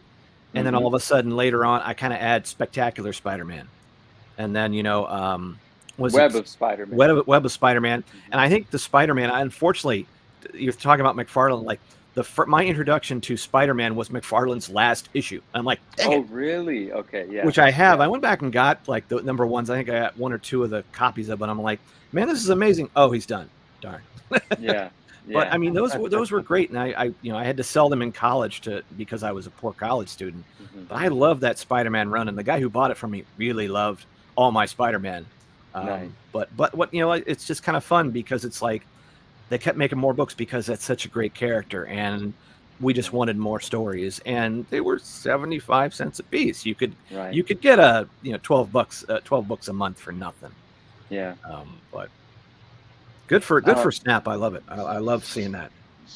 So, you know, you said put it in stores, make it physical, let the kids come in. Now, this is something I say, you know, for fun. But if it does go into shelves in stores, aren't just a bunch of us grown adult card collecting folks gonna just go buy everything that was intended to be bought by kids to introduce them to Platinum cards? Blasters. Yeah. Pictures among pictures of it. Like, You know, is it 10 actually boxes. gonna get the kids in, because we're just gonna get in the kids' ways, aren't we? It's been nice to see some Marvel Blasters in my local Target. I think it was the Spider-Man No Way Home, or it was one of those where I was like, I started, because, you know, I go there, I see no Star Wars product, I cry, then I walk away. Yeah. But, you know, I have seen since sort of the bust has happened and a lot more, you know, product is remaining on the shelves. I'm like, I love seeing a little Marvel there. And, you know, I think the Blasters are 25, 35. I think they're a little more than what they were before, but I'm like, hey, you know, Blasters to me are kind of the new packs. And if at least, you know, like, you know, I'm just happy that all the Yu-Gi-Oh fans, you know, they never had to sweat during any of this. You could go to any store and see Yu-Gi-Oh on the product as the day is long. And somewhere out there, I know there's a person collecting them. That ain't me. But I'm like, it was sad to go in there and see nothing on the shelves. But now at least you see like, oh, there's the odd blaster. And if you know where to kind of look, or the Garbage Pail Kids or things like that, I'm like, at least I want it out there. I want the sticker books out there. I don't want to see sticker books in an empty sticker thing. Go to GameStop because they'll have it. But I'm like, you know, like the Marvel, the 75th, the Panini sticker book. That was awesome. I loved seeing that. Because I was like, I'm not a huge collector of that, but I don't mind it. Or the NFL, right? Or the, you know, like whenever the Panini does the books, I'm like, hey, if there's stuff out there, I don't mind, because it's a nice subtle chase. And In the end, it's on the shelf. Like, It's people, on the we've shelf. been in this from like day one. It's aggravating to see like Magic, Pokemon, Yu-Gi-Oh, all that stuff get all this popular attention, and it's all like, what the hell is the Marvel representation? Because we're going to age It's out. just great just seeing it at Target. We're going to age out. Yep. If it doesn't catch on, you're right. JR, good morning, and he's asked. Well, he made a comment. He said I would be okay with just a Disney Snap, and then he said, "Why is my Marvel sign upside down?" It is not symbolic of anything. It is just I like doing stuff like that. I like it upside down. It's kind of cool to me. Protesting. There was someone. there were a few people actually that thought it was symbolic, right? Like they thought it represented like the current state of the MCU or something of that sort or whatever. It is nothing of that sort. It's just that I thought it's different and it's dope. Like I could have put it up the normal way, but the thing is, like I could make it cooler to me by making it upside down and still universally recognizable. It's not like anyone looks at that and doesn't know it's a Marvel sign. It's half the time they probably don't even register that it's upside down because it has the recognition no matter what. Yeah, I didn't notice. I've seen that 1,000 times, and I See? didn't ever notice it was upside down. Same. It's I've like been your own staring at 'em Easter for egg. 3 hours. I just noticed it. Yeah, exactly. No, And I had to look. knew it I'm would be thinking, that way. what's he talking about upside down? There's maybe it some was other backwards logo 'cause of here the I'm not camera. looking at, and then Yeah, I thought it would have that effect where it would just go unnoticed, but to me, it would just be this little cool little thing in the back. Put my, And if you weren't having fun with your collection, why are you collecting? Right. Like, have a little fun. Put a little Easter egg in there. I love it. The live stream Yes. has its own Easter egg. 100%. Sydney says Manu hasn't even watched the MCU. This is true. The movie that I everybody said I did knows. watch, the movie that I said I did watch, the Spider. Which one? What the hell was it? The recent Spider-Verse? The one that We got- the Spider-Verse. we got Was a it book that's animated? coming, so- Or did it have Tobey Maguire in The it? one with Spider-Girl in it. What the heck? Oh, Madam Web. That's not an MCU film, right? Oh No. God, that's of all of them. That's what you watch. I think they're Right. sad that it's an MCU type film. Yeah. you yeah, literally it picked was- one of the worst ones. It was so bad. It was so amusing to watch how like poorly done it was. There has to be a reason. Something happened. Something happened. They did not get to execute the film the way that But they hey, if you want to make up for it, watch Morbius. I actually watched that as well. I did not make it all the You way picked through the it, worst but for two. some reason I ended up watching that thing as well. That's funny. Symbol of distress. Yeah. I love that's that. Yeah, it's a symbol of distress. What a great comment. Oh, and this Venom that's probably not big enough to notice here, but this illustration of Venom here was there was a dealer whose daughter was getting into art, and they were raising money for charity, and you could request what you want to have done, and I wanted her to do the grin and the eyes from the Venom on 316. That's what that is. That's just the grin, eyes, and the tongue from the Venom of Amazing Spider-Man 316, done in like a white chalk, I think. And it's very cool. And these pieces here, this is an all-black version, silhouetted, if you will, of Batman from Batman number 423, which is the McFarlane cover, oftentimes nice. called like the prototype for Spawn's cape, because this cape Yeah, is it very is, much isn't the it? cape that becomes Spawn. And this one that you can't see behind the glare is a white version of it. And these are originals, but they're both done by a friend of mine in the collecting community named Naj. She's in the UK, and she's artistically talented. And when I saw that she was doing things like this, I told her I loved them. And she sent me a gift pack with a few of these and a few Spidey silhouettes from the cover of 300 and 301. So the original art stuff that I have around me is more. It's not a pricey thing. It's things that I thought were really cool, and they were done by like community members essentially. That's cool. And I love them. Yeah, shout out to Naj. Exactly, Naj is awesome. Do you follow the current run of Spider-Man, or maybe pick it up every now and then, or is it just you go after, or you stick to the 90s stuff? Yeah. I mean, every now and then something modern makes it into my collection, but it's more just an appreciation for the cover, right? I've read a few comic books here and there recently, but not anything that's of like these longer extended runs. They're like short stories, one-offs, things like that, like just interesting things that come out that I think are fascinating, have nothing to do with the superheroes that I grew up with, sort of thing. And I just have to be in a mood, right, to go to Barnes and Nobles and pick up like the trade version of a comic run that was maybe 5 or 6 issues or something like that. So I don't read current comic books, with the exception of those few things, and I collect based on an emotional memory, a challenge, and the artwork on the cover.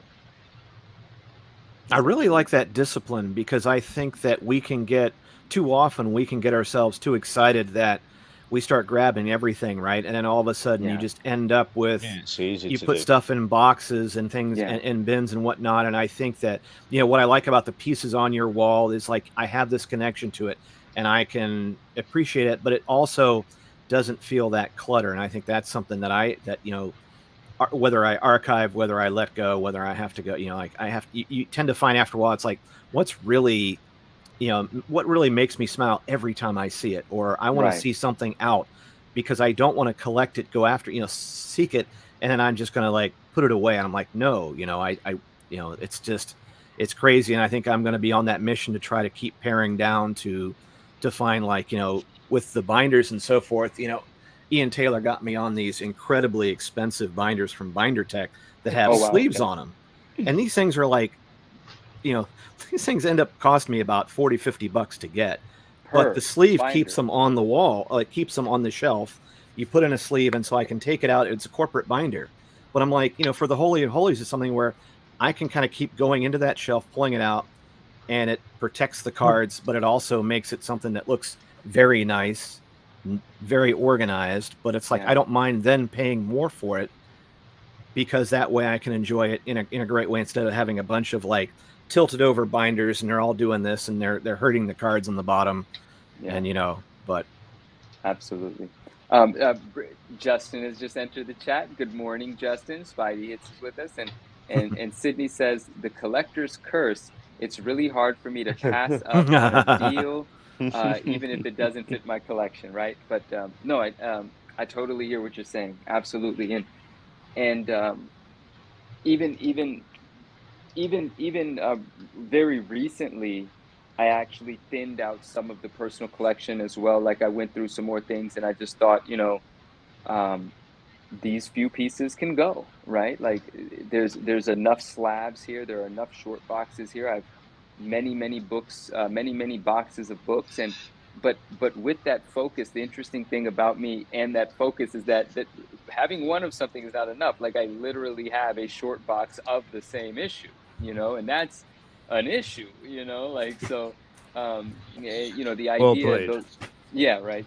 Thank you. And those get acquired over time because I don't always, if I have the 9.8 candidate of a book with some value, it doesn't necessarily mean I'm going to grade it, make it, an encapsulated 9.8 and sell it. Sometimes I'm satisfied knowing that it can achieve that grade and that I found the super high grade copy and it just enters my PC as a raw book. It takes up less space that way. I don't have to spend more money on it to get it graded. And, certain covers, when I find them in that condition and the price is right, I don't resist and I don't feel bad about not resisting. There's only few books that I buy multiples of, but I love that. But then also I sell. And so, the opportunity for me to thin out the collection or get rid of some duplicates, I like taking advantage of my desire to sell, right? And so that helps me out as well because I enjoy selling just as much as I enjoy hunting. I just like engaging with stuff that I love. And so I'm constantly consolidating and things. Yeah, at some point you have to do that because you're Right. in these hobbies long enough. I mean, you got to get. I mean, one thing I'm blessed that happened was I collect a lot of video games. I started collecting video games in 2012. So like nothing was sealed. I wish it was, but I had a complete box. So when COVID happened, and like I took a little hiatus from Marvel cards. Like I think I Good stopped morning. in like late 2016, got back in 2020. But like that funded that hobby. So like, my wife's all like, where are you getting the money for this? I'm like, look, this is how it works. I have this game. I'm going to sell it. I get this card. So there's no extra money involved. Yeah. But that's been my nest egg for the last 3 years. Yeah. It runs right now, but and you can't take it with you, right? And what's going to happen is that I've often identified to the kids going, this stuff, trash, doesn't matter. If you want to like make, here's this and this is super valuable. And it's like, I can't take it with me. I mean, so you might as well, like, if you have some really nice pieces that I'm sure would be, loved by someone else, help that piece move along, help that collection get into the hands of someone who might appreciate it and someone's giving you money for it. They're definitely doing it. And so I would rather, I would rather the collection's like, I had it. I enjoyed it. It was fun to chase. That's half of what we do this for. But on the other hand, that's something I keep having to kind of push myself to do it. It's like it's okay to let it go. It's okay to sell it. And it's Always, fine. Yeah. But at And the end of it's the always okay to let go. It's a good exercise sometimes, just to have a look through what you've got and what you do care about so much, and what you used to care about like a year or two ago, and you look and you think, oh, I don't care for that so much. And you can send cards out to gifts, like I've just done, sent a load of gifts out to people. I've sold a lot of stuff recently, and I've bought new stuff in, and I like to recycle my collection, and it's constantly changing, to be honest with you. And like we said earlier, the only things I would never ever sell are the gifts that people are giving me. Everything Yeah, and else is up for sale because I'm looking at some of it now, and I have collections. And earlier I was trying to find an MCT Mike Thomas sketch. He was the first sketch artist I commissioned, and I've hidden it away with Dre and some Bianchi Auto cards somewhere, and I can't even find it. them. With pride and joy, and I can't find them. I was looking for like 25 minutes, and it's just. And I started thinking. At first, I panicked, and then you just start thinking. Sometimes you've just got too much stuff. We all can have too much stuff, and it's good to get rid of some. I love that. I love that concept of recycling, and I think that Yeah, that's how you can do find, it. because Yeah. that way someone else can love it. I mean, I went back and I get this question a lot, and someone goes, "What is like? This is not the most valuable card in my collection to the average person, Yeah. But this card comes, and my mother and I were talking about this when Wonder Bread put out these cards. These were done by Topps for Wonder Bread in 1977. We used to buy bread in bulk. My mom would buy like loaves of it, and she came home one time and there were about 6 of these. Every loaf had the Princess Leia, and I did thin it down. But this one right here, which is like I've since collected the rest of them, but for years I only had this one, and it doesn't make any sense. The collector in me would go, "Why would you only keep one? You have to chase it all." But I'm like, this has such a memory to me. Like this reminds me of like when we got this and and I'm like, this to me is my favorite card, period, because of the memories that are attached to it. And the fact that I should not have it. I know I got rid of some of the rest of them. I used to bulk get rid of a lot of the baseball when I was done because I'm like, what am I going to do with this? Time for the new ones. And you're like, could have made a little bit of scratch off that. But it's just, it's just like what this piece means. But it'll only mean this to me. But I'd like to, at the end when I'm kind of getting, kind of like starting to thin out, or maybe you get that age of a collector where you go, it's time to pass this stuff on and make sure it goes to good homes, because I think it's even more valuable if it persists instead of just getting thrown into a bin with all of the ET cartridges that were ever made for Atari. That would be the sad fate of our collections if someone said, it's all rubbish, just get rid of it. Like, no, some of the pieces I would like to go on, because that's even one of the reasons I think going back to making some of the custom cards. It's like, some of these are going to end up in the hands of the kids going, hey, for some reason, some clown put my dad on a card. And that might be a great memory of them going, at the time and going, that will outlive me. I've said a similar thing for like years and years and years now. It's kind of when do you actually sell your cards? Because there will be a point, even Marvel cards, even PMGs will become irrelevant. It's like, I mean, already. I mean, we have got Elvis who's huge, but you look at, let's say, a Humphrey Bogart autograph or something like that, someone from years and years back, a Bob Hoskins autograph. And I'm not saying they don't still go for money now, but they won't go for the money they went for 20 years ago, would they? And the memorabilia that's attached to it. And I do think as collectors, you do need to be careful. You don't hold on to your stuff for far too long. Hey, no bullshit. I took the family to the Chinese theater in Hollywood just like 2 weeks ago. Kids don't know who any of those people are. I had to explain who Elvis Presley is. Wow. Yeah. I thought Really? Elvis Presley was still a big enough pop culture reference for it to even for the young kids to know, huh? Wow. They know who Spider-Man is. They know who Wolverine is. And by God, Deadpool. Yeah. Right. Exactly. And But that's such a great point. Even with that, after you've got Spider-Man, you've got Deadpool. After you've got Wolverine, you've got X-23. You know, so even with that, you still need to be careful because you don't know who the next big, huge character is. It could be Fortnite in 25 years' time. Oh, it will be. Yeah, I'm Yeah, not. yeah. I mean, Marvel again, will video always be games, there. like it already went up sky high like 10 years ago, but like the first release PS4 or whatever, Fortnite, that's going to be a Grail item. Yeah, I can't believe I Trading walked cards. past those cards at Walgreens and just gave them no thought at all. And you're like, you could have got them for nothing. And Yeah. I literally have thousands of games downstairs, and all my kids want to do is play Minecraft and Fortnite. There is some hope still left in the world. There we go. That's anomaly, Justin. Leo loves Fortnite. Yeah, lots of people love Fortnite. I like that when you say it, it sounds like you're saying fart night.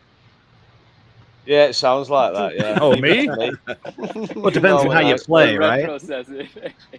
Oh, I should have gone to bed 6 hours ago. So No, when Retro says it, it's the accent. Oh, okay. Yeah. You know, Fortnite. No, It's just like- it even sounds like that to me. Don't worry about it. you're doing it on purpose. That's why. As you would say, you're taking the piss. That's what's happening. Taking the piss, yeah. Fortnite is if I decide to break out Jedi Fallen Order and kill the main character because I really suck at gaming. And I'm like, I feel now guilty every time I fire up that game. I'm like, I want to get Cal Monahan's, like, he comes to the cons and does his signing, and I'm like, ooh, I don't know if I just want to go up and I'll pay for your autograph as just saying, I'm sorry for killing you over and over and over again. I haven't played a video game since. Well, I mean, maybe at a friend's house, I've pretended. Maybe I played Nintendo Wii, and that's not even recent anymore. In my mind, that's a recent console. But 20 years ago. No, yeah, I it wasn't. reckon, yeah. Well, It almost. Must be 2006 or something like that? He said That's Wii. That's ridiculous. Yeah. Yeah. Ridiculous. 2007, 2008, maybe. But Nintendo 64 was my last console. I remember what was happening during this time where Nintendo 64 was out, and that was a cartridge, and PlayStation was out, and Nintendo introduced GameCube, which was the thing with the disc. Yeah. But the disc's revolution was won by PlayStation, and you had this divide. You were either like this really evolving, PlayStation sort of guy, or you were just like Mario Brother, Green Hills and Clouds, Nintendo 64 sort of guy.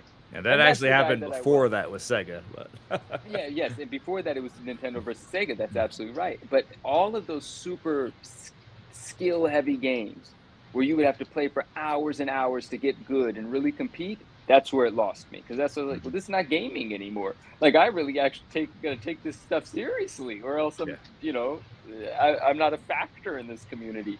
So I just went back to those games in Nintendo and stuff where once you walk too far one way, the screen locks on you, you can't go back. Those are the playgrounds where I'm happiest. And I won't go on a slippery slope here, but mine was World of Warcraft. I play that game, and friggin' there's no end to it. Yeah. Used to piss in a bucket playing raids. So now I need a start, climax, finish. But back to what we're talking about with cards and video games. I mean, I can't emphasize enough how much space video games take up. When I had hundreds and hundreds of video games, downstairs and collector's editions, I mean that was taking up like pieces where furniture should be. Wow. Or having packed in the corner. So now like cardboard trading cards. Yeah. Even graded comic books, it's like, dude, trading cards, and you get them graded. You can just see them front and back. They're there. You can tuck them away. They don't take up too much space. But the video games, that's a whole nother topic. But you got ROMs, emulators, and stuff like that. Like I can still play it, but I don't need a complete in box. And You guys hear the story? Oh, go ahead. Oh, sorry. No, please. Oh, just back what Rebel was saying. Like it's so much easier once you like obtain something. Like kind of like something's only as great as the hunt is. So like once you get it, it's a lot easier to let it go. So like I've had a lot of first edition video games and a lot of other cards, not Deadpool, and like once I have it, I look at it and I'm like, hey, I paid $100 for it. It's time to let it go. Get $300 for it. But if you ask me before I got it, I'm like, this will never leave my collection. Right. That's why sometimes it's hard to get like full, like complete collections or complete sets, because then it's like, it's nice for a minute, but I'm like, I would have rather had it for years incomplete, trying to find that one card or that one piece of it, because that in the end of the day was what it was all about at the end. Yeah. And then once you get done, you go, all right, I'm kind of done. I can let it go. Man, It was- double your money and you're out. But yeah, exactly. And then wasted in something else. Did you guys recently? It made headlines everywhere, but that the Castlevania game that sold on eBay, it was sealed. It was the first edition. It still had the I guess the hanger on it. Like, I think that was a big deal. I'm trying to remember the details of it, but it's not a world that I'm heavily involved in. But you guys hear about the story of this video game and this collection? Don't be. There's a lot of controversy, and this conversation go on for hours. But like the market was heavily manipulated with still video games when it was coming out. They're still worth a lot of money, but like I don't want to break this down too much, but the heritage auctions, like they're And the Wada, co-founder the Wada, sales. blah blah blah. Yeah, they pumped it up and they built this market for it, and they But I'm talking about a produced sale that happened scarcity. 3 weeks ago. How much did it sell for? So on They're eBay, still worth a lot of money, but not where they were during yeah, COVID. it's not the Mario games that sold for $1 million was fake news. You know what I mean? And they didn't have pop reports released or a census or whatever you want to call it. They didn't actually let you know how many of these were graded, and they knew very well that there was more than just the one that is for sale at this very moment, and so on and so forth. But yeah, that is notably a very manipulated market and just a nefarious activity for sure, right? And people did lose their ass in 2021 or whenever that took place. But a lot of people made money though. Whoever sold it. Innocent people. So there was apparently a collection of video games, and whoever had collected all of these games sealed in the Dallas. 90s. Was it in Dallas? Yeah, that's where HA's Heritage Auction is based out. They found like an organic old seller of these brothers. Right, maybe so. But this thing sold on eBay for $90,000, and now it is graded in a CGC encapsulation, and it's going to show up for auction. But the guy that auctioned it off, the person that bought this collection from an estate sale, I think, they didn't know what it was, so they started listing them on eBay. And when it sold for $90,000, he was like, "What in the world? Like, what? I just listed this thing on eBay. I didn't know." Like, of course, if he knew it was going to sell for $90,000 raw, he would have graded it prior, but he didn't have that knowledge. There's just a crazy story. Take a little bit of that and hire yourself a good tax attorney for next year. No, that's that's the dream. That's the dream. Going to the estate sale, and two brothers that died out, and the people that inherited had no idea what they had. Right. So yeah, that story. Yeah. It was outside Dallas somewhere. Well, gentlemen, I think as the time kind of comes to a close and the Saturday goes back to the people in the household I work for, doing laundry and getting oil changed and all that kind of stuff today, as the day dawns. But I would say that I love what you guys are doing here. I think it's a great cause, and a lot of people have lost a lot of sleep. But I do love just, it's one of those things where we can always say to people, like, it's like, yeah, I could talk about this for hours. It's like, well, you guys are putting your money where your mouth is when it comes to that. But, I think when you get a group of folks together, it's amazing the knowledge and the love and the passion that can come out. It's kind of something where even kind of like watching, seeing the Rams jersey, all I keep thinking is Vince Ferragamo, who used to be a quarterback for the Rams back in the 70s. It's the only thing I kept thinking about. But this was fun, and I appreciate you guys for having me on. And like I said, oh man, look at that stuff, absolutely gorgeous. But as I kind of want to just like bow out a little bit, I just wanted to say once again, just thank you very much for having me on and allowing me to spew a little stuff that my family could care less if I knew or not, or it would even care less to hear. So if I don't say it somewhere, then I would explode probably. Thank you for coming on. We appreciate you. It was a pleasure speaking to you and learning from you tonight. Or this Yeah, morning. I'm just piggybacking off all these fine gentlemen. Awesome. Well, good luck on the rest of your stream, and hopefully we get a chance to do this again real soon. Awesome. Thanks a lot. Take care, brother. Thanks. Have a great day. All right. So it was requested that we show some of Free's comic art fans. Oh, very nice.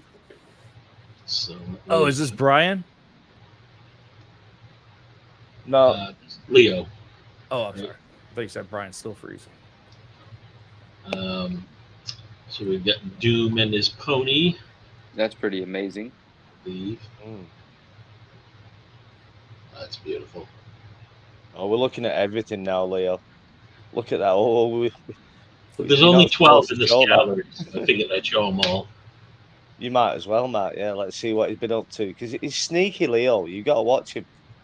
He collects things on the quiet and contacts everybody on the quiet. I'm giving all his secrets away, mate. Hey, you got Sneaky Leo. You know I is love you.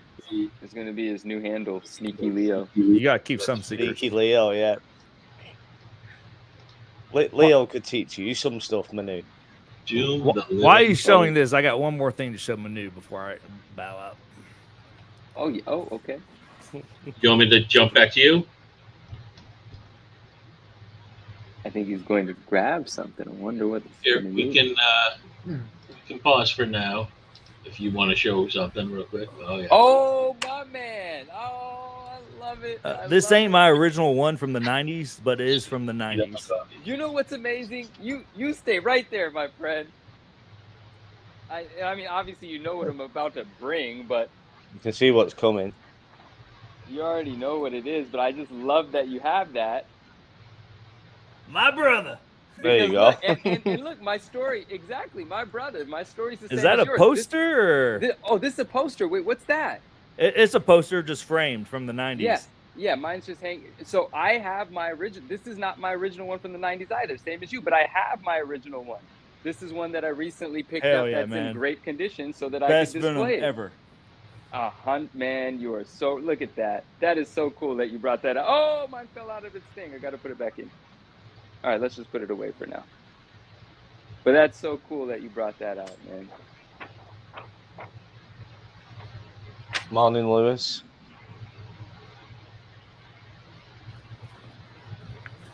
That's awesome. Thank you for showing that. So you love that image? I love that image. That's the thing. No one else knows.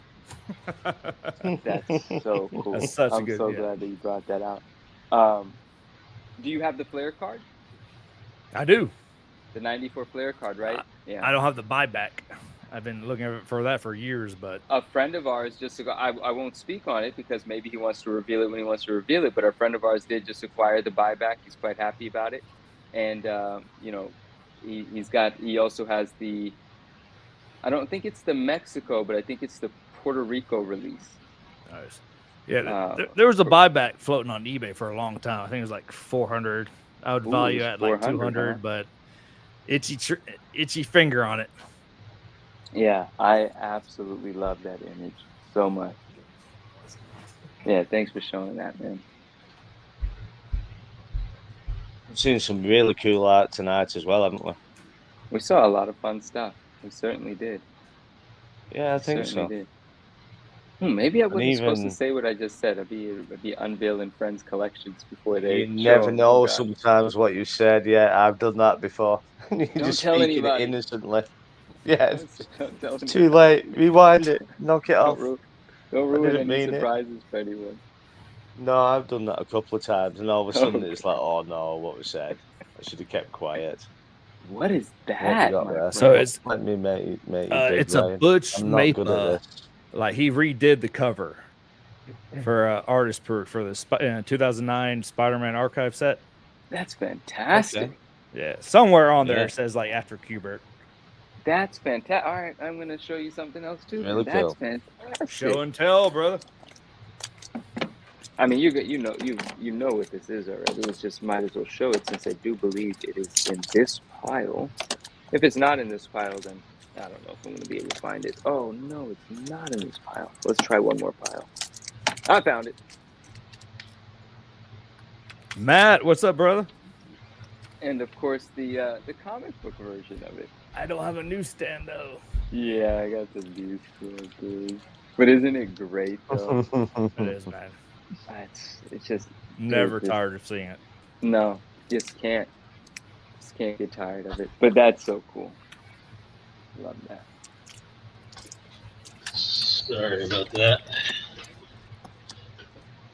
Where'd you go? I had to It's heat all up right, my Matt. You're welcome. All right, we're going to go back to this. Wow, I wish I could figure out how to get this to be not so ridiculously big. I don't know if I'm tired or just ignorant. I don't know what I'm looking at right now. Yeah, it's so small. It's Is it like a Sentinel right or no, Celestial? it's Doom. Doom, the Living Planet. Oh shit! I didn't even know that happened. Right? Leo says zoom out. Yeah, the easiest way would be do this, open it in a new tab, and share this tab instead. Is that better? That's not better. Hang on. I wonder if I. No, that didn't make it any better. I'm glad Yeah. I didn't do this. Yeah, it's just there's no way the way Comic Art Fans layout is there. I can't really make it any better, unfortunately. Which one was the one specifically you wanted to show? The Fortnite? The Fortnite ones. Yeah. All right, I'll go specifically to that one. Sorry. There we go. Doctor Doom and Fortnite. If I touch this, all the screens would go off, Matt. All right, hang on. Let me. All right, give me a second, and I'll get copies of these so we can see.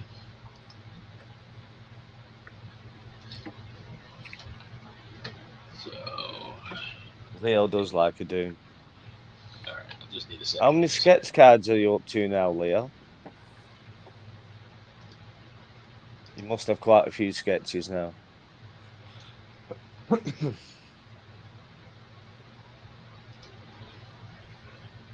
So just those two Fortnite ones, right?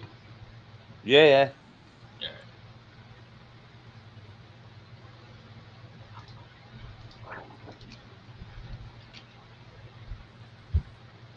Complicated for your brain, Matt. You've done 20 hours now on the stream. Right. That's a big That's effort. been on for 20 hours? I'd been about for maybe, I think I went to sleep for about 2 hours. But being on the stream last year for like 25 killed me. I didn't like it. It's a long time. Yeah. You've been on a long time tonight, Minu. Thank you. How long have you been on now? I think I joined you guys at 11:30, and I think it's 6 a.m. my time now. Okay, that's a big effort. It's probably a bigger effort than me. No, not even. It's a pleasure. Okay. How about We had a this? lot of fun Is conversations. that a little better? It's good. So this is the Doom versus Fortnite page. All right, that poster is hung up again.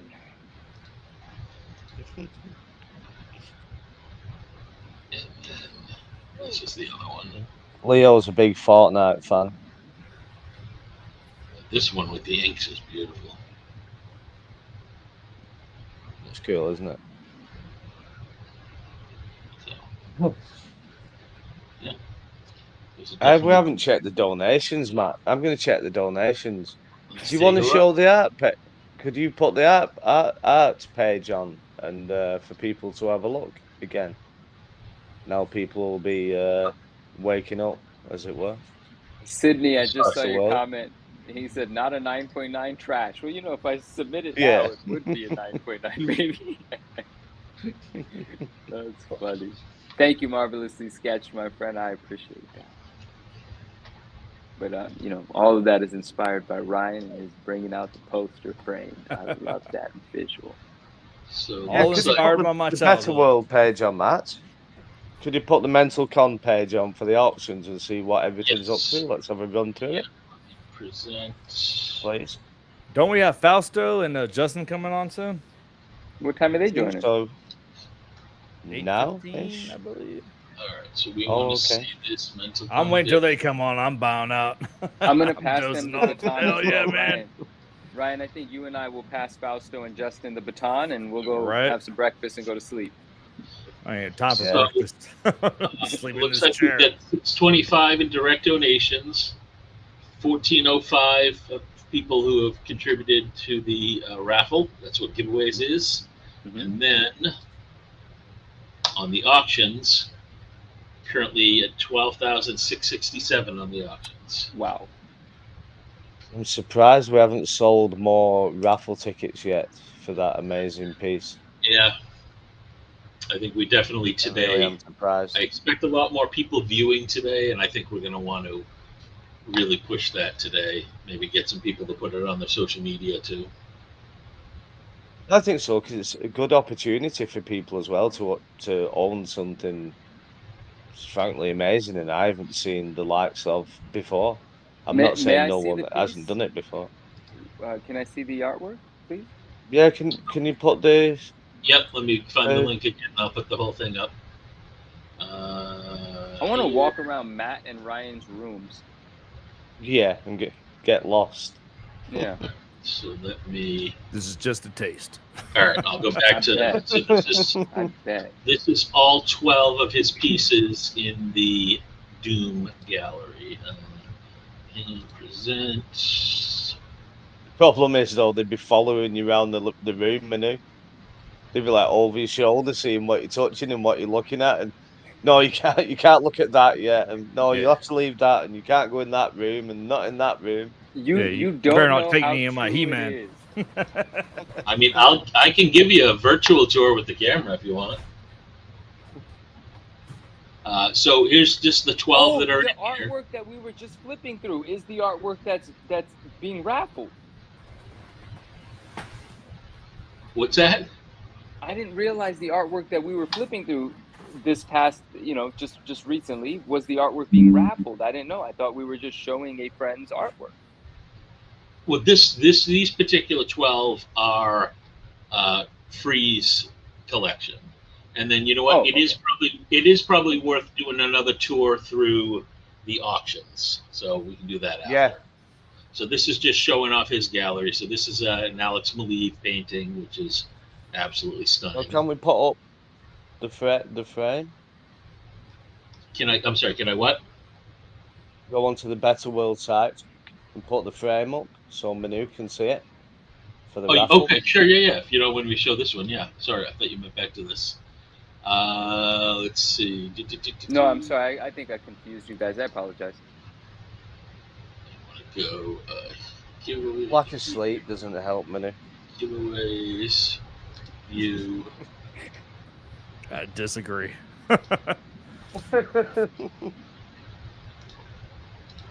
There we go. You need me to send you a link, Matt? Or... No, I got it. I got to click out and click share and present screen. Share and then so this is the 9-card. There we puzzle. go. Oh, okay. This I hadn't seen. Okay. So now I think I zoom in, Control Shift plus. There. So now I just need to figure out how to scroll on this. All right, is that in the center now? Sorry, I have to keep going. Yeah, it is. So you can see all three on the top, right? Mm-hmm. Yeah. Okay, good. So yeah, we get the Wolverine. I forget who did that. I don't have the list in front of me. I'm sorry. This is Mike Thomas. Andre Meister did the Wolverine. Thank you. Mike Thomas did this Phoenix, I believe. Paul Hill on the Magneto. Yes. Ash Gonzalez on the Psylocke. Fred Ian on the Cosmic Duo here. Lee Lightfoot on the Storm. Yeah. Joe Marbulda on Deadpool versus Angry Birds. Some Canadian guy named Ray on the Captain Marvel. And Jay Peter Nuts. Peter Nuts it is now. On the Baron Zemo. So yeah, I mean these are all 5x9s. So this is 5x7s. Thank you, 5x7. Guys, I'm gonna tap out. I just looked at the schedule. I think Fausto and Justin's gonna come on in about an hour from now. I'm not gonna be able to make it. And I just All saw right, Matt. later, You doing a full 24 hours?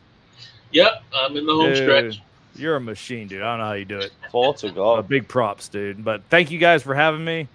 I'm probably going to Ryan. click off this video and just flop over. Get some good sleep, my man. But I'll be back. I'll be back. Well, shit, tonight. Take care, guys. See you Cheers, later, mate. You've been great. Hey, man.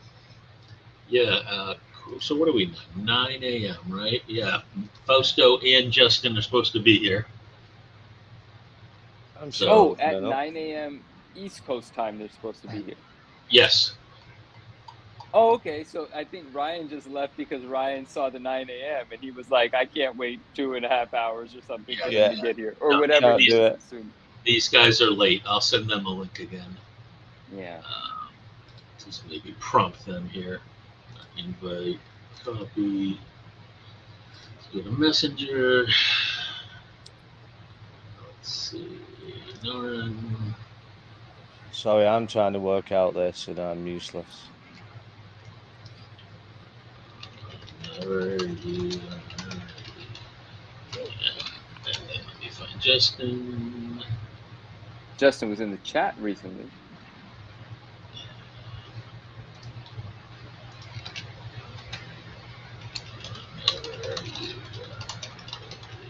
There we go. All right, they both have the link now, so let's see how that goes. Cool. Shall I share my screen now so we can have a look at the auction cards? Yeah, if you want to do that, go for it. I'm going to try it. It'll probably go wrong. No, well, there it is. It's working. You did it. You've done something right for once. Get in. So what we at now? The Gambit still at 100. That was really nice of Dan to sign those cards for Mental Con, wasn't it? No, I agree. Yeah. Oh, here we go. This is the big one for me. Yeah, that we've got. Yeah, that's. I don't know. Is that zooming in okay? It's getting there.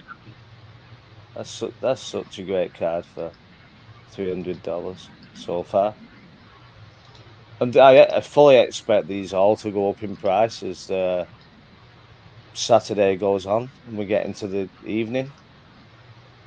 Crumbs Art did quite a lot of cards. Rusty, who was on earlier, that's a really nice card. The Apocalypse, we don't see enough Apocalypse cards, do we? That's up to $60. He's been banned for a little while, so. No, I did love this. I did love the Rusty Gilligan there, the Batman and Joker. A Batgirl.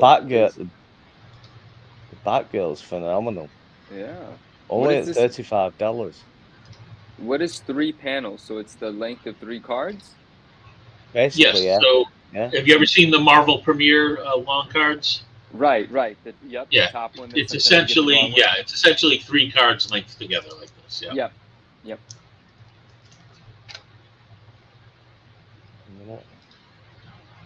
Yeah, that's a really nice one. Let me zoom back a bit. Oh, the Adam Brown's going up to 100. I thought that would go up. That's some great pencil work there, isn't it? Oh, that black guy. So he did think about colouring it, and he asked us in the group chat, and he also asked people on the social media. And I think he just decided to stick with the grey, something different. It looks good. Amazing. It's Black Cat at 250. Bebop. Jay did all the turtles, as we know. Yeah, and we have got. There are some more cards to show from Jason from the Philippines. They just haven't been put up yet, and it'll probably be the best Deadpool and Wolverine card that we see, the 5x7. But you'll have to wait till later on when Nathan wakes up to get it on the stream. On the auction site, should I say. I love the Daredevil by Mike Thomas. I love Mike Thomas's style. That's a steal, $45 there for a 3 panel. Again, these prices will go up. I'm quite sure. There's a Doom there, Leo, for you, if you're still watching. And Mike said whoever bids on the Doom, that he will colour it in for you. So I believe. I'm sure it was Mike. Don't hold me to that, Leo, but I'm sure it was. The Fredian's gone up to 500. I expect that's going to go even more, isn't it? I mean, for a double-sided Fredian, yeah, that's such an effort. There we go, Rusty Doctor Strange. So there's lots of cards as well. If you don't want, I haven't got $1,000 to spend on a sketch card, but you can look at something like this and think, oh well, I can bid for that. I've got a chance at that, which was always the aim. Excuse me. It was always the aim for us with Mental Con as well, that there was sketch cards for everybody to try and get. So there's something for everybody to buy, whether it's your first sketch card or you don't like to spend a lot of money or you don't need to have a lot of money. You can enter the raffle. We get nothing out of the raffle. Nobody gets anything from Mental Con except for the charities. What's the Emma Frost up to? 750. So what was the Doom? 5? Yep. That's amazing with the Phoenix on the back though, isn't it? I mean, both sides are just stunning. Yeah, such a great job.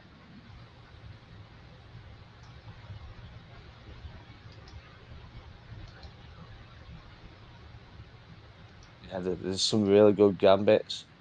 And I like Paul Hill's style as well. That's very much something I like. I like all of the cards, I must admit. But obviously, you prefer some things over others. Everyone has different tastes. Let's see what's moved. Gore's gone up to $90. Tim's still at 100. I'm surprised Jay's Jedi Masters hasn't gone above that. But again, there's time, isn't there? And next year, I think we will have a dedicated Star Wars segment for maybe 2 hours. Get some of the people who Greg knows from the UK as well, who they dress up as stormtroopers and go into hospitals and that for children.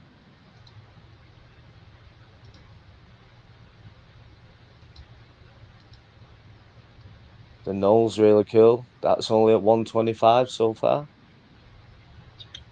Again, you look at the Lara Croft, $25 so far.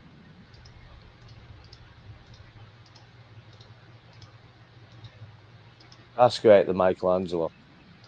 I love the Michelangelo. And you can buy all the turtles for a reasonable price by the looks of it. Now, Oliver Castaneda did some really nice stuff as well. Really highly detailed and nicely coloured. Melted Rob, Quite a few good morning, good afternoon, and good evening. And there's quite a few Nightcrawler collectors these days, isn't there? Look who made it.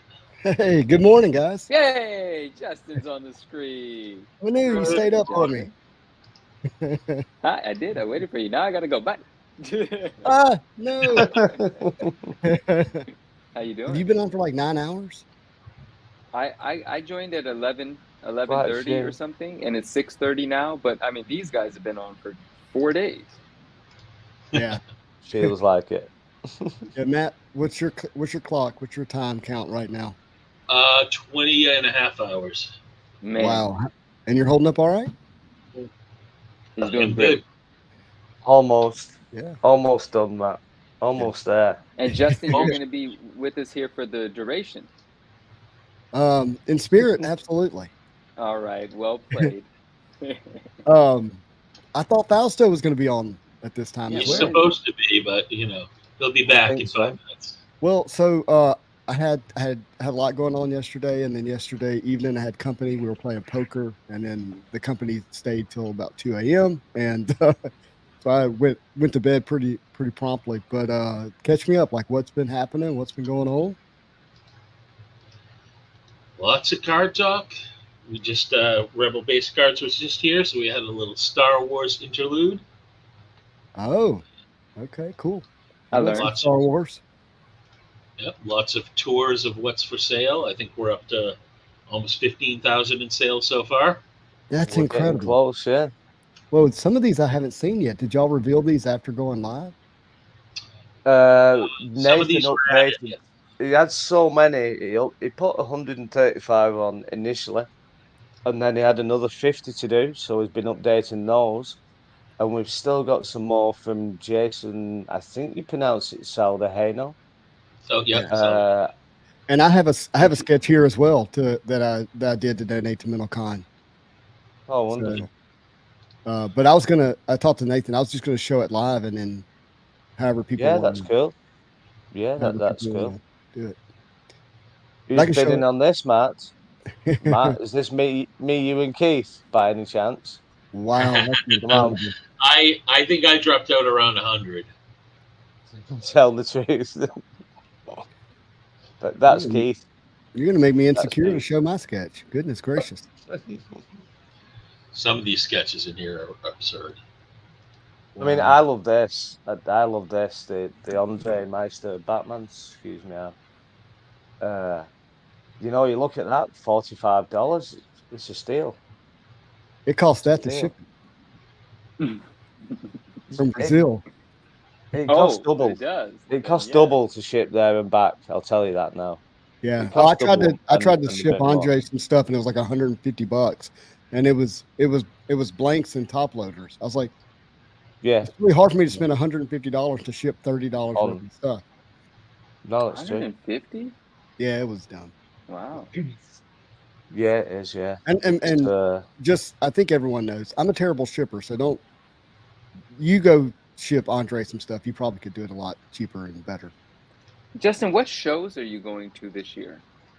This year I don't have any shows confirmed. Like confirmed.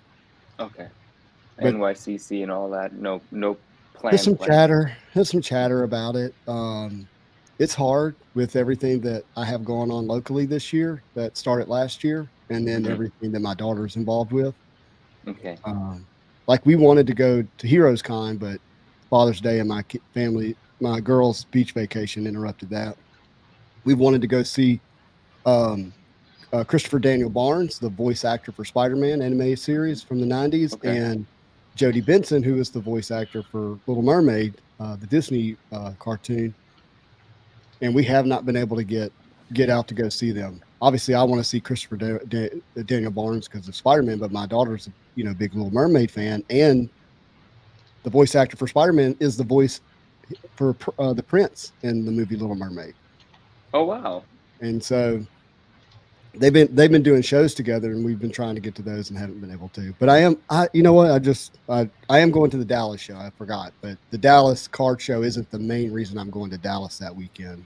I'm going to a Texas Rangers game. So Is that early July? Is that the yeah, 4th of July? 6 and 7. Mm-hmm. Oh, 6 and 7. Right. So that's going to be a lot of fun because if everything goes according to plan, we'll have a Fleer Ultra Wolverine, and we'll have some fun with it during the holidays. What was that? Is that a Symbiote 2 Spider-Man? It was. Look at that. Yeah, and that's a cool version of Joseph Reed's Spider-Man. He's doing some different things with his sketches. It's pretty neat. Yeah, they're really good. What he's doing, aren't they?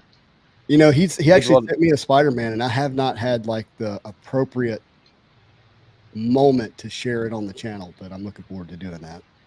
Oh, that one right there. I was seeing it with the delay. Old Man Venom Spike. Yeah. Yep. He did a Doctor Doom earlier on, and that was amazing. His first Doctor Doom as well.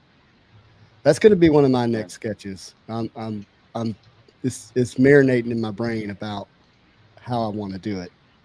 Because with Doom, it's like, do you want to focus in and do more of a close up to get, his face pretty detailed, or do you want, to go more full body and kind of get the cape and, his gauntlets and all that in there? I haven't decided which one yet. I think we've got a Doom expert in the chat. Is Leo still there? Leo will tell you what he likes. Yeah, tell me, Leo. First sketch for Doom. What should I do? Look at all the Venom. Venom everywhere. I tell you, it feels like Wolverine and Venom have really jumped in popularity, and that's hard to say because they were already very, very popular, top 3 characters, right? But I think I love this as well. Yeah, that's great. The Weapon X is really cool. What stock is that? That's a 5x7. Okay. Yeah. I Oh, love look at this as that. well. What Joseph did, I'm really into that. I think that's Oh, amazing. That is amazing. But what this Wolverine and who's that with Wolverine up against Spider-Man? Cyclops? Cyclops, Gambit, and Storm? Yeah. Yeah. Yeah, I am going to bid on that. That's a really cool card. I don't really have a place where I can enjoy card stocks that are bigger than 2x3. So panels and booklets and 5x7s have been something that's been difficult for me to figure out how to have in the collection. But I really like that. Yeah, it's really nice. 4-panel as well. Mm-hmm. What you guys did with the card stock for MentalCon was really, really awesome. Yeah, it took us a while to plan it and think about it and agree on it, but I like that we got symbiote there suit, eventually. Manu. Oh, I love anything symbiote suit. I'm happy to see it. Whoa! Look at that. What is that? Immortan Joe? I'm not sure what an Immortan Joe is, but look at that work. From Mad Max. Oh, That's crazy. yeah. That's terrifying.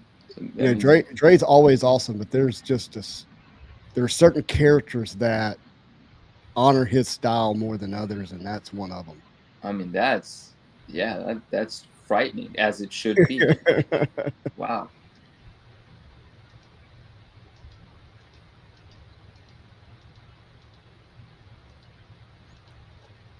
Keep Man. thinking they're going to end, and then just keep seeing more and more and more. Yeah, I had. This is like blowing me away. Like when I asked to see which cards are being raffled or auctioned, like That's thought what they I were said. dead. Yeah, 2 hours later. I Oh, was look at just that like, now. no. Look at Spider-Man No, eating the Manu. PB&J. Yeah, that's not allowed. Oh yeah, I think I overheard you saying that somewhere about something that it wasn't allowed, but then a certain character got in eating anyway, even though Human one Planet, of the artists. yeah. said it. Yeah. Andre Meister got Galactus in eating universes. So Yeah. I'm going to leave that Venom there for a minute. Yeah, it's sick. how many did Dre do for the MentalCon? Wow, 4 maybe. man, those are awesome. Was it 4? So there's Captain Marvel, Gollum, the guy out of Mad Max. And then this Venom, Was there another one? the Or Venom maybe here. it was 3. I can't remember. I haven't had Retro. much sleep, so Retro. I didn't know that there was a soccer team called the Rams. I wear any shirt that's American. I like it. It looks good on you. I like those colors. It goes No, good they're with really your cheap tan. in the UK. You see them every now and again. They're really cheap, like $15. So when I see them, I pick them up. Oh, nice. Yeah, so just like them. I think they're doing all right. You know, if it Have we was a hit the soccer 15? team, it would still Pardon? be a football team. I know. But if I said, maybe I really should have went 3 layers deep with the joke. But Yeah. if I'd No, have I said I knew didn't know the straight Rams away. had a football team, well then, Right. you know what No, I mean? no, yeah, no, I understand. But the real question is, why is football called football? I mean, the football where you throw the ball? Well, like NFL football, Yeah. Yeah. it wasn't as much of a forward passing game when it first came out. Oh, so Yeah. the only way to get the ball to go forward was that to kick But it. you ran and blocked, and then you punted and kicked. But there was passing, but it wasn't anything in like it is now, obviously. Interesting. Yeah. But is that why it was called football? I don't know. Yeah, pass ball seems more like it would have been appropriate. Yeah. And the funny thing is, in well, not just the UK, in Australia, New Zealand, Jamaica, We have rugby. Hey, and we have Dre's with rugby us. league. Dre, what up? Jay's there. We can ask him how many cards he did. He Dre, said, how how many long has cards Matt did been you do on? for Matt's been mental on since comp? the beginning. Dre I did don't know. the one that's in the 9 card. He did a Venom, I believe. I think he I has bet 2 four in the then. options. I believe he has 2 in the options. Matt, I don't know if you have more to show, but can I show this? And I don't know how we want to figure out how to sell it and donate it, but So 2 options. We can we've got 39 people in chat, so probably 35 if you don't count the 4 of us. So we can either offer it up to them and just do a live auction, or Nathan will be on in about an hour and a half, and he could put it up on the website so people would have the rest of the day to bid on it. why don't we show the chat and then they can say, yeah, we're interested, and if not, we'll let Nathan do it. All right, so let's. If you have it there, why don't you just hold it up? Here we go. There it is, and this is 5x7. Oh, that's sweet. nice. Very nice. My first Moon Knight too, by the way. So first Moon Knight, Spidey hits. Dig what you did on the background too. Thank you. Obviously in honor of MentalCon, and there's multiple reasons for MentalCon, but making sure we stay healthy in our hobby. Just I thought, well, I've never done a Moon Knight. Obviously, we got a superhero that has to overcome his struggles, and so I thought he would be appropriate for MentalCon. And then I wanted to get obviously the moon cape in there, but also the moon. Mm-hmm. And then once I did that, I wasn't sure what to do with the background, so I went with this kind of, it reminds me of just his struggle with his personalities. Mm-hmm. Mm-hmm. Very cool. Yeah. Yeah, it does. Yeah, that's a good point, Adam. I saw that too. What's that? About the James Bond movie entrance Oh, cool. with the moving. Oh yeah, yeah. I was like, yeah, and like this is like the gun barrel. I see what you're saying now. So your call. We can either, like I said, we can either do the live auction right now. We could start it at $1 and go from there, or wait a little bit and get it on the website. Your call. I don't know. What do you think? It's hard for me to say. I mean, what do I think? Personally, I think show it now as you are, and then in an hour and a half, let's get it on the website and give it some more time to cook. All right, I can do that. Yeah, I can do that. I agree. And we'll probably get more people on later on as the day goes on, so it's going to get more eyes and raise more money. Sweet. Like it. Agreed. Well, I had some stuff. I didn't know, Matt, what your plan was for this time frame, but We are wide open. If you got a topic you want to talk about, go for it.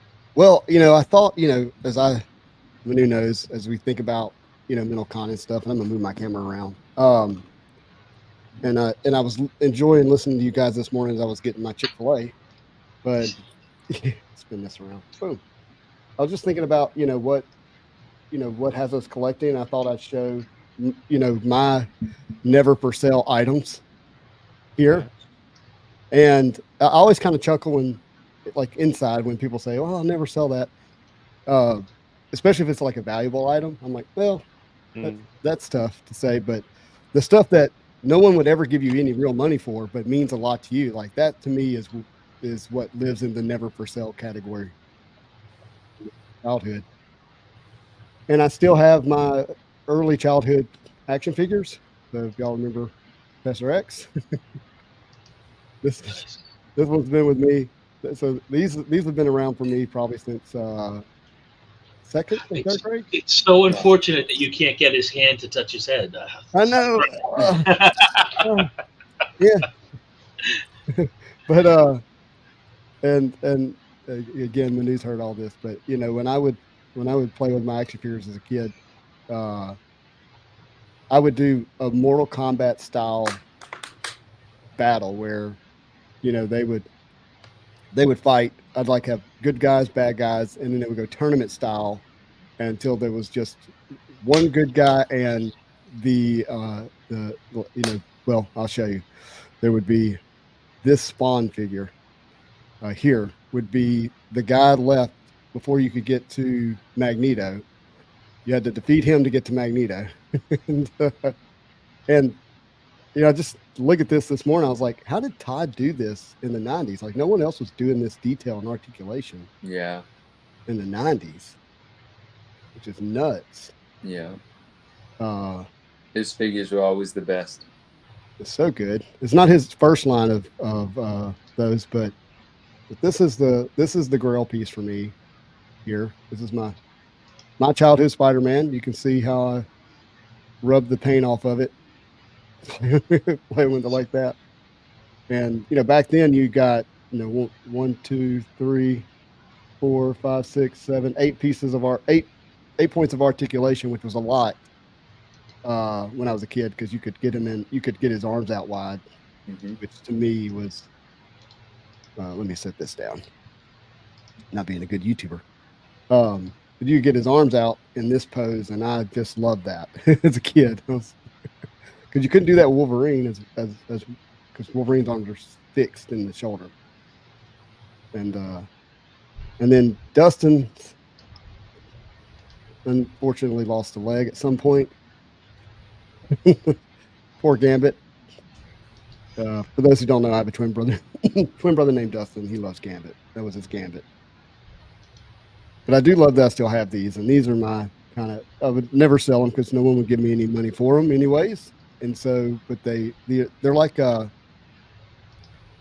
Matt, help me out. In Harry Potter, they're called what are they called? The items that you touch. Put his soul into? Yeah. The Horcruxes? Horcrux. They're like my childhood Horcruxes. And when I touch this, I can go back to 1994. And remember that part of my childhood, which is really pretty special to me. And so I love these. These are some of my favorite items in my collection. And this sits next to my, best Spider-Man stuff that I have today, that the rest of the world will say is the best.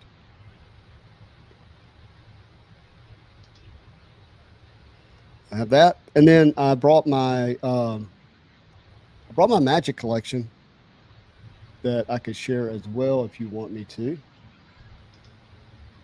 Like the cards? Yeah, I can do that. I have to clean this up a little bit to get the room. So give me a second. Do you have a Magic action figure? I do. Oh, okay. You want to see it? I wouldn't mind.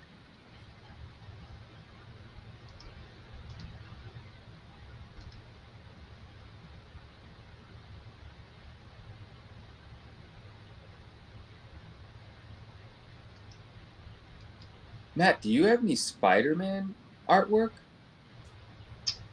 I have one. You mean sketch cards or actual art? No, like wall art, framed art, published art, commissions, I whatever. have a Miles Morales cover. Is that it? I think that might be the only one. Nice. Any place that I can see it? Yeah, I can grab it. It's easy enough. Oh, sweet. Thank you.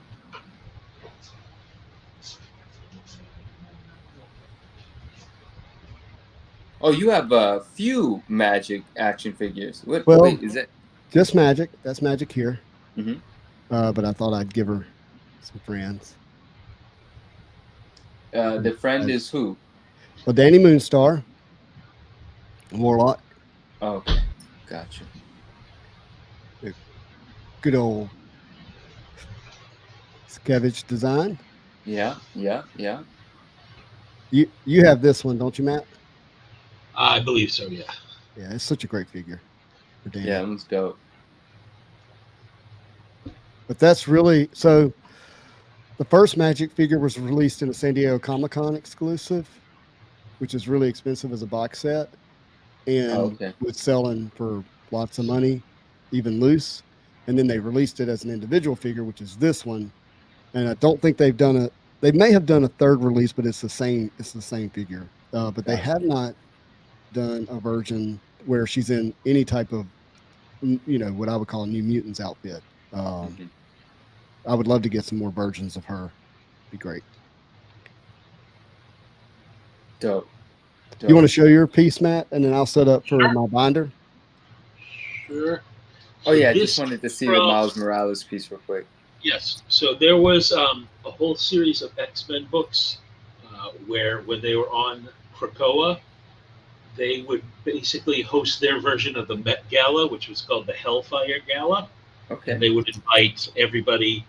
So this was the cover for a Miles Morales version. So that's him walking in his suit on the ceiling to all the paparazzi. Man. Dude, Matt, that's so cool. Yeah, I was pretty happy to get this, since it even though it's Miles, it obviously ties in with the mutants. That is so cool.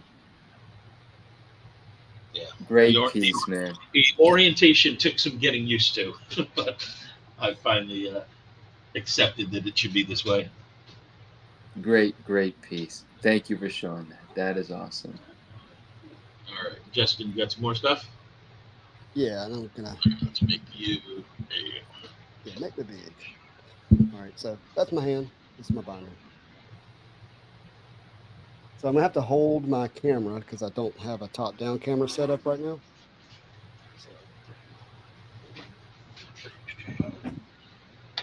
Oh, I just zipped it. It was already under. I'm a rookie. Okay. I am not. This is a great idea, by the way, showing people, what you won't sell. Because we have had the conversation. Most things are for sale, aren't they? Realistically. Yeah. You guys have really popularized these awesome top loader binders. Yeah, right. Well, for me, I decided I didn't want to do a graded collection of Magic, but I still wanted to be able to enjoy it, and so this is. I wanted to be able to do front and back. That was the other part of it, but so for some reason, StreamYard keeps trying to turn my orientation, so I'm sorry about that. So if I do this, it does that. Maybe if I turn it this way, that'll work. Okay, maybe that works. But this is the first Magic, anything trading card related here, but it's the sticker. 80 something? 80, like what year would that be? 82 or something? This would be 87. 87. And that's the first time Magic appears on anything card-like at all. Sorry, that actually the copyright says 86, but Okay. I think the set's 87, but don't hold me to that. Okay. And this is 87, and I just love this image of her down here. I mean, it's great set. So beautiful. It is. I love it. And then this card is for a first solo card, trading card. I think it's fantastic. It's dope. Such a great image. And then I'm gonna look. Obviously, I could go buy this checklist pretty quickly here, but I'm gonna get it. She's back here, fighting with the Hellions, right there by Danny Moonstar. And there she is in her. She armors up, but she's in severe danger, and so she was powered up really well here. And then her name's on the checklist. Names on the checklist. This one shows up just as Ilyana, but Ilyana Rasputin. So that's demon form. Yeah, that's wicked. That's Jim Lee, which when you first look at that, you probably wouldn't think that's Jim Lee art, in my opinion, but that's from the Jim Lee set. And then she's on the checklist there, and she's back here. Actually, when you just said that, when you said that's Jim Lee. Oh, sorry, Jim Lee art. Wait, that is actually Jim Lee art? Yeah. Oh, nice. Yeah. Okay. Shoot. And then it's from his Jim Lee Series 2 trading card set. Gotcha. Which is a great set. Mm-hmm. I won't bore you too much, but so you have the obviously Jim Lee Uncanny X-Men set, and then the checklist, but then you have the Toy Biz variant and the Nelsonic variant. And I chose to turn these over because obviously it's the same exact image on the front, but the difference is what's on the back. Do you want to explain the Nelsonic, Justin, for people who don't know? Yeah. So, just to keep it. So Toy Biz, this came in a toy, right? And they did this color mark on the back. So it's, to me, it's a parallel of the base, like a variant. But Nelsonic is a watch company, and they were doing this, I guess you call it a kind of collaboration with X-Men. And I think that the watches were never actually released. Is that what I I've don't heard? think they were released. That's what I've heard as well. Yeah. And so the amount of them is unknown, but you can find them, but they're not the easiest thing to find. It actually took me a while to find the Magic Nelsonic. And so I was really happy to get one. Obviously, That's I very need cool. I need one of the pack pulled Jim Lee autos. There's supposedly 100 of everything he signed and put in a pack, but who knows? So I do have the alternative aftermarket Jim Lee auto, which I think is still beautiful. Oh, nice. And then what's interesting, so this is 94 X-Men. So this was very much embedded into our childhood. But for us 90s kids, she then disappeared. She was killed off in the comics through the Legacy virus, if you remember that. And so we don't get her again. We don't get her in 95 or 96 or 97, 98. She doesn't show up again until you see this version of Magic. And this is in 97. And X-Men Timelines, if you're familiar with that trading card set. But this is probably her clone, Amanda Stelfin. So, and then I want to get an example of a sketch for every year that there's a sketch card. So obviously that started in 97. That'd be a lifetime chase. She showed up here in, I can't remember the name of this. It's like, I can see it in my head, but it's a trading card game. Yeah. We got this Magic. This came in a Toy Biz, and that's the Amanda Stelfin version. Again, that's really a clone, not Ileana Rasputin. But this came in a toy. I think it was called Legends. I think is what it was called. And then They come in the build a figure toy factory, I think. yeah, I think you're right. Toy Factory. Yeah, I think that's Yeah, right. I think I've got one somewhere. So I've got about 4. I've got a Spider-Man. Oh, I've got a Blade. One sec. Yeah. There you go. Look at that. Yep, it came in those kind of Great. diorama Great. toy displays. Yeah. Yeah. And then this is her first auto to come out in 2008, 2007 masterpieces. And then you start to see what I'm missing. What's really interesting is like the early Women's of Marvel stuff is like actually really hard to find, the sketches. That's the card. And then X-Men Archives. And so I'm still working on those. And then you get the beginnings, the base card, printing plate. I have the hologram. Nice. Which is, hologram is beautiful. I'm very grateful to have that. I had to crack that out of a slab to put it in the binder. Oh, yeah. Again, more more sketch cards that I need. And then I'd love some help with 2013 Marvel Now if anybody has any of these cards, but the base, the silver, the auto, it's unnumbered, but then there's a ruby red hand numbered to 10 that I need. That was on ComC for about 6 months as well, and nobody was buying it. The Magic? Yeah. I Yeah. Yeah. And then the Holo FX. I do have a Holo FX, that a thing. If somebody wants to trade and maybe do some cash on top of it, if that shows up. This is my Marvel Now sketch card. So this is one of the comic books cover variants that had Magic on it in Marvel Now. And this is the stuff that's kind of hard because you don't know that she's on it just by looking at the checklist. So you have to like dig through all the cards and see where she's at. 2013 Fleer Retro. This is an amazing card in my opinion because it looks like a 94 Fleer Retro X-Men. Yeah, it does.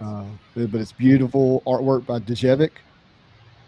You know Djevik Manu? Oh, Ultimate Fallout 4 guy? Yeah. Wow. Yeah, he's good. He's all right. And I paid for the printing plate for this. I don't have it yet, but I'll have to redo the binder when it comes in. But what you see is immediately reused art between Upper Deck and Rittenhouse. Same Oh, time there it frame. is.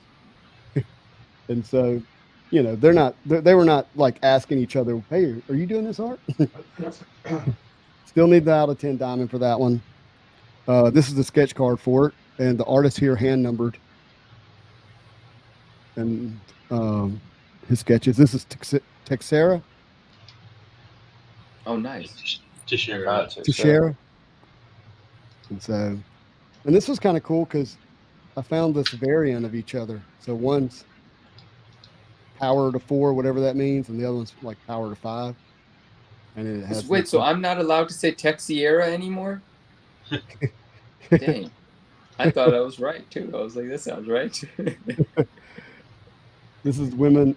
This is the greatest battles, and I need some stuff in there. But here you have these 3. It's kind of cool. So this is out of 100, out of 50, and out of 10. So that's the diamond. You can kind of see it on this. There we go. And then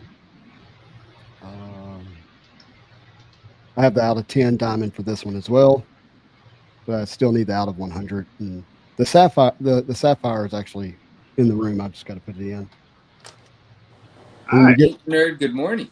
What's up, dude? What's going on? Welcome, Brian. So these are international. These are kind of cool to find when you stumble upon them. Put in the binder. This is actually original art for what is this set called? The legendary. Legendary. And unfortunately, you really can't. The card doesn't do a good job, but she's opening a portal from this devastation here to the X Mansion. It's actually pretty cool. And you get into vibranium, which I don't have a lot of that at this point. Then you get the 2015 Fleer Retro, and I have the auto here. I love this auto. Great auto. That's a nice outfit. Yeah, the Phoenix Force outfit is so cool. I'm really low on my Marvel gems because they're very expensive when they pop up here recently. So, in fact, this the out of 10 was on eBay and it sold for like $1,600. I just couldn't do it. Whoa! But you never know. Maybe one day. I actually have a lot of this from 2016, but it's in my 2016 binder, and I haven't decided to pull those out yet. These are just various sketch cards. I need printing plates, sketch cards. There's a Plexi sketch that's from annual that I'd like to get. Plexi sketch is fun to say.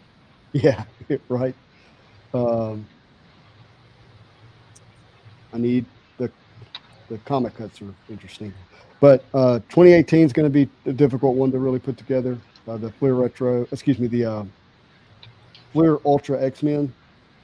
I've got some of them, but the Hidden Message, the out of 50 Artist Auto, obviously there's a 1 of 1. It's going to be tough, but I do have the buyback, and I'm really grateful to have that. I know there's not a lot of love for buybacks, but I really appreciate it. I'd rather have a stamped parallel of my 90s cards than I would a modern card. Just keep saying myself. Justin, can I interrupt with a question real quick? Like just now, you prefaced the buyback thing with, there's not a lot of love for buybacks, and the reason I bring that up is there's 2 other conversations I recently had, and the people I was having the conversations with both said something similar. Did something recently happen where the community kind of... No, I'm kind of picking on Nathan, who earlier in the stream said he didn't like buybacks. Oh, okay. All right. There you go. Okay. I mean, it's a divisive topic. It's a love-hate.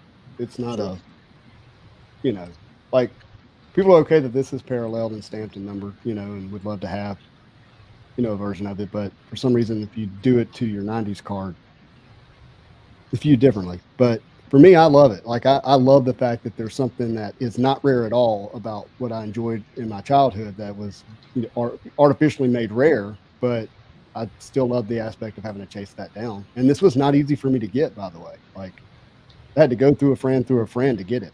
Like, yeah, you couldn't find it. You couldn't just go to ComC and eBay and buy it. Have the jambalaya. Happy to have it. This is the Mr. Fuxum page where I won't ever get any of those cards because he has all of them. This is the big one. I have the auto here from Simone Bianchi out of 10. That's pretty dope.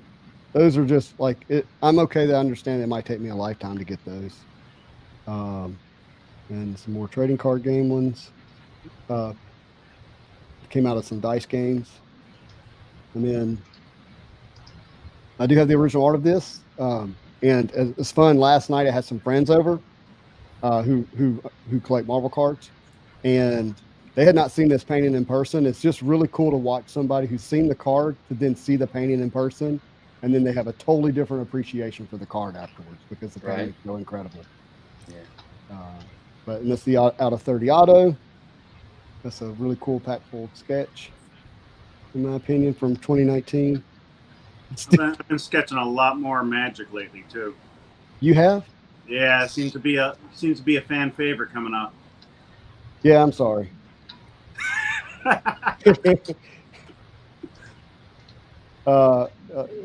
is Champions here in the foil version. This is the Panini, which is cool because Magic's right there with Danny. Marvel Ages, and then the photo variant here. Still need the Decades card, this sketch. And then for Marvel Annual, I do have the black printing plate. This is not, I honestly, just to be really transparent, this is probably one of my least favorite Magic arts. And why? I don't like the face. Yeah, I get that. The face, the shadowing for me just isn't like, especially from a distance, it just doesn't look very good. And they used it a lot in the number of places. You'll see it again. With printing plates, I just have I just need one example. I don't need all four. That's just the position that I've taken for the binder. What's cool about Marvel Annual is the low number holofoils the year that they did it. So this is out of 21 from 21. This is Masterpieces sketch. She was not in 2020 Marvel Masterpieces, so the only example I need in my binder for that is one of the sketches. And again, I said you see the art again here for X-Men Metal. Oh yeah. And I have all these. I just haven't put them in yet.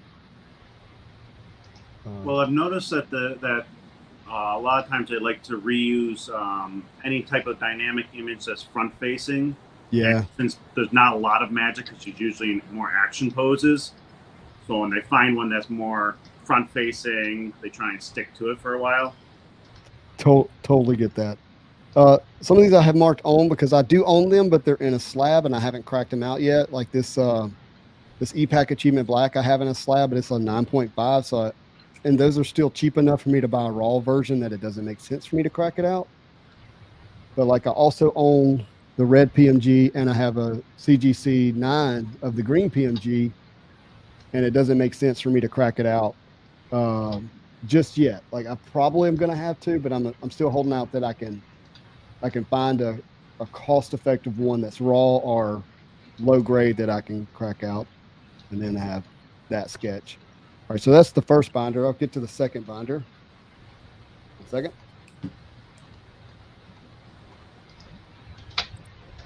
I hope I'm not boring you guys with this. No, Justin, but I think I want to take the intermission between binders to say I love you all, and it has nothing to do with the cards. It's just that I need to get some sleep. So. All right, bud. Well, I'm glad you're back, and hopefully we'll get together soon. let's talk later today. I'm gonna catch a couple of hours of sleep, and then I'll give you a phone call. Let's catch up about some things. And gentlemen, Matt, and I think Retroverse is not with us right now. No, and Ink Nerd, you guys have a wonderful rest of the day. Matt, I wish you the best. Thank you. Thank you so And, much for joining us for so long. Say again?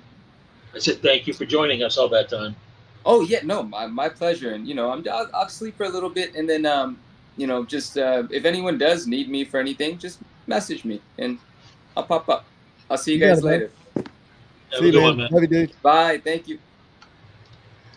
So this is a 2021-2022 Marvel Annual. Some of these, like I have the canvas. It's like a 50-cent card. It's on ComC. I just haven't shipped it yet. Same with the green base here. I had to crack out the 88 out of a slab, but I got it cheap enough that made sense. And this is the holofoil here. And again, that one's out of 22. I don't know if you can see that, but there it is. And then obviously there's 1/1 in the printing plate. And you got acetate card here. Then you get into the DeSantos here. Beautiful, beautiful card. Obviously there's a 1/1 in a printing plate. Matt, have you seen a printing plate at all for Magic? No, I have not actually. Yeah, I haven't either. And then you get into the purple, orange, green. I love these together. The purple's not showing up right now, but these are really fun next to each other. Out of 25 metallurgy, 50 amber. I needed the 15. I haven't seen the 1/1. And then I don't have a sketch that I think is worthy for the binder. Then you get into anime. I have the color spirals on ComC along with the Mega Moon. And then I do have the auto. I'm surprised it hasn't been shipped to me yet, but I have picked that up. The printing plates are on, I think the printing plates are on EPAC, right? Can't remember. I haven't seen them, but that's probably where they'd be. And I really like Allegiance Avengers versus X-Men. I think it's great, and I can't wait to put these. Again, these are on ComC. I'm just going to ship them home later and get this full 9-page filled up. It's just super colorful. I love the way these look together. These are out of like $249, or here, let me look at the back. $249, $199, and $99 for these. And then these are awesome. Did y'all collect these? The Spectromatic Histories? Such a great design by Upper Deck, in my opinion. And this is I was really happy to get this out of 10 because people were chasing Magic pretty hard in this set, so it was kind of difficult to get them, but those look great together. Let's see. I need the out of 12 Utopia. It's on ComC right now for like $700. I can't pay that for an out of 12 Magic. And we got our hologram, which was nice to see in Allegiance, even though we did get holograms in beginnings. And what's interesting is, like, I only thought there were 2 of these, and then the baby one. I haven't put the slip in here, but when I went on EPAC, there's like 4 of these on like versions of these on EPAC, and that was really. So if you're doing a character collection, you gotta check not only your checklist, but you also have to check EPAC and kind of compare them against one another. And this is where the collecting for Magic gets tough because, she's not on the check. This card doesn't. How do I say this? So, if she's on the checklist and it says Magic on the checklist, like I want to collect it, but if it doesn't say Magic, if it says anything else, but it has Magic on it, I really only need one example of it. But I made an exception for this one because I just really like this card because it's Magic and Colossus. And they're both Phoenix Force. In the Phoenix Force, yeah, both in the Phoenix Force. But I was able to get. Go ahead. For mine, for Allegiance, so there is a card number 81 that has Danny on it, but the only reason it has Danny is they picked the wrong image for the character. They picked it from a completely wrong issue, had nothing to do with that storyline, and she That's just happens to be in the background. crazy.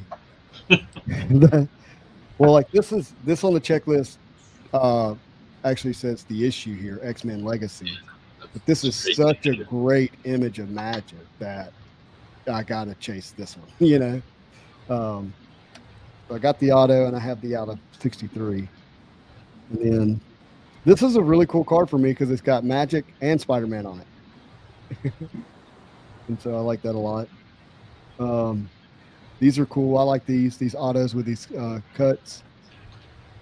And I don't know if there's another artist that signed anything that had Magic on it, but if there is, I'll chase that at some point.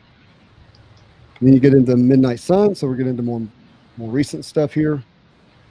I was very impressed with Midnight Suns. Oh yeah, it was fantastic. I didn't realize there was an out of 25 of this until I was putting the binder together. So that was fun to realize. Even though I opened up 2 cases of that, I didn't realize they had those.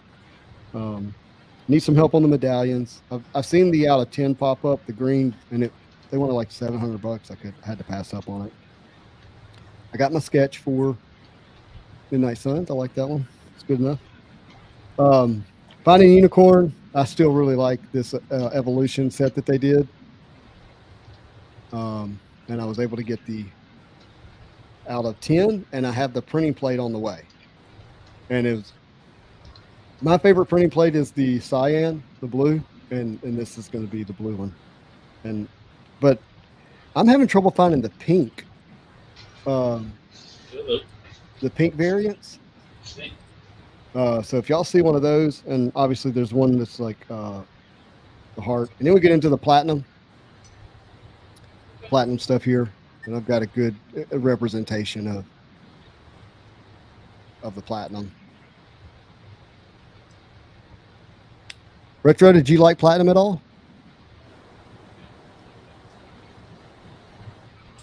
I haven't really looked at it, to be honest with you, because I saw all the parallels and it just put me off. I'm just like, so I haven't really watched much of it. It's so interesting because I totally understand what you're saying. You know, it's super logical. Like, hey, I don't need 39 versions of one card, but man, I sure have had a lot of fun putting them in the binder. Like just getting them together and hunting them down. I need the purple pixel. I haven't even seen an out of 5. Amber, this is the out of 10 here of the Seismic Gold. Obviously, you have the 1/1s and printing plates, but I've got every example of the Bill Sienkiewicz auto except the 1/1. And then I need a pack pulled Magic sketch card, but this is my AP sketch that Miles Wool did, obviously using Scarlett Johansson as a reference.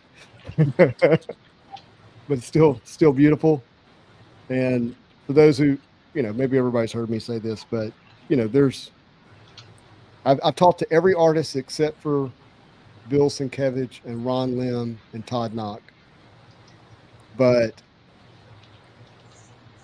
there's 7 total artists. Casey Parsons got 5 APs. Miles got 3. We know Bill only got 1 because he published his. And and it appears that the other artists only got maybe 1. So there's, from an AP standpoint, there's less than 20, but probably less than 15 total APs. And then there's only 100 of the other sketches, obviously. So that, to me, that's really cool. I love that they did that. And then you get to the cover variant. We've got the purple pixel and the cosmic, but I need the seismic gold. Well, I need all of them here. Seismic gold, amber, 1/1 printing plate. And then I don't know what, there's going to be some more parallels on E-Pack. And so I've got a spot for that. And then we get to Flare. So far I've got, the base, the Canonical Blast, out of 99, and then the out of 25. I was thankful able to pull that. And then I have a binder of sketches, but I don't have that with me. I can't see the comments. Let me spin this around. Nice. Thanks for that. Yeah. I think we'll introduce I think we'll introduce Brian now. How you doing, guys? Or you can actually introduce yourself if you'd like to, Brian. Yeah. Well, for the most part, I'm actually fairly new to a lot of this. I mean, I collected the cards when I was younger, but I just recently started getting back into collecting some cards. I'm not even going to come close to most of you guys because you guys are like beyond me. As far as your Magic cards, I think I have like 3 Magic cards all together, and they're just mixed with the sets that they're in. Are there any that I needed? What? No, Just no. kidding. But I've been recently working with sketch cards, and I think I'm on my 4th set for Upper Deck currently.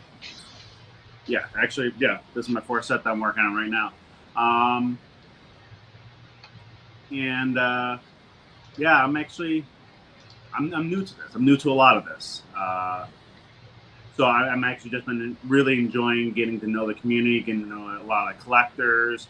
I think I've done a few things with Justin before. I don't know if I've done anything with Matt. No, I don't think so. Matt, do you want to make Ink Nerd big? Brad, Yeah. big? Sorry, I just realized I'm on the big screen. There we go. Oh, look at that shirt, dude. That's awesome. That is cool. But I've been a huge nerd for, well, ever. Comics, cards, all of it. They've been a huge part of my life growing up. I still remember being able to go on the local store and buy them off the rack, and they were literally on a turning rack. So that was my biggest thing. And then once I started being able to work with Upper Deck, which the way that all started was like a fever dream for me, because I was actually, my kids wanted me to draw little things for them to bring to school. So I cut up some like watercolor paper to like the size of trading cards, and I started drawing the stuff that they wanted, which at the time was a lot of Pokemon stuff. So I started drawing Pokemon for my kids, and then I'm like, you know what? I'm drawing a card for myself. So I went ahead and I drew a Deadpool card, and I'm like, I started drawing. I'm like, I wonder if I could do this like more. So I started drawing more characters just for fun for me, and then I came across the personal sketch card auction group. Joe Shugart runs it. I'm actually now an admin on that page and all the other pages that they have. But I started showcasing some of my stuff on there, and then Todd Mulrooney reached out to me, and he's like, "You have good style, you have good artwork," and he's like, have you ever worked on any sets?" I'm like, "What? No. Like this is new to me. I didn't even know that this was a thing." Like I had been so out of collecting cards and out of the card game, I'm like, I didn't know sketch cards were a real thing.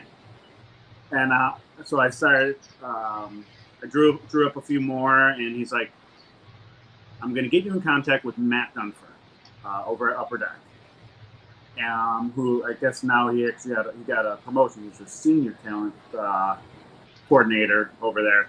And I started talking with Matt, asking some questions, and then I put together I went through and I started redrawing things. And I'm like, this has to be the best, because if I'm going to present it to Upper Deck to try and get on a set, like, it has to be the best stuff I've done. So I started redrawing a whole bunch of cards, and I think I presented like 12 cards to him. And Matt's like, "Those are fantastic." So I was kind of in the dark for a little bit, because obviously Matt had to go and talk with his art directors and see if, hey, do we have something we can get him on? And then I believe the day I heard back from Matt, I was picking up my kids from school, and I got a message from him, an email from him, inviting me to my first set, which was actually hasn't been released. I can't say. No sneak peeks here. TBD. So he invited to me, and I remember I was picking up my kids, and I'm jumping around like a little kid, like because to me like that was a dream to be like Yes. working with Upper Deck, and then to be drawing stuff for like Marvel specifically with Upper Deck. I'm like, and then the first set, which was more, I can say this without giving away, more spider leaning set. Oh, so Spider-Man renditions. Can't wait. Aw, come on. Just kidding. I'm kidding. Well, I didn't ruin it. I didn't ruin them. You haven't said anything. You're safe. Allegedly. Allegedly, that's what I would be working on if that set were happening. Allegedly. Hey, dude, I gotta run. I'm sorry, I didn't want to interrupt you. No, I go can't for wait to see your art. Keep creating great stuff for us, man. Thank you. I'm enjoying this because I'm getting pushed even more by not just other artists but other collectors. Like some of the things that people have been asking me for. It's stuff I haven't drawn before, or characters I haven't drawn before, or even characters in situations I haven't drawn before. Not it's all suitable for work.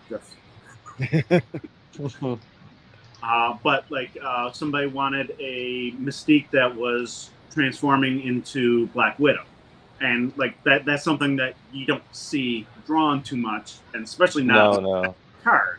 So like the challenges have been coming in, and I'm been thriving for them because it's something that's pushing me out of my comfort zone, forcing me to think more creatively and think more dynamic. So it's been a lot of fun, this whole ride I've been going on with sketch cards. And one of my biggest things whenever I'm doing any type of art is I want it to be fun. Like I want you to look at it and be like, I want you to get a smile on your face, because it should be like. I did a Gwenpool for a set recently, and I did. I'll tell you what, Brian. Sorry to interrupt you. Shall we look at your art now that you've done for Mental Con? I'll put it up, and you can talk about that and your style and how you like it to be fun. Yes, please.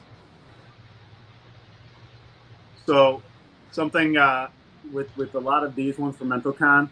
So, I remember when I was talking with Nathan, he's like, "You can break the rules. Like, we don't have to abide by Upper Deck." I'm like, "Oh, so people can eat and they can drink. Yeah. They can." And I'm like, "I'm gonna break the rules. I'm gonna show someone eating. Take that, Upper Deck." We can get to that one. Let me. But yeah, so I like having fun things. Yep, that's Spider-Man. Also, and I hear this a lot from collectors and people that are getting work from me. I love color. Color is my big thing. So I'm going to my drawings can sometimes be more simple, but I like to make sure that my colors pop. Like you're going to look and you're going to see them, and you're going to I'm trying to think of how I'm going to word it. I like having fun colors. Yes. Yeah. Take that outside. Put that on the porch. Thank you. Sorry about that. Fine. No, it's fine. But so, and like with the Moon Knight one that I did, one of the things that Upper Deck always was up on was no blood. So on the back of that one, I made sure that it was like Moon Knight needs blood. Like I don't think if you're a collector of Moon Knight and you've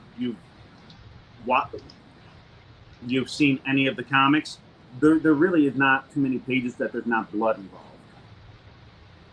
No, and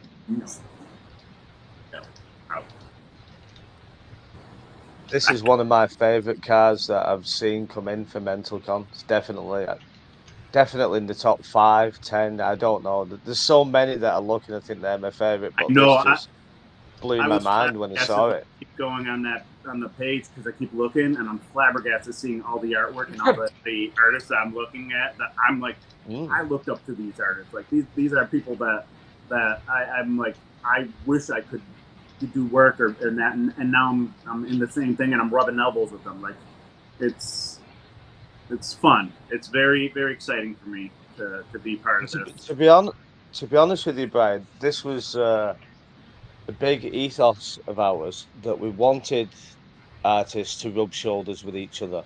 You know, just part of the community, because we knew that all artists enjoy being with each other and showing each other work and inspiring each other. Yeah. And it's just a matter of putting you all together for a good cause, and then just let you fly and do whatever you will do together. You know, it's and like you say, you're all together, aren't you? Which is amazing. Oh, speaking of magic, there's another one. There you go. I had to put it on while Justin had just been on. Like the rhino is actually one right underneath magic. Like you look at that one and you kind of have to smile. Like it's something that's fun, and I love doing that. Fun, and then like nice vibrant colors with that nice little pink glow to them. And you were really fast as well, Brian. Yeah. So I blame the ADHD for that one. That's fine. Blame whatever you like. My wife hates it, but when I start drawing, like if I'm uninterrupted, I will draw for hours, literal hours, foregoing food, drink, bathroom breaks. Like I just keep on going. I'll hyper focus on them, which is great for production. Like everyone that has a deadline, they're great. It's great for them. It just sucks for me in my personal life. Yeah, everyone else. Yeah. Yeah. Look how good Brian is. Yeah, but where's the family gone? And Brian's there throwing the pencils behind. Oh, I don't know where they are. I mean, right now, as we're sitting here talking, I've been sitting doodling as working on my my annual 23-24 set. Nice. That one I could share because that's like an every year one. Yeah, it makes no difference. But yeah, really so great colors. There's actually a Wolverine that I drew for MentalCon that I'm loving because it's one of the things that we would normally have seen from Wolverine. I think it's all the way at the bottom. Okay, I can go that down. Oh yeah, I know the one. We know the one. We know the one, Brian. Well, because it's how you would see him. Like every comic when he's introduced, he's usually sitting at a bar with a beer, telling you to fuck off. Yeah. That's why I like him. That's why he's my hero. Yeah. Just give me my beer, leave me alone. But like it seems silly for like rule breaking for Upper Deck, but like this would never pass. Yeah. But it's something that you would see. Like I think even on the back of that Spider-Man one, I have him holding a cup of coffee. There is. I can try and get to that. But it's stuff that again that never would be accepted through Upper Deck, which I find to be kind of silly. But ridiculous at the same, for what it is. Yeah. But I get why they do it because they don't want it to be associated with. All right, it could be an Irish coffee. He could have a nice shot of Bailey's in there. We don't know. We don't want to encourage kids drinking. Like and it seems silly, but I get it for Upper Deck for their legal department. But yeah, I think it does seem silly. It's like somebody said. You could argue like, oh, he could have a gun in his pocket. You know, it's just like you can argue anything. If you want to make a point, you can make a ridiculous point of anything you want to, can't you? Like Magic with that sword. That could be too violent. Exactly. But yet a sword is part of her character. It's kind of like Deadpool without B. Arthur. Like it just doesn't happen. No, and I guess as an artist, it isn't. I'm sure it's not the rules that bother you so much. It's the inconsistency. I would imagine, because as collectors for us, it's the inconsistency. It's just like, wait a minute, you allow A but not B. Yep. Yeah, and then one of the things that it's always been a fight with Upper Deck is making characters too sexy. Yeah. So, Yeah. like Black Cat. Black Cat is a character that is a sexy character. There's no getting around that. Like that's part of who she is. But they're like, I did one for the aforementioned Spider-Man themed set, and I got a kickback saying, "Can you cover up some of her cleavage?" Like, but that's who she is. Like, and it wasn't even a lot. Like, it was just one of her fur-lined outfit, and they're like, "Can you cover up some?" Just normal. But it's, which I did fix, and it will possibly being that aforementioned set. Possibly. Possibly the card we don't talk about and the set we don't talk about. It could be somewhere. That's for you, Ian Taylor. While you're watching. There's one set coming out that I worked on that I'm actually very excited about. If I say anything about it, most people will know what it is, so I can't even hint towards it.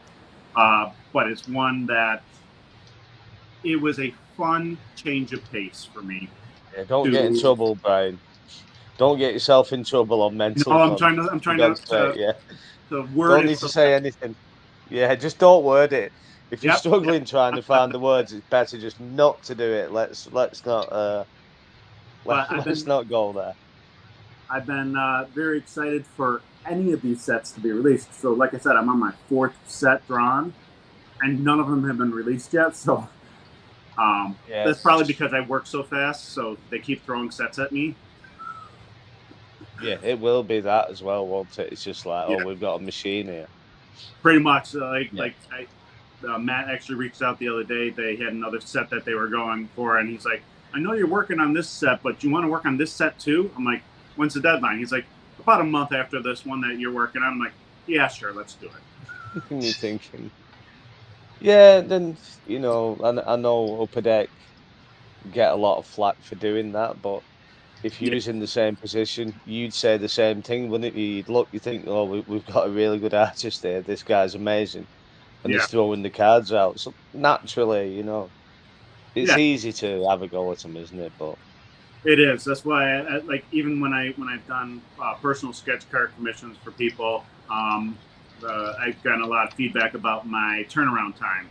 So, on average, if I'm talking with you and you give me your idea and you send payment, usually within 2 to 3 days, I'm mailing it out to you. Amazing. Amazing. No, I actually got upset with myself for one client where it took me a little over a week, but I had a busy week that week, and it took me over a week to get it to him. And I reached out to him like, I'm so sorry. And he's like, so sorry for what? Like, I'm used to waiting for a month. Plus a month plus, maybe even. I know. Yeah. Artist, yeah. But yeah, so actually, once I started getting to all the sketch cards, I actually started collecting artwork from other artists. And one of the things that I've been enjoying about the community is I do art trades. I would much rather trade for a piece of art. I mean, don't get me wrong. I love buying art, and I'll always pay for art because I understand the value of them. But if I can trade art for art, like for me, that's a friendly handshake between artists, is to be able to share work with each other. I think that's a great idea. Yeah, it's like swapping shirts. It's a sports game at the end. Yep. It's like, do you want to take this shirt? You can have my shirt. Yeah, and it's a fun way of collecting artwork. And I've gotten to meet a lot of fun artists that way. I actually have a core group of sketch card artists that I've been working with and talking with, and we share our work back and forth in such a manner that we can help each other grow and help each other get better. One of them, an up-and-comer that I've been really enjoying seeing his work, is Rafael Cardones. He's out of the Philippines, I believe. He has such a fun style that's very open. But I've collected several of his pieces, and we've done some trades. Reading the Infinite Collector. Yeah, there really is a lot today.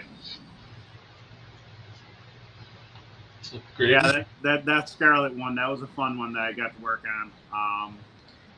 I really wanted to emphasize the. Let's get that back on. Yeah, let's pull that one up. Let's get this on for Izzy. There you go, son. Yeah, I really enjoyed just the whole position of that with her, and I tried to make the background as like I kept layering the purples to try and get the tonalities in there, but it's one that I enjoyed because it looks like a scene. It looks like comic book panel. That's actually what a lot of the stuff that I've been doing. I try and emulate comics. Because that was my biggest influence growing up. So I always wanted to. I mean, let's be honest. My dream would be illustrating with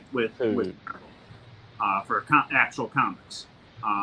So what I've been doing is with the cards, I've been trying to make every card look like a panel or almost have a story in itself. But yeah. I'm looking at it's amazing that you do, that you actually do that. You're looking, you're thinking how to create a story. Well, so many artists. It's very important.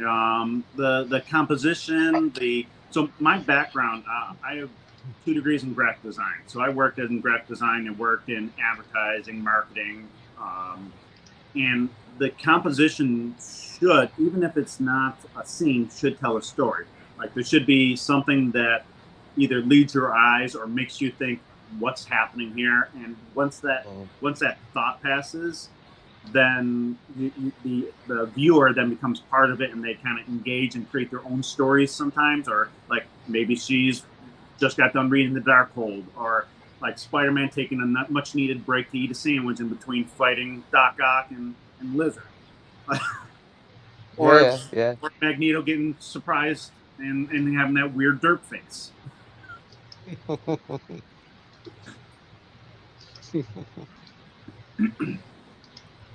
Now this Legion is really cool. Yeah, I actually got to play with some metallic markers on that one too. I always liked the character of Legion, and honestly, thinking about I think that was my last 5x7 that I was working on, and I'm like, I need something that goes with the idea of mental con and mental health, and I'm like, so I was looking at characters that have mental issues that are known in the comics, and the first one that came up, and probably the most prolific one, was Legion. Like, it doesn't get more mental health issues than him. Pretty much, yeah. And then I wanted to I emulated. I think this was a cover that was done back in the 90s and I liked the way he was positioned, so I tried to find the same one. And I also made his hair. So at the top of his hair, I think for the original, that it was an X that they made out of it. And I'm like, it's mental con. Let's make a brain. Let's make a brain up there, and then also a lot of background, which is bright colors, but also a lot of his other personas, his other powers, and that showing through. He's kind of jumping off the card there, isn't he? Like, he really popping out of the card, isn't it? And the face on him, it's like devious, but happy, but laughing at you. But this, like, you've even put it in his expression, haven't you? It's just like, what's going on there? Which emotion have we got here? We can't tell. And for me, it's like, sorry about that. I was just saying the psychedelic background, just so good. Thank you. Like I said, I love colors. I love colors. If you told me I had to draw something entirely in black and white, I would get it done, but it would take me twice as long as if you told me I could do color. Just no fun. Because for me, color is probably it's for me. It's always the final stage, and it's where I get to emphasize the story, emphasize the emotion in the story. Color can tell a lot about the scene, about what's happening, about the mood. It sets the mood. That magic. That one, I'm jealous that I sent that one in because I love the way that one came out. There are so many fun little things with that one that I'm like just the swirl of her portal, and then like the Kirby crackle and the color background to showcase that. Like it's one of my favorite cards I did for MentalCon just because there's so many little nuances in it. Mm-hmm. Yeah, I might bid on that one. Just saying. I like this. Oh, come on, fingers. Fingers are not working, sorry. No worries. You got it. You got it. I like the rhino. Andrea likes rhinos, so I may have to bid on this. I shouldn't be showing it, really. What I should be doing is deleting it, but, you know. We're not like that here, are we? We won't do those things, will we? I mean, if Tell it us about the rhino. truck, I don't know nothing.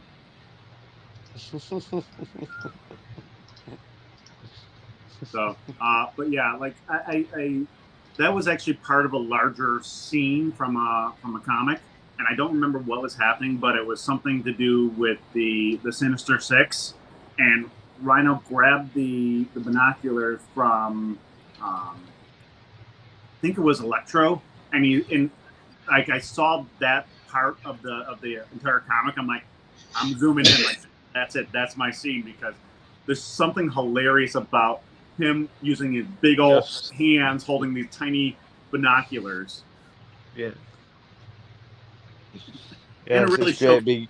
the size of him too. Yeah. No, it's a great card, that thing. A really nice card.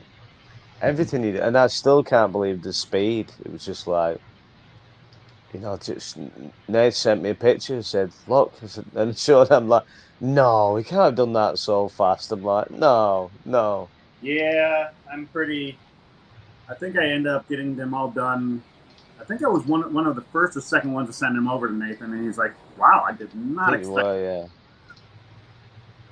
I think you were, yeah. all that. I had somebody commenting about the Galactus and the colors on Oh, there. wait a minute. Oh, excuse me, Brian. I've only had about 2 hours sleep, and I'm just completely missing things. How could I miss this? Oh yeah, again with the drinking, something that you couldn't show, but there he is with his nice chalice.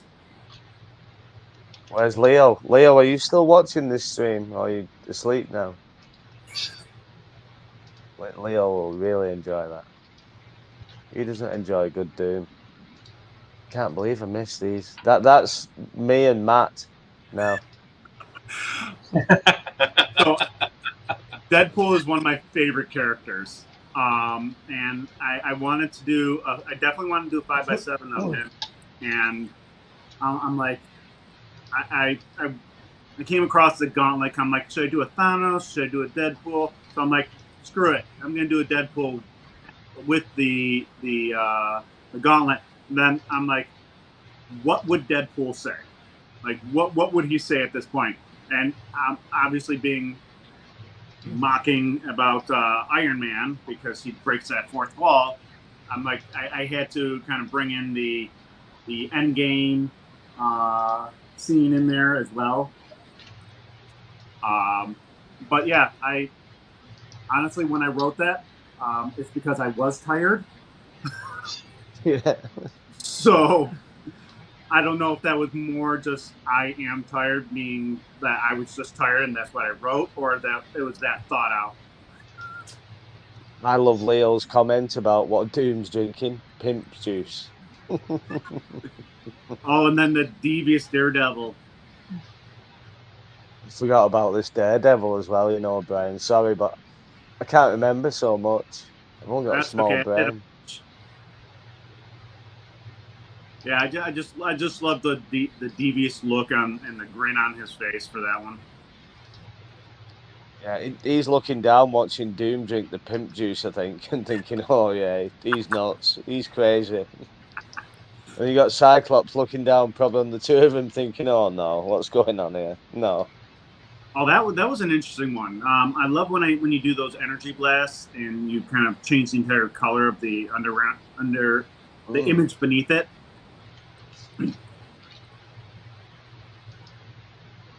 Yeah, that was an interesting one because seeing through that beam, his optic beam was.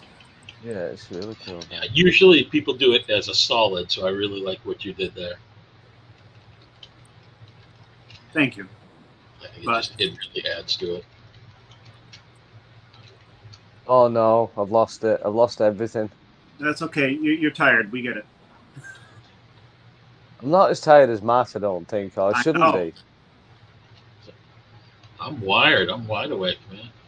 I'm bidding on some options. This is a frightening time for you now, Matt, because you're tired. I know. I can't make good decisions. Well, looking at that Jubilee. So I found out a fun that one's not mine, but it's a fun piece. I found out a fun fact about the #1 most rejected card that ever goes through Upper Deck is Jubilee. She hit the #1 spot for being rejected in sets from sketch cards because, well, that right there, the bubble gum. Because of the bubble gum? I thought you meant because of that. Because of the bubble gum. Because of the She's bubble the gum. #1 most rejected character for Upper Deck. Oh no, you can't Because have Jubilee everyone without. wants to put the bubble gum because it's part of who she is, but no eating or drinking. That's like Wolverine without claws. Exactly. But yes, I found that out, and actually Matt Dunford informed me of that because I was talking to him about like who's good, who's bad, like trying to obviously play it safe because I'm newer to the game, so I don't want to ruin everything before I get started. So I asked him a lot of questions about like which characters, and he's like, the #1 spot goes to Jubilee because of the gum. That's crazy. That's crazy. Yep. Was it because it looks like a condom? It's the only thing I can think of. I can't think of anything else. Well, I don't know why that it's a no food or drink. It's a no food or drink rule. Gets them every time. Well, yeah. Oh, I really did get my stuff in early. I'm all the way at the bottom. No, it doesn't work like that, I don't think. I think it's supposed to go alphabetically, but Nate said it's supposed to, but it doesn't. Supposed to, but I'm still below. Yeah, you're right. You're down. Where are you? I keep going. I'm past. Yeah, you're quite far down. Herd liquor. There we are. Now There we go. There we go. There we go. Yeah, actually, when I would mention my group of friends, it's Rafael Cardonas, Chris Herdlicker, who did some of those above, Todd Mulrooney, Ian Satakis. We all kind of go back and forth, share some ideas, share artwork. Right. Good. It's a fun little community that we've built. But yeah, I've been having a lot of fun getting to know a lot of the collectors, getting to know a lot of the other artists. And I've actually been very appreciative of being accepted because, again, I am new to the game. I have not been drawing cards like this for my entire life, which a lot of them have. A lot of them have been illustrating for forever. So it's been... Oh yeah, I think I already got my raffles in for that because, yeah, those are sexy. Yeah, it's yeah. I'll just leave that there. I'll just leave that there for a while for people to look at because we've only sold 153 tickets, which surprises me. but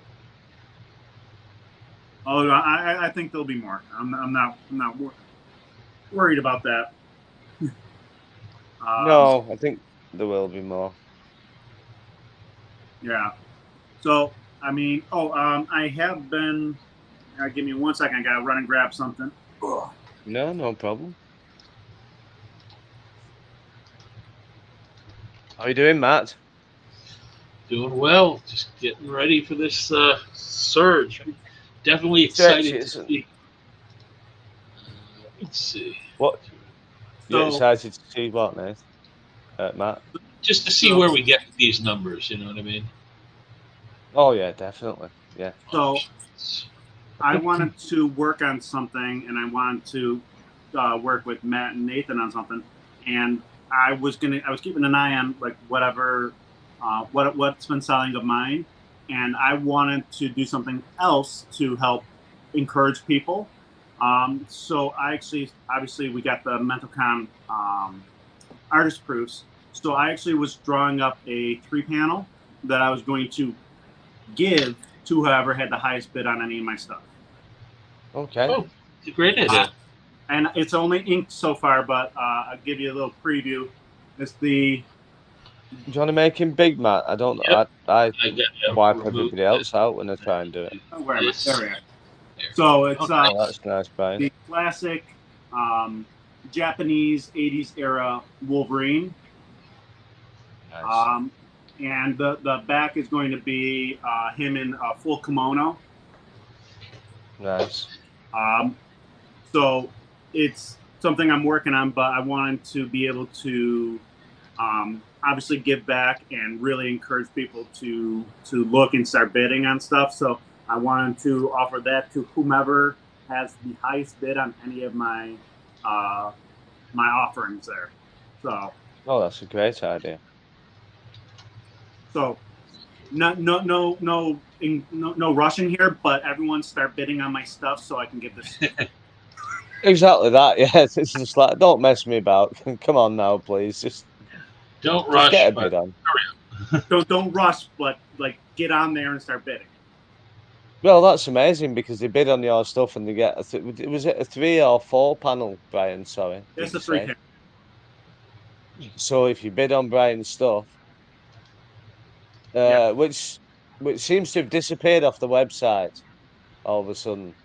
I'm joking. I'm okay. I'm joking.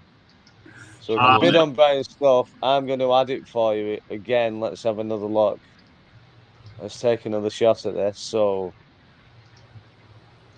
what have we got? I think we start one more up. One more up, sorry, Brian. No, I'm you're coming. good. Yep, right there, the Black coming. Panther. Oh yeah, the Black Panther shit, yeah. Yeah, let's have a look at the Black Panther. Let's try. Fingers. There we go, that's cool. Yeah, that was a fun one. I remember when I was looking at the pose, I wanted to go after that the Wakanda Welcome. Mm. Yeah, that was an interesting pose. I like just trying to showcase that, but also showcase like his musculature because he's not exactly a weak character. So let's see at the moment what we've got for your highest bid. Cyclops 25, Daredevil 40. These are all absolutely steals. They need to be bid on by people. I know the Spider was at about 100, and I think the Moon Knight was before. Yeah, I think the Moon Knight was at 100 before. Yeah, the Moon Knight's at 100. The Spider-Man's at 100. Oh, that's good. It was at 80 this morning. Was it? Okay. So That's it's awesome. either a Moon Knight collector. What's the what? Oh, so there you go. This is a double whammy. All you need to do is buy that. Just put the highest bid in for that, and you get a Wolverine free. There you go. Buy 2, you get 1 free. Oh, I shouldn't have said that. I should have kept my mouth shut. So any Wolverine collectors, just know it's there. I could have put a nice cheeky bid through the back door then while nobody was watching. Thought, oh, I get 2 Wolverines here. Yeah. No, that's amazing, that. So this 3-panel. So the reason why I went with the Japanese era, because that was one of my favorite 80s comics, was Mohawk Storm when she was actually her and Forge. Wolverine was in Japan with what's her name? I'm trying to remember her name. He had the wife in Japan. I can't remember her name for the life of me now. Miroko. Yes. Thank you. Who's that down there? Papa, can you hear me? We know who this is. It's Papa. Well, so one more time, I'll showcase it. This will be in full color, and whoever has the highest bid on any of my stuff, this will be getting sent out to them for free. Awesome. So, gents, it's been a pleasure. I'm gonna be heading out soon. Got to take care of the kids. They've been bothering me behind the scenes here the whole time. So,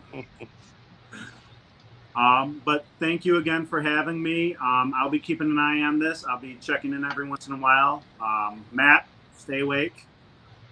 2 more hours, easy peasy. 2 more hours. And I'm kind of disappointed that we haven't seen any feet. I know Perna's been on here, and there's been no feet. So I'm saving it till later. Save it for a rainy day. Saving it till later. I'm saving it till Ash comes on. Okay. I'm going to blank him out drawing cards and just leave my feet there. Put your feet on the desk. Just leave them there. Yeah, just leave them there, yeah. Okay. Well, thank you very much for having me. It was a wonderful experience, and I'm glad to be part of this.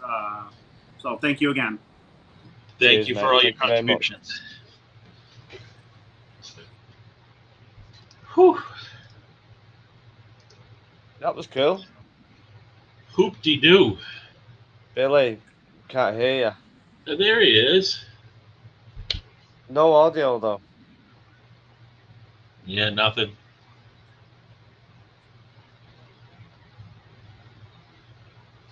Well, you know what? Wait, how about now? Yeah, perfect. Now, yes, you're good. You're good. Yeah. For whatever reason, okay. You know what it was? Yeah, I didn't realize we're Aston and Klassen now. There's a StreamYard app. Like, look at you guys in the future.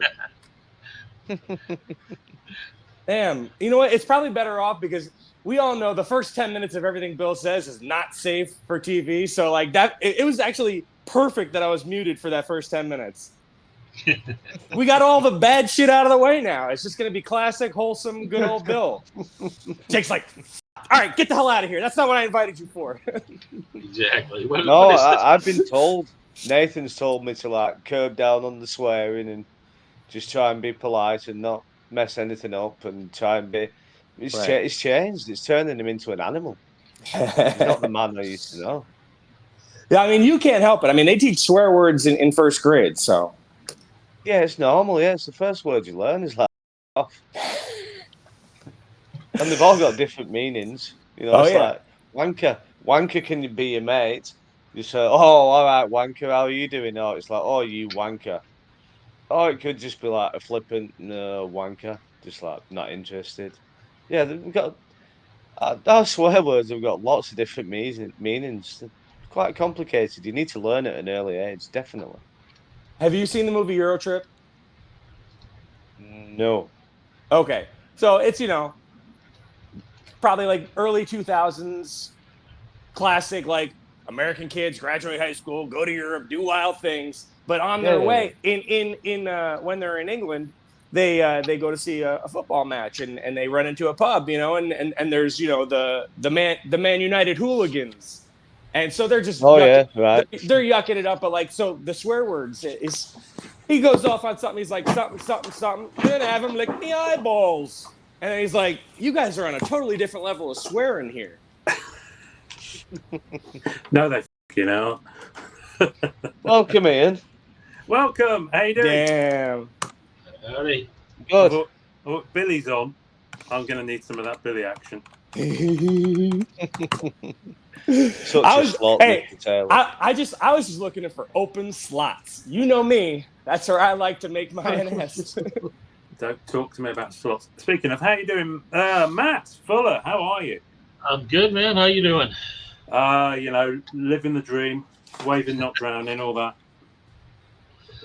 shit. I just thought I'd gate crash to show you my new. 22 hours solo effort. I just want a gate crash to show you my new setup. If I can figure out how to turn the camera around, can I turn the camera around? Can I? If you want to. No, I can't. Well, I'm having to do it via the browser. I've got no idea. Anyway, it's behind me. Got a new cabinet delivered this week for my collection to go in. It's rather nice. It is really heavy. Really heavy. Yeah. Was that mahogany? No, it's oak. Oak's nice. Yeah, it's beautiful. So yeah, it's took two very large men to get it in, and I didn't even know then- you knew two very large men. Oh yeah, they were at least a third again larger than I am, and I'm not a small boy. And even then, I had to help them. So Yeah, with your marathon chicken leg, running legs that you got there, you couldn't lift a box of cereal. yeah, it's not about marathon, mate. More like yeah. Anyway, what's going on? What have I missed? Yeah, me too. Seriously, enough about me and Ian. Tell us what give us the abridged version for the people that have been laboriously watching the Yeah, we've entire got 22 time. hours. Can you sum up 22 hours in 30 seconds? Yeah. The quick version. Everybody's tired. We've raised 15 grand so far. Yeah. Look at the website that's pinned in the chat. Done. That's the quick version. Didn't we? So that beats 15 last year grand. already, pretty much, right? Guaranteed, we're beating last year. Well, yeah, because it was just over 21 last year, so 15 now. We're going to beat the 21, aren't we? you're gonna be right. Everybody's Yeah, yeah. amazing. And aren't they? then some. Yeah, I know. Don't count your chickens before they hatch, but I mean, it's very positive. Positive signs. Huge. Encouragement. Yeah, huge, because you always worry. Like last year we thought if we can get to 5K, that'll be amazing, and we were just like throwing a figure out there, and it was just like, well, it was like a whirlwind, and then at the end of it, you get to the 21, and it's just like, whoa, what we done here? Like we didn't just expect any of this, and with this has been the same throughout the year. We kept saying, oh well, mate, Marvel cards were on a bit of a high at that time, which they were. Prices have come down now. Maybe people won't be interested. Maybe they've watched us do it once. They don't want to see us do it again. Maybe they just I go watch don't you care. do it as many times as you can. Well, we've got a problem now because the first one was the 24 hours, so that was a marathon. So this year Nate wanted to do 36, and I argued for 48 and won. So that's a marathon. So next how year, you feeling it's about like, that decision? what do we do next year? It's got to top it. Let's get through this year first. yeah. Make sure you get through this year. Yeah, let's get through the weekend with no ambulances called for sleep deprivation or malnutrition. Well, where's Nath? That's what I want to know. Where's He will be Velvet Thunder? joining us at noon, so in about an hour. Oh, He's okay. sleeping right now. Oh, okay. Oh, I thought the idea was that the hosts power through, or have you divided it into shifts because it's 48 hours and that's clinically probably quite dangerous. So I think I'm doing the 48 straight, and these two are sort of doing 24 straight, and these two, Jake and Nate, are sort of doing the 48 with some breaks. Great. I've already sent him off to have a piss or have a fag. So Exactly. Or to yell at someone because he put it on. I like the way he just walks out frame and leaves his camera on. Yeah. This is how many shits I've got to give. I'm off. A couple hours in, we were like, "Hey guys, I'll be right back," and we paused the camera. Now just fucking walk away. That's hilarious. At one point, I walked away, drove down the street to Dunkin', get a coffee. So, priorities. He should have a wheel in the chair, so anytime he gets up and walks away, it's just a wheel of excuses. And it doesn't have to be the accurate one, but it's just so whoever looks in can see like, oh, Jake's having a piss. We used the wheel early in the stream to keep renaming Jake's little header there. So he was I Tweet Feet. He was on Save the Queen's Feet. We had a few of them, so had to keep it interesting. Wow. Yeah, anything to keep us awake and laughing, you know. Yeah, it's got to keep you going, isn't it? Yeah. So what news? I had any news or revelations or scandals? No, not really. I was hoping we'd get some scandals in the comic world when Manu was on, but no. It was he just talked a lot about comics in general and specific issues, and it was like watching a masterclass in comic books. It was awesome. It was not at all what I expected to be on the show, but it was fantastically interesting. Yeah, that guy knows his comics and then some. And what impresses me most is his energy level just doesn't fade. Like, yeah, I ebb and flow, but he is just even. The only other person who I think it reminds me of that energy level is Lewis.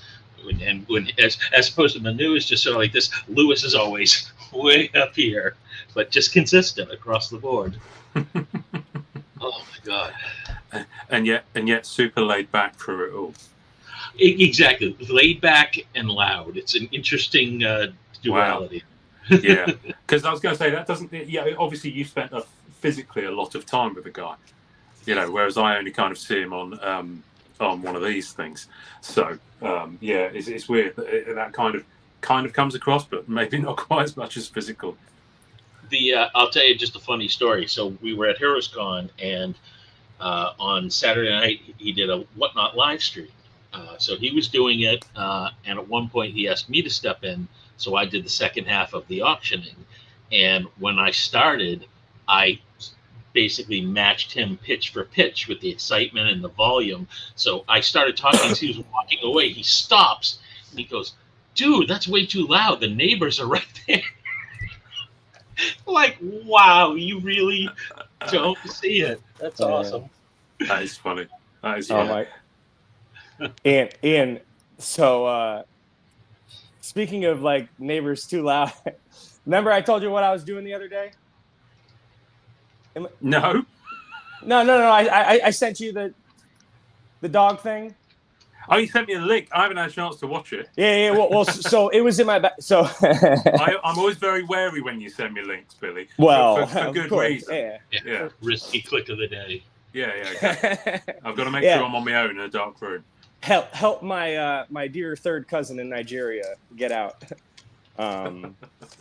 No, not that risky kind of link. He meant risque link. No, so I threw a dog funeral, and it was ridiculous. It was in my backyard. It wasn't, it was, sad dogs, but old dog died of natural causes.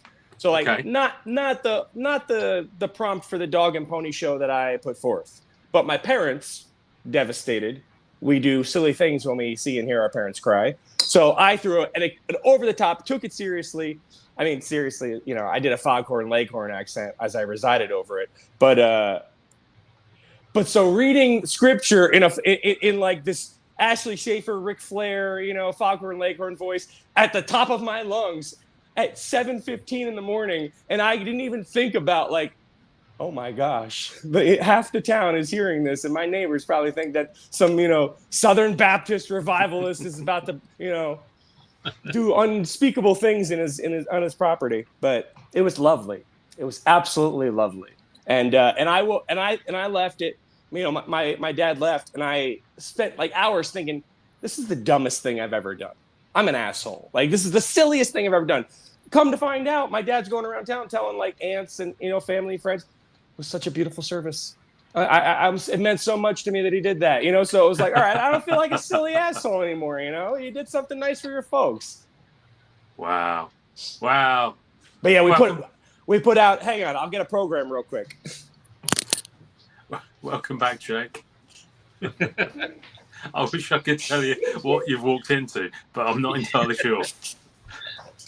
No, I gathered that. That's why I didn't ask. I just thought this has obviously been nuts. It's been Billy. It's a funny story. I'll watch it again. Oh my goodness! Is that like the order of service? Oh, it's the order of service for sure, and I'll read it to you. It says, Cooper Bartholomew Vizzosi, December 6, 2006 to June 19th, 2024. That's 122 dog years. Cooper, née Spencer Bartholomew Vizzosi, was purchased in the winter of 2007 from a now-closed pet store in the Menlo Park Mall at 9 weeks old. A 100% rat terrier. When the young William first brought Cooper home, his father immediately rejected the idea of owning a new dog, especially without his approval. But his heart melted instantly, and his indignant tone that spoke, "No, he didn't," quickly changed to a childlike, "Who's this little guy?" And from that moment, Cooper had his forever home. 5 years later, the Vizzosi family would bring home another rat terrier, Eli. We would come to know Eli as a big bully. But Cooper loved his little brother, and they were thick as thieves. Cooper lived a long life and passed on peacefully in the loving arms of his mother, Ann. The music was Dust in the Wind by Kansas, Truckin' by the Grateful Dead, Who Let the Dogs Out by the Baja Men. And the recessional hymn was On the Road Again by Willie Nelson. It was lovely. Damn. I see Ian's face is the best. That's more effort than some of my relatives have received. Yes, exactly. I think that's probably more than my aunt got last year. Wow. Man. Wow. Okay. Are you available for weddings, bar mitzvahs, that sort of thing as well? I'm looking about getting my celebrants. Seriously. license. Reasonable rates. Rates. New Jersey's finest send-off right here. I almost want to go to New Jersey to die, just so that I can get this kind of send-off. I mean, I've heard that people do, but yeah, go to Jersey to die. Yeah, I do find it funny. No, they die in Jersey. Yeah, I do find it funny that you guys drop the new when you talk about it, because you don't do that with York. You don't say New. You don't say York instead of New York, do you? That's the point. Yeah. No, but I do find it interesting that people from New Jersey just say Jersey, because I wouldn't think to say that, because Jersey is over here. It's the Channel Islands, just off the coast of France. So we actually don't even call New York most of the time. No, well, because it's the state as well, isn't it? No, well, yeah, but we just call it the city. Yeah. Even though it's this much of that much, we still you're going to the city, or you're going to the city, or you're going upstate, and we know the New York is implied. I'm learning all sorts of wonderful things here, Jake. I thought you would have known all this. And let's be honest, calling it New Jersey makes it sound a little too fancy. Yeah. Jersey just covers it, right? I always think of, and it was a song before the show Animaniacs, but now the name of the band's escaped me. But it's like Istanbul I think is the name of the song. It's like Istanbul was Constantinople. Oh, yeah. Even old New York was once New Amsterdam. Why they changed it, I can't say. It's not People better, like naked it ladies, better that is it? way. No, he said they may be giants, I think. Ah, right, okay, yes. It might be Giants. Yeah, it might be Giants. But yeah, that song always stuck in my head about like name changes in the New York, New Jersey. But Animaniacs, great show. I can't remember. I've been to sleep since then. When was it on? Cartoon. 90s? 90s. Wasn't it? Yeah, it was like knockoff Mickey Mouses that were brothers and sisters, and Yakko, Wacko, and Dot. I mean, just they should be Marvel characters, to be quite honest. Well, give it time. I can't. Yeah, I was stoned for most of the 90s. The only thing I can really remember is South Park season 1 and Ren and Stimpy. That was kind of it, because they lended themselves to vast amounts of cannabis. So. Yeah, definitely. Oh, stoned. Like, okay, I thought you meant like you lived somewhere with Sharia law or something. And No. The bruises have all healed, but no. Oh my goodness me, Billy, have you been on already today? Is this your first appearance? No, Yes, Sam. yeah, it's my first appearance. Yeah, I saved it all for you, We've baby. got more to come. Oh my goodness! I've got no idea what the schedule is, Jake. Who's coming up? Give us a teaser. Me. You've got me. You've got Nathan. Everybody. Matt. You. Billy. Yeah. Me. Nathan. This is what you got. No, but have you got like different people coming on at different time slots? Yeah. So what do we? That's what I'm asking. Yeah. You got So- Matt. You got you got Jake. You got me. So at noon, Nathan will be joining us along with Miles Wall. At 1 o'clock, Munshaw will be on. Oh, the magnificent Munshaw. Perna will be coming on. Perna at 3. Jake Glassbrenner at 4. Steve Amato at 5. Billy's scheduled to come back on at 8. And a couple other people. Izzy's coming on at 1 a.m. And Billy, are you doing a show tonight with Keith? No, he backed out. Nate was supposed to take his name off. He agreed to it under alcoholic pretenses. Oh, I was looking forward to that. I thought he was going to do it. Yeah, because I asked him, and I was like, Saturday night, the overnight, and he's Yeah. like, absolutely, 100% I can do that. And then so the very next morning, he's like, 0%. 0% I can do that. Why would you even listen to me? You're an idiot. That's what the people wanted. That's what everybody was looking forward to. Yeah. Billy and Keith's show. What was it going to be? Like a burlesque kind of thing? No, it was going to be just talking Oh. shit to each other for 3 hours. Oh, okay. No, I was going to... Like, no, you're ugly. No, you're bald. Oh, my goodness. Well, so basically filming what you normally do most Saturday nights. Yeah. That's what we wanted to see. Yeah, that's what we were all interested in. Yeah, A fly on the wall of Billy and Keith's Saturday night. that was the Yeah. big draw. Yeah, it's pretty good. Everyone's seeing the bromance, the love and the hatred all in one, and the laughter. We're going to be like a full mental con just in the 2 hours. Yeah. In one single expression, I could bang out all a mental con. Excuse me. And there we go. Keith ruined it. Can't believe Keith would do that. That's outrageous. Keith? Hey, what are you guys You've not- paying for a pint of blueberries? Let's get down to brass tacks here. What are we paying for them? Yeah. I don't know the last time I bought a pint of blueberries. 88. That seems like a I didn't lot. realise they came in pints. That's how. Well, no, I mean not a pint. That's just how they measure. The weight, whatever, or the volume. Pints of volume. Yeah. Okay. But yeah, it's a little plastic carriage with blueberries in it. 237. Okay, Ash is paying $2.37. So $1.88's a good deal. Ash, let me pick your brain again. One more time. Final question, Ash. Tropicana orange juice. 52 fluid ounce container. What are they getting you for? It's expensive these days. I'm seeing $2.50, and I think I might have to buy the limit. Other brands are available. $2.50 seems very cheap. Oh gosh. Well, I was about to say, Keith, you've not only let us down, you've let yourself down. You should be ashamed of yourself. Go and sit in the naughty step in the corner. Yeah. Face the wall. Yeah. Keith will come on. Keith will come on, I'm sure. Oh, he'll come on. Yeah. He'll come on eventually. I wonder if he'll wear his flashy glasses. He's got these glasses that flash. Oh, he has, yeah. Yeah. New Jersey does grow lots of blueberries. I do drink toilet water. A lot of true things are being said here. I can't see the comments at all. I've no idea what's going on. Fresh squeezed juice, 4+. Okay. So welcome to Grocery Hour here on. You guys see Entercom. my newest? why my newest not? PC. Yeah.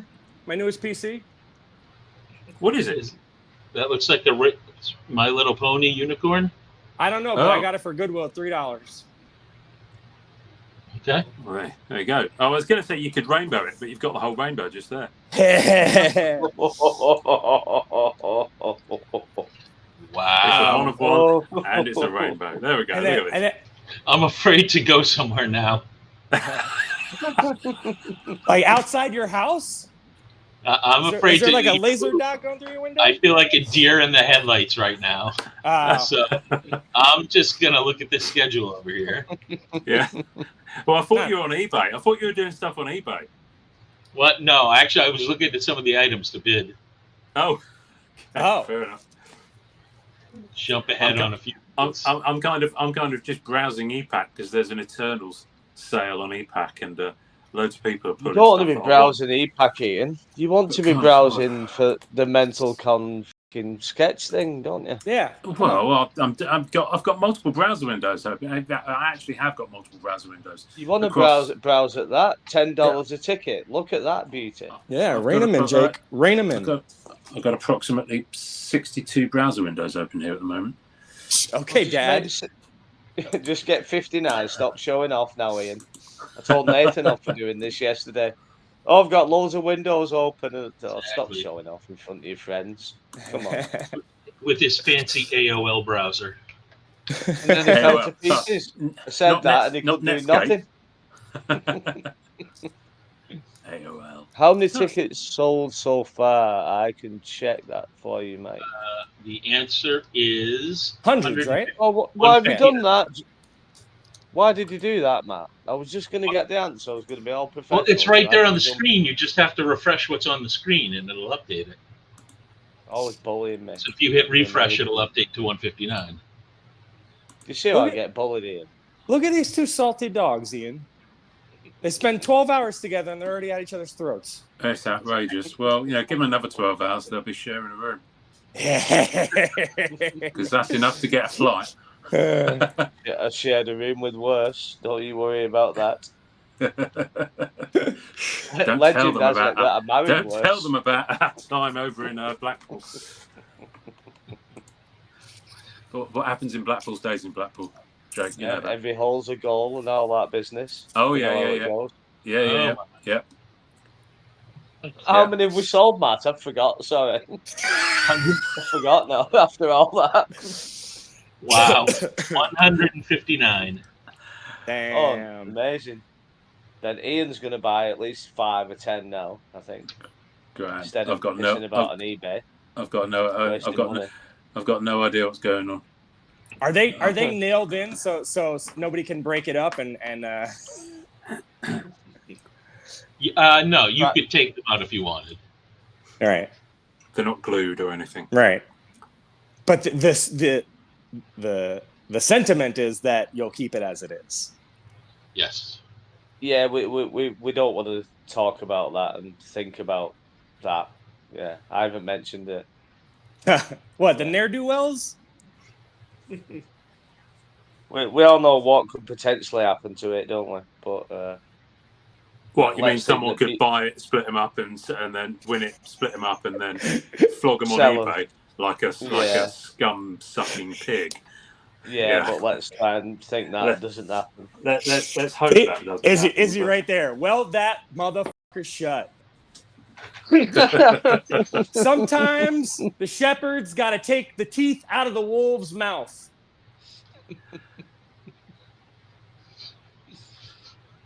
I'm so glad that Yeah, the let's logos hope. are over my face. even Pete's bailing on it. Pete's off to work to get away from the madness. He's out of here. He's out of here. No, we're hoping that whoever wins it keeps it. It's nice. I mean, Maybe it's should've- way too small on my screen. So, tell me what's there.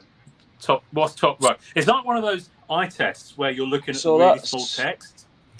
Yeah, EFPD, LFPDD, CBD, 7. Yeah, one of those. Give us a zoom. It's only marginally better. Is that Spike from Buffy at the bottom, in the middle? No, that's going to be Danvers. I was going to say that's how bad my eyesight is, and that's how small it is on my screen. Is that Right, that's definitely now- Ash. That's definitely Ash Psylocke on the left. There's Ash Arse going on with Psylocke in the middle row. Yeah. That's Freddy and Silver Surfer Galactus in the middle. Yep. Okay. Is there Kang? Is that a Kang bottom? No, Bound No. Zemo bottom right. What's that? Is Bottom, that- yeah, that's Zemo. Yeah. Can you zoom in on that? That's J. Come on, Fuller, we're trying to play a game here. Okay. That's about the best I can do. I wasn't going to guess, Jay. That's a damn sight, but right, here we go. So we've got kind of trans Captain Marvel in the middle there. Who else we got? Who's on the left there? Is that Deadpool? Yeah, Deadpool. Is that Chicken? Next to Angry Deadpool? Birds. It's an Angry Bird. There we go. Oh, nice Storm. Who's that Storm by? Lee Lightfoot. Okay, I see that. Who did the Deadpool? Is that Jomar? That's Jomar. Yep.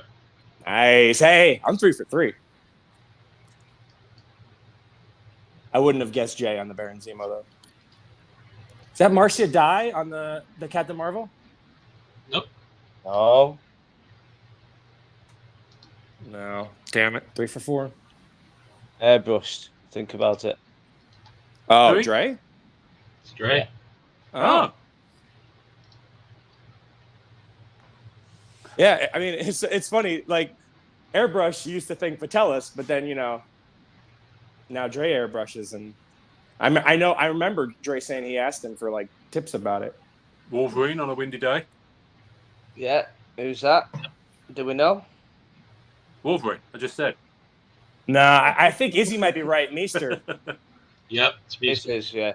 It is, yeah. This one? Is that Mike? Phoenix. It is Mike. Okay. Is that Paul Hill? It is Paul Hill. Damn! Yo, it was on the tip of my tongue, Ian, but you Who's got the it. character? You Magneto. did well there. I'm not used to Magneto having a massive M on his chest. Maybe it's just me. I just never noticed it. Has it been there all along? Did I not see it? It's a period thing. Is it? Like Okay. the trial of Magneto, that's what he wore. The new series, Oh, okay. he had it. All right. Okay. Just take your word for that. Was it Cool. was it intended to be an X-Men 97 thing, or I don't know. We didn't ask him. I don't know, because obviously, like I said, that outfit's been in the comics plenty of times, Yeah. but it's also relevant current because of X-Men 97. I'm going to get one with the M the other way around. W for wanker. I'll But get just you turn it one as upside well, down. Ian, if you want. We can have one each. Just turn it upside down. Oh, hang on. I'm getting messages popping up on my screen. The wife is inbound with the child. So I have mere minutes left with you on this particular session. We're gonna suck every glorious drop out of those minutes. Oh, dearie me. That's the best offer I've literally had all year, quite frankly. Matt, aren't you glad that we dropped on? Matt's at the eye of the tornado right now of all this vulgarity and depravity, and he's Oh, just no, like, this is he's standard. This is I'm just observing. yes. Yeah. I'm just herding my goats. Nothing to see here. Nothing to see here. I didn't comment. I didn't encourage it. I had to be on stream for 24 hours. Yeah. You've got an out there, Matt. You don't Yeah. have to be part of it. It's the Bob Hope clause, basically. What? There's no hope left. Oh, you know who Bob Hope is, right, Ian? Yeah, I know who he was. Yeah, he's dead. Yeah, but you know he was like the big. Oh yeah, charity- yeah. All right, yeah. He did the Oscars and shit. But no, I remember even in Rocky 3 when he's fighting Hulk Hogan, he's like, nobody would do this for charity, and Rocky's like, Bob Hope would, and then Mickey goes, that's true. Mm-hmm.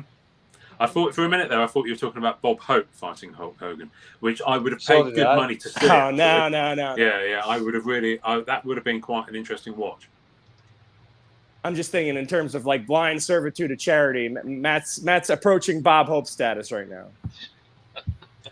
Oh, look, we dragged somebody out now. This is what happens when He's you just come on. joined. He's just joined. I can't see. He's been summoned. Hey! There he is. There he is. Oh, gosh. Good morning, gentlemen. Man, I what a use pretty that morning, term very Jeff. loosely. At least you didn't turn up at the end of the broadcast this time. Yeah. Hey guys, am I late? Yeah. yeah, we just finished. We just switched it off. Literally. That was so funny. Oh dear. Was that a whole year ago? No, it was only 6 months ago, if that. Yeah, 6 months ago, maybe. Not even. Yeah, barely. I can't remember. It's been. I haven't got a clue whether it's June or December. I'm all over the map this year. Yeah, it feels disjointed. It feels. What's going on, Dre? Okay, why did everybody go quiet? Did I like? We said, "What's going on, Dre?" and then all waited quietly for you to respond. That's what happens. That's what happens after an inquiry is posed. Yeah. Not much.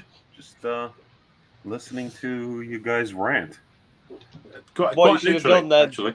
Yeah. You should have just said not much and said nothing else and just left it. That would have been the funniest thing to do. Just, not much. Yeah, not much. Ask him another question, Ian. Ask him another question. See how he responds. ASL? Jesus. That took a second. Yeah. Usually does. Yeah. Hey, do you cyber? Oh my goodness me. Joey, what's behind you? I'm sorry, this is so small on the screen. What's behind you? Have you got still images of like? Where is it? This is Matt Fuller. Crazy Teams background going on there or whatever. Yeah, he took a snapshot of early in the. Yeah. This is that guy that only hops on for 2 minutes and says, "I'll be right back," and then you see him 4 months later. Like you. True statement. That's a very meta background, Dre. It is. It is. It's kind of spinning me out a little bit. I won't lie. The one I had on yesterday actually worked out really well because I could reach into my back drawer in the office and it looked like I was reaching behind Retroverse. So if you guys watched, I pulled the card. Yeah, the reach around. So I went and pulled the card and it looked like I grabbed it off Jake's shelf. That's the ass. It's actually pretty cool. Wow. Oh man, I was just thinking of all the weird screenplay we can do now. Now that we know that something like that's possible. It reminds me of something I saw once where some guy had recorded a video background for his teams, and he was literally he did it in such a way that it looked like he brought himself a cup of tea. Ian, just do me a during the middle favor. of a meeting. Take your left hand, reach it up high as far left as it can go. Left hand. Hang on. Which one's the? That's my left hand. I'm holding my phone in my left hand. Hold it with your right. Take that left hand. Get it nice high and high up there, and then just yeah. Hi. Oh. There we go. There we go. Man. You'll be freeze framing that later. Don't tell me you won't. I'm gonna put this over your face. What is that? I can't see it. It's too small. Is that Stan. Stan? How dare you? How dare you defile the great Stan Lee? I'm sure you probably defile him more often than we care to do. Anyway. Oh my gosh! You think these pages made themselves sticky? Is this a family show, Matt? Not anymore. Hey, I just follow Jake's lead. That's my go-to. Is whatever tone Jake sets, I just carry the I was gonna torch. say, Saturday morning kids telly has certainly gone downhill since I was a nipper. I get my general sense of propriety from Jake's mouth. Oh, Nathan's gonna wake up and be like, "What the f happened?" He's like, "How did we lose money since I was here last?" People are returning donations. Oh my goody arm. Oh my goody arm. We've been demonetized. Right, kids, I'm gonna have to bounce for now because I have incoming female humans who won't put up with this hilarity. I'll be sleeping in the garden again. But I'll pop on later if I can. You can and you will. Thank you. Right, see you later. See you later. Cheers, Love you. Bye. See you later. Dre, reach your left hand over as far to the left as you can. It's gonna get old real quick. I think it got old straight away as soon as Ian left. So what have you been up to, Billy? You and Keith in your loving little relationship. I'm a third wheel now, believe it or not. I don't want to tell tales out of No. school, but I'm third wheel, and we'll just leave it at that. No. Hey, it's good. Good for people. Good for people. I'm shocked. Yeah, Shocked. right? Looking at the two of us, you would have thought I was going to be the one that got shacked up first. Yeah, I'd say so. Yeah, 100%. Yeah. I know that's not where you're So going. did you but say shacked up or locked up? shacked up? Shacked up. Oh, okay. Both. Well, both, yeah, both. Both. there's that as well. Yeah. Oh, but both at the same time, maybe. Yeah. Which could be fun. Bracelets, rings, same thing. Have you given like the rings back in that? Have you told Keith, listen, I don't want this half of your heart anymore? Well, I'm hoping once he goes flaccid, it'll just fall off. Yeah, that'd be better.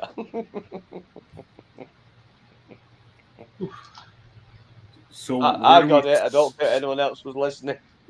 Yeah. Where do we sit on the fundraising? I'm just looking now. We were at We're- 15 about 30 minutes ago. 15K. We're at 15,150 now. All right. And what's the Last year was what- 21. Yeah, Yeah. no. What's the target for Nathan to get Duke tattooed on his lower back? But anything from $45 to $1 million, depending who you speak to. Okay. So if you speak to us, $45.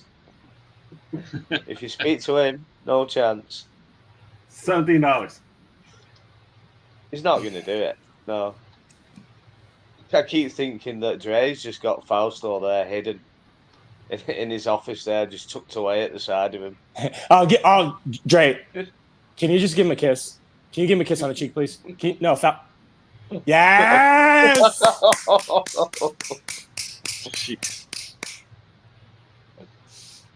It's like Dre's Such a got soft him beer. Dre's got him locked away. I love No, that you're not for you, come out. Dre. I love that for you. Who else This can is we how we harass? make sure he never returns. Silver Snake Moan, we call it. Oh, my Lord. Jeez. So I thought you were gonna do Marvel on the Brain this morning. No, that's I tonight. thought so. That's tonight. What time? I think 8 is when I'm penciled in for. Keith is supposed to host, and then me and Mike are just going to have a little friendly, casual, not the whole big dog and pony show that I'm used to putting on. Because let's get it done. Let's not fumble on the goal line. But since it's for charity, but yeah, it's something. It'll be tame but fair, and maybe some people will feel like it's decided which one of us is better, cooler, smarter, faster, stronger. So Mike we're seemed to talking be very confident yesterday that The he's gonna. undefeated Mike Thomas. He was Thank you. confident. Yeah. He's I very mean, confident. you guys know I wrote the questions. Not for tonight, but all the ones that he got right, they came from this brain. But Was so confident though. the ones for tonight I haven't seen.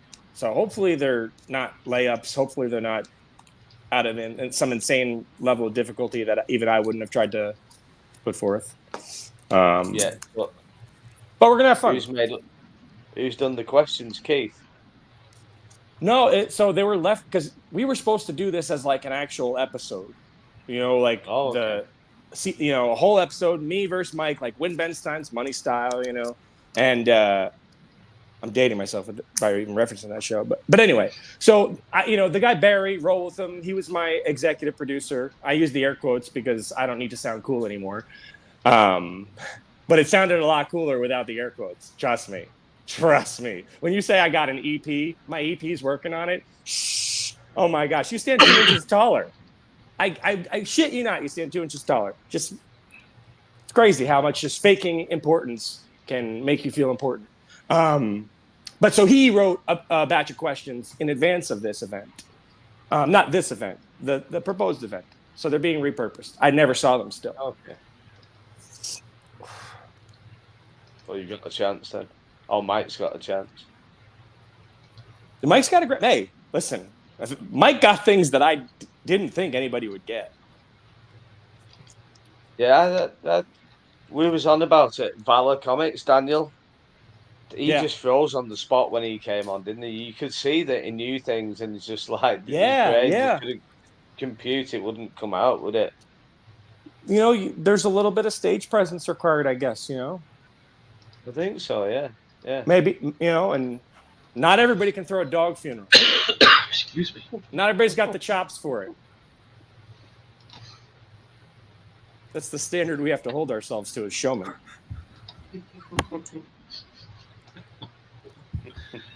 Oh my goodness. All right, well, what do we got? We're sort of, this has been improv theater for 22 and a half hours. Do we want to just continue, or do we have a topic at hand? It's your barbecue. I'm here to eat. A topic, Salma Hayek, my all-time favorite topic. Oof. Can't live my life on that though. I need to do something else. Somebody else is going to have to pitch in. You could talk about David Beckham. He's a fine figure of a man, and that's who Nathan fancies. What the hell's the name and of that movie? And he's admitted it multiple times. Jake, what's the name of that one movie with Antonio Banderas? Desperado. Desperado. Oh, so good. So good. So good. So Yeah. good. They bounce a lot in that movie. Yeah. Yeah. Yeah. Such a good. I watched it the other week as well. And then How familiar are you with the film? curvature? No, the film overall, the whole cinematic, the full 88 minutes of cinematic masterpiece from, was it Rodriguez? It's Rodriguez, yeah. Yeah. Isn't that supposed to be like a small universe also? Aren't there supposed to be two other movies that were adjacent? Well, there were two other Desperados, weren't there? There was one with Johnny Depp. There was that was the El Mariachi one, wasn't it? Yeah. But is that supposed to be like in the same universe, right? Yeah. Yeah. Yeah, it is. Yeah, that was the last one, I think. Was it, Jeff? And wasn't the one before Desperado? Can't remember. There's three, isn't there? There's Yeah, I think so. a trilogy, isn't there? I don't know whether Desperado was number 2, and the one with Johnny Depp was number 3. Yeah, Once Upon a Time in Mexico. No, not Once Upon a Time in Mexico is Brad Pitt. Oh, that was it. Yeah, Once Upon a Time in Mexico. Yeah. That's it, isn't it? Gandolfini too, right? Maybe it was Or was Johnny that the Mexican? The Mexican is Brad Pitt and Julia Roberts, kind of like a rom-com. But that's Gandolfini. All right, that's what I'm Probably. Yeah, El Mariachi was the first one. El Mariachi was the first one, yeah. Yep. Yeah, then Desperado, and then Once Upon a Time in Mexico. Yeah. Yeah, What's Salma up, Hayek. Ash? What's up? Marvelly Sketch HD. What's his real name? Marvelously sketched. Oh, marvelously sketched. Yeah. What's his real name? Yeah, let's find out because he's in Jersey, I think. Matt. Okay. What's up, Matt? Oh. What up, Matt? Adam Brown. A lot of people up. That's all the miles we get out of Salma Hayek? Come on. We could have got more, yeah, but I've already done that. I've already worn that thing. And then she was in Grown Ups, right? She was the wife in Grown Ups? She was, Yeah, yeah. she- So even as a MILF, she's nice. Yeah. Man, I think her best role is the Hitman's Bodyguard's wife with her Yeah, I've rant. not seen that. You haven't seen that? No. Is it Are you good? guys what's wrong with you? Well, I mean, Ryan Reynolds, Sam Jackson, Salma Hayek. No, you're right there. I don't know what's wrong with me and why I've Yeah. not seen that. Yeah. I mean, but they're probably two unrelated answers. Like, what's wrong with me and why I haven't seen that? I assure you they're not related. That's She was in a Black Mirror episode recently too. She played herself. Ooh. Okay. It was a pretty good one. It's called Joan is Awful. Do you guys see the Mackie Black Mirror? Yes. Oh, it's so good. It's so bad. It's so good. Oh, Papa Doc, what did you do, Papa Doc? I mean, yeah, Mortal Kombat will never look the same. Oh, no. Mortal Kombat with a friend in Vietnam. Oh, okay. Everybody behave. Taggart. Oh, we're doing the name thing again. What'd you do to these guys, Jake? You spread the name disease. No. I just wanted people to address me as Papa, can you hear me? And then I could say, yes, I can hear you, son. Papa, can you hear me? Yes, I can hear you, son. What's going on, Billy? How are you? I'm doing great. How are you? Oh, man. Refreshed. Well, I am refreshed. Matt. How's your life? Yeah, big rig goofing. Oh, it's fun. I enjoy it. Miss How the long- family when I'm on the road, but Has it been a year yet since you've been officially doing that? nope. Late September. That'll be a year. Yeah. Okay. Cool. Congratulations. Getting close. Getting close. I mean, any kind of like career change with a successful landing, like to be commended, at any point in life. Absolutely. I mean, this guy just started being an artist recently. Yeah. Let me know when that. We were talking about it the other day, just yesterday. He's like, yeah, just started. Yeah. It shows. Oh my goodness. Yeah. A little rough around the edges, but he'll get there. How's it going, man? Yeah. Can you great. leave now? Yeah, you can go, Jake. You don't need to be here no more. Matt's like, Nate, Oh, thanks. you're not allowed to give people spreadsheet access next year. Yeah, right. Oh, I didn't give everybody spreadsheet access. Matt did. What about please? Last year we Jake? just Thanks shared for- the spreadsheet and said, "You tell us when you want to be on." Yeah, that'll teach me. That'll teach you. Anywho's, how's it going, Matt? How you doing? Going great. 1 hour. Yeah, I mean, honestly, the show runs itself. People come on, and It kind of does when it gets going. We've noticed. Hey, Matt. Other Matt.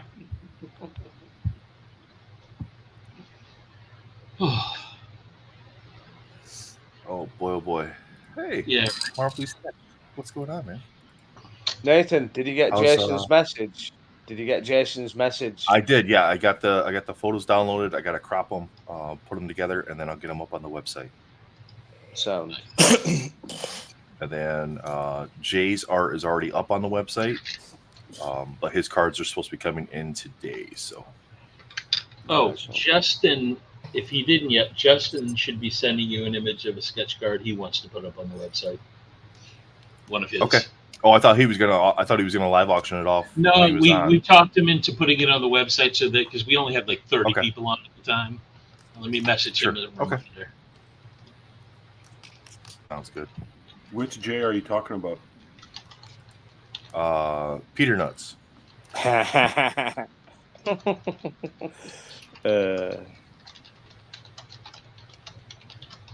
Fantastic Jay.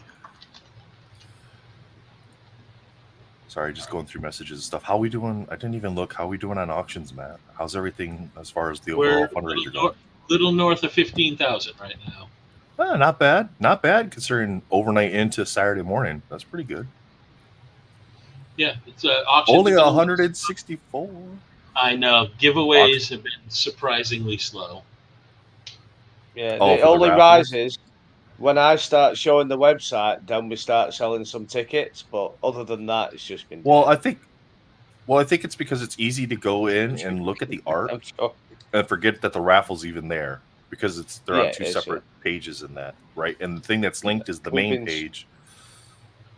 So We've been showing that's it fine. and talking We just about keep, it. We and just we've keep got promoting plenty it. more now. Maybe we just tag the raffle in the YouTube comments and that's what they go to, and they have to figure out how to get to the auctions. No, I just leave it as it is. No? No, it doesn't matter, does it? No, Don't make leave chat it. do extra work. All right, fine. Just leave it. Well, you know what chats are like. Fucking hell. You ask them to spin a wheel sometimes, they can't do that. Pick a number between 1 and 3. No, you choose it. It's like, come on. It's not a big choice. Between 1 and 3. They're like, it's not our show. You run it. Unbelievable. I'll just leave it as it is. How'd the rest of the overnight go in the morning? No issues Fine, at yeah. all. Cruise through it all. Well, I didn't expect there to be issues, but good Yeah, it's fine. conversations. I mean, Billy, Not Billy came no on. issue- Billy no came issues on. at least till I'm happy 11 about a.m. that. Yeah, What's that? Manu took over pretty much, which was awesome. Oh, so yeah? we had some great Ryan, comic book Ryan conversations. was really good too. Yep, Wonderful. Rebel Base was there. Yeah, he did The, great. the I'll have Jesus and to- Sergio nipped on. Yep, the Mafia showed up. Oh, did they? Nice. Yep. Nice. Oh, it's been fun. All right, give me a sec here. I'm gonna get the recording reset so that way we don't lose any of the content. That happened last time, right?